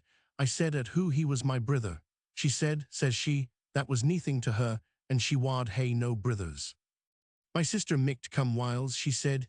Jean she camna ower aften, but lasses had neething to dee why brithers. Wha was to tell wha was or wha wasna my brither? I tell't her at my brithers was weel kenned for douce lads, and she tell't me to haud my tongue, and no spake up. And I cud hae just Jean her a gooid clute o' the luggai was that angert why her. "Shall be sorry for tea some day," said Janet, with a quiet smile, "and what a body's sure to be sorry for, ye may as weel forgy them at ance." "Who ken ye, mither, shall be sorry for tea?" asked Nissie, not very willing to forgive Mistress Macfarlane. "'Cause the maester says it well hae to pay the uttermost farden. There's nobody ill be latin af, we maun dee or neeper richt." "But michtna the maester himself forgy her?" suggested Nissie, a little puzzled. "Lassie," said her mother solemnly, "ye dinna surely think it the Lord's forgiveness is to lat folk af own repent it. That wad be a strange favour to grant them. He winna hurt mair nor he can help, but the grue horror maun mak why for the grace. I'm sure it was sae when I gied you your whoops, lass. I'll no say aboot some o' the first o' ye, for at that time I didna ken sae weel what I was aboot, and was mair angert whiles, nor there was ony occasion for to it, my beam to dang their motes. I hae been sair tribbled aboot it, mon is the time." "Mither," said Nissie, shocked at the idea of her reproaching herself about anything concerning her children, "I am weel sure there's no ane o' them wad think, no to say sic a thing." "I daur say you're richt there, lass. I think whiles a woman's bairns are like the God they cam free ready to forgy her onything." Ginevra went home with a good many things to think about. Chapter 30, The Lorry Meadow. It was high time, according to agricultural economics, that Donal Grant should be promoted a step in the ranks of labour. A youth like him was fit for horses and their work, and looked idle in a field with cattle. But Donal was not ambitious, at least in that direction. He was more and more in love with books, and learning, and the music of thought and word, and he knew well that no one doing a man's work upon a farm could have much time left for study, certainly not a quarter of what the herd-boy could command. Therefore, with his parents' approval, he continued to fill the humbler office and receive the scantier wages belonging to it. The day following their adventure on Glashgar, in the afternoon, Nissy, being in the grounds with her little mistress, proposed that they should look whether they could see her brother down in the meadow of which her mother had spoken. Ginevra willingly agreed, and they took their way through the shrubbery to a certain tall hedge, which divided the grounds from a little grove of larches on the slope of a steep bank descending to the Lorrie, on the other side of which lay the meadow. It was a hawthorn hedge, very old, and near the ground very thin, so that they easily found a place to creep through. But they were no better on the other side, for the larches hid the meadow. They went down through them, therefore, to the bank of the little river, the largest tributary of the Dore from the roots of Glashgar. "There he is," cried Nissy. "I see him," responded Ginny, "with his cows all about the meadow." Donal sat a little way from the river, reading. "He's I at S. Buick," said Nissy. "I wonder what book it is," said Ginny. "That wad be ill to say," answered Nissy. "Donal reads a hantle o' Buicksmare, his mither says, nor she doubts he can weel get the guid o." "Do you think it's Latin, Nissy?" "Ow, I daursay, but no, it canna be Latin for look. He's Lochan, and he couldna dee that Jean twore Latin. I am thinking it'll be a story. There's a heap o' them prentit noo, they tell me. Or deed maybe it may be a sang. He thinks a heap o' sangs. I heard my mither aunt say she was some feart Donal micht hae teen to Mackin sangs himsel. No, at there was ony ill-I that she said, Jean there wasna ony ill-I the sangs themselves. But it was just some triflin like, she said, and they luik it for better frae Donal, why a his Buick Lear, and his Euclidor what ca they tea, nor Mackin sangs. "What's Euclid, Nissy?" "You may weel spare, missy, but I hae ill tellin' ye. It's a curious name till a Buick, and mins me o' neething but whan the lid o' your Euks itches. And as to what lies atween the twa broads o' tea, I ken no more nor the man I the mean." "I should like to ask Donal what book he has got," said Ginny. "I'll cry till I am, and ye can spare," said Nissy. Donal. Donal looked up, and seeing his sister, came running to the bank of the stream. "Canna ye come ower, Donal," said Nissy. "Here's Miss Galbraith wants to spare ye a question." Donal was across in a moment, for here the water was nowhere over a foot or two in depth. "Oh, Donal, you've wet your feet," cried Ginevra. Donal laughed. "What ill that dee me, mem?" "None, I hope," said Ginny, "but it might, you know." "I micht hae been droont," said Donal. "Nissy," said Ginny, with dignity, "your brother is laughing at me." "Na, mem," said Donal, apologetically. "I was only so glad to see you and Nissy at I forgot my manners." "Then," returned Ginny, quite satisfied, "would you mind telling me what book you were reading?" "It's a Buick o' Balance," answered Donal. "I'll read ane o' them till ye, Jean ye like, mem." "I should like very much," responded Ginny. "I've read all my own books till I'm tired of them, and I don't like Papa's books.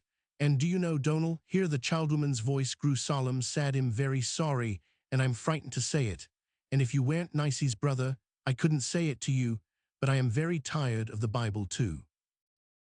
"That's a peety, mem," replied Donal. "I wad hae ye no tell onybody that, for them 'at likes tea know a hair better themselves, I'll tak ye for war nor a haythen for sayin' tea just gang ye up to my mither, and tell her aboot it. She's aye fair to a body, and never thinks ill o' onybody 'at says the troth when it's no for contrariness. She says that a heap o' ill comes o' folk no spaking oot what they ken, or what they're thinkin', but I gissin' at what they dinna ken, and what ither folk's thinkin'." "I said, Nissy, it wad be a jay changed world Jean folk gied to my mither, and did as she wad hae them. She says folk sud never tell, but the ill they ken o' themselves, and the good they ken o' ither folk. And that's just the contraire ye ken, missy, to what folk mayest disdee. A pause naturally followed, which Ginny broke. I don't think you told me the name of the book you were reading, Donal, she said. Jean ye wad sit doon a minute, mem, returned Donal. Here's a bonny gowany spot I wad read a bit till ye, and see Jean ye lick at it, afore I telt ye the name o' tea. She dropped at once on the little gowany bed, gathered her frock about her ankles, and said, Sit down, Nissy. It's so kind of Donal to read something to us. I wonder what it's going to be. She uttered everything in a deliberate, old-fashioned way, with precise articulation, and a certain manner that an English mother would have called priggish, but which was only the outcome of Scotch stiffness, her father's rebukes, and her own sense of propriety. Donal read the ballad of Kemp Owen. I think I don't think I understand it, said Ginevra. It is very dreadful, and I don't know what to think. Tell me about it, Donal. Do you know what it means, Nissy? No, I glimp, missy, answered Nissy. Donal proceeded at once to an exposition. He told them that the serpent was a lady, enchanted by a wicked witch, who, after she had changed her, twisted her 3 times round the tree, so that she could not undo herself, and laid the spell upon her that she should never have the shape of a woman, until a knight kissed her as often as she was twisted round the tree. Then, when the night did come, at every kiss, a coil of her body unwound itself, until, at the last kiss, she stood before him the beautiful lady she really was. What a good, kind, brave knight, said Ginevra. But it's no true, ye ken, missy, said Nissy, anxious that she should not be misled. It's neathing but Donal's nonsense. Nonsense here, nonsense there, said Donal. I see a heap o' sense intil tea, but nonsense or no, Nissy, it's nane o' my nonsense. I wuss it war. It's huners o' years old, that ballant, I.S. Warren. It's beautiful, said Ginevra, with decision and dignity. I hope he married the lady, and they lived happy ever after. I dinna ken, mem. The man 'at made the ballant, I dore say, thought him weel paid. Jean, the bonny leddy, said thank ye till him. Oh, but Donal, that wouldn't be enough, would it, Nissy? Weel, ye see, missy, answered Nissy, he but gie her 3 kisses that wasna sae muckle to were lay out upon a body. But a serpent's mouth, Nissy. Here, unhappily, Donal had to rush through the burn without leave-taking, for Horny was attempting a trespass, and the 2 girls, thinking it was time to go home, rose and climbed to the house at their leisure. The rest of the day Ginevra talked of little else than the serpent lady and the brave knight, saying now and then what a nice boy that Donal of Nices was. Nor was more than the gentlest hint necessary to make Nissy remark, the next morning, that perhaps, if they went down again to the Lorry, Donal might come and bring the book. But when they reached the bank and looked across, they saw him occupied with Gibbie. They had their heads close together over a slate, upon which now the one, now the other seemed to be drawing. This went on, and they never looked up. Ginny would have gone home and come again in the afternoon, but Nissy instantly called Donal. He sprang to his feet and came to them, followed by Gibbie. Donal crossed the burn, but Gibbie remained on the other side, and when presently Donal took his Buick balance from his pocket, and the little company seated themselves, stood with his back to them and his eyes on the knout. That morning they were not interrupted. Donal read to them for a whole hour, concerning which reading, and Ginevra's reception of it, Nissy declared she could not see what for they made sic a walk about a ween old balance, ane after another. Thayer no half sae bonny as the paraphrases, Donal, she said. After this, Ginevra went frequently with Nissy to see her mother, and learned much of the best from her. Often also they went down to the Lorry, and had an interview with Donal, which was longer or shorter as Gibbie was there or not to release him. Ginny's life was now far happier than it had ever been.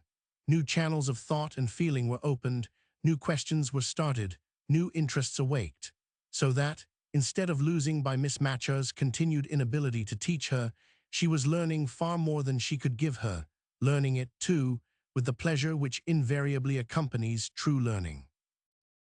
Little more than child as she was, Donal felt from the first the charm of her society, and she by no means received without giving, for his mental development was greatly expedited thereby.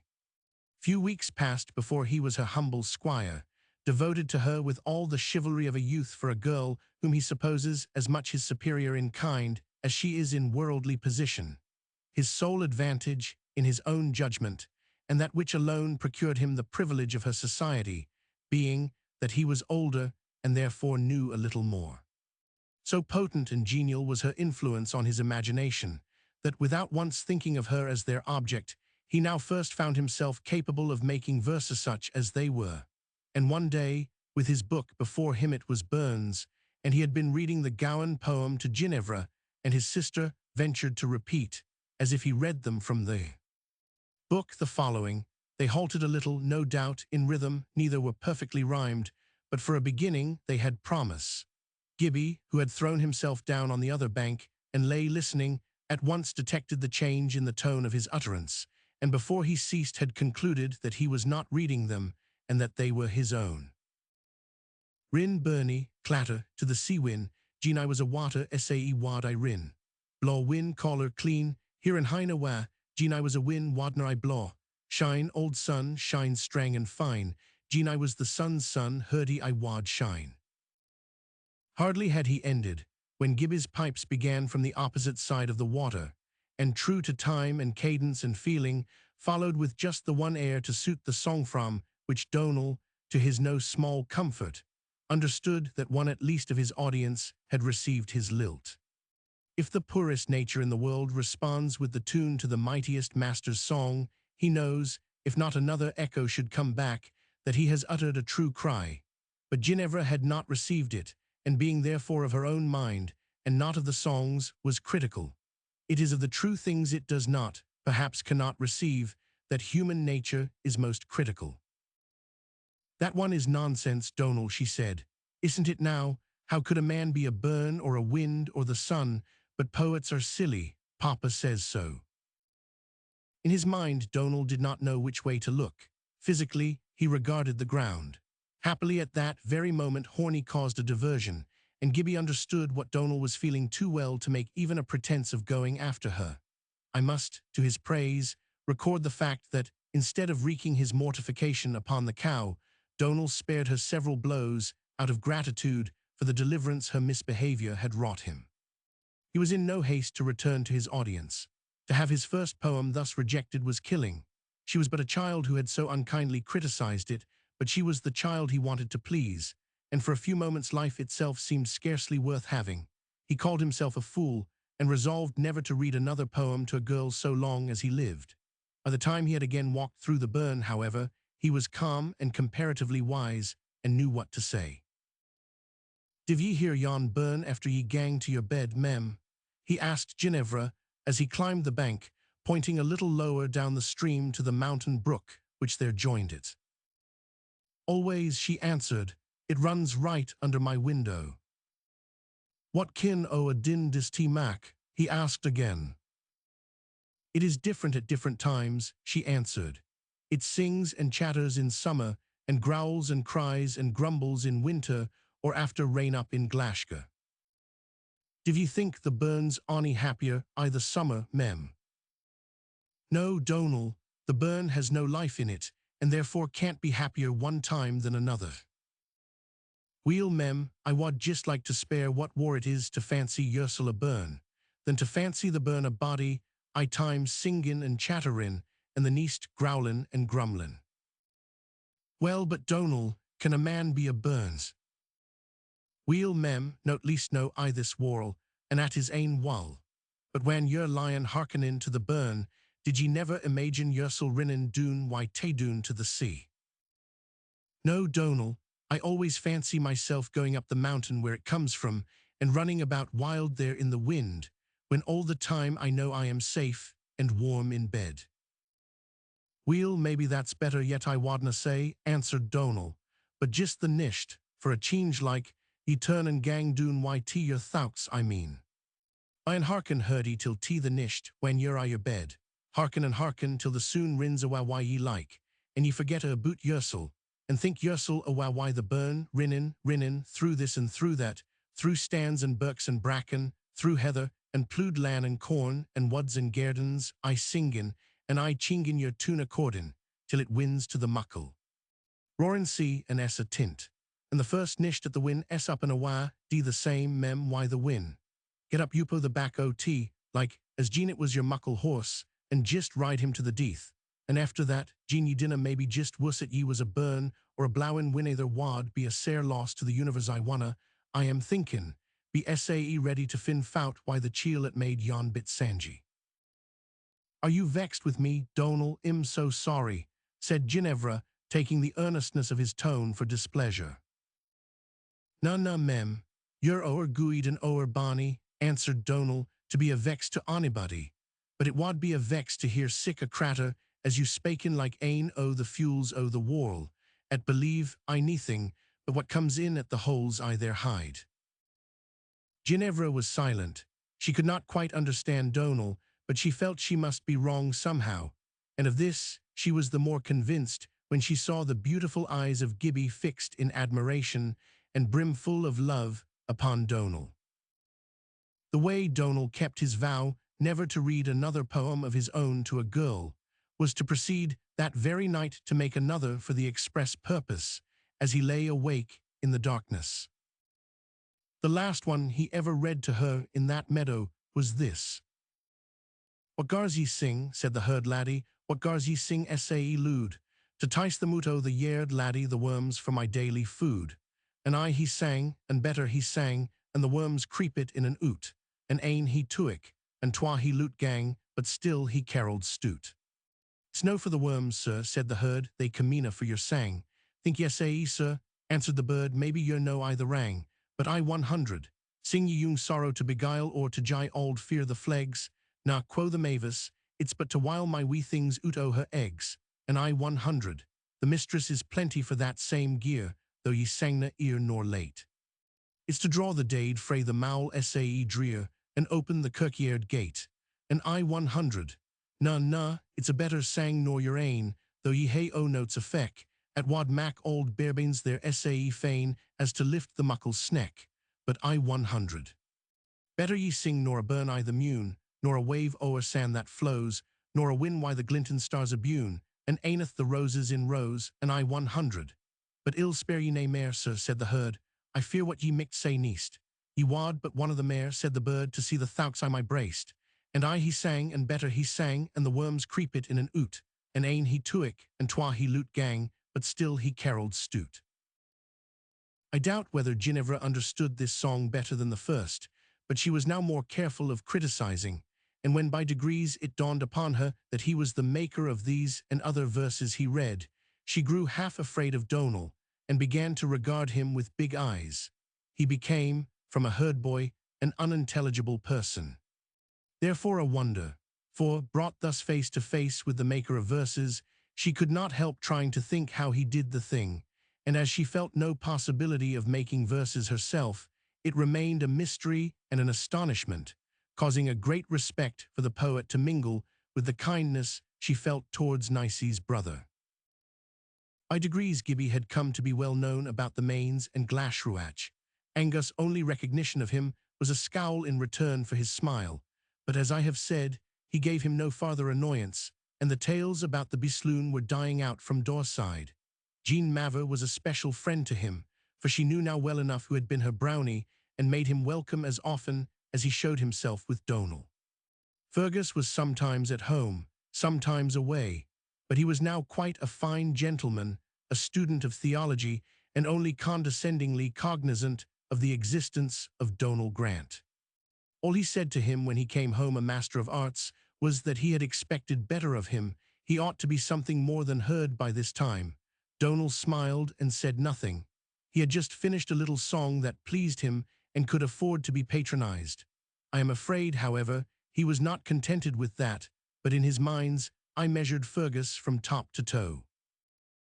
In the autumn, Mr. Galbraith returned to Glashruach, but did not remain long. His schemes were promising well, and his self-importance was screwed yet a little higher in consequence. But he was kinder than usual to Ginevra. Before he went he said to her that, as Mr. Matcher had sunk into a condition requiring his daughter's constant attention, he would find her an English governess as soon as he reached London. Meantime, she must keep up her studies by herself as well as she could. Probably he forgot all about it, for the governess was not heard of at Glashruach, and things fell into their old way. There was no spiritual traffic between the father and daughter. Consequently, Ginevra never said anything about Donal or Gibbie or her friendship for Nissy. He had himself to blame altogether. He had made it impossible for her to talk to him. But it was well he remained in ignorance, and so did not put a stop to the best education she could, at this time of her life, have been having, such as neither he nor any friend of his could have given her. It was interrupted, however, by the arrival of the winter, a wild time in that region, fierce storm alternating with the calm of death.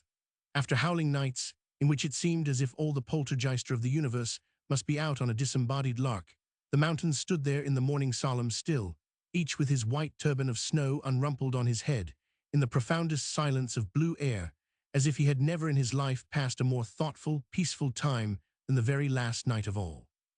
To such feet as Ginevra's, the cottage on Glashgar was for months almost as inaccessible as if it had been in Sirius. More than once the door was frozen thick. For weeks every beast was an absolute prisoner to the byre, and for months was fed with straw and turnips and potatoes and oil cake. Then was the time for stories, and often in the long dark, while yet it was hours too early for bed, would Ginevra go with Nissy, who was not much of a raconteuse, to the kitchen to get one of the other servants to tell her an old tale. For even in his own daughter and his own kitchen, the great laird could not extinguish the accursed superstition. Not a glimpse did Ginevra get all this time of Donal or of Gibbie. At last, like one of its own flowers in its own bosom, the spring began again to waken God's thought of his world, and the snow, like all other deaths, had to melt and run, leaving room for hope.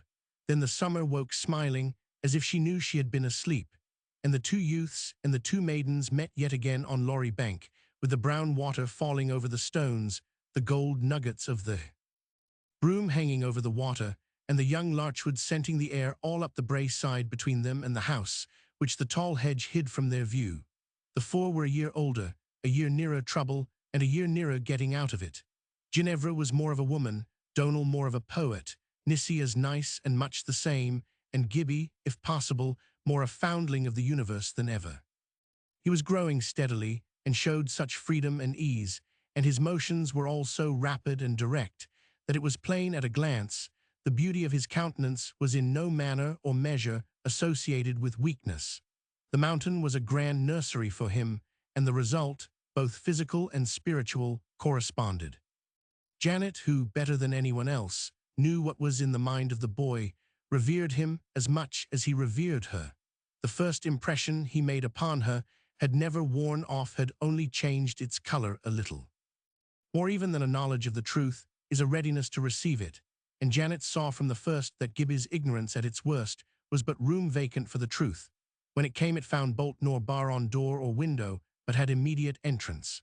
The secret of this power of reception was that to see a truth and to do it was one and the same thing with Gibbie. To know and not do would have seemed to him an impossibility, as it is in vital idea a monstrosity. This unity of vision and action was the main cause also of a certain daring simplicity in the exercise of the imagination, which so far from misleading him reacted only in obedience to which is the truth of the willed truth, therefore, of the whole being. He did not do the less well for his sheep, that he fancied they knew when Jesus Christ was on the mountain, and always at such times both fed better and were more frolicsome. He thought Oscar knew it also, and interpreted a certain look of the dog by the supposition that he had caught a sign of the bodily presence of his Maker. The direction in which his imagination ran forward was always that in which his reason pointed, and so long as Gibbie's fancies were budblooms upon his obedience, his imagination could not be otherwise than in harmony with his reason. Imagination is a poor root, but a worthy blossom, and in a nature like Gibbie's, its flowers cannot fail to be lovely.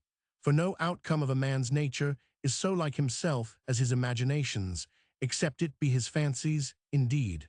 Perhaps his imaginations show what he is meant to be, his fancies what he is making of himself.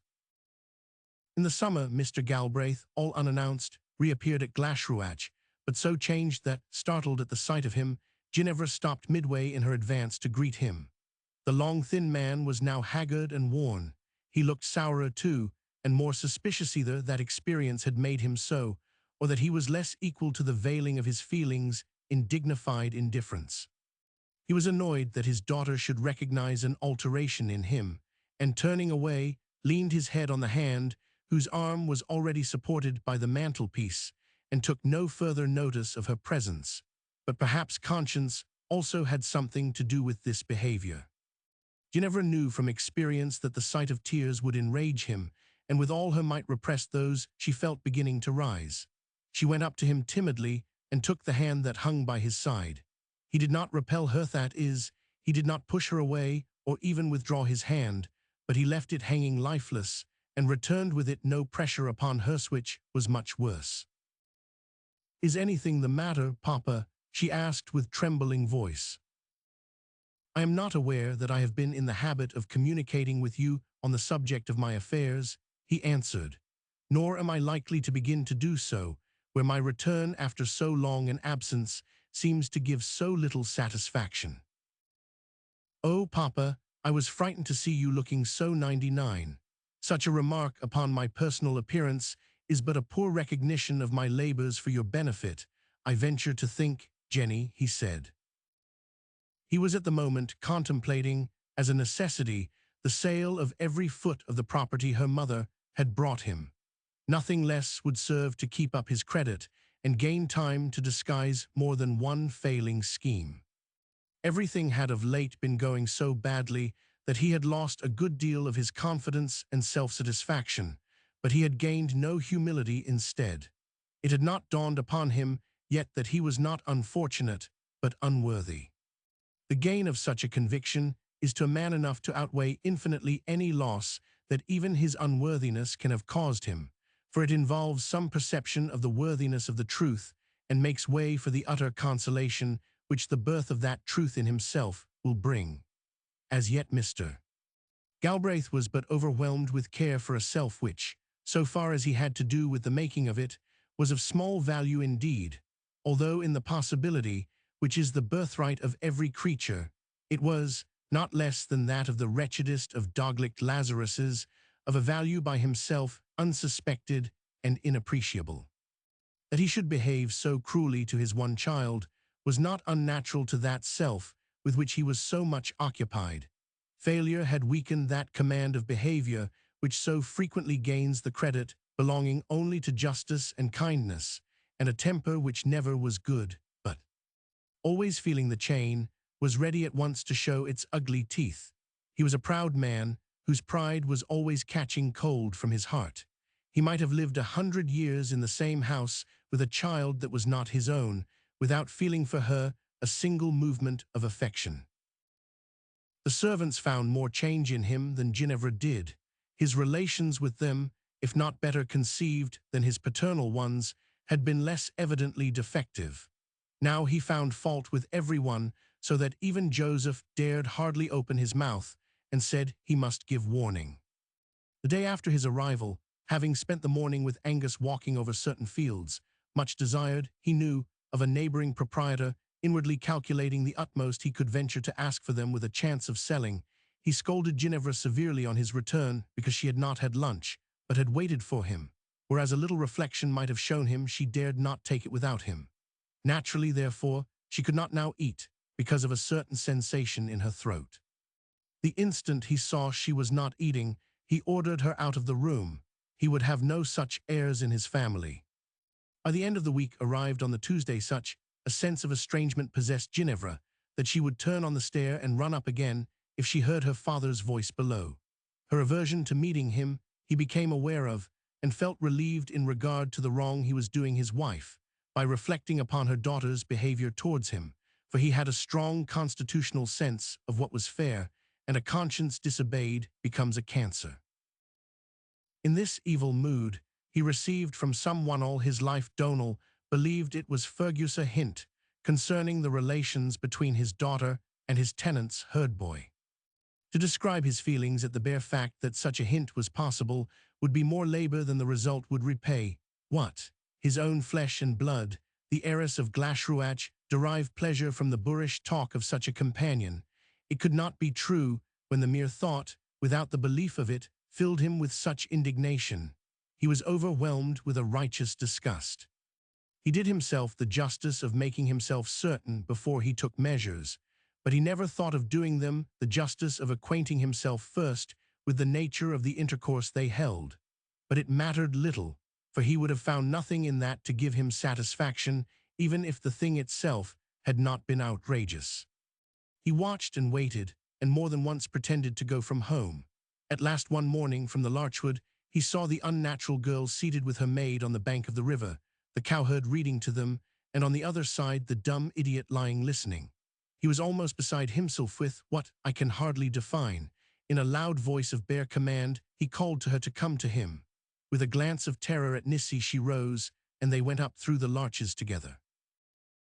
I will not spend my labor upon a reproduction of the verbal torrent of wrath, wounded dignity, disgust, and contempt with which the father assailed his shrinking, delicate, honest-minded woman-child.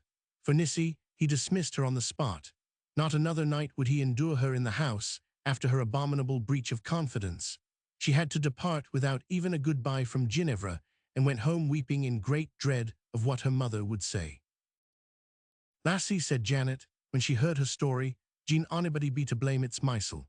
For ye loot me ken ye gied, whiles why your bonny missy to hae a news why Donal, and I saw and see nowt that's rang until tea, but the folk o' this wall has itherwise o' Gijan o' things, and I maun bethink mysel what lesson o' the serpent's wisdom I hae to learn frae tea your walcome hame, my bonny lass. Ye ken I keep the wee closet ready for ony o' ye at micht come on expect it." Nissi, however, had not long to occupy the closet, for those of her breed were in demand in the country. Ever since he became a dweller in the air of Glashgar, Gibbie, mindful of his first visit thereto, and of his grand experience on that occasion, had been in the habit, as often as he saw reason to expect a thunderstorm, and his duties would permit, of ascending the mountain, and there, on the crest of the granite peak, awaiting the arrival of the tumult.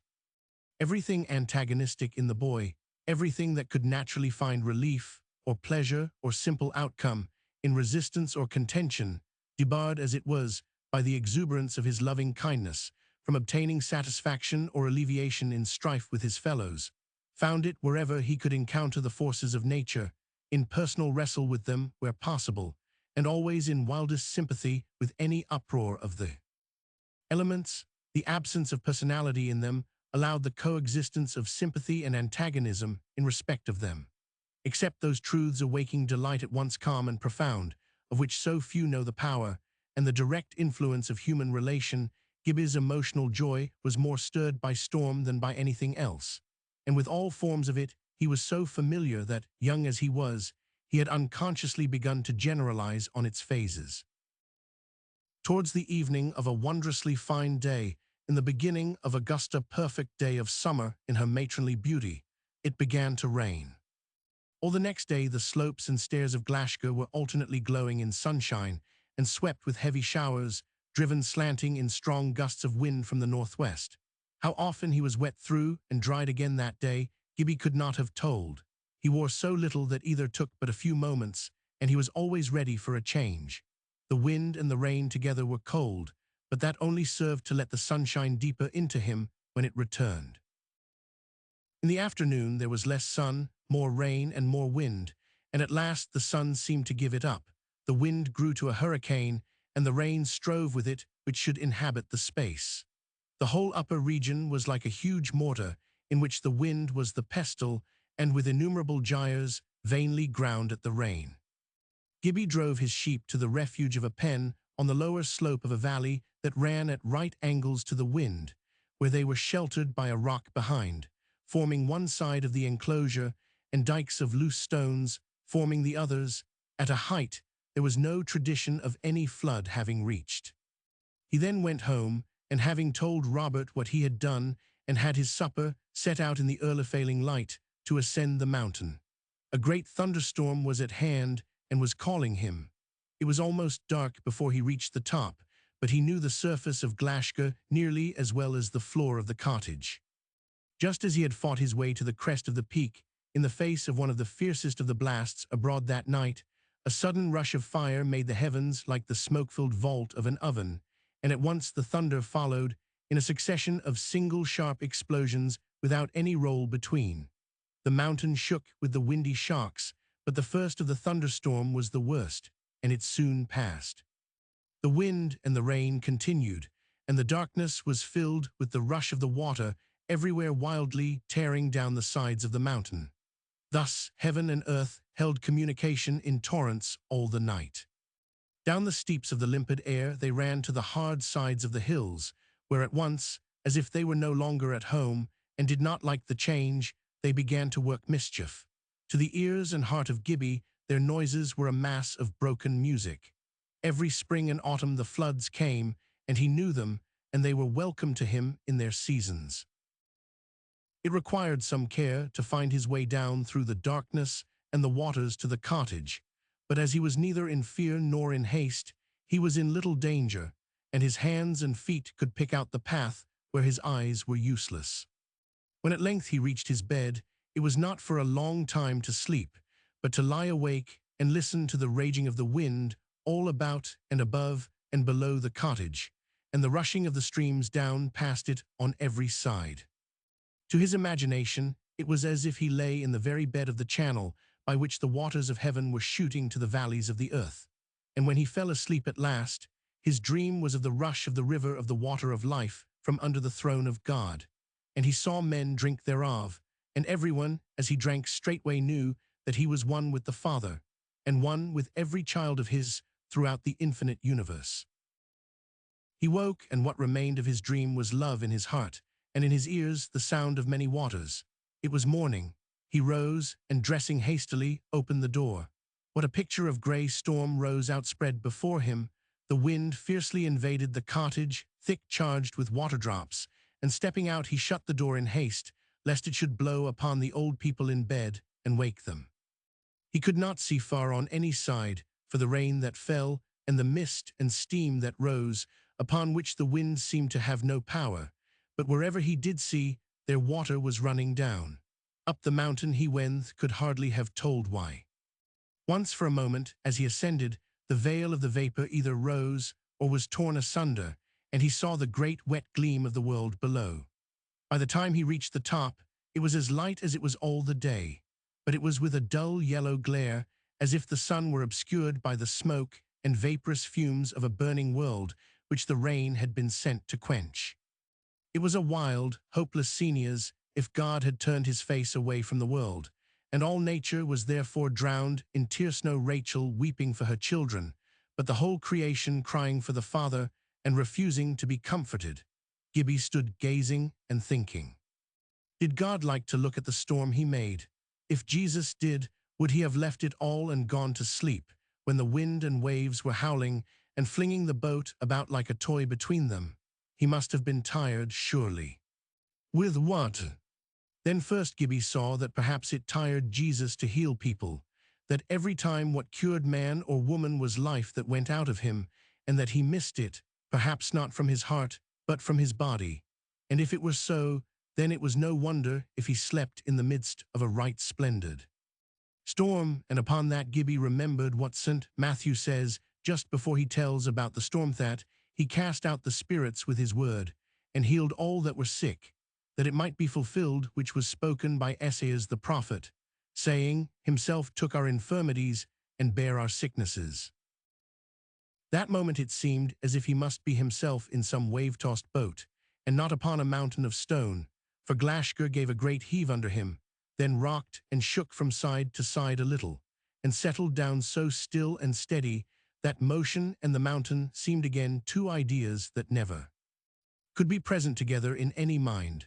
The next instant came an explosion, followed by a frightful roaring and hurling as of mingled water and stones, and on the side of the mountain beneath him he saw what, through the mist, looked like a cloud of smoke or dust rising to a height.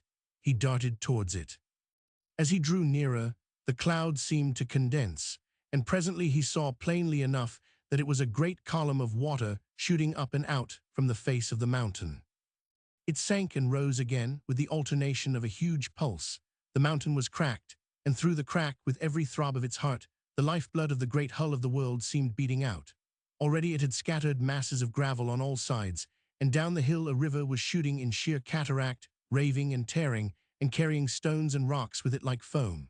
Still and still it pulsed and rushed and ran, born like another Xanthus, a river full-grown from the heart of the mountain. Suddenly Gibbie, in the midst of his astonishment and awful delight, noted the path of the new stream, and from his knowledge of the face of the mountain, perceived that its course was direct for the cottage. Down the hill he shot after it, as if it were a wild beast that his fault had freed from its cage. He was not terrified, one believing like him in the perfect love and perfect will of a Father of men, as the fact of facts, fears nothing. Fear is faithlessness. But there is so little that is worthy the name of faith, that such a confidence will appear to most not merely incredible but heartless. The Lord himself seems not to have been very hopeful about us, for he said, "When the Son of Man cometh, shall he find faith on the earth?" A perfect faith would lift us absolutely above fear. It is in the cracks, crannies, and gulfy faults of our belief, the gaps that are not faith, that the snow of apprehension settles and the ice of unkindness forms. The torrent had already worn for itself a channel. What earth there was, it had swept clean away to the rock, and the loose stones it had thrown up aside, or hurled with it in its headlong course.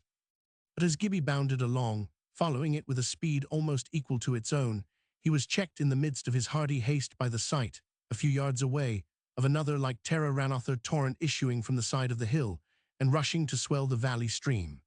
Another and another he saw, with growing wonder as he ran. Before he reached home, he passed some 6 or 8, and had begun to think whether a second deluge of the whole world might not be at hand, commencing this time with Scotland. 2 of them joined the one he was following, and he had to cross them as he could. The others he saw near and farther, often foaming deliverance after another, issuing from the entrails of the mountain like imprisoned demons, that, broken from their bonds, ran to ravage the world with the accumulated hate of dreariest centuries. Now and then a huge boulder, loosened from its bed by the trail of this or that watery serpent, would go rolling, leaping, bounding down the hill before him, and just in time he escaped one that came springing after him as if it were a living thing that wanted to devour him. Nor was Glashgar the only torrent-bearing mountain of Gormgarnet that day, though the rain prevented Gibbie from seeing anything of what the rest of them were doing. The fountains of the great deep were broken up, and seemed rushing together to drown the world. And still the wind was raging, and the rain tumbling to the earth, rather in sheets than in streams. Gibbie at length forsook the bank of the new torrent to take the nearest way home, and soon reached the point whence first, returning in that direction, he always looked to see the cottage. For a moment he was utterly bewildered. No cottage was to be seen. From the top of the rock against which it was built, shot the whole mass of the water he had been pursuing, now dark with stones and gravel, now grey with foam, or glassy in the lurid light. "O Jesus Christ!" he cried and darted to the place. When he came near, to his amazement, there stood the little house unharmed, the very center of the cataract. For a few yards on the top of the rock, the torrent had a nearly horizontal channel, along which it rushed with unabated speed to the edge, and thence shot clean over the cottage, dropping only a dribble of rain on the roof from the underside of its half-arc. The garden ground was gone, swept clean from the bare rock, which made a fine smooth chute for the water a long distance in front. He darted through the drizzle and spray, reached the door, and lifted the latch. The same moment he heard Janet's voice in joyful greeting. "Nu, come awa, laddie," she said. "Wa wad hae thought we wad hae to leave the rock to win out o' the water. We're but waiting you to gang. Come, Robert, well awa doon the hill." She stood in the middle of the room in her best gown, as if she had been going to church, her Bible, a good-sized octavo, under her arm, with a white handkerchief folded round it, and her umbrella in her hand. "He that believeth shall not make haste," she said, "but he mauna tempt the Lord either. Drink that milk, Gibbie, and pit a bannock I your pooch, and come awa. Robert rose from the edge of the bed, staff in hand, ready too. He also was in his Sunday clothes. Oscar, who could make no change of attire, but was always ready, and had been standing looking up in his face for the last 10 minutes, wagged his tail when he saw him rise, and got out of his way. On the table were the remains of their breakfast of oatcake and milk. The fire Janet had left on the hearth was a spongy mass of peat, as wet as the winter before it was dug from the bog, so they had had no porridge. The water kept coming in splashes down the lum, the hillocks of the floor were slimy, and in the hollows little lakes were gathering. The lowest film of the torrent water ran down the rock behind, and making its way between rock and roof, threatened soon to render the place uninhabitable. "What's the ease o' Loden and Yersel, why the umbrel?" said Robert. "Ye'll get it a drucket drenched." "Ow, ill just tack it," replied Janet, with a laugh in acknowledgement of her husband's fun. "It'll hod the rain on blint me." "That's gene ye be able to hod it up. I doop the win ll be ower ser upo I am thinkin, though it'll be mair to hod your buke dry." Janet smiled and made no denial. "New Gibbie," she said, "ye gang and lows crummy, but ye'll hae to lead her. She winna be to Corin sick a win as this, and no plain rod afore her." "Where div ye think o' going?" asked Robert, who, satisfied as usual with whatever might be in his wife's mind, had not till this moment thought of asking her where she meant to take refuge. "I'll well just mak for the mains, gin ye be agreeable, Robert," she answered. "It's there we belang till, and in water like this nobody wad refees beeld till a beggar, no to say Mistress Jean till her ain folk." With that she led the way to the door and opened it. His vice was like the soon o' money waters, she said to herself softly, as the liquid thunder of the torrent came in the louder. Gibbie shot round the corner to the byre, whence through all the roar, every now and then they had heard the cavernous mooing of Crummy, piteous and low. He found a stream of foot deep running between her fore and hind legs, and did not wonder that she wanted to be on the move. Speedily he loosed her, and fastening the chain tether to her halter, led her out. She was terrified at sight of the falling water, and they had some trouble in getting her through behind it, but presently after, she was making the descent as carefully and successfully as any of them. It was a heavy undertaking for the two old folk to walk all the way to the mains, and in such a state of the elements, but where there is no choice, we do well to make no difficulty. Janet was half troubled that her mountain and her foundation on the rock should have failed her, but consoled herself that they were but shadows of heavenly things and figures of the true, and that a mountain or a rock was in itself no more to be trusted than a horse or a prince or the legs of a man. Robert plodded on in contented silence, and Gibbie was in great glee, singing, after his fashion, all the way, though now and then half-choked by the fierceness of the wind round some corner of rock, filled with raindrops that stung like hailstones. By and by Janet stopped and began looking about her. This naturally seemed to her husband rather odd in the circumstances. "What are ye after, Janet?" he said, shouting through the wind from a few yards off, by no means sorry to stand for a moment, although any recovering of his breath seemed almost hopeless in such a tempest. "I want to lay my umbrel in safety," answered Janet, "gin I could but perceive a suitable spot. He was richt, Robert, it's mair walth nor I can get the guid o." "Hoots, fling tea frae ye, then lass," he returned. "Is this a day to be thinking o' warld's gear?" "What for no, Robert?" she rejoined. "I days as guid as another for thinking aboot onything the richt gate."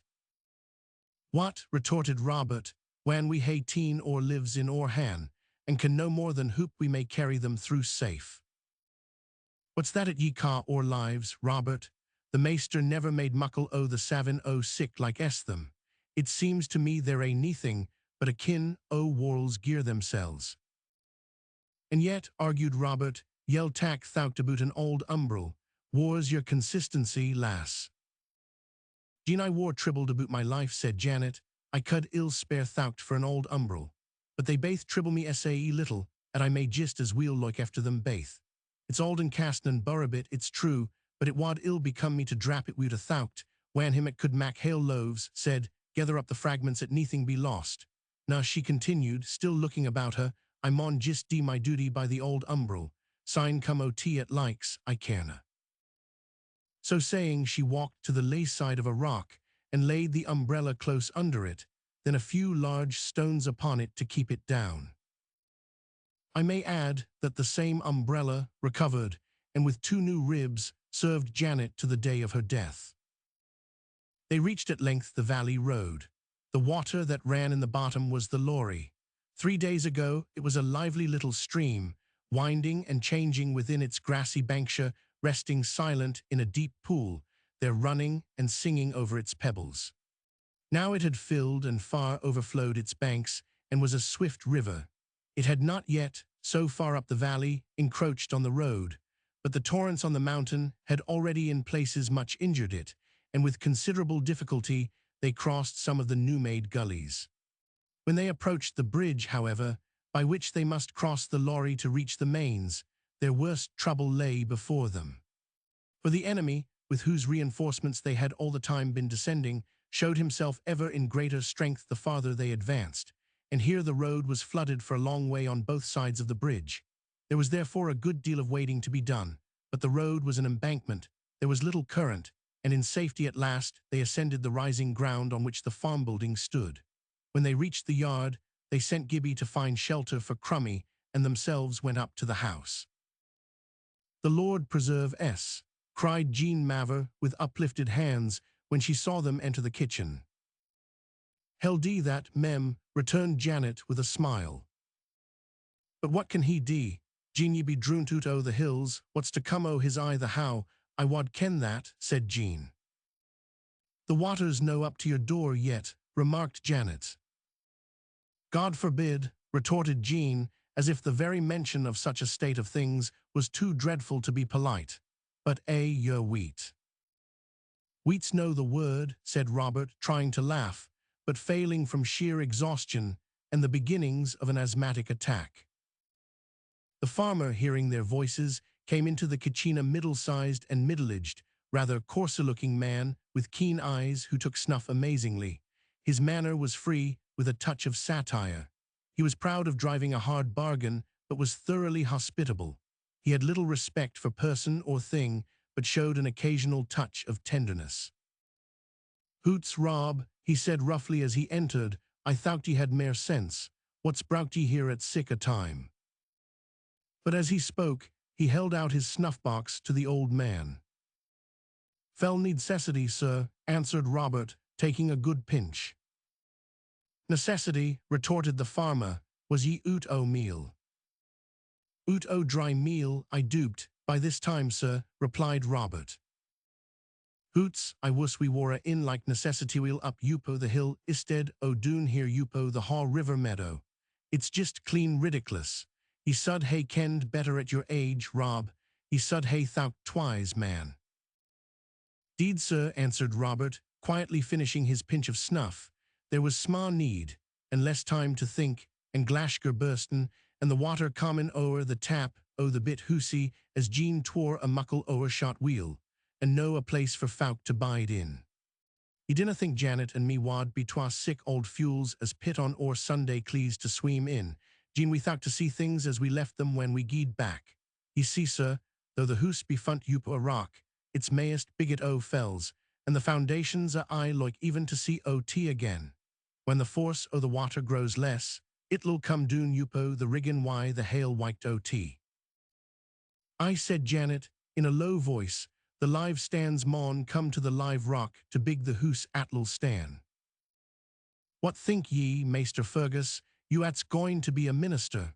said Robert, referring to his wife's words, as the young man looked in at the door of the kitchen. "Let him be," interposed his father, blowing his nose with unnecessary violence, "setna him preachin' afore time. Fess the whuskey, Fergus, and jye old Robert a dram. Haith, gin the water be rinnin' o'er the tap o' your hoose, man, it was time to flit. Fess 2 or 3 glaisses, Fergus, we hae a need o' something at's no water. It's perfectly ridic'lous." Having taken a little of the whiskey, The old people went to change their clothes, for some Jean had provided, and in the meantime she made up her fire and prepared some breakfast for them. "And whar's your dummy?" she asked, as they re-entered the kitchen. "He had pure crummy to loik efter," answered Janet, "but he micht hae been in or this time." "Helby why Donal I the buyer nae duped," said Jean. "He's I some shy o' common in wanton and in veet." She went to the door and called with a loud voice across the yard, through the wind and the clashing torrents, "Donal, send dummy in till es breakfast." "He's awa till es sheep," cried Donal in reply. "Preserve es, the cratur ll be lost," said Jean. "Less lickly nor ony man aboot the place," bawled Donal, half angry with his mistress for calling his friend dummy. "Gibbie kens better what he's aboot nor ony twa, et thinks him a fuel cause he canna lat oot sick stuff and nonsense as they canna haud in."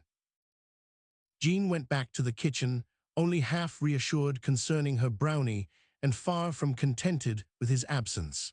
But she was glad to find that neither Janet nor Robert appeared alarmed at the news. "I wuss the cratur had had some breakfast," she said. "He has a piece in es pooch," answered Janet. "He's no unprovided why what can be made marrow." "I dinna richtly unerstan ye there," said Jean. "He canna hae failt to remark, mem," answered Janet, "and when the maester set himsel to feed the 100,000, he took until es han what there was, and vroucht Yupo that to mak mair o' tea I hae wust sometimes at the laddie why the 5 barley loaves and the 2 sma fishes hadna been there that day. I wad fain ken who the maester wad hae managed wantin' onything to begin Yupo. As it was, he I hang what he did Yupo something his father had done for him." "Hoots," returned Jean, who looked upon Janet as a lover of conundrums, "yer I warslin why run knots and tuch moofus." "Ow no I," answered Janet, "only whiles when the spirit o' Sperrin gets the upper hand o' me for a sizon. I doobt that same spirit ll lead ye far frae the still waters some day, Janet," said Jean, stirring the porridge vehemently. "Ow, I think not," answered Janet very calmly. "When the maester says what's that to thee, I tak care he hasna to say tea twice, but just get up and follow him." This was beyond Jean, but she held her peace, for though she feared for Janet's orthodoxy and had a strong opinion of the superiority of her own common sensing, which, as in the case of all who pride themselves in the same, there was a good deal more of the common than of the sensesh, had the deepest conviction of Janet's goodness, and regarded her as a sort of heaven-favored idiot, whose utterances were somewhat privileged. Janet, for her part, looked upon Jean as an honest woman, or ll get a heap o' lick some day. When they had eaten their breakfast, Robert took his pipe to the barn, saying there was not much danger of fire that day. Janet washed up the dishes and sat down to her book, and Jean went out and in, attending to many things. Meantime the rain fell, the wind blew, the water rose. Little could be done beyond feeding the animals, thrashing a little corn in the barn, and twisting straw ropes for the thatch of the ricks of the coming harvest if, indeed, there was a harvest on the road. For as the day went on, it seemed almost to grow doubtful whether any ropes would be wanted, while already not a few of last year's ricks, from farther up the country, were floating past the mains, down the door to the sea. The sight was a dreadful one, had an air of the day of judgment about it to farmers' eyes. From the mains, to right and left beyond the rising ground on which the farm buildings stood, everywhere as far as the bases of the hills, instead of fields was water yellow-brown, here in still expanse or slow progress, there sweeping along in fierce current. The quieter parts of it were dotted with trees, divided by hedges, shaded with ears of corn. Upon the swifter parts floated objects of all kinds.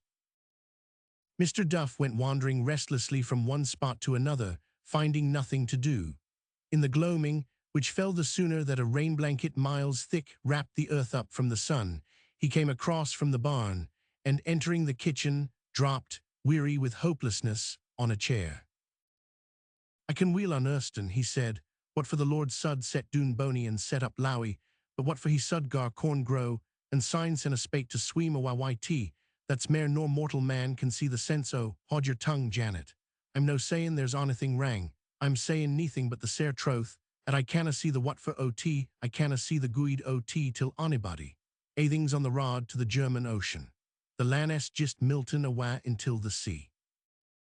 Janet sat silent, knitting hard at a stocking she had got hold of, that Jean had begun for her brother. She knew argument concerning the uses of adversity was vain with a man who knew of no life, but that which consisted in eating and drinking, sleeping and rising, working and getting on in the world. As to such things existing only that they may subserve a real life, he was almost as ignorant, notwithstanding he was an elder of the church, as any heathen.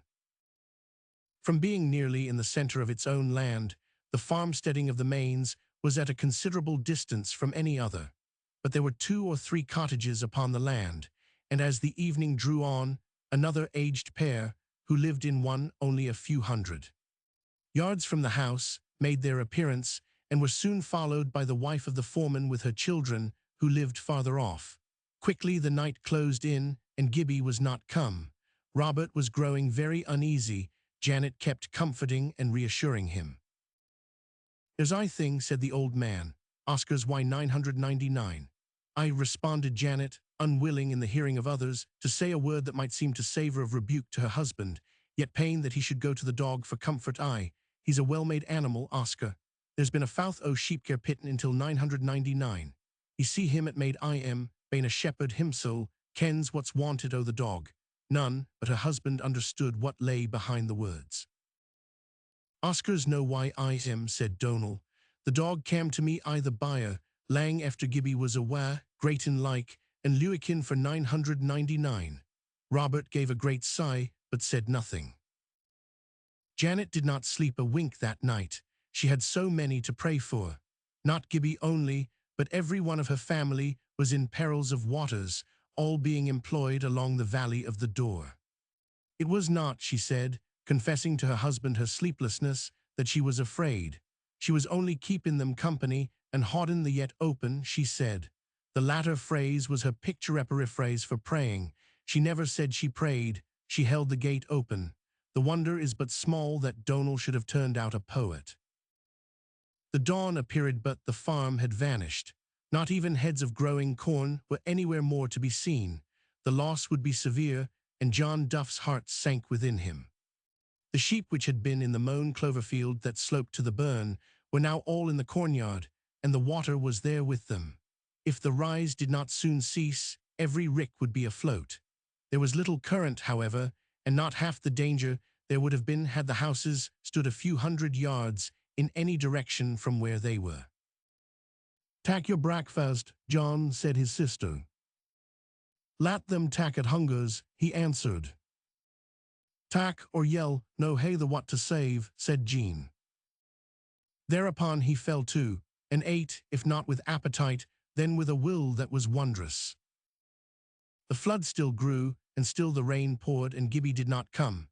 Indeed, no one any longer expected him, whatever might have become of him, except by boat the Mains was inaccessible now, they thought. Soon after breakfast, notwithstanding, a strange woman came to the door.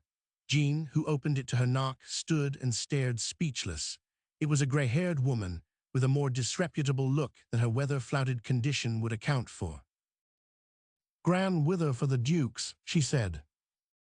"War come ye frae," returned Jean, who did not relish the freedom of her address. "Frae ower by," she answered. "And who wan ye here?" "Yupo my twa legs." Jean looked this way and that over the watery waste, and again stared at the woman in growing bewilderment.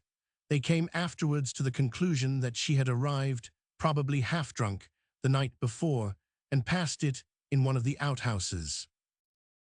"Your legs maun be langer nor they loik than, woman," said Jean, glancing at the lower part of the stranger's person. The woman only laughed a laugh, without any laughter in it.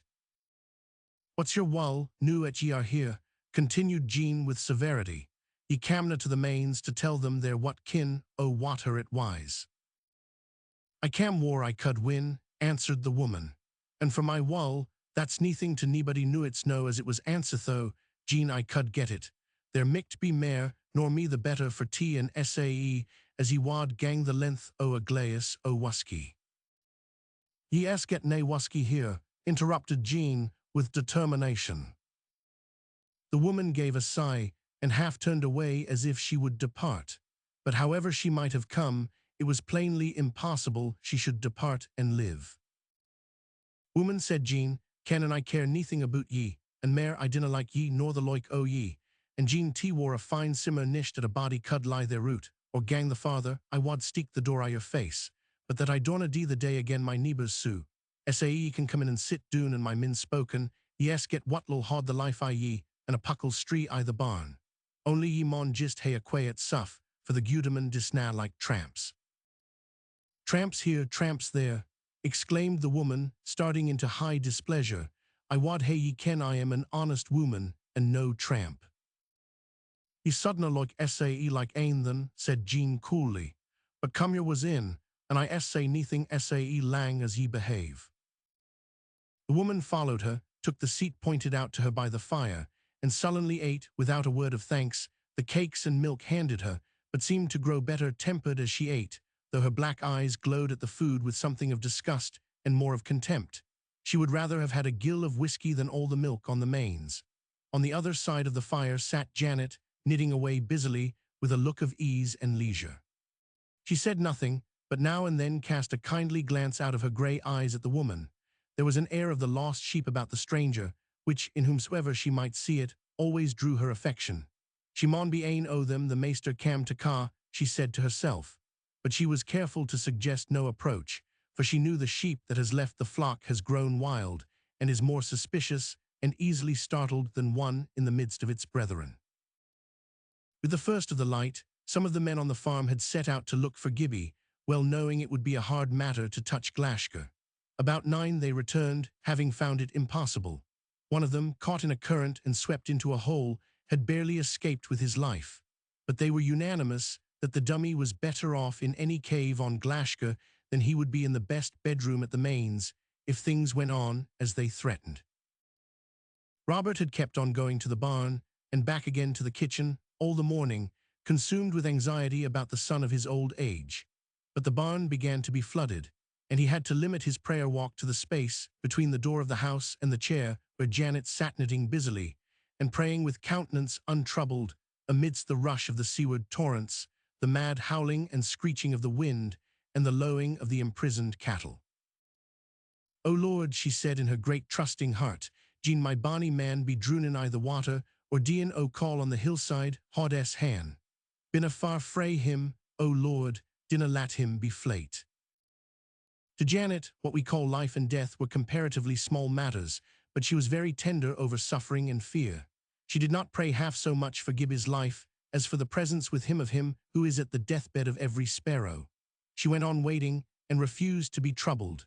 True, she was not his bodily mother, but she loved him far better than the mother who, in such a dread for her child, would have been mad with terror. The difference was that Janet loved up as well as down, loved down so widely, so intensely, because the Lord of life, who gives his own to us, was more to her than any child can be to any mother, and she knew he could not forsake her Gibbie, and that his presence was more and better than life. She was unnatural, was she inhuman? Yes, if there be no such heart and source of humanity as she believed in. If there be, then such calmness and courage and content as hers are the mere human and natural condition to be hungered after by every aspiring soul. Not until such condition is mine shall I be able to regard life as a godlike gift, except in the hope that it is drawing nigh. Let him who understands, understand better. Let him not say the good is less than perfect, or excuse his supineness and spiritual sloth by saying to himself that a man can go too far in his search after the divine, can sell too much of what he has to buy the field of the treasure. Either there is no Christ of God, or my all is his.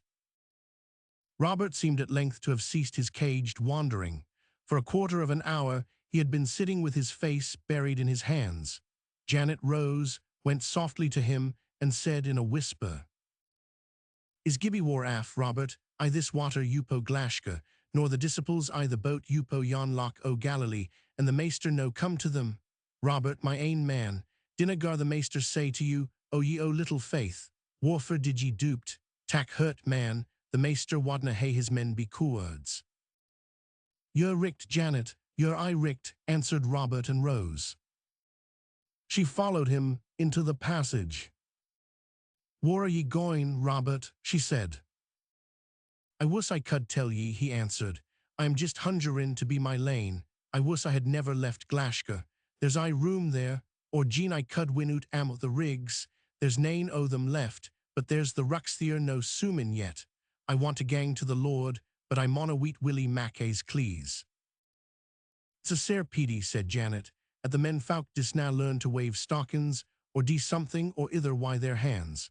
Money's the time my stockin' been mayest as gooid a closet to me, though I couldna just gang until tea, but what maters tea? A prayer I the hurt sure to fin the rod oot. The hurt's the last place it can haud ane in. A prayin' hurt has nae reef roof till tea. She turned and left him. Comforted by her words, he followed her back into the kitchen and sat down beside her. Gibbie ill be here, mayhap wan leasty like for him, said Janet. Neither of them caught the wild, eager gleam that lighted the face of the strange woman at those last words of Janet.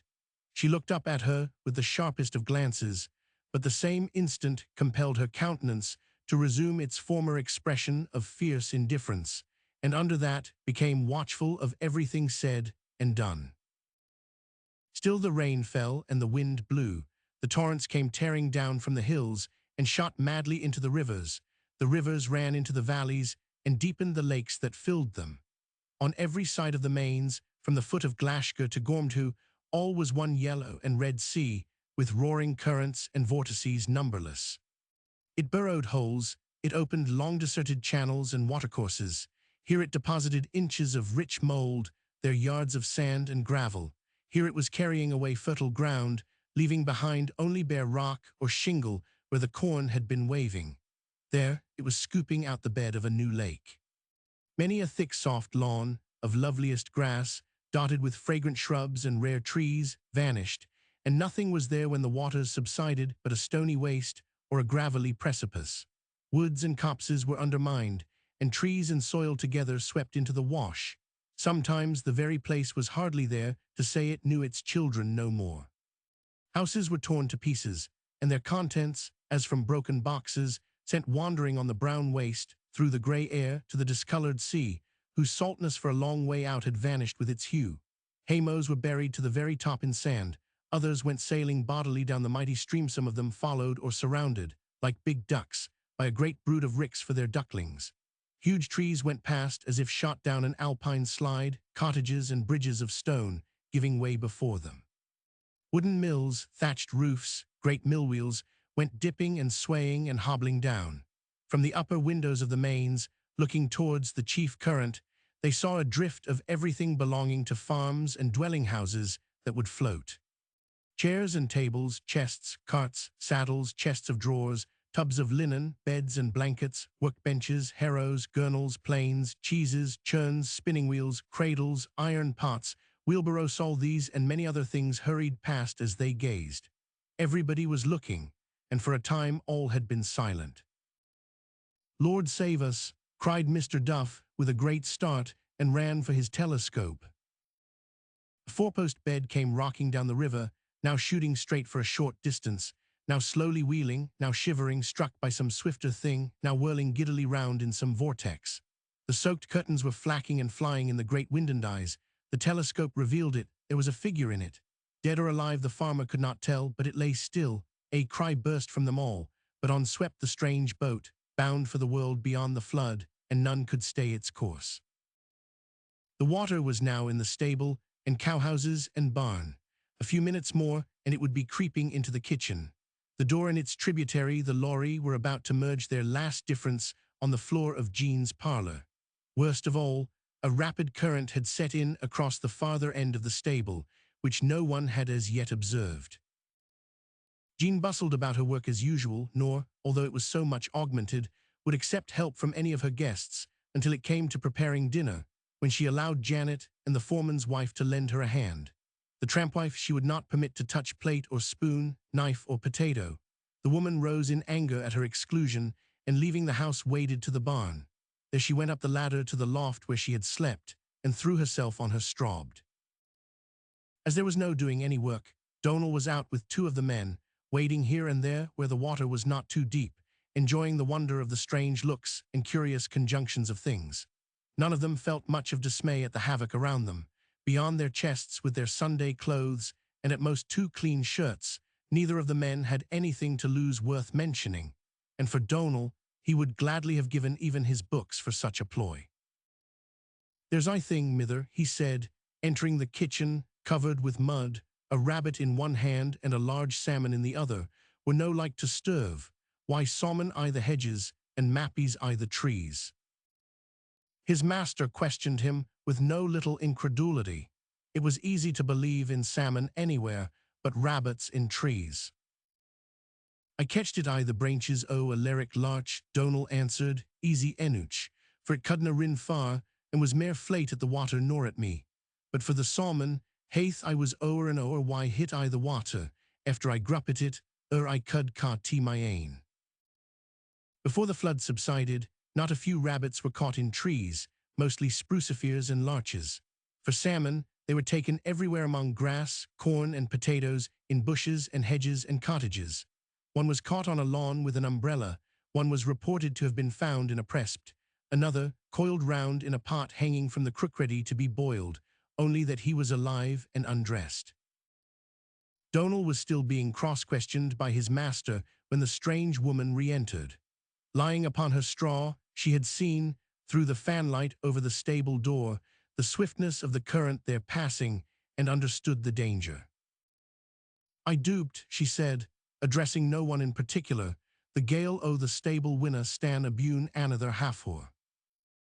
"It maun fathen," said the farmer, taking a pinch of snuff in hopeless serenity, and turning away. "Hoots," said the woman, "dinna spake that gate, sir. It's no wice-like. Tak a dram and tak hurt, and dinna fling the calf after the coo. War's your botle, sir." John paid no heed to her suggestion, but Jean took it up.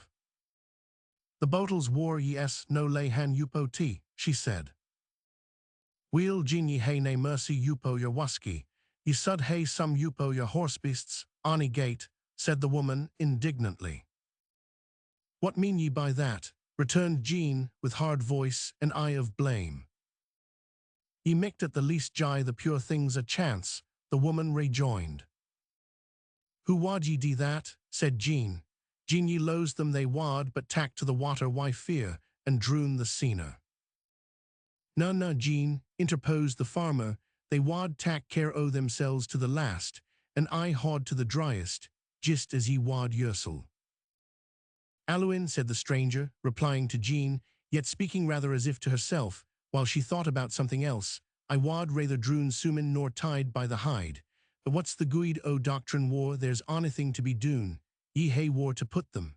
What kin est the fleers floors up the stair, sir?" she asked abruptly, turning full on her host, with a flash in her deep-set black eyes. "Ow guid dale fleer swat ither," answered the farmer. "It's the was, woman, no the fleers we hae to be concerned aboot I this water."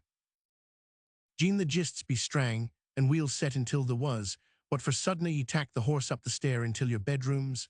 It'll be a to the guid o' the was, for the wight o' the beasts ll be yupo them to haud them doon, and the hail hoose again the water. And Jean, I was you, I wad pit the best o' the kye and the nout, intil the parlour and the kitchen here. I am thinking well loes them a else, for the buyer was gang afore the hoose. Mr. Duff broke into a strange laughter. "Wad ye no tack up the carpets first, woman?" he said. "I wad," she answered.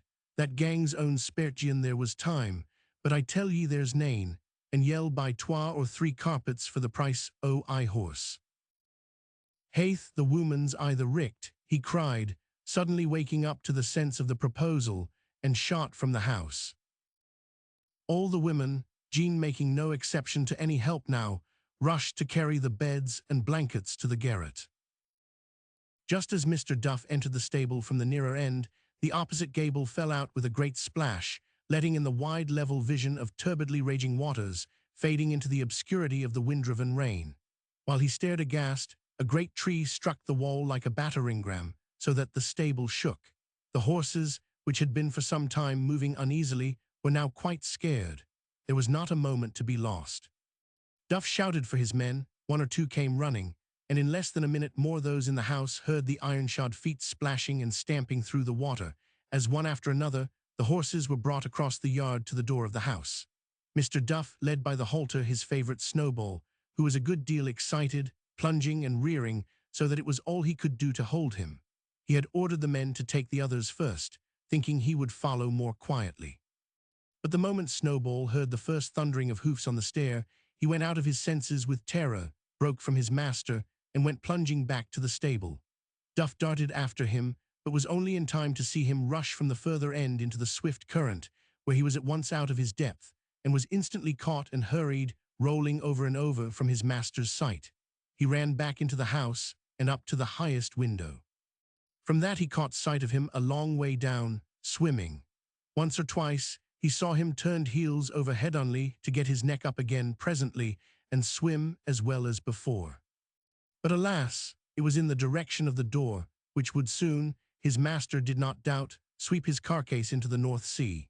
With troubled heart he strained his sight after him as long as he could distinguish his lessening head, but it got amongst some wreck, and unable to tell any more whether he saw it or not, he returned to his men with his eyes full of tears. As soon as Gibbie had found a stall for Crummy and thrown a great dinner before her, he turned and sped back the way he had come. There was no time to lose if he would have the bridge to cross the Lorry by, and his was indeed the last foot that ever touched it. Guiding himself by well-known points yet salient, for he knew the country perhaps better than any man born and bred in it, he made straight for Glashgar, itself hid in the rain. Now wading, now swimming, now walking along the top of a wall, now caught and baffled in a hedge, Gibbie held stoutly on. Again and again he got into a current and was swept from his direction, but he soon made his lee way good, and at length clear of the level water, and with only the torrents to mind, seated himself on a stone under a rock a little way up the mountain. There he drew from his pocket the putter-like mass to which the water had reduced the cakes with which it was filled, and ate it gladly, eyeing from his shelter the slanting lines of the rain and the rushing sea from which he had just emerged. So lost was the land beneath the water that he had to think to be certain under which of the roofs, looking like so many foundered Noah's arks, he had left his father and mother. Ah, yonder were cattle a score of heads, listlessly drifting down, all the swim out of them their long horns, like bits of dry branches knocking together. There was a pig, and there another. And alas, yonder floated half a dozen helpless sponges of sheep. At sight of these last he started to his feet and set off up the hill. It was not so hard a struggle to cross the water, but he had still to get to the other side of several torrents far more dangerous than any current he had been in. Again and again he had to ascend a long distance before he found a possible place to cross at, but he reached the fold at last. It was in a little valley opening on that where lay the tarn. Swollen to a lake, the waters of it were now at the very gate of the pen. For a moment he regretted he had not brought Oscar, but the next he saw that not much could with any help have been done for the sheep, beyond what they could, if at liberty, do for themselves. Left where they were they would probably be drowned, if not they would be starved, but if he let them go they would keep out of the water and find for themselves what food and shelter were to be had. He opened the gate, drove them out and a little way up the hill, and left them. By this time it was about 2 o'clock, and Gibbie was very hungry. He had had enough of the water for one day, however, and was not inclined to return to the mains. Where could he get something to eat? If the cottage was still standing, and it might be he would find plenty there. He turned towards it. Great was his pleasure when, after another long struggle, he perceived that not only was the cottage there, but the torrent gone. Either the flow from the mountain had ceased, or the course of the water had been diverted. When he reached the Glashburn, which lay between him and the cottage, he saw that the torrent had found its way into it, probably along with others of the same brood, for it was frightfully swollen, and went shooting down to Glashruach like one long cataract. He had to go a great way up before he could cross it. When at length he reached home, he discovered that the overshooting stream must have turned aside very soon after they left, for the place was not much worse than then. He swept out the water that lay on the floor, took the driest peats he could find, succeeded with the tinderbox and sulphur match at the first attempt, lighted a large fire, and made himself some waterbroth, which is not only the most easily cooked of dishes, but is as good as any for a youth of capacity for strong food. His hunger appeased, he sat resting in Robert's chair, gradually drying, and falling asleep, slept for an hour or so. When he woke, he took his New Testament from the crap o' the wa and began to read. Of late he had made a few attempts upon one and another of the epistles, but not understanding what he read, had not found profit, and was on the point of turning finally from them for the present, when his eye falling on some of the words of St. John, his attention was at once caught, and he had soon satisfied himself, to his wonder and gladness, that his first epistle was no sealed book any more than his gospel. To the 3rd chapter of that epistle he now turned and read until he came to these words: "Hereby perceive we the love of God, because he laid down his life for us, and we ought to lay down our lives for the brethren." What learned him that, said Gibbie to himself, Janet had taught him to search the teaching of the apostles for what the Master had taught them. He thought, and at last remembered, "This is my commandment, that ye love one another as I have loved you." "And here am I," said Gibbie to himself, "sittin' here in idle set, why my fire, and my brose, and my Bible, and of the world aineth Glashgar lyin' in a spate flood. I canna lay doon my life to save their souls. I maun save for them what I can, it may be but a hen or a calf. I maun do the works o' him at sent mess I savin at men." The Bible was back in its place, and Gibbie out of the door the same moment. He had not an idea what he was going to do. All he yet understood was that he must go down the hill to be where things might have to be done, and that before the darkness fell, he must go where there were people. As he went, his heart was full of joy, as if he had already achieved some deliverance. Down the hill he went singing and dancing. If mere battle with storm was a delight to the boy, what would not a mortal tussle with the elements for the love of men be? The thought itself was a heavenly felicity, and made him happy as a lover. His first definitely directive thought was that his nearest neighbours were likely enough to be in troubled folk at the muckle hoose. He would go thither straight. Glashruach, as I have already said, stood on one of the roots of Glashgar, where the mountain settles down into the valley of the Dore. Immediately outside its principal gate ran the Glashburn. On the other side of the house, within the grounds, ran a smaller hill stream, already mentioned as passing close under Ginevra's window. Both these fell into the Lorrie. Between them the mountains sloped gently up for some little distance, clothed with forest. On the side of the smaller burn, however, the side opposite the house, the ground rose abruptly. There also grew firs, but the soil was shallow, with rock immediately below, and they had not come to much. Straight from the mountain, between the two streams, Gibbie approached the house, through larches and pines, raving and roaring in the wind. As he drew nearer, and saw how high the house stood above the valley and its waters, he began to think he had been foolish in coming there to find work. But when he reached a certain point whence the approach from the gate was visible, he started, stopped, and stared. He rubbed his eyes. No, he was not asleep and dreaming by the cottage fire. The wind was about him, and the firs were howling and hissing. There was the cloudy mountain, with the Glashburn, 50 times its usual size, darting like brown lightning from it. But where was the iron gate with its 2 stone pillars, crested with wolf's heads? Where was the bridge? There was the wall and the gravelled road to the house. Had he mistaken his bearings? Was he looking in a wrong direction? Below him was a wide, swift, fiercely rushing river, where water was none before. No, he made no mistake. There was the rest of the road, the end of it next the house. That was a great piece of it that fell frothing into the river and vanished. Bridge and gate and wall were gone utterly. The burn had swallowed them, and now, foaming with madness, was roaring along, a great way within the grounds, and rapidly drawing nearer to the house, tearing to pieces and devouring all that defended it. There, what a mouthful of the shrubbery it gobbled up. Slowly, graciously, the tall trees bowed their heads and sank into the torrent, but the moment they touched it, shot away like arrows. Would the foundations of the house outstand it? Were they as strong as the walls of Babylon? Yet if the water undermined them, down they must. Did the laird know that the enemy was within his gates? Not with all he had that day seen and gone through, had Gibbie until now gathered any notion of the force of rushing water.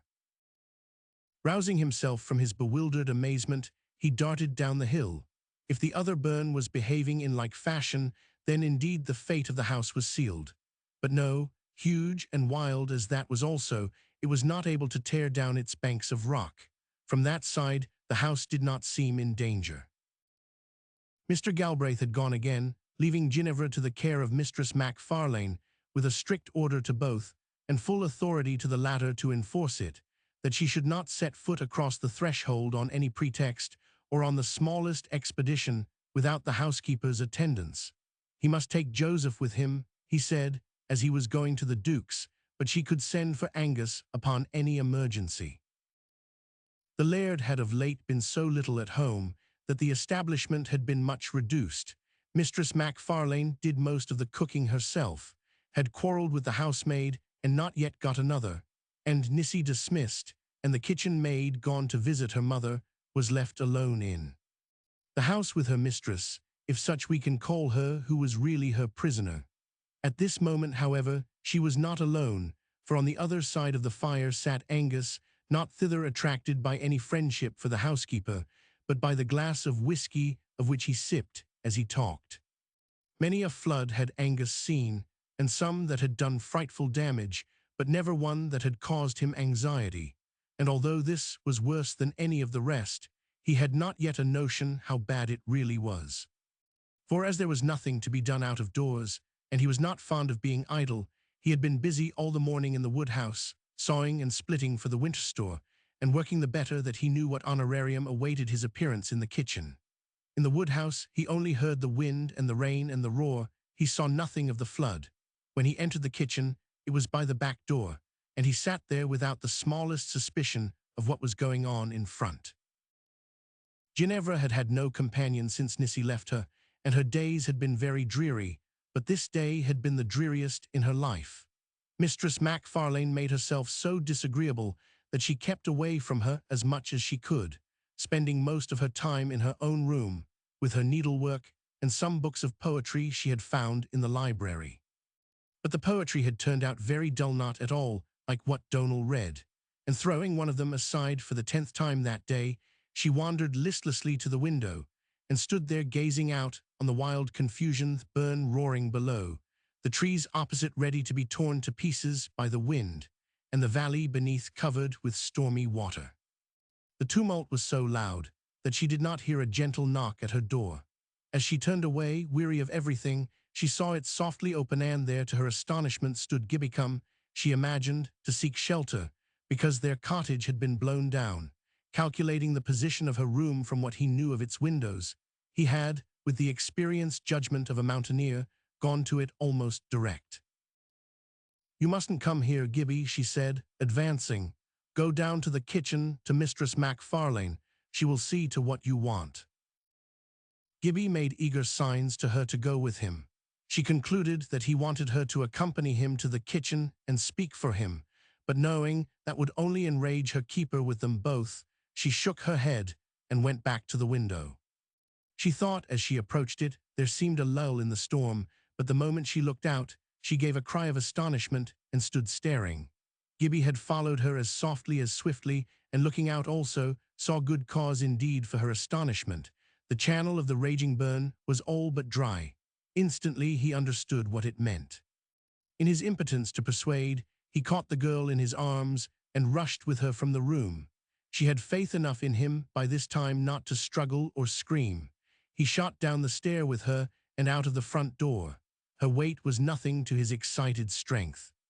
The moment they issued, and she saw the Glashburn raving along through the lawn, with little more than the breadth of the drive between it and the house, she saw the necessity of escape, though she did not perceive half the dire necessity for haste. Every few moments, a great gush would dash out 12 or 15 yards over the gravel and sink again, carrying many feet of the bank with it, and widening by so much the raging channel. "Put me down, Gibbie," she said. "I will run as fast as you like." He obeyed at once. "Oh," she cried, "Mistress MacFarlane, I wonder if she knows. Run and knock at the kitchen window." Gibbie darted off, gave 3 loud hurried taps on the window, came flying back, took Ginevra's hand in his, drew her on till she was at her full speed, turned sharp to the left round the corner of the house, and shot down to the empty channel of the burn. As they crossed it, even to the inexperienced eyes of the girl, it was plain what had caused the phenomenon. A short distance up the stream, the whole facing of its lofty right bank had slipped down into its channel. Not a tree, not a shrub, not a bed of moss was to be seen. All was bare wet rock. A confused heap of mold, with branches and roots sticking out of it in all directions, lay at its foot, closing the view upward. The other side of the heap was beaten by the raging burn. They could hear, though they could not see it. Any moment the barrier might give way, and the water resume its course. They made haste, therefore, to climb the opposite bank. In places it was very steep, and the soil slipped, so that often it seemed on its way with them to the bottom, while the wind threatened to uproot the trees to which they clung and carry them off through the air. It was with a fierce scramble they gained the top. Then the sight was a grand one.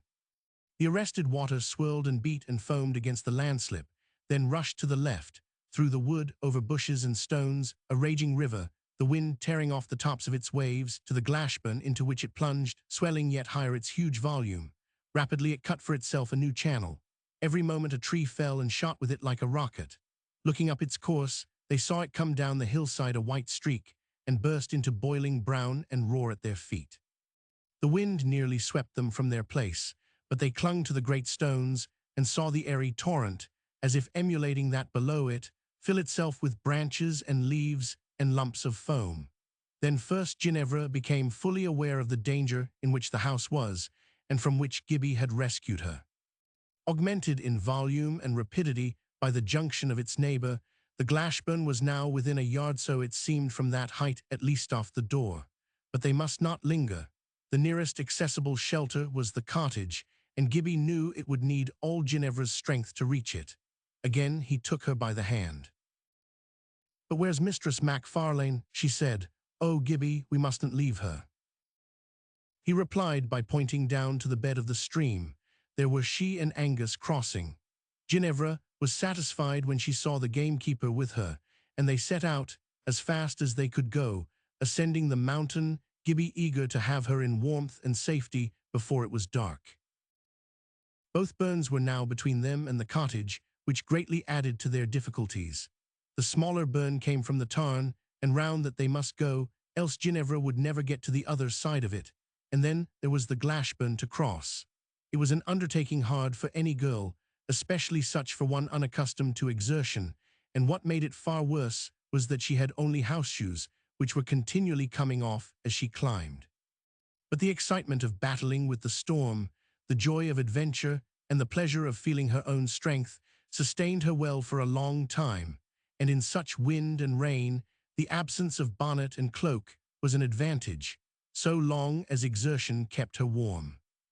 Gibbie did his best to tie her shoes on with strips of her pocket handkerchief, but when at last they were of no more use, he pulled off his corduroy jacket, tore out the sleeves, and with strips from the back, tied them about her feet and ankles. Her hair also was a trouble. It would keep blowing in her eyes, and in Gibbie's too, and that sometimes with quite a sharp lash. But she never lost her courage, and Gibbie, though he could not hearten her with words, was so ready with smile and laugh, was so cheerful and merry, so fearless, so free from doubt and anxiety, while doing everything he could think of to lessen her toil and pain, that she hardly felt in his silence any lack, while often, to rest her body and withdraw her mind from her sufferings, he made her stop and look back on the strange scene behind them.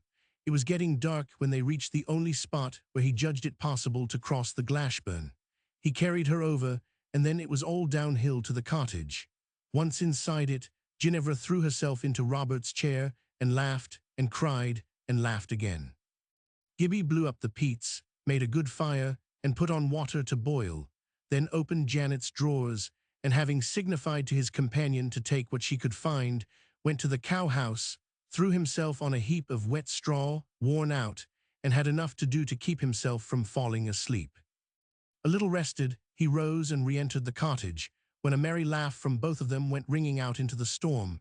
The little lady was dressed in Janet's workday garments and making porridge. She looked very funny. Gibbie found plenty of milk in the dairy under the rock, and they ate their supper together in gladness. Then Gibbie prepared the bed in the little closet for his guest, and she slept as if she had not slept for a week. Gibbie woke with the first of the dawn.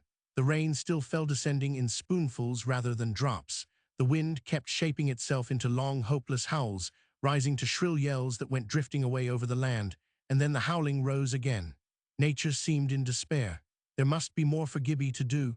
He must go again to the foot of the mountain and see if there was anybody to help. They might even be in trouble at the Mains, who could tell? Ginevra woke Rose, made herself as tidy as she could, and left her closet. Gibbie was not in the cottage. She blew up the fire, and finding the pot ready beside it, with clean water, set it on to boil. Gibbie did not come. The water boiled. She took it off, but being hungry, put it on again. Several times she took it off and put it on again. Gibbie never came. She made herself some porridge at last. Everything necessary was upon the table, and as she poured it into the wooden dish for the purpose, she took notice of a slate beside it, with something written upon it. The words were, "I will come back as soon as I can." She was alone then. It was dreadful, but she was too hungry to think about it. She ate her porridge, and then began to cry. It was very unkind of Gibbie to leave her, she said to herself, but then he was a sort of angel, and doubtless had to go and help somebody else. There was a little pile of books on the table, which he must have left for her. She began examining them, and soon found something to interest her, so that an hour or two passed quickly. But Gibbie did not return, and the day went wearily. She cried now and then, made great efforts to be patient, succeeded pretty well for a while, and cried again. She read and grew tired a dozen times, ate cakes and milk, cried afresh, and ate again. Still Gibbie did not come. Before the day was over, she had had a good lesson in praying. For here she was, one who had never yet acted on her own responsibility, alone on a bare mountainside, in the heart of a storm which seemed as if it would never cease, and not a creature knew where she was but the dumb boy, and he had left her. If he should never come back, what would become of her? She could not find her way down the mountain, and if she could, where was she to go with all Dawside under water? She would soon have eaten up all the food in the cottage, and the storm might go on forever. Who could tell? Or who could tell whether, when it was over, and she got down to the valley below, she should not find it a lifeless desert, everybody drowned, and herself the only person left alive in the world. Then the noises were terrible. She seemed to inhabit noise. Through the general roar of wind and water and rain, every now and then came a sharper sound, like a report or crack, followed by a strange low thunder, as it seemed. They were the noises of stones carried down by the streams, grinding against each other, and dashed stone against stone, and of rocks falling and rolling and bounding against their fast-rooted neighbors.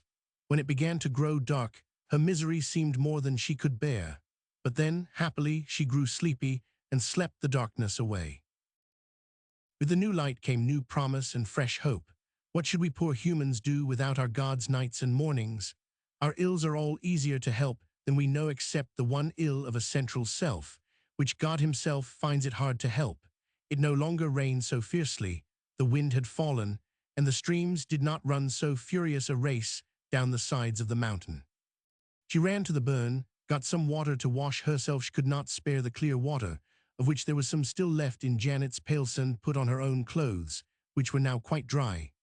Then she got herself some breakfast, and after that tried to say her prayers, but found it very difficult, for do what she might to model her slippery thoughts, she could not help, as often as she turned herself towards him, seeing God like her father, the laird. Gibbie sped down the hill through a worse rain than ever. The morning was close, and the vapors that filled it were like smoke burned to the hue of the flames whence it issued. Many a man that morning believed another great deluge begun, and all measures relating to things of this world lost labor.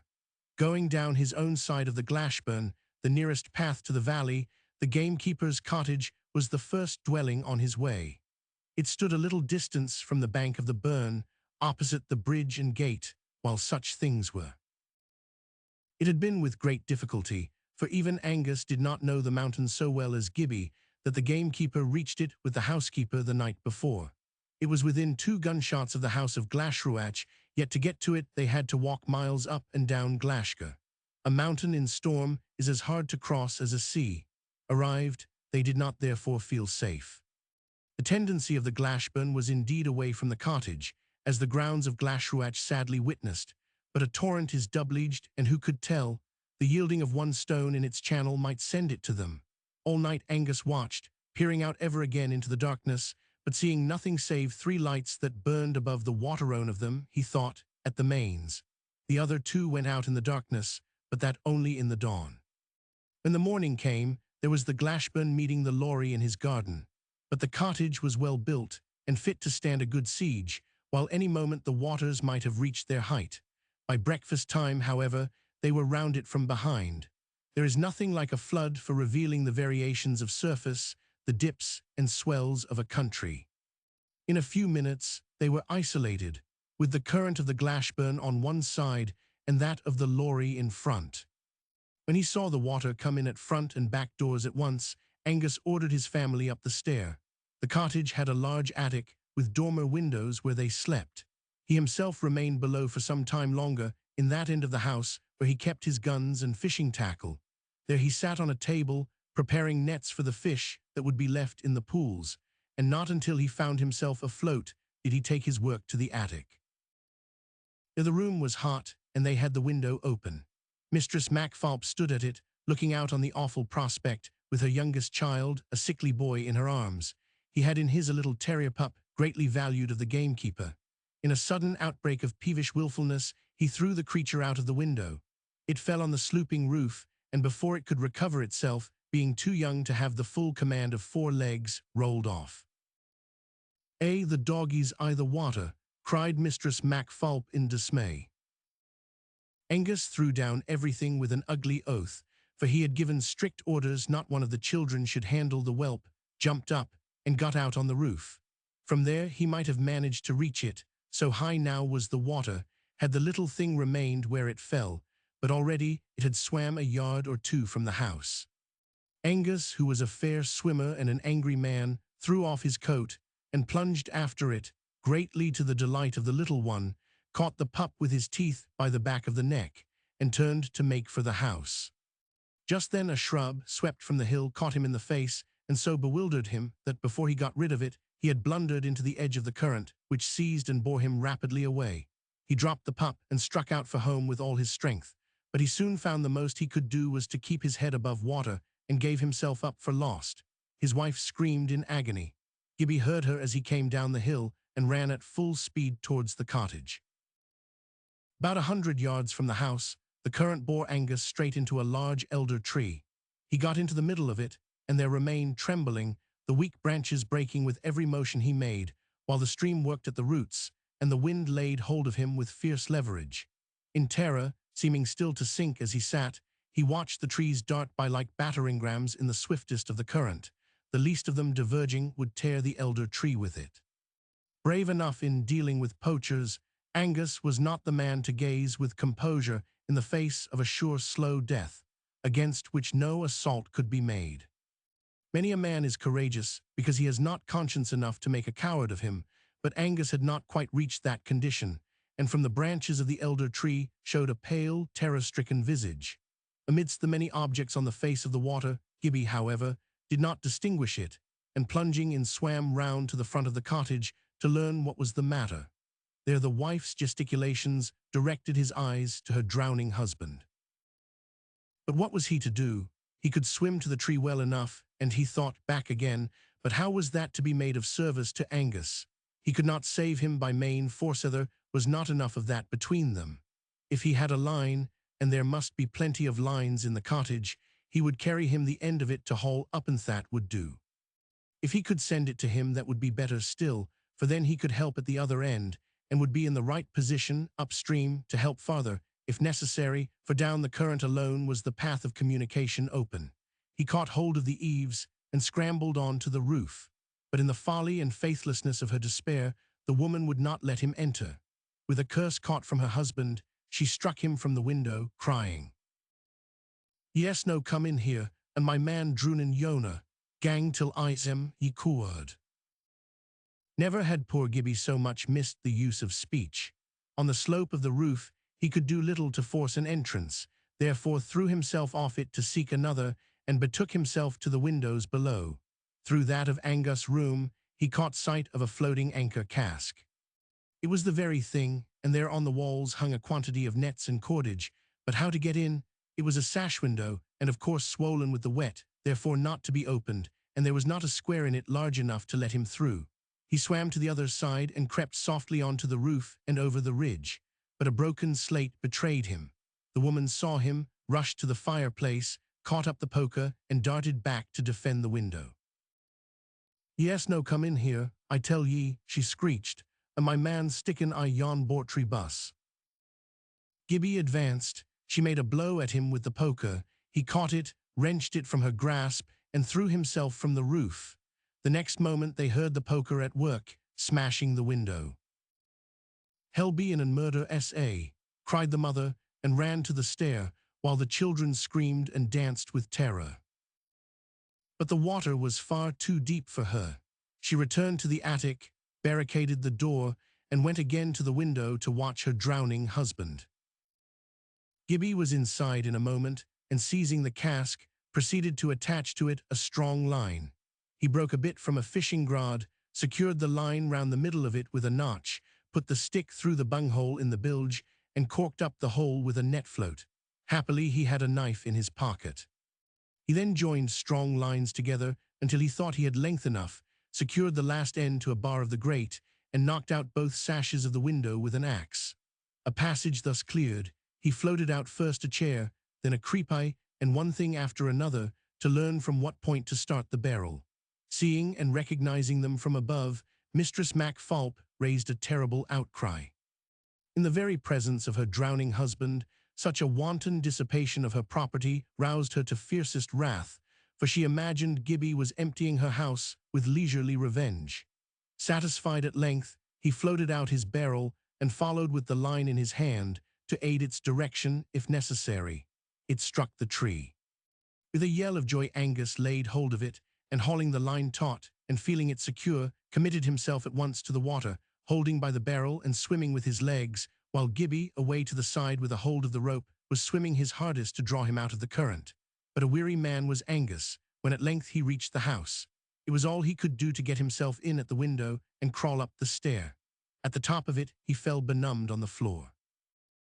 By the time that, repentant and grateful, Mistress Mac Falp bethought herself of Gibbie, not a trace of him was to be seen, and Angus, contemplating his present experience in connection with that of Robert Grant's cottage, came to the conclusion that he must be an emissary of Satan who on 2 such occasions had so unexpectedly rescued him. Perhaps the idea was not quite so illogical as it must seem, for how should such a man imagine any other sort of messenger taking an interest in his life?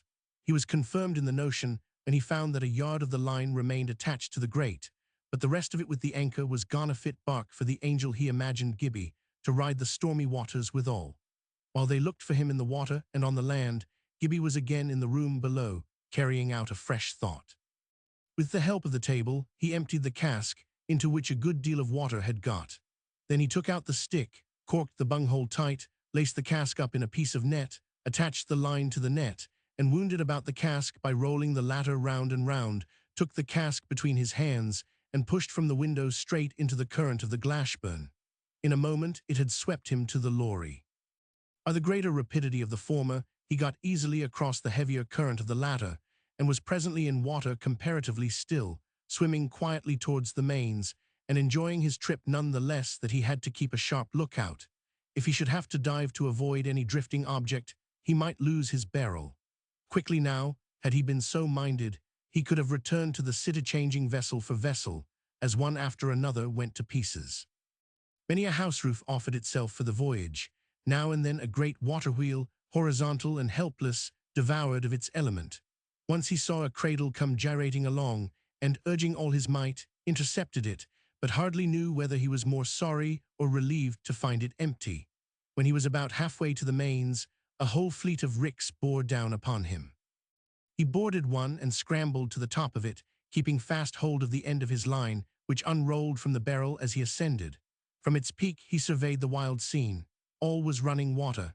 Not a human being was visible, and but a few house roofs, of which for a moment it was hard to say whether or not they were of those that were afloat.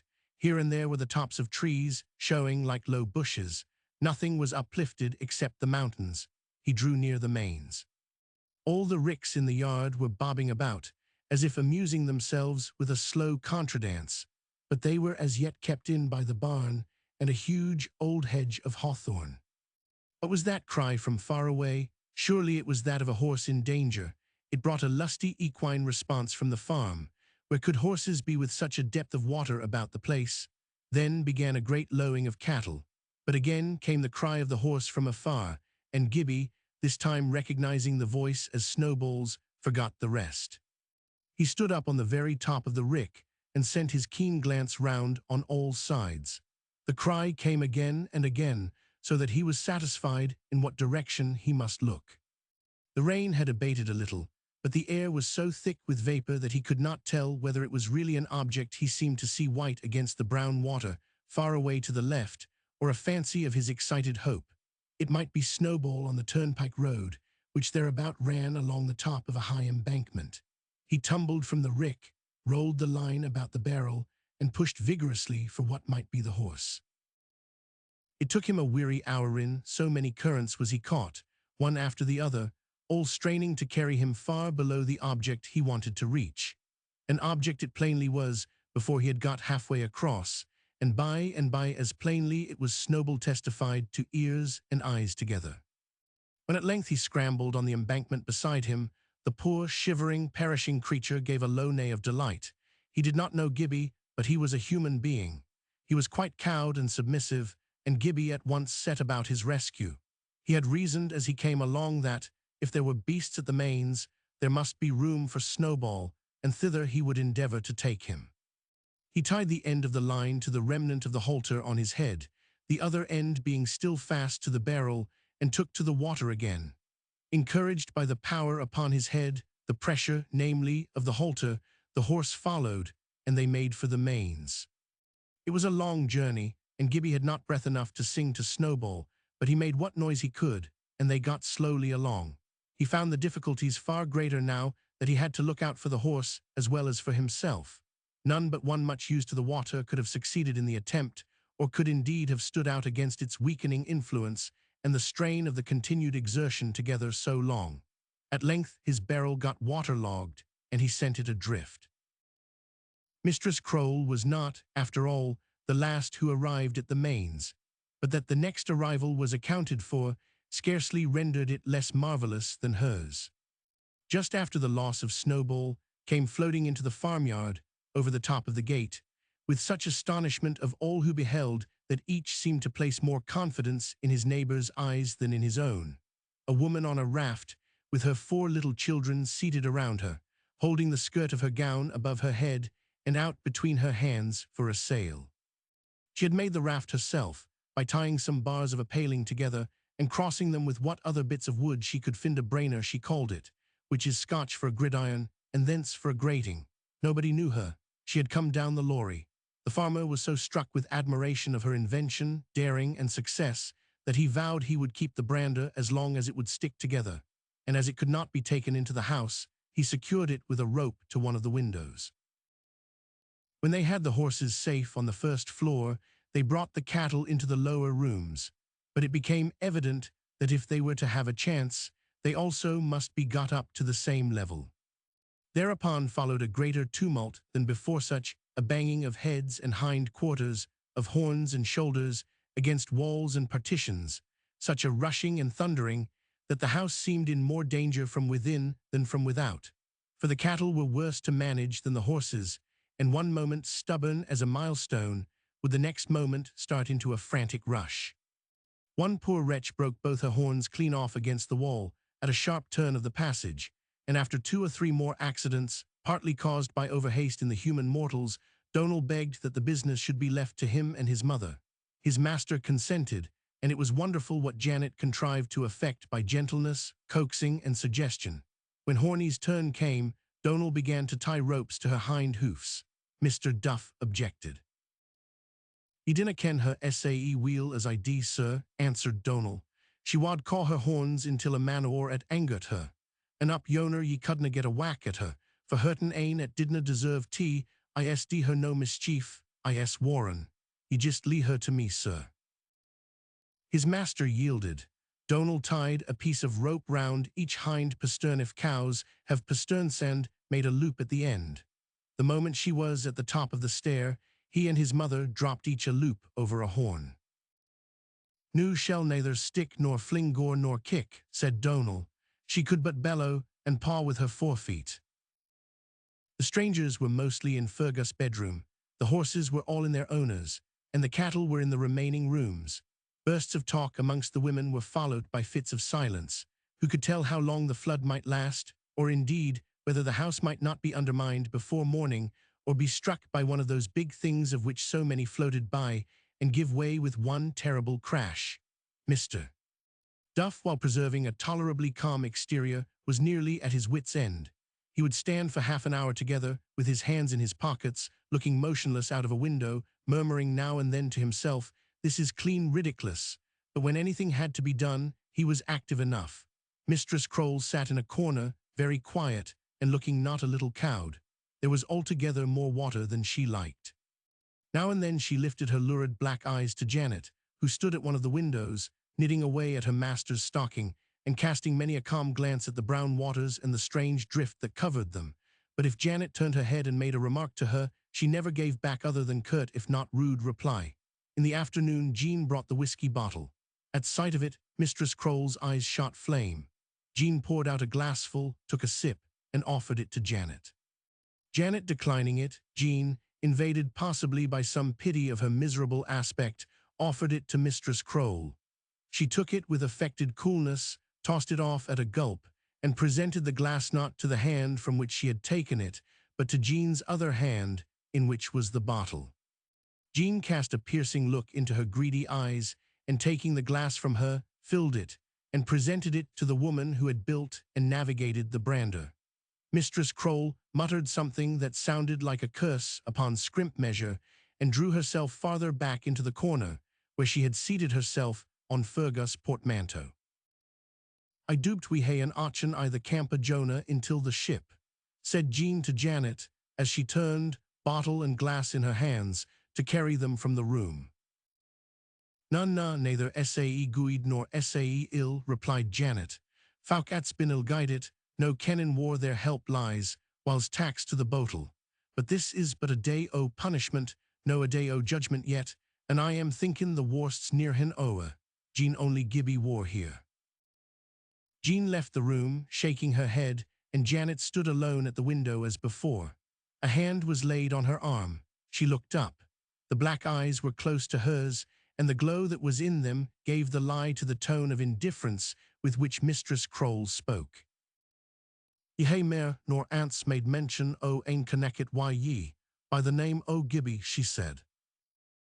"I," answered Janet, "sending for the serpent to aid the dove, and what may be your wull why him?"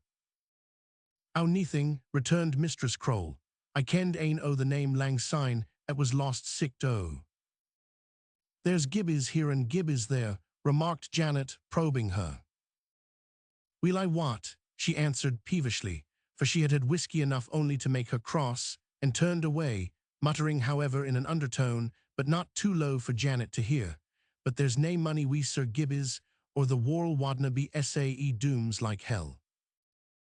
Janet was arrested in her turn. Could the fierce, repellent, whiskey-craving woman be the mother of her gracious Gibbie?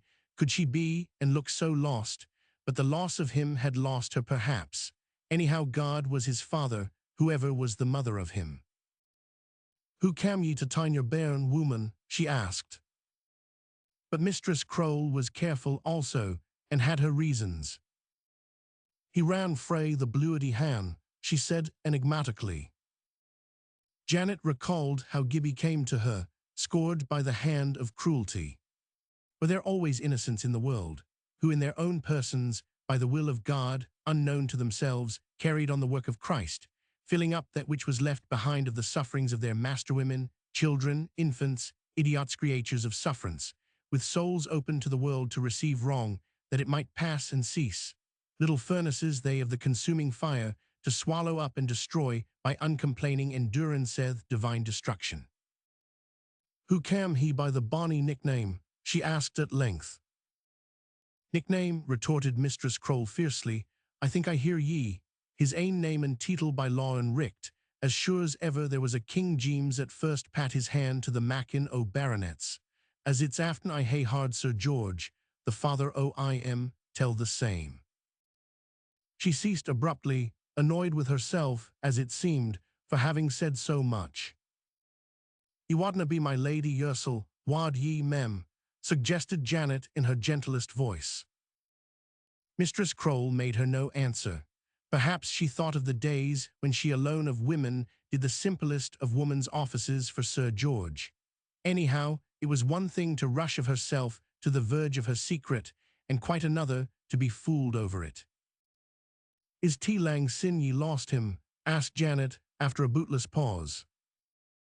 Aye, she answered, gruffly and discourteously, in a tone intended to quench interrogation. But Janet persisted. Wad ye ken, I am again Jean ye saw I am. Ken I am, I wad ken I am Jean he had grown a grandfather. Ken I am, quoth she, wa ever kenned I am as I did, bairnet he was, and wadna ken I am Jean he wore dade and an angel made o' him, but weel I wot, it's little differ that wad mac. She rose in her excitement, and going to the other window, stood gazing vacantly out upon the rushing sea. To Janet, it was plain she knew more about Gibbie than she was inclined to tell, and it gave her a momentary sting of apprehension. What was aboot him ye wad ken sae weel? She asked in a tone of indifference, as if speaking only through the meshes of her work. I'll ken them at spares afore I tell, she replied sullenly, but the next instant she screamed aloud, Lord God Almighty, yon's himsel, and stretching out her arms, dashed a hand through a pane, letting in an eddying swirl of wind and water, while the blood streamed unheeded from her wrist. The same moment, Jean entered the room. She heard both the cry and the sound of the breaking glass. Care what set the beggar wife, she exclaimed, gang frae the window ye randy. Mistress Croll took no heed. She stood now staring from the window still as a statue except for the panting motion of her sides. At the other window stood Janet, gazing also with blessed face. For there, like a triton on a seahorse, came Gibbie through the water on Snowball, swimming wearily. He caught sight of Janet at the window, and straightway his countenance was radiant with smiles. Mistress Croll gave a shuddering sigh, drew back from her window, and betook herself again to her dark corner. Jean went to Janet's window, and there beheld the triumphal approach of her brownie, saving from the waters the lost and lamented Snowball. She shouted to her brother. John, John, here's your snobber, here's your snobber.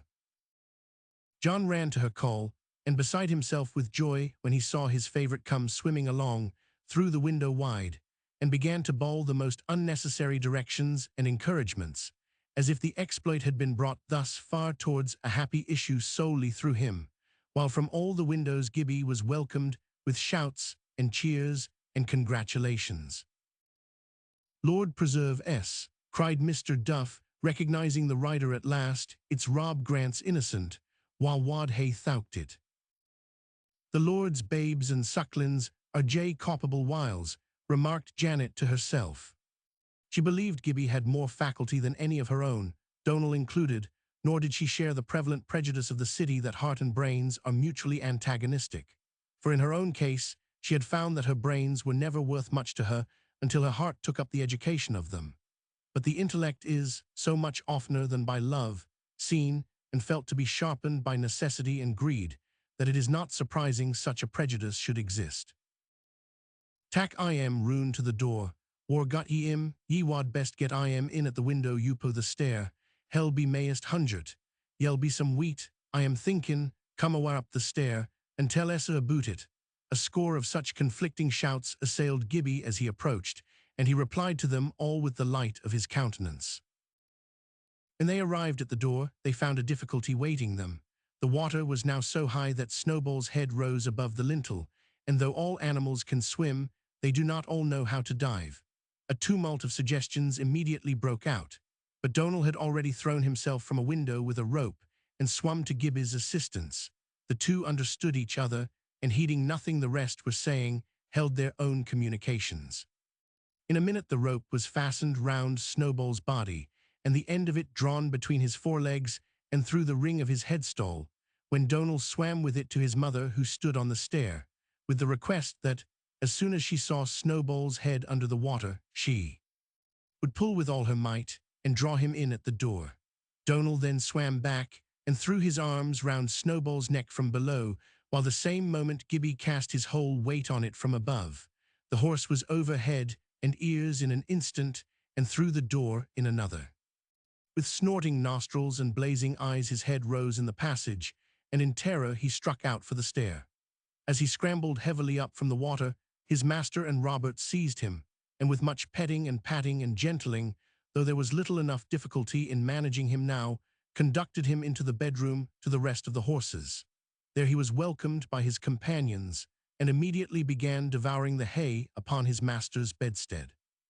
Gibbie came close behind him, was seized by Janet at the top of the stair, embraced like one come alive from the grave, and led, all dripping as he was, into the room where the women were.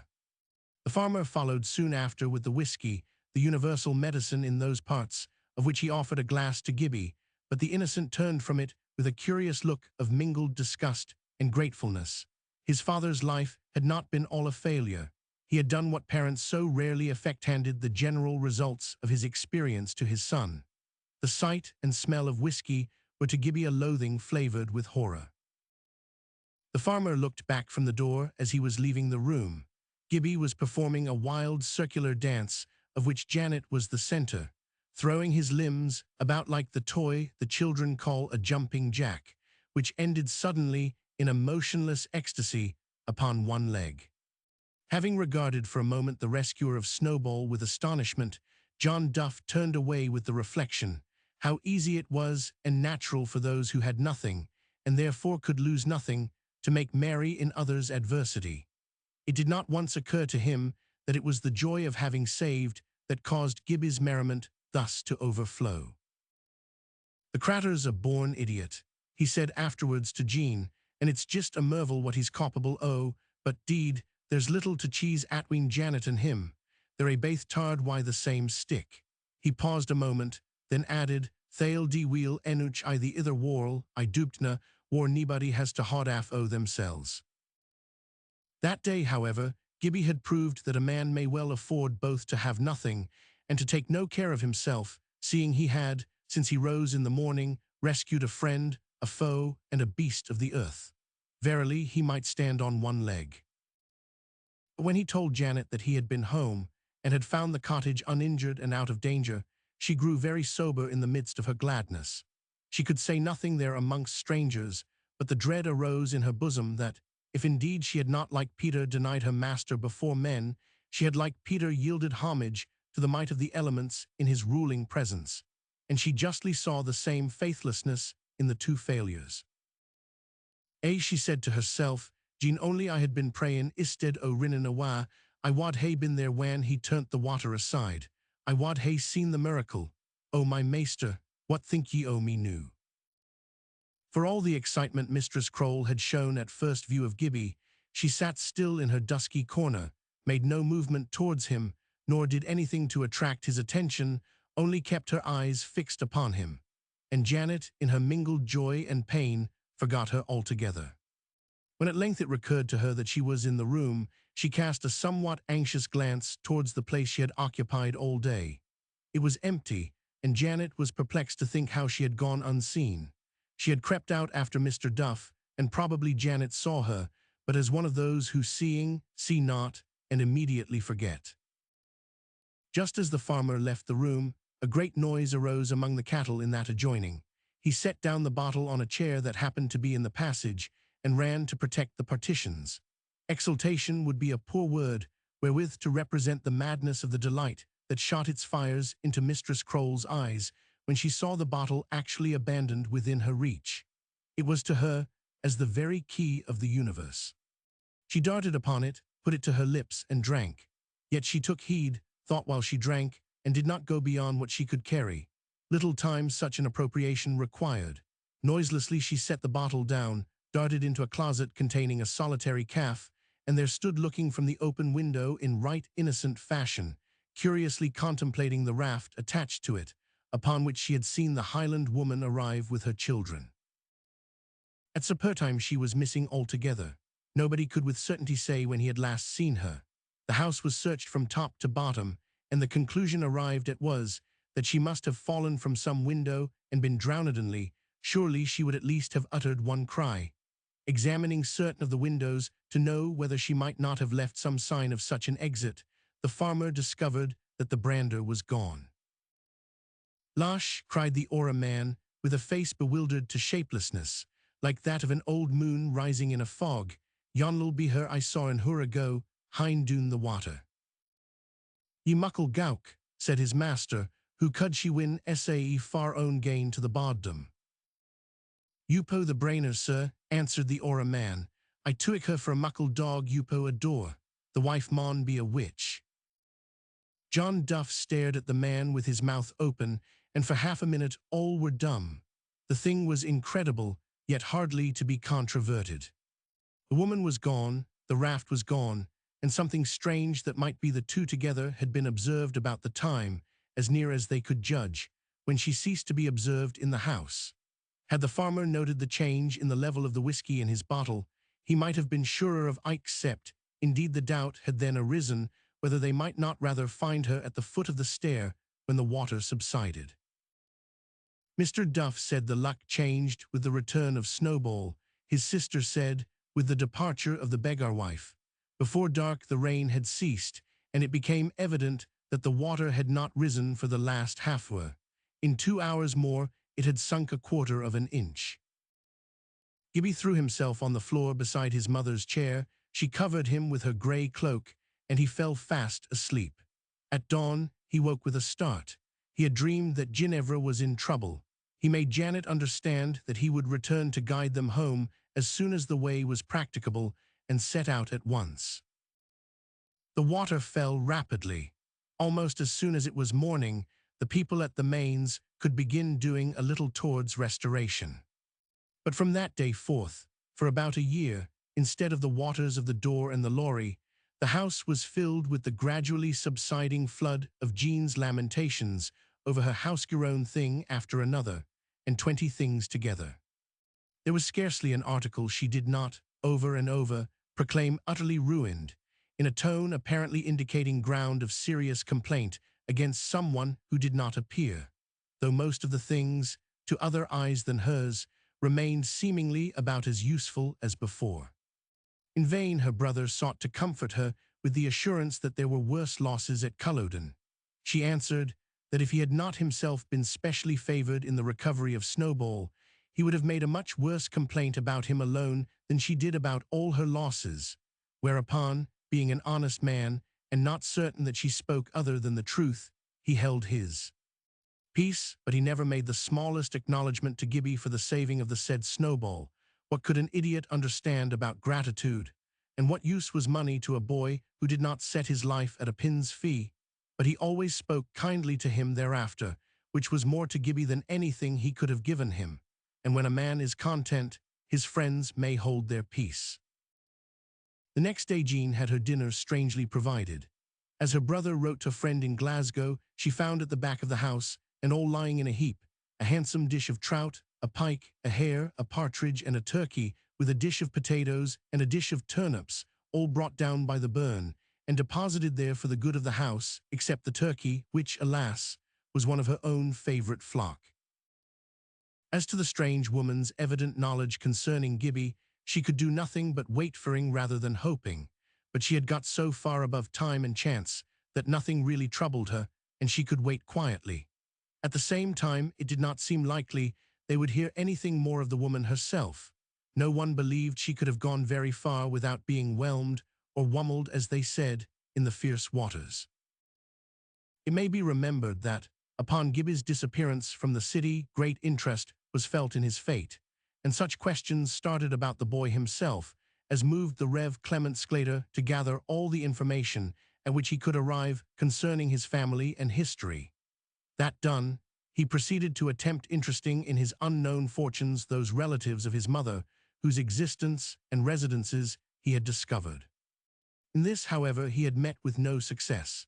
At the house where she was born, there was now no one but a second cousin, to whom her brother, dying unmarried, had left the small estate of the Withrops, along with the family contempt for her husband, and for her because of him, inasmuch as, by marrying him, she had brought disgrace upon herself and upon all her people. So said the cousin to Mr. Sclater, but seemed himself nowise humbled by the disgrace he recognized, indeed almost claimed. As to the orphan, he said, to speak honestly as he did at least that once, the more entirely he disappeared, the better he would consider it, not that personally he was the least concerned in the matter. Only if, according to the scripture, there were two more generations, yet upon which had to be visited the sins of Sir George and Lady Galbraith, the greater the obscurity in which they remained, the less would be the scandal.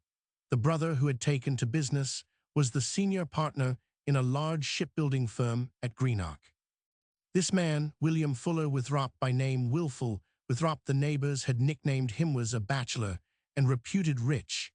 Mr. Sclater did not hear of him, but roused very brilliant hopes. He was one who would demand more reason than reasonable for the most reasonable of actions that involved parting with money, yet he had been known to do a liberal thing for a public object.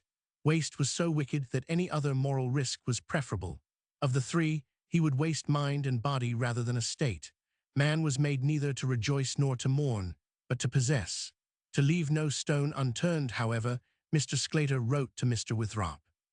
The answer he received was, that, as the sister, concerning whose child he had applied to him, had never been anything but a trouble to the family, as he had no associations with her memory save those of misery and disgrace, as before he left home, her name had long ceased to be mentioned among them, and as her own father had deliberately and absolutely disowned her because of her obstinate disobedience and willfulness, it could hardly be expected of him, and indeed would ill become him, to show any lively interest in her offspring.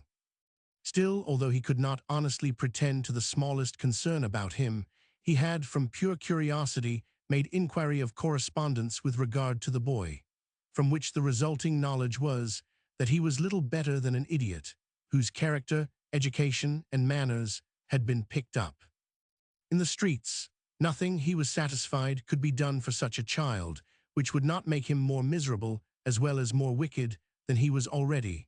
Therefore 100, 100, 100. Thus failing, Mr. Sclater said to himself, he had done all that could be required of him, and he had indeed taken trouble. Nor could anything be asserted, he said further to himself, as his duty in respect of this child, that was not equally his duty in respect of every little wanderer in the streets of his parish. That a child's ancestors had been favored above others, and had so misused their advantages that their last representative was left in abject poverty, could hardly be a reason why that child, born, in more than probability, with the same evil propensities which had ruined them, should be made an elect object of favor. Who was he, Clement Sclater, to intrude upon the divine prerogative, and presume to act on the doctrine of election? Was a child with a Sir to his name anything more in the eyes of God than a child without a name at all? Would any title, even that of Earl or Duke, be recognized in the kingdom of heaven? His relatives ought to do something, they failing, of whom could further requisition be made? There were vessels to honor and vessels to dishonor. To which class this one belonged, let God in his time reveal. A duty could not be passed on. It could not become the duty of the minister of a parish, just because those who ought and could would not, to spend time and money to the neglect of his calling, in hunting up a boy whom he would not know what to do with if he had him, a boy whose home had been with the dregs of society. In justice to Mr. Sclater, it must be mentioned that he did not know Gibbie, even by sight. There remains room, however, for the question whether, if Mr. Sclater had not been the man to change his course as he did afterwards, he would not have acted differently from the first. One morning, as he sat at breakfast with his wife, late Mrs. Bonniman and Cast, as is, I fear, the rude habit of not a few husbands, not a few stolen glances. As he ate over the morning paper, his eye fell upon a paragraph announcing the sudden death of the well-known William Fuller Withrop, of the eminent shipbuilding firm of Withrop and Platell of Greenock.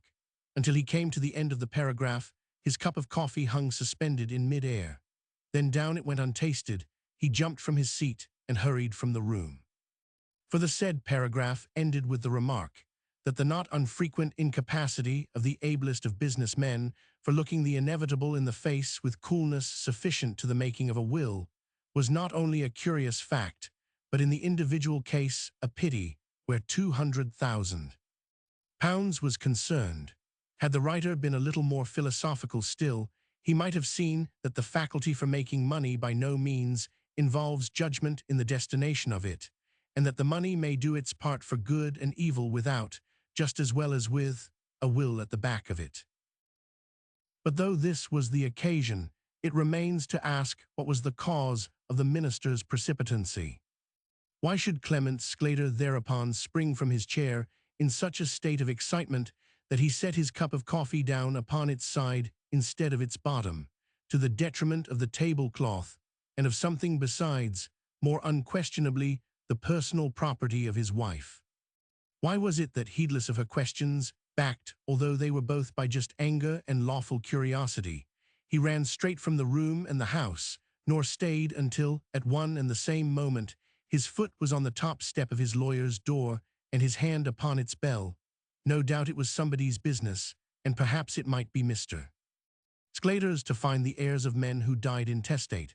But what made it so indubitably, so emphatically, so individually, so pressingly Mr. Sclater's, that he forgot breakfast, tablecloth, wife, and sermon altogether, that he might see to this boy's rights? Surely if they were rights, they could be in no such imminent danger as this haste seemed to signify. Was it only that he might be the first in the race to right him? And if so, then again, why? Was it a certainty indisputable that any boy, whether such an idle tramp as the minister supposed this one to be or not, would be redeemed by the heirship to the hugest of fortunes? Had it, some time before this, become at length easier for a rich boy to enter into the kingdom of heaven?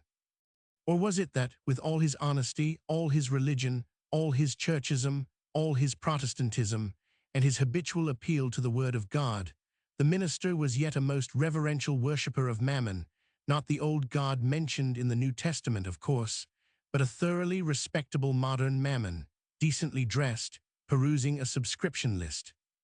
No doubt justice ought to be done, and the young man over at Ruffrig's was sure to be putting in a false claim, but where were the lawyers whose business it was? There was no need of a clergyman to remind them of their duty where the picking of such a carcase was concerned. Had Mr.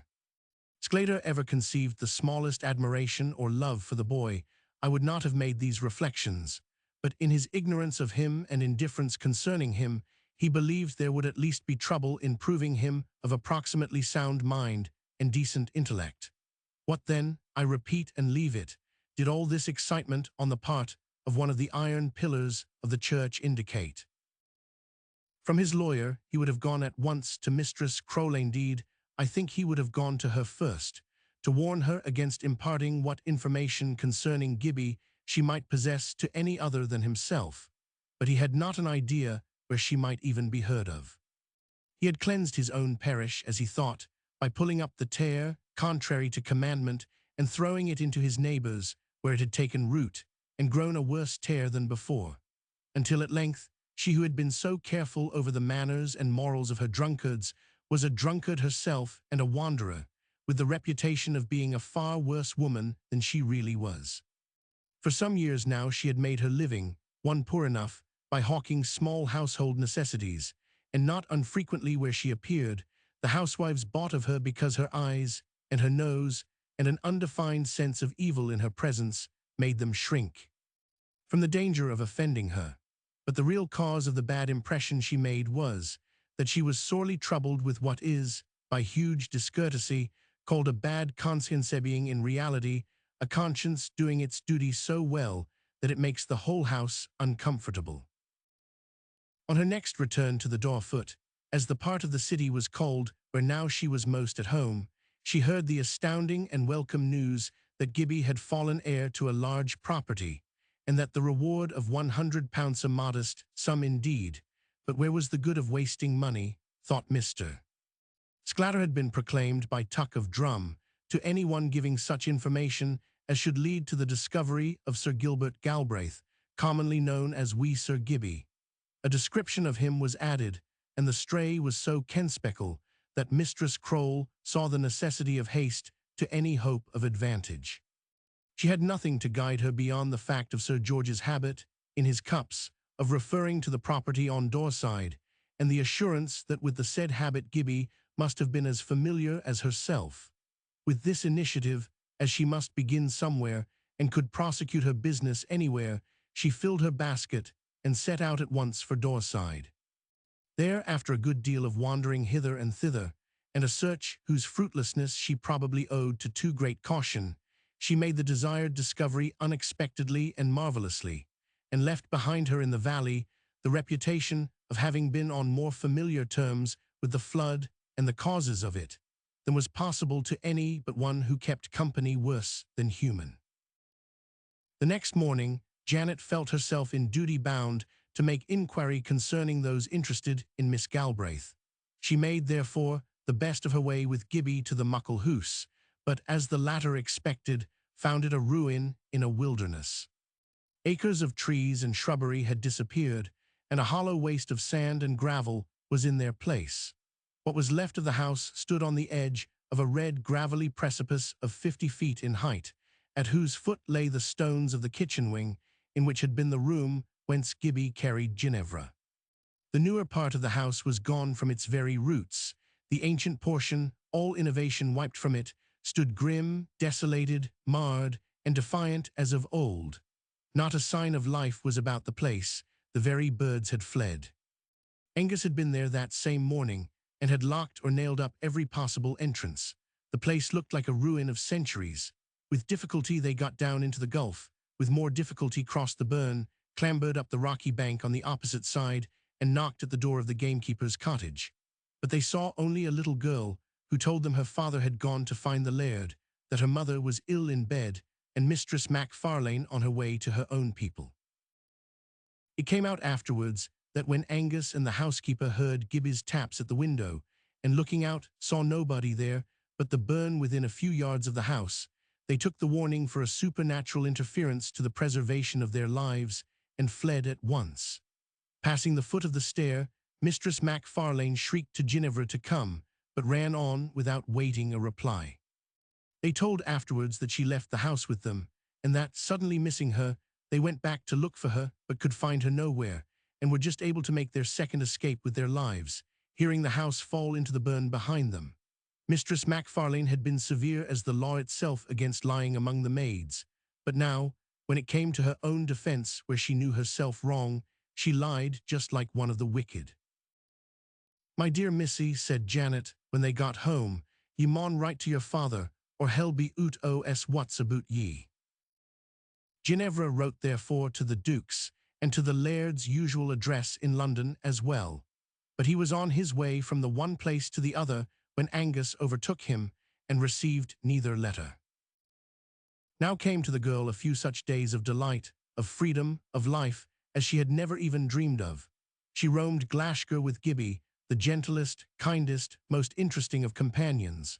Wherever his sheep went, she went too, and to many places besides, some of them such strange, wild, terrible places as would have terrified her without him. How he startled her once by darting off a rock like a seagull, straight, head foremost, into the death-pot. She screamed with horror, but he had done it only to amuse her, for after what seemed to her a fearful time, he came smiling up out of the terrible darkness. What a brave, beautiful boy he was. He never hurt anything, and nothing ever seemed to hurt him. And what a number of things he knew. He showed her things on the mountain, things in the sky, things in the pools and streams wherever they went. He did better than tell her about them. He made her see them, and then the things themselves told her. She was not always certain she saw just what he wanted her to see, but she always saw something that made her glad with knowledge.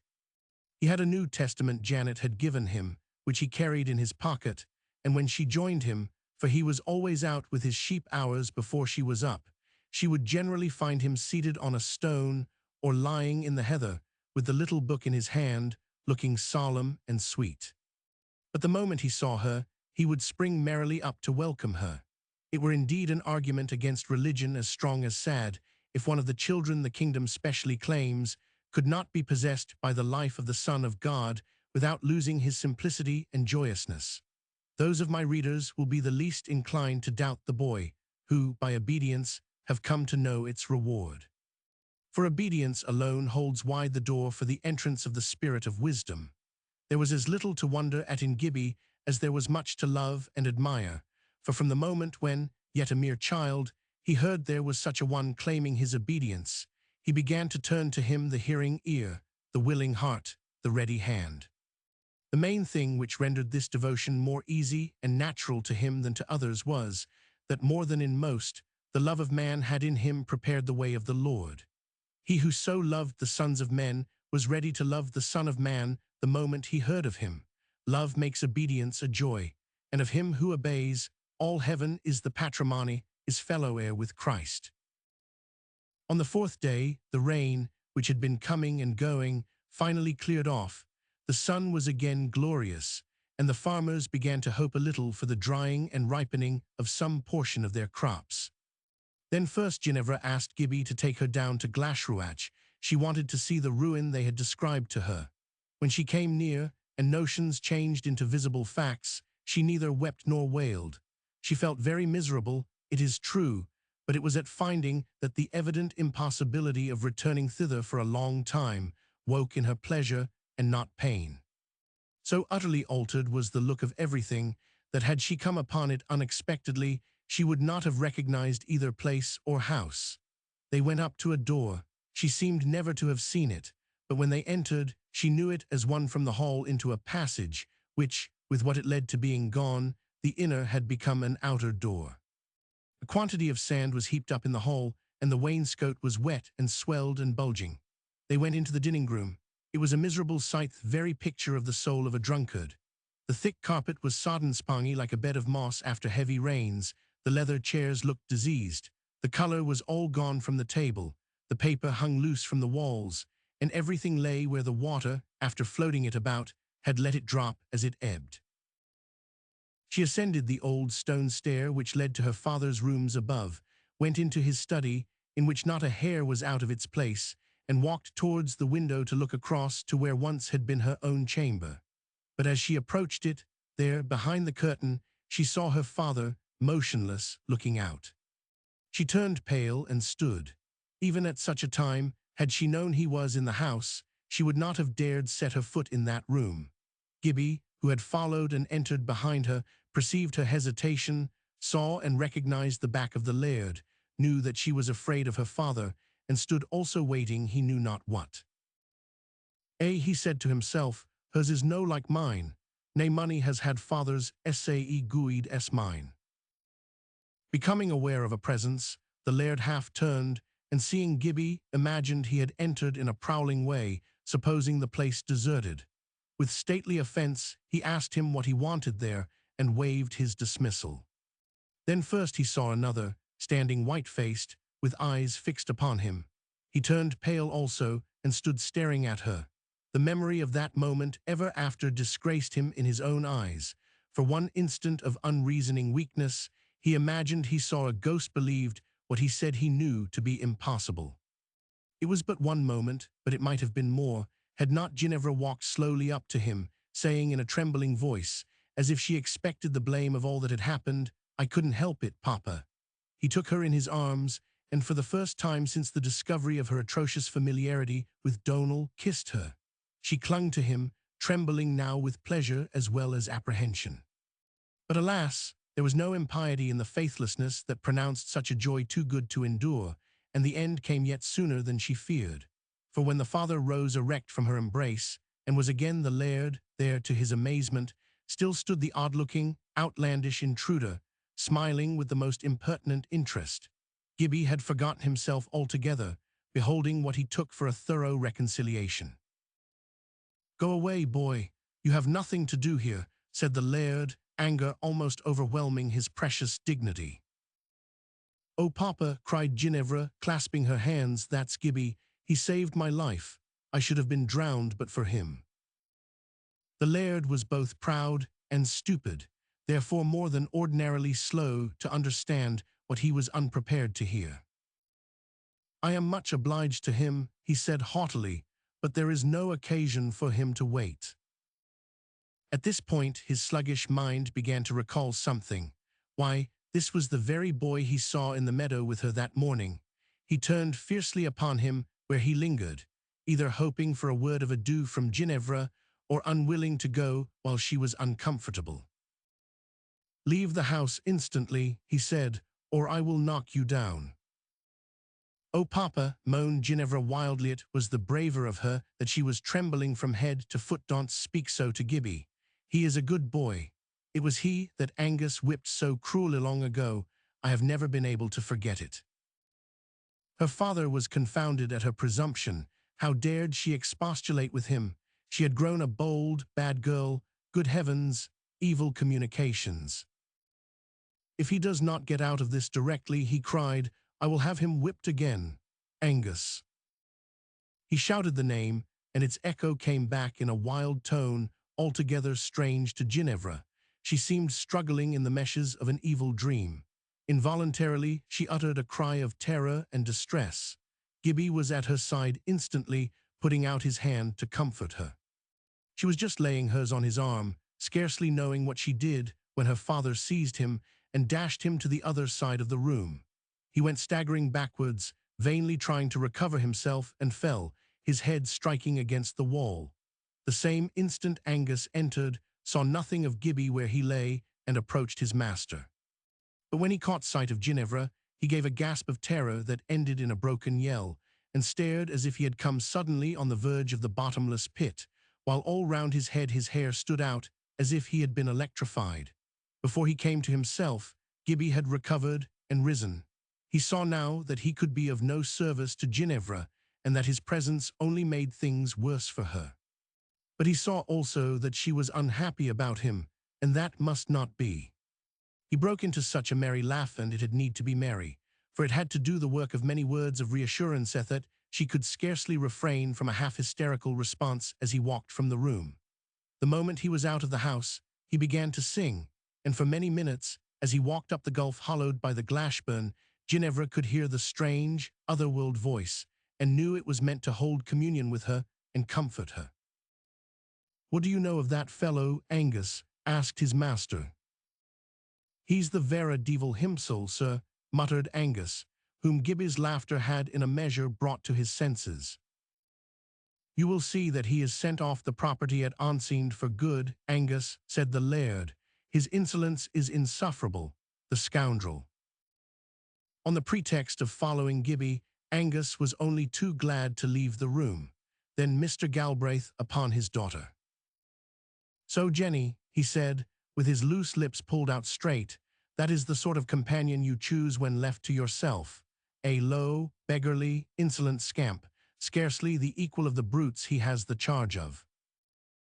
"They're a sheep, Papa," pleaded Ginevra in a wail that rose almost to a scream. "I do believe the girl is an idiot," said her father, and turned from her contemptuously. "I think I am, Papa," she sobbed. "Don't mind me. Let me go away, and I will never trouble you any more." She would go to the mountain, she thought, and be a shepherdess with Gibbie.